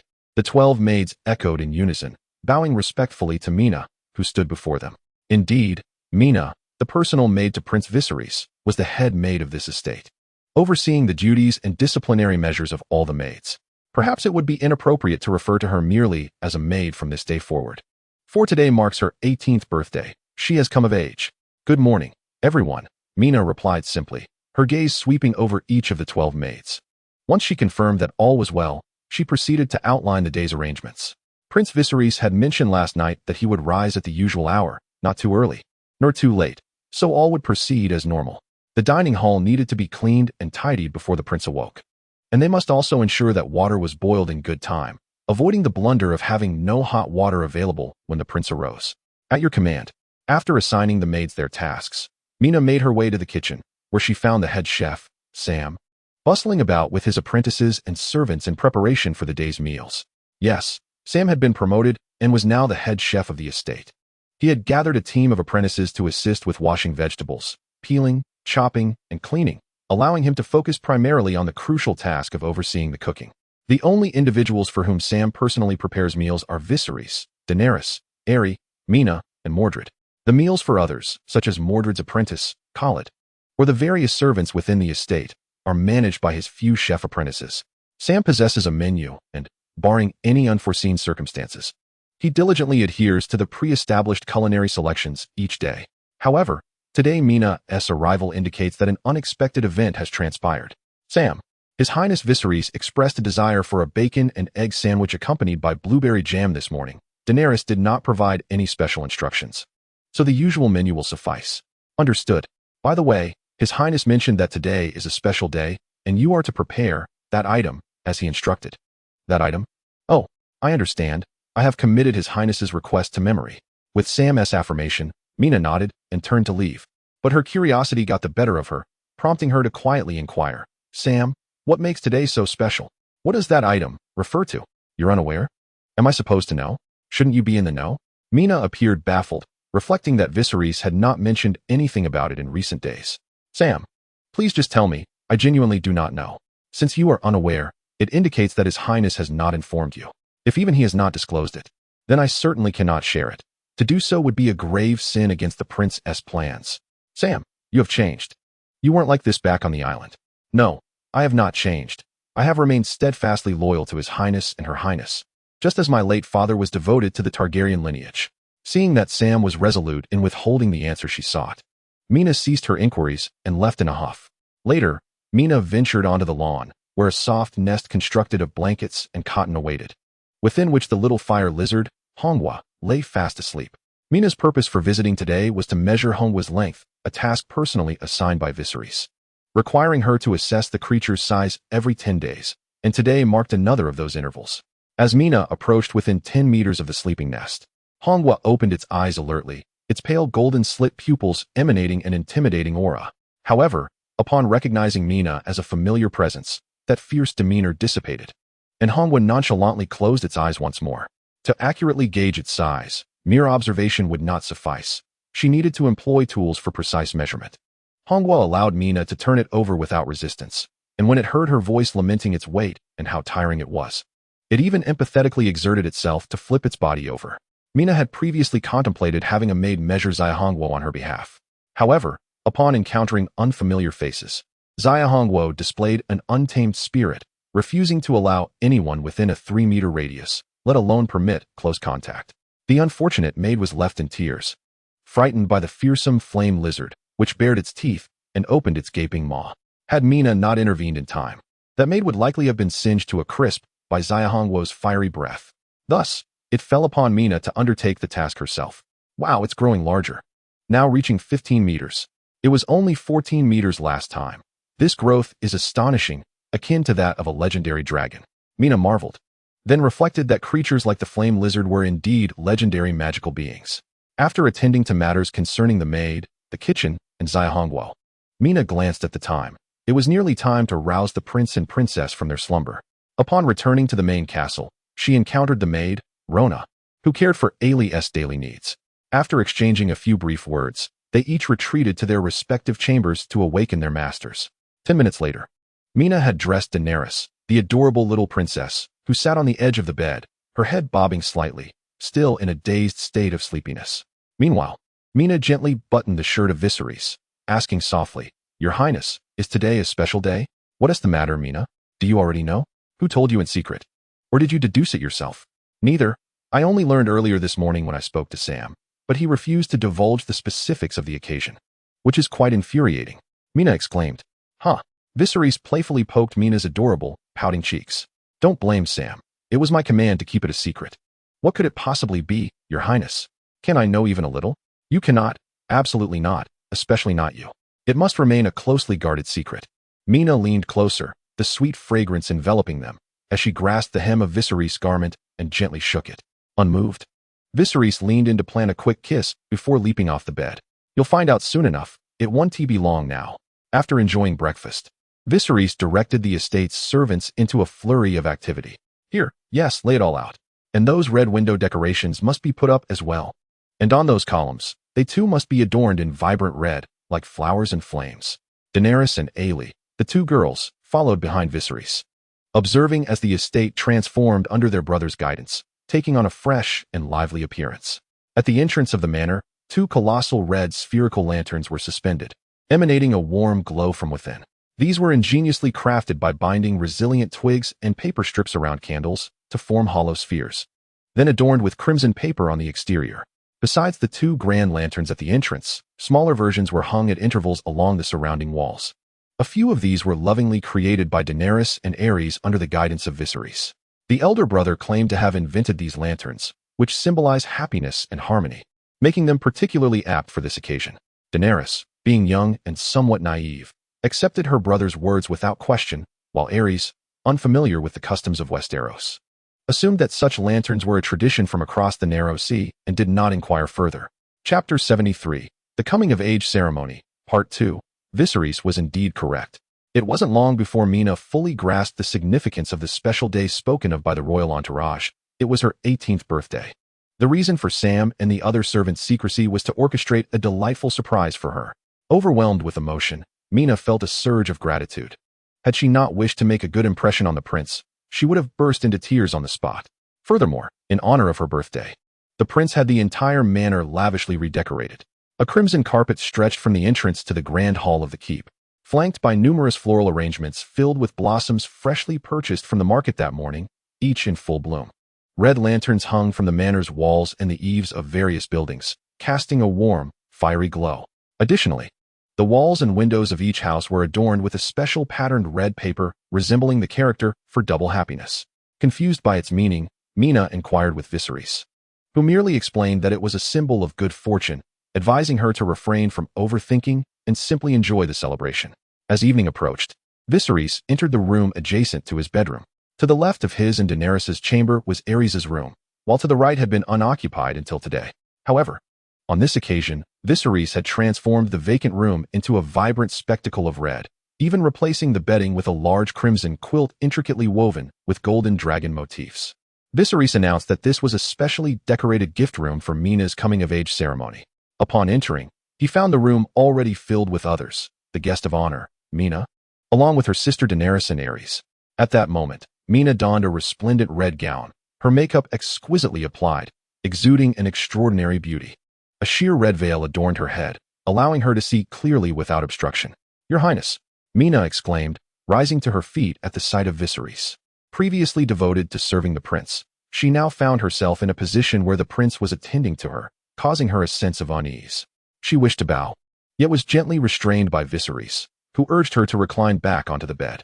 "Do not worry today, simply follow my arrangements. As you command, Your Highness." "Mina, how does the gown I have prepared for you fit? Is the waist too loose or the bodice too tight?" Mina shook her head. "Not at all. It fits perfectly, hugging me comfortably from top to bottom." "That is splendid," he replied, "for you shall wear this attire to the birthday banquet, and discomfort is not an option." "Thank you for your concern, Your Highness." A question arose in Mina's mind. "Your Highness, how did you know my measurements? I recall you did not bring a tailor to take my measurements." "Who says I didn't?" "Ah, did you?" "I do not recall. Though far away, I am ever close. I have diligently measured you every night with care, so of course I know your appropriate size." As Mina observed Viserys' hand moving before her, she recalled the playful games they had shared in bed the previous night, and a blush instantly crept onto her cheeks, swiftly spreading to her ears. "Your Highness." Amidst their exchange, Daenerys and Aerys were captivated by the resplendent red gown adorned with golden trim and embellished with jewels, oblivious to the deeper implications of the conversation. For the children, anything that sparkled held immense allure, and a shimmering dress was particularly irresistible to a girl. "Brother, Mina's sister's dress is so beautiful. I have never seen anything like it. Indeed, this is a commemorative design crafted for Mina's coming of age at 18. I want one too. When I turn 18, can I have such a lovely gown?" "Haha, of course. If Dany wishes for it, I shall surely grant her desire." "Thank you, brother. You are the best. I love you," Daenerys exclaimed, planting a kiss on Viserys' cheek. Aerys, standing nearby, raised her small hand. "Viserys, I too adore this dress, and I want one just like it for my coming of age." "Very well, I promise you shall have one as well." "Thank you, brother." In contrast to Daenerys, the older Aerys refrained from expressing her affection in such an exuberant manner, Yet she mirrored Daenerys' gesture with a gentle kiss on Viserys' cheek. Laughter filled the air. As night fell, lanterns adorned the estate, banishing the encroaching darkness and illuminating the manor as brightly as day. Amidst the melodious strains of the band, Mina, resplendent in a lavish red gown adorned with a crimson veil, gracefully made her way from the grand entrance of the estate. Stepping upon the scarlet carpet that led to the opulent hall. Following closely behind her were two exquisitely dressed little girls, Daenerys and Ellie, each holding a floral basket, casting fresh petals into the air as they walked. Meanwhile, Viserys, clad in a matching red attire, awaited her arrival in the hall. His gaze fixed on Mina as she approached with measured steps. "Your Highness, Mina, happy 18th birthday," Viserys exclaimed, enveloping her in a warm embrace that was reciprocated wholeheartedly. The surrounding guests erupted into applause, showering the pair with birthday wishes. After 3 minutes, the clapping gradually subsided, and Viserys gently released Mina from his embrace. "Mina, I have prepared 3 birthday gifts for you today. This grand feast and this exquisite red gown constitute your first gift. Do you like it?" "Yes, I adore it," she replied with heartfelt enthusiasm. "That is wonderful to hear. Now for the second gift."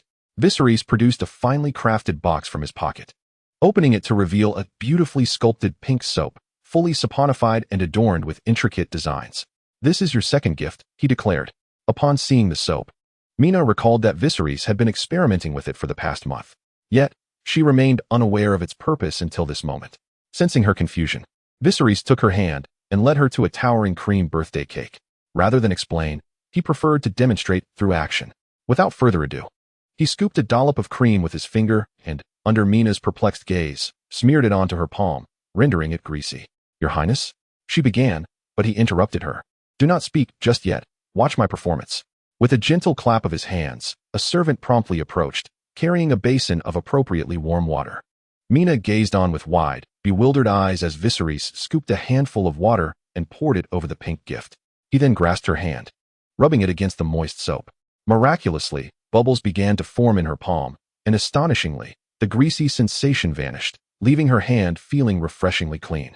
Mina's eyes widened in shock as she observed Viserys guiding her hand into the basin of water, and when he withdrew it, her palm was immaculate, untainted by any residue. The delicate hand, pale and pristine, was free from any dust.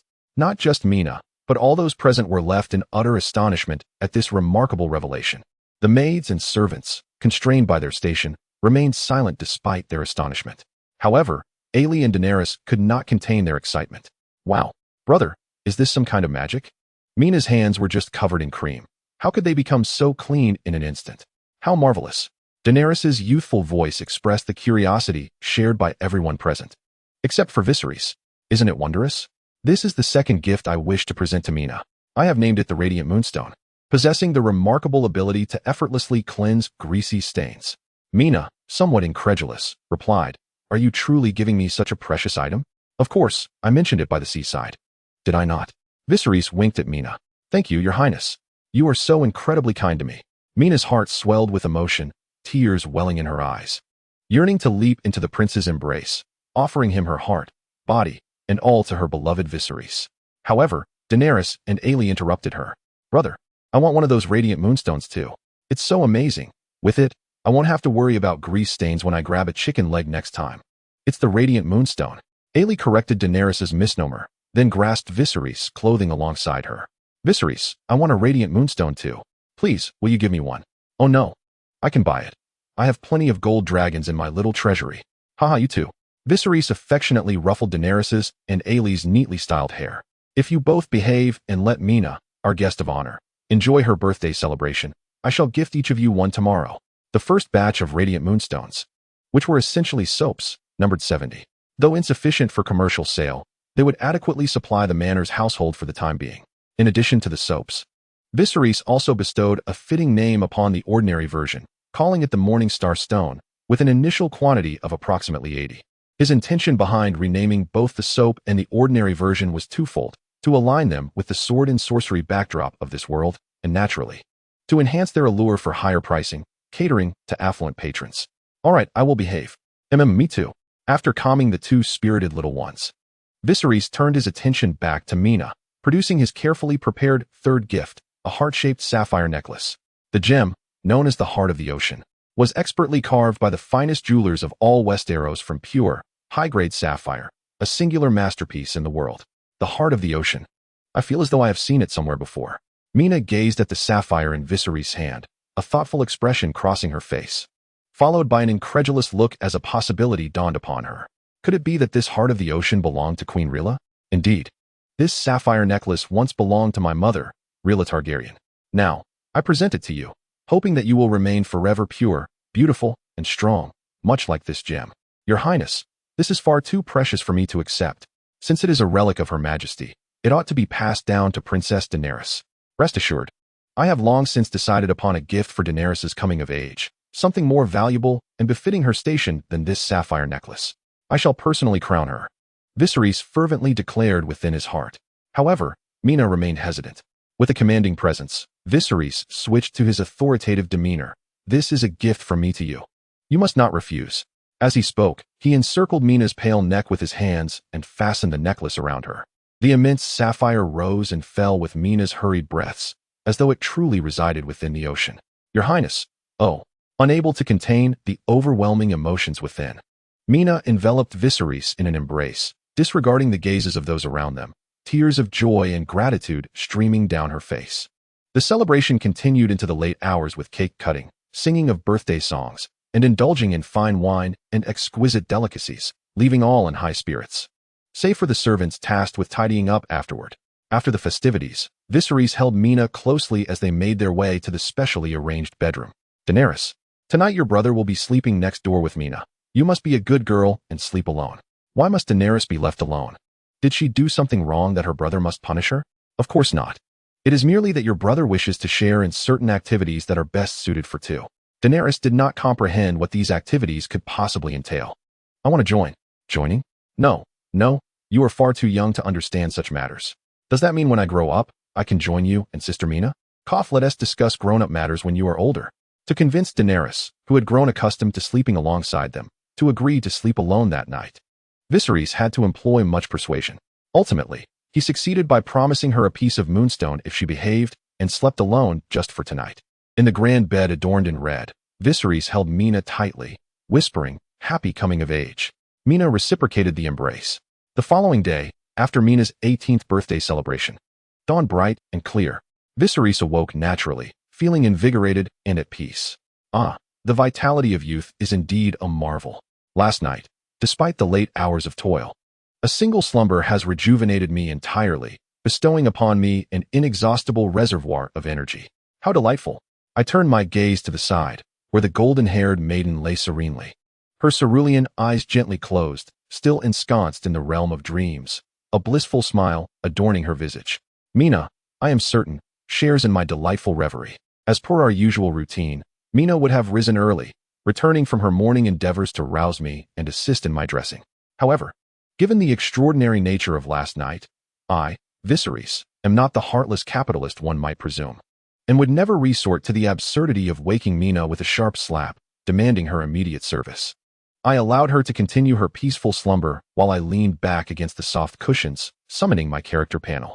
I swiftly bypassed the unchanged details of name, age, profession, and realm, and my gaze lingered upon the section labeled Dependents.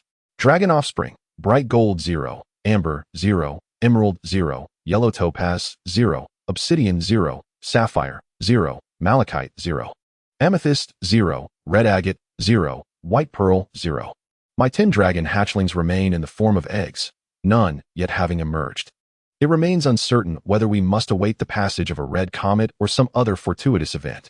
The novel The Legend of the Dragon in the Game of Thrones has yet to clarify this within its 342 chapters unlocked thus far. I remain at a loss. My gaze continued downward.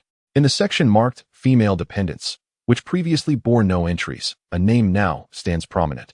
Mina, 18 years old. While this revelation stirred mild surprise within me, it did not come as an utter shock. Over the past month, I had witnessed Mina's name appear in the Female Dependents section on multiple occasions, though each appearance was fleeting, vanishing after a brief moment. Sometimes it lingered for mere seconds, at other times extending to several minutes, totaling approximately 30 occurrences. Due to the absence of significant changes, I refrained from accessing my character template. Thus, the 30 instances I noted were merely those I had observed, not the actual number of times Mina's name had appeared and subsequently disappeared from the panel. Out of curiosity, I endeavored to discern how Mina's name might consistently manifest on my dependent panel. After several attempts, I discovered that whenever Mina was profoundly moved by my actions and willingly offered her all to me, she would become my dependent. The most recent instance occurred just yesterday. When Mina donned the splendid red birthday gown I had specially tailored for her, at that moment, her name graced my panel and, unlike before, it did not fade away, remaining steadfastly present. Even after the passage of a night, as the dawn of the second day approaches, indeed, it is nearly noon, Mina's name remains prominently displayed. This prompts Viserys to formulate a preliminary understanding of the concept of a follower. To become a part of his personal panel of followers transcends mere subservience. It demands unwavering loyalty, and perhaps even emotions such as admiration or reverence. Ultimately, it requires a profound realization that one would willingly offer everything, including their very life. For Viserys, in this light, the notion of a follower seems akin to the devoted warriors nurtured within ancient clans. Yet, there exists a distinction. These warriors are often indoctrinated from a tender age, whereas Mina evidently possesses her own thoughts and emotions, capable of exercising her agency as a human being. Nevertheless, in Mina's perspective, Viserys holds greater significance than the entirety of the world.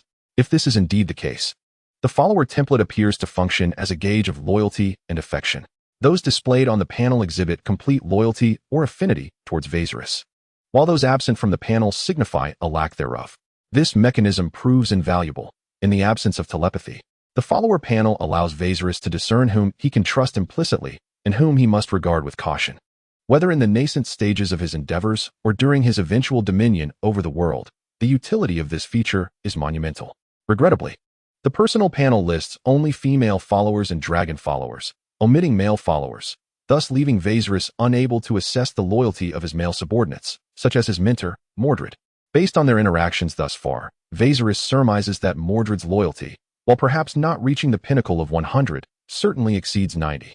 This metric, defined by Viserys himself, indicates that a score of 100 would signify unwavering fidelity, even in the face of a command to annihilate his entire family, with Mordred still loyally following Viserys' orders, even to the point of wielding a sword against his kin. Achieving such an ideal score is exceedingly challenging. For an individual to rank above 90 or even 80 is already a testament to their reliability in entrusted matters. Of course, these deductions stem from Viserys' personal conjectures, shaped by his past experiences and observations from the panel's fluctuations, and do not claim to be entirely accurate. This illustrates the inconvenience of navigating without a system. Every discovery must be explored and inferred, devoid of definitive answers from an established framework. Mina, since you are willing to dedicate everything to me, I shall ensure that your heart remains unburdened, Viserys silently vows, preparing to deactivate his personal panel. However, he notices a change on the female follower panel. Not that Mina's name has vanished, for it remains, but rather, another name has been added after hers, Daenerys Targaryen. The name of my sister appeared for a fleeting 3 seconds before vanishing, as if teasing him deliberately. Ah, Dany, my concern and affection for you are no less than for Mina, perhaps even greater. Since my arrival in this world, the one I cherish most has been you.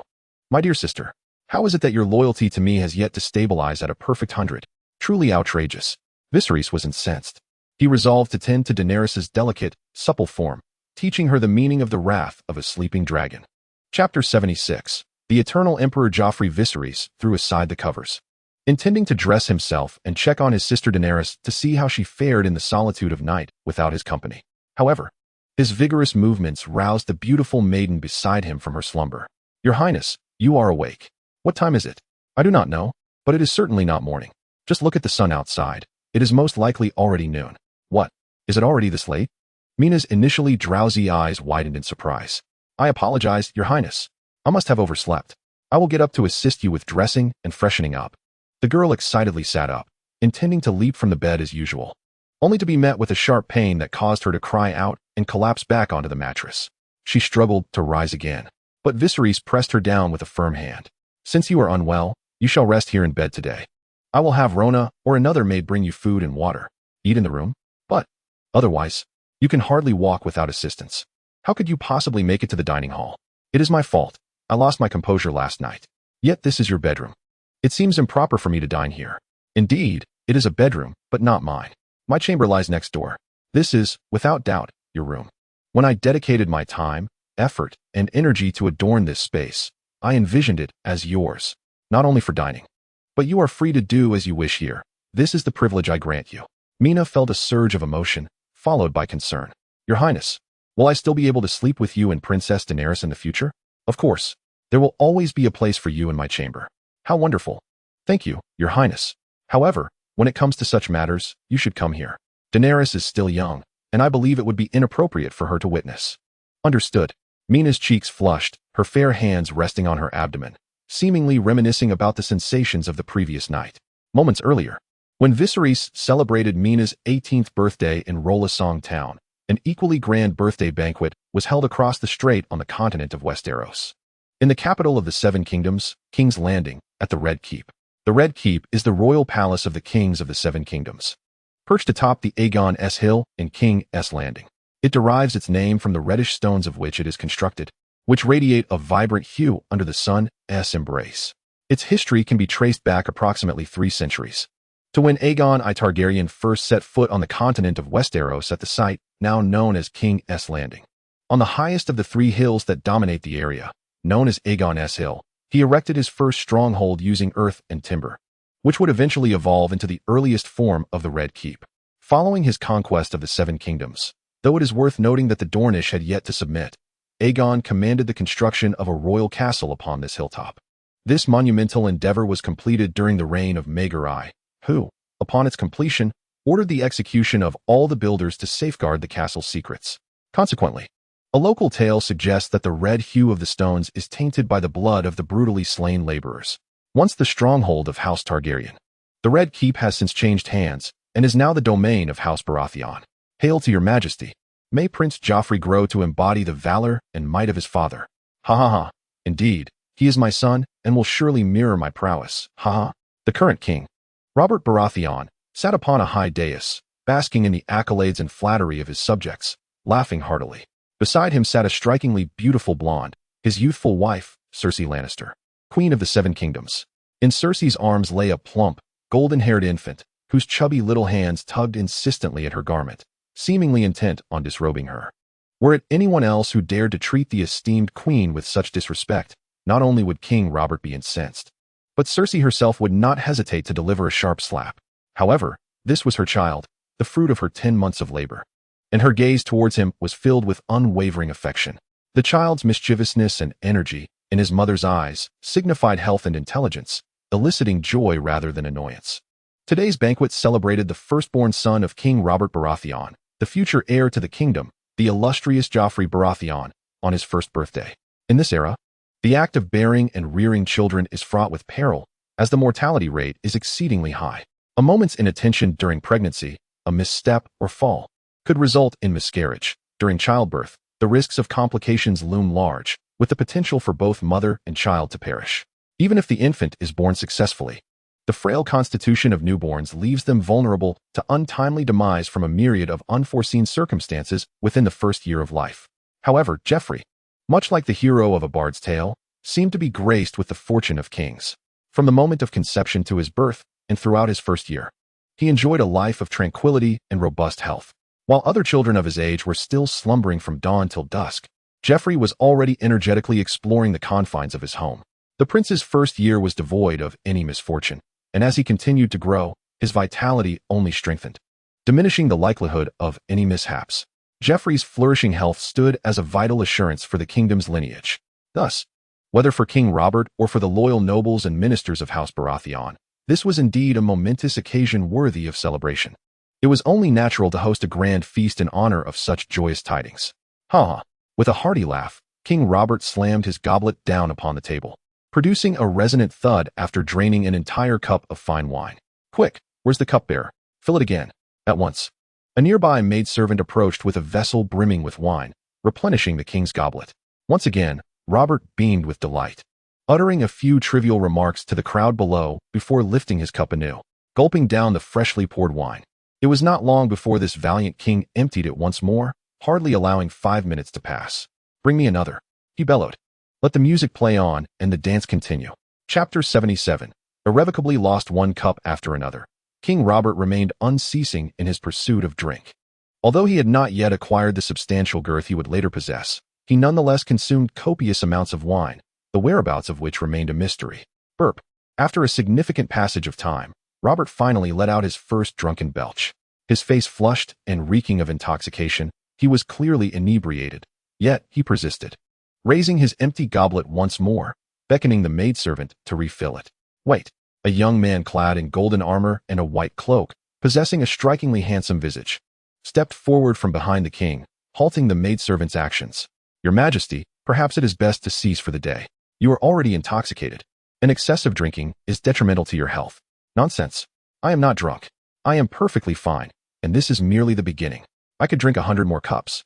Just as Robert was about to hurl his goblet at this audacious youth, a flicker of reason stayed his hand upon realizing the young man was none other than his Kingsguard, Jaime Lannister, his Queen Cersei's own brother, the Duke of Casterly Rock, the heir to Tywin Lannister, and the valiant figure who had aided him in seizing the throne from the Mad King Aerys II.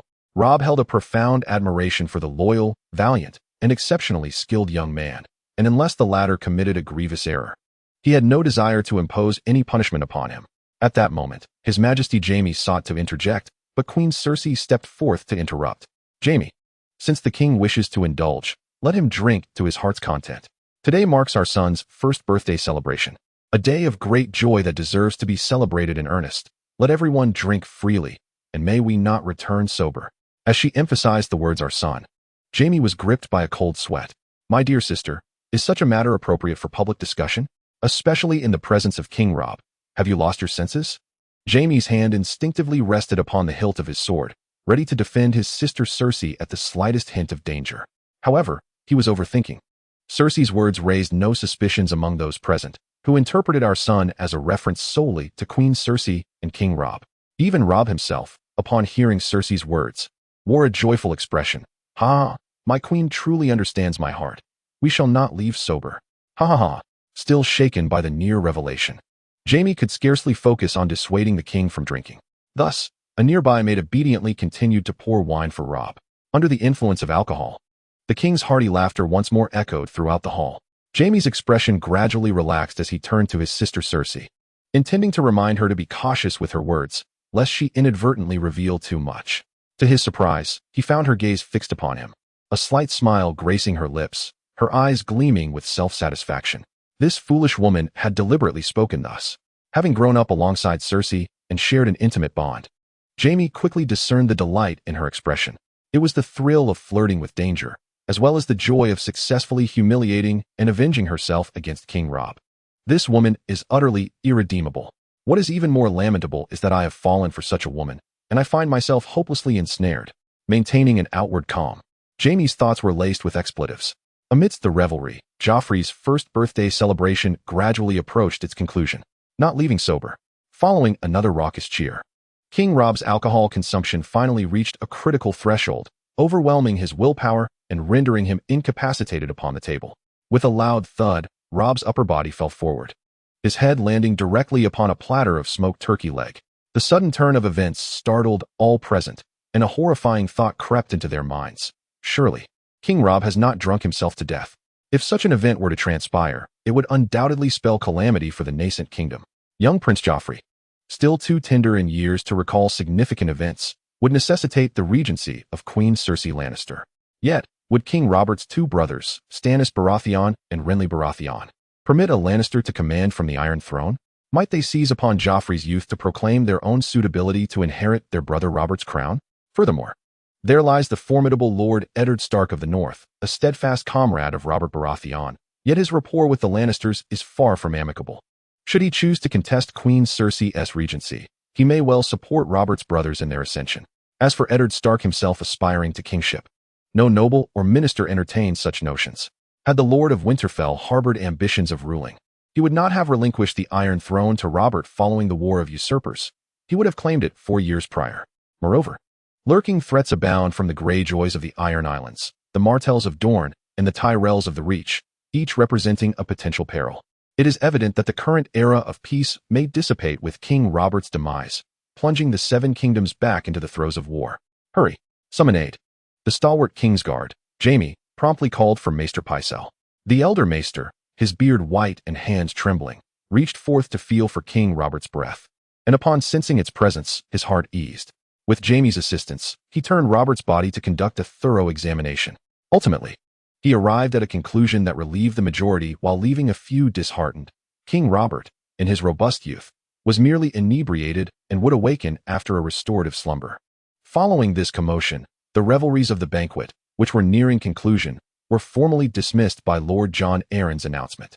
The nobles and ministers departed in haste. Chapter 78. Madness. After the conclusion of Prince Joffrey's first birthday celebration, Jaime and the other Kingsguard bore the inebriated King Robert to his chambers. As soon as he touched the bed, he succumbed to a deep slumber, his snores resonating thunderously. After instructing Robert's maid to attend to him diligently, Jaime and his fellow guards took their leave. However, en route, they were halted by Queen Cersei. "Go on ahead. I have matters of familial concern to discuss with my dear brother." Cersei gestured for the other Kingsguard to vacate, leaving only Jaime. "Your Grace, curse it, Jaime. It's just you and me here. Call me by my name." Cersei interrupted him sharply, irked by his formal address. In the next moment, a playful expression surfaced on her face. "Or perhaps the title of the King's Woman excites you even more. In terms of thrill, I believe the role of sister is far more exhilarating, wouldn't you agree?" Jaime chose not to respond directly, instead opting to divert the conversation. "Cersei, what of Joffrey? Why is he not by your side? Are you referring to our child?" Jaime swiftly covered Cersei's mouth, cautiously glancing around to ensure no one was eavesdropping before he released his grip. He felt an overwhelming fatigue, despite being a knight of elegance and decorum. His sister Cersei's influence compelled him to utter profanities, a stark contrast to the image he presented to the world. Since his birth, most instances of his foul language had been instigated by Cersei. "Cersei, can you not be a bit more mindful of your words?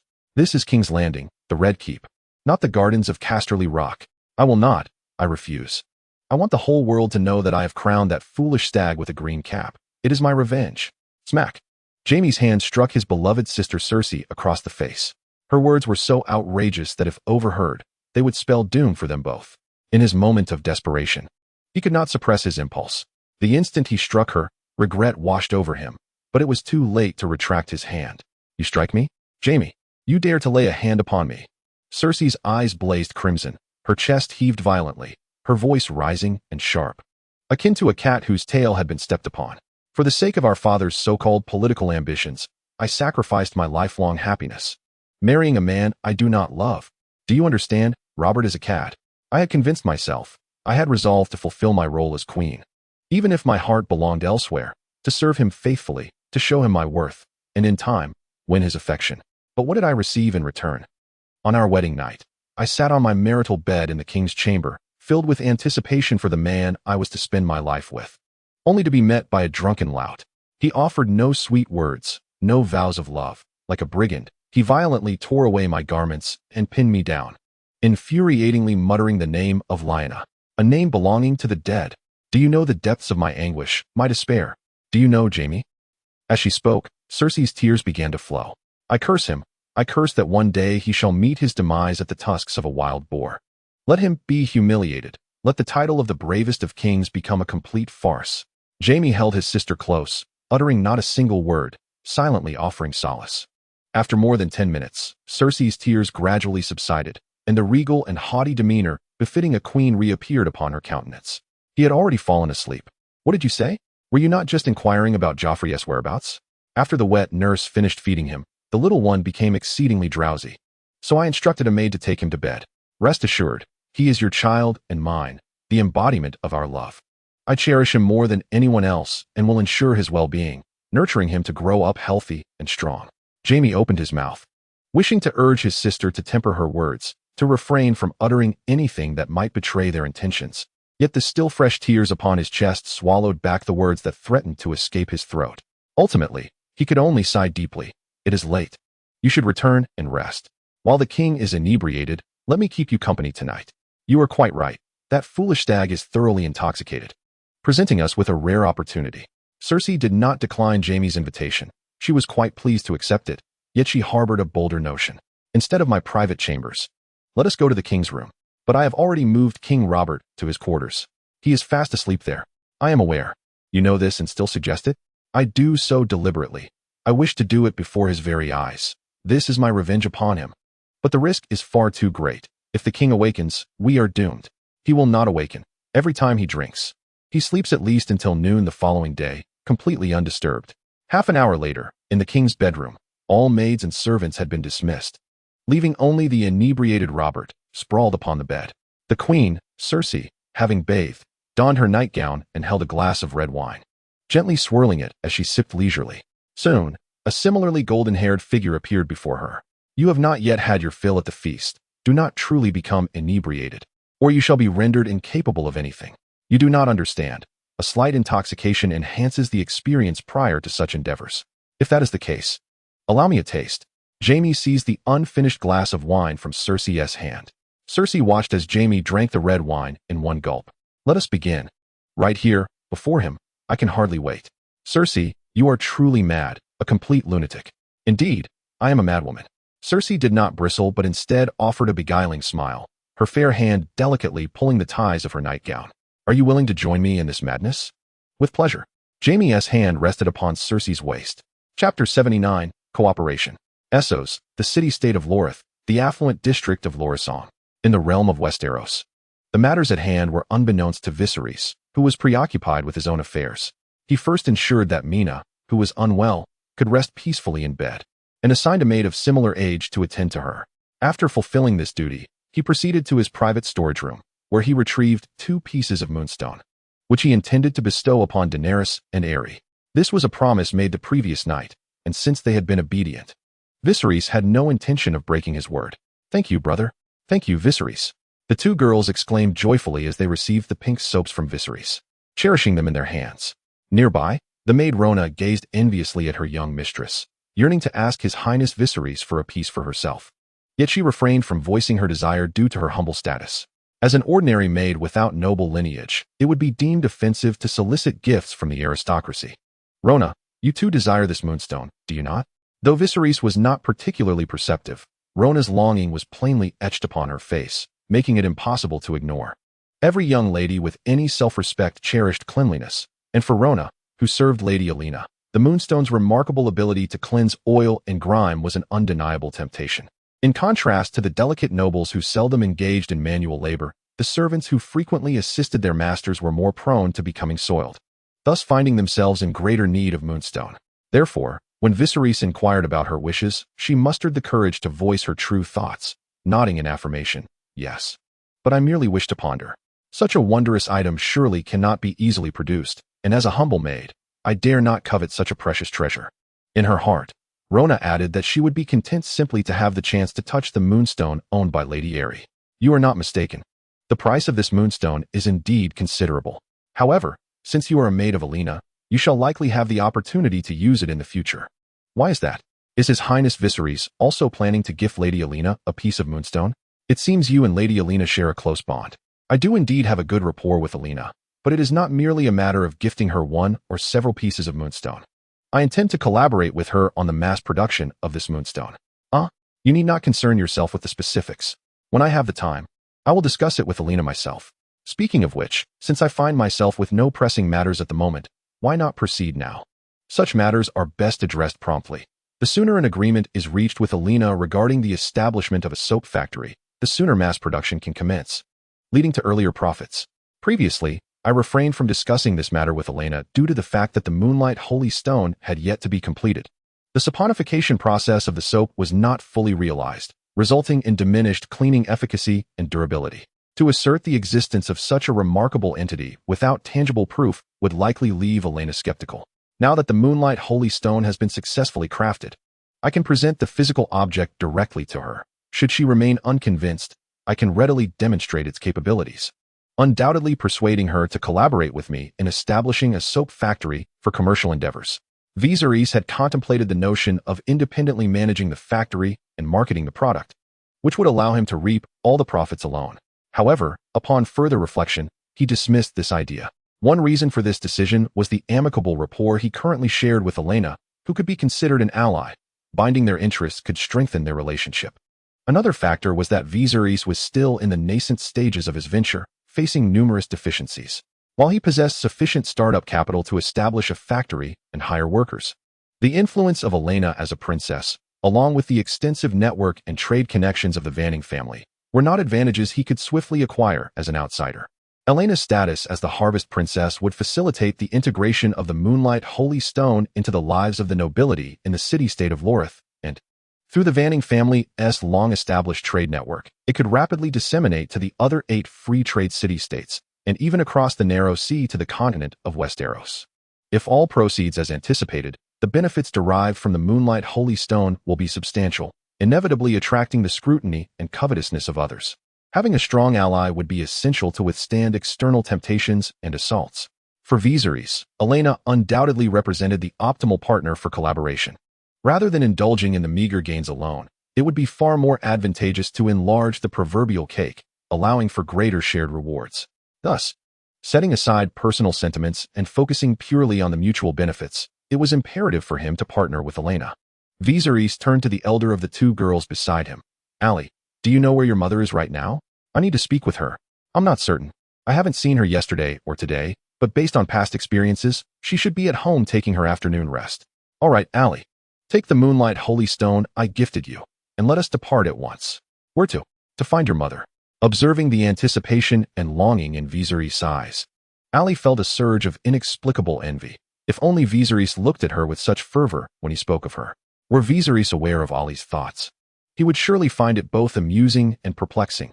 His yearning was not for Elena as an individual, but rather for the aspirations of his own enterprise, the allure of the Golden Dragons. With a continuous influx of gold, he could train a larger army, establish a more formidable force, and attract more talented individuals to serve his cause. At the Vanning family estate, Elena stared in astonishment at her hands, as white as jade, filled with disbelief. Just moments ago, they had been coated in grease, yet with a mere application of the so-called Moonlight Sacred Stone, followed by a gentle wash with clear water, they were left impeccably clean. Previously, the only method to rid her hands of such grime involved a laborious and time-consuming process of incessantly rinsing with copious amounts of water. In stark contrast, the Moonlight Sacred Stone appeared nothing short of miraculous. "How extraordinary! Viserys, did you truly invent this? Oh my! I can hardly believe that you are still not yet 12 years old. You are a prodigy. I have never encountered a youth as remarkable as you." Chapter 80. The Wisdom of Elena, Part 1.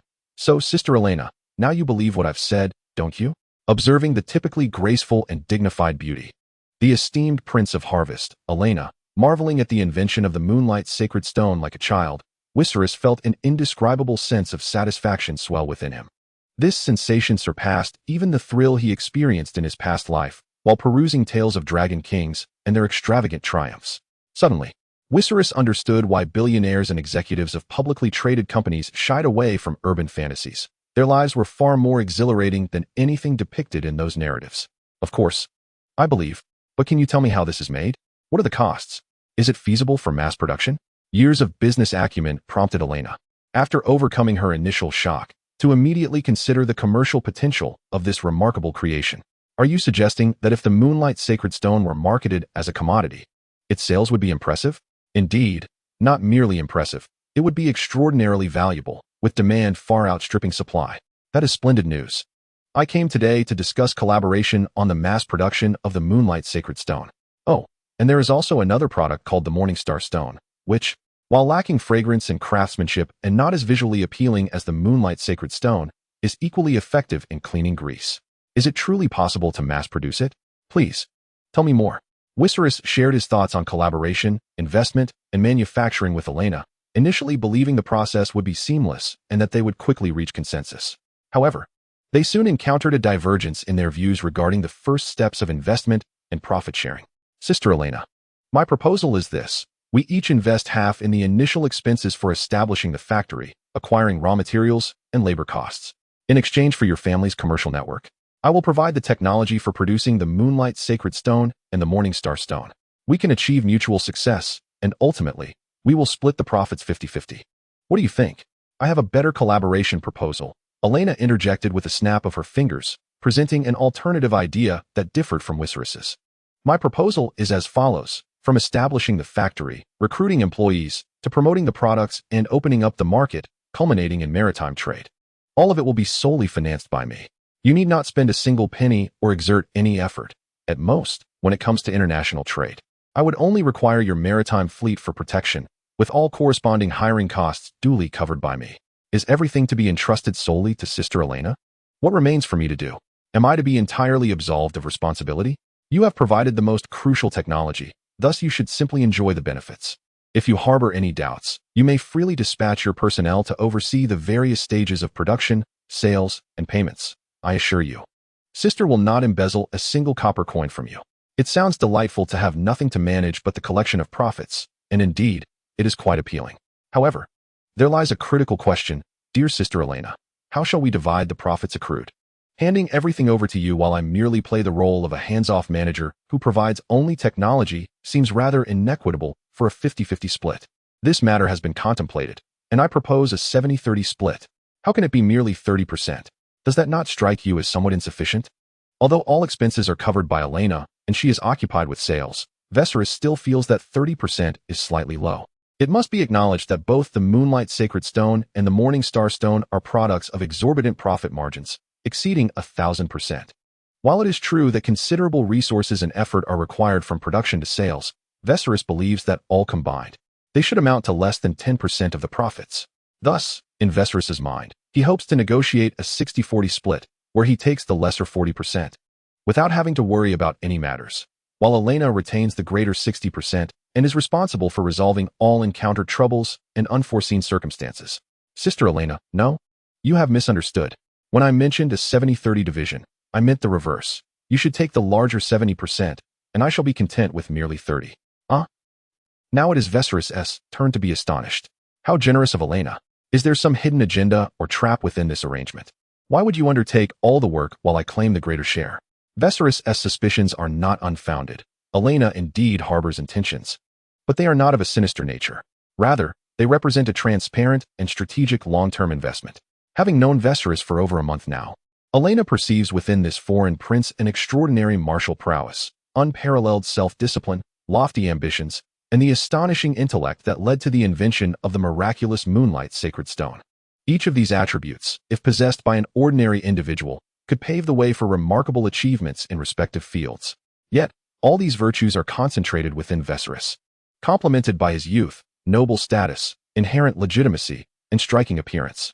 In summary, after much contemplation, Elena made a decision that could potentially alter the course of her life. She would invest in the very essence of Viserys himself.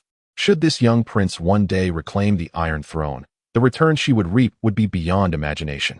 The influence of the Vanning family would no longer be confined to the modest town of Lorith, nor to the city-state of Lorith, but would extend across the entire world. The risks were substantial, yet so were the rewards. Elena resolved to take a bold leap for herself, her daughter, and the future generations of the Vanning legacy. This is my conviction. I merely hope that when Viserys achieves greatness, he will remember me and my daughter, Ailey. Are you satisfied with this explanation? Elena confided in Viserys. He fell silent, not out of disbelief in Elena's sincerity, but rather because he felt she had painted him in too flattering a light. Was he truly as commendable as she portrayed? He was merely an ordinary young man who enjoyed life's pleasures, unaware of the virtues she attributed to him. However, since Elena was willing to entertain such thoughts, Viserys chose not to dispute them, regardless of what the future held. The 70% profit was a tangible reward that would undoubtedly find its way into his purse. Why not seize the opportunity? Thus, he agreed to Elena's proposal, 3 parts to her and 7 to him. Chapter 81. The Wisdom of Elena, Part 2. With the principal terms of profit-sharing firmly established, Viserys believed there would be no further disagreements. Yet, when they broached the subject of pricing their goods, differing opinions arose once more. Viserys suggested that the exquisitely crafted and visually appealing moonstone could be priced at 5 golden dragons each, targeting the aristocratic market. Conversely, the more commonplace Morningstar stone could be offered at a lower price, merely 10 silver moons per piece, aimed at the modest, less affluent households. A dual strategy, one high-end, the other more accessible, would comprehensively capture the market. What a splendid strategy, conceived during his previous life, while occasionally attending marketing lectures during his university days. However, before he could finish, Elena swiftly countered his argument. Viserys, you have no comprehension of the dire poverty faced by the common folk, nor do you grasp the immense wealth possessed by the noble elite. To those struggling at the brink of subsistence, saving even a modest amount over a year is a Herculean task. Even if fortune smiles upon them and they manage to save some money, spending 10 silver moons on a Morningstar stone, whose sole function is to cleanse grease, would be an exorbitant expense for the average person. Even having that price would not alleviate the burden. You must understand that these individuals toil daily in arduous, dirty, and exhausting conditions. Their tolerance for grime and stains is alarmingly high. If you doubt it, feel free to try. Just find any laborer at the dock and offer him 10 silver moons, allowing him to choose between purchasing a piece of Morningstar stone or wheat. I can assure you with absolute certainty that he would undoubtedly opt for the latter. As Elena spoke, Viserys envisioned the scene she described and found her reasoning compelling. In this era, the common folk, upon acquiring a little spare change, would certainly prioritize the desire to improve their meals over the need to maintain constant cleanliness.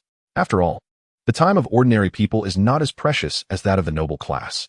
Spending half an hour or an hour by the riverside washing off the grime would suffice. Why squander money on the exorbitantly priced Morningstar stone? Well, Elena, you are indeed correct. I had been remiss in considering the idea of introducing Morningstar stone to the common market. However, why do you assert that I lack understanding of the nobility?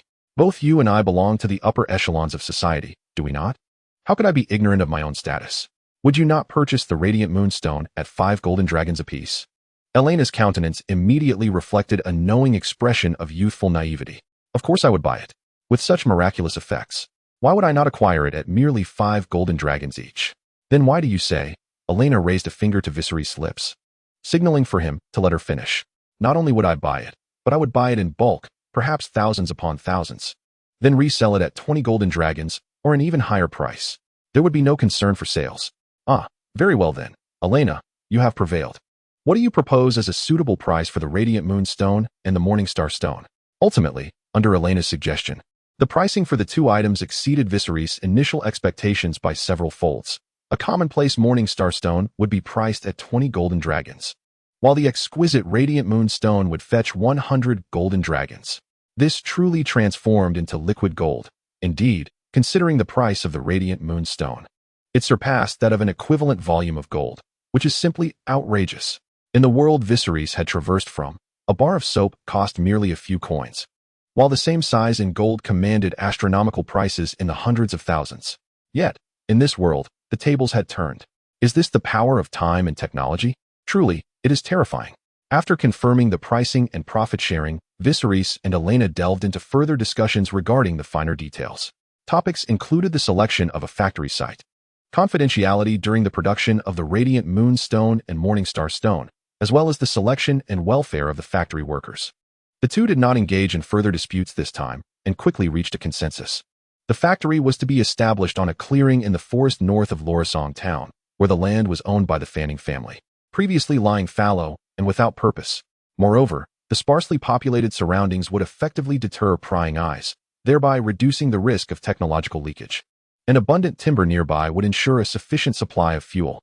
The employees unanimously opted for the elite group of warriors, trained from a young age by the Fanning family. The task of soap production itself is not particularly challenging, even though the warriors, conditioned to remain steadfastly loyal to the Fanning family, may lack mental acuity. Under the meticulous guidance of Viserys, they will undoubtedly master the craft. Thus, it has been settled. I hope you, dear Elena, can swiftly finalize the necessary procedures to establish the factory. Procedures? What procedures, you ask? Surely, the development of the forest, the construction of the factory, the recruitment of staff, and all the myriad details involved. Previously, when Viserys aimed to establish a naval fleet, he naively assumed it could be done without complications, only to be informed of the myriad procedures required, submitting an application to the Lorth Council, arranging meetings for voting, and, following approval, proceeding with registration. Only once all these steps were completed could recruitment and training commence. Fortunately, Elena reminded him in time. Otherwise, he would have found himself languishing in a Lorth dungeon, awaiting rescue from Mordred or Elena. Having learned from past missteps, he would not repeat the same error. Surely, one cannot suggest that these matters do not require formal procedures. Ordinary individuals must indeed follow protocol.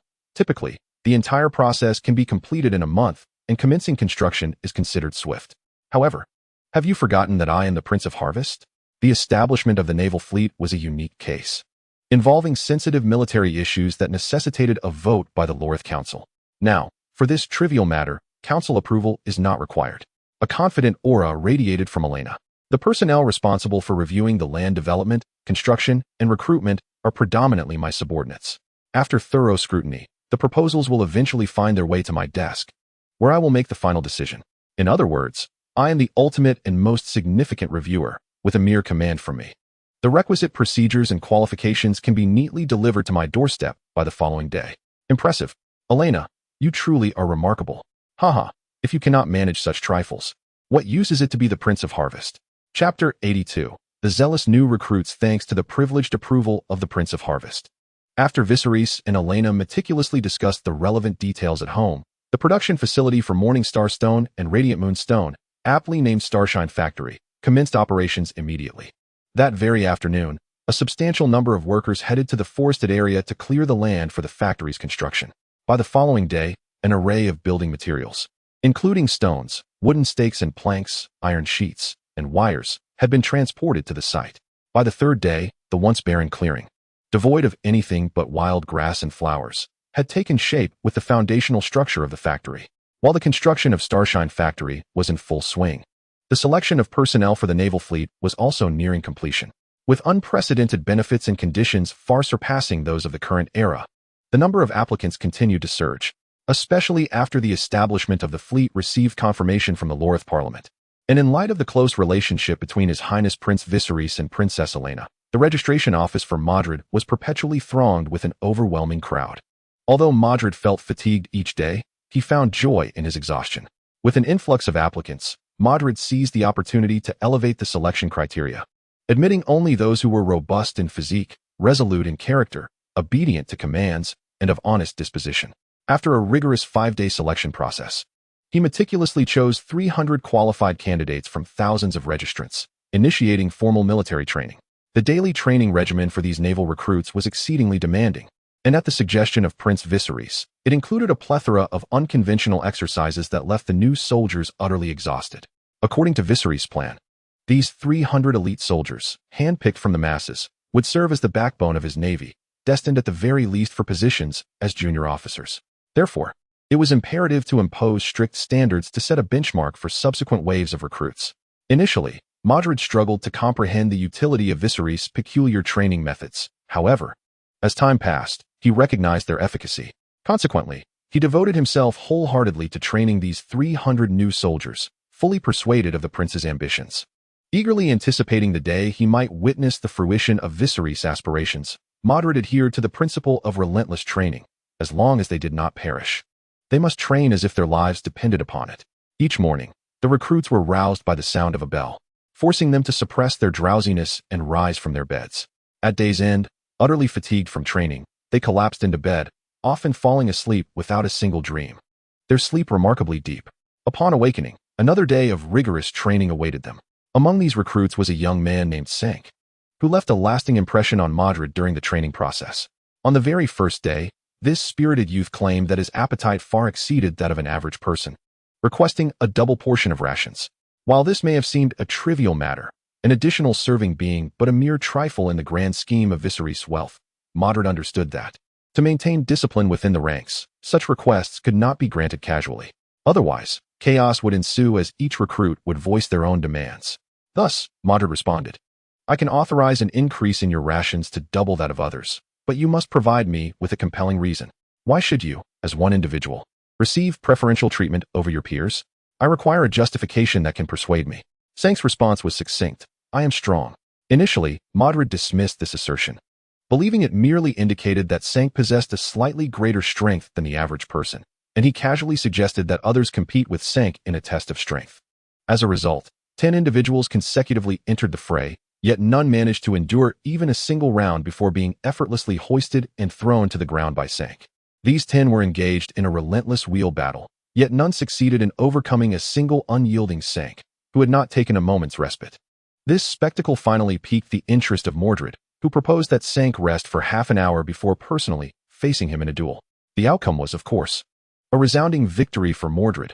However, Sank was afforded the satisfaction of receiving double the rations. Following this, Mordred gained yet another fervent admirer.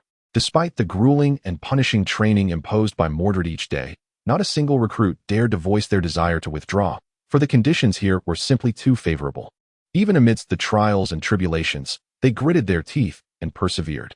As Viserys had proclaimed in his earlier conscription announcement, all necessities were provided, including lodging for the sake of training convenience, with meals and accommodations covered, along with the assurance of daily meat. Such conditions could even compel the most defiant of orcs to bow in obedience, let alone this cohort, predominantly composed of ordinary individuals from the lower strata, who were determined to exert every effort to remain and not be cast aside. Moreover, considering that many of these individuals might be the sole breadwinners for their families, Viserys had thoughtfully advanced a month's salary, enabling them to send money home to support their parents and children. This humane gesture significantly won over the hearts of many. If, in this era, a reporter were to wield a microphone and interview these recruits, the following dialogue might ensue. Good sir, how is your training life in the barracks? Let me put it this way. I rise earlier than the rooster and retire later than the dog, training day and night. Aside from eating, sleeping, and the occasional call of nature, all my time is devoted to practice. That sounds exceedingly harsh, my friend. How do you manage to endure such hardship? I would have fled long ago. Why don't you run away? Are you being threatened by those heartless noblemen who hold your families as leverage, ensuring that if you withdraw, they will suffer alongside you? Mind your words. His Highness Viserys is our benefactor, our provider. I will not allow you to speak ill of him. Have you been bewitched? Certainly not, though it is somewhat akin to that. It is indeed arduous and tiring here, but the conditions are genuinely excellent. We are well fed at every meal and have meat daily.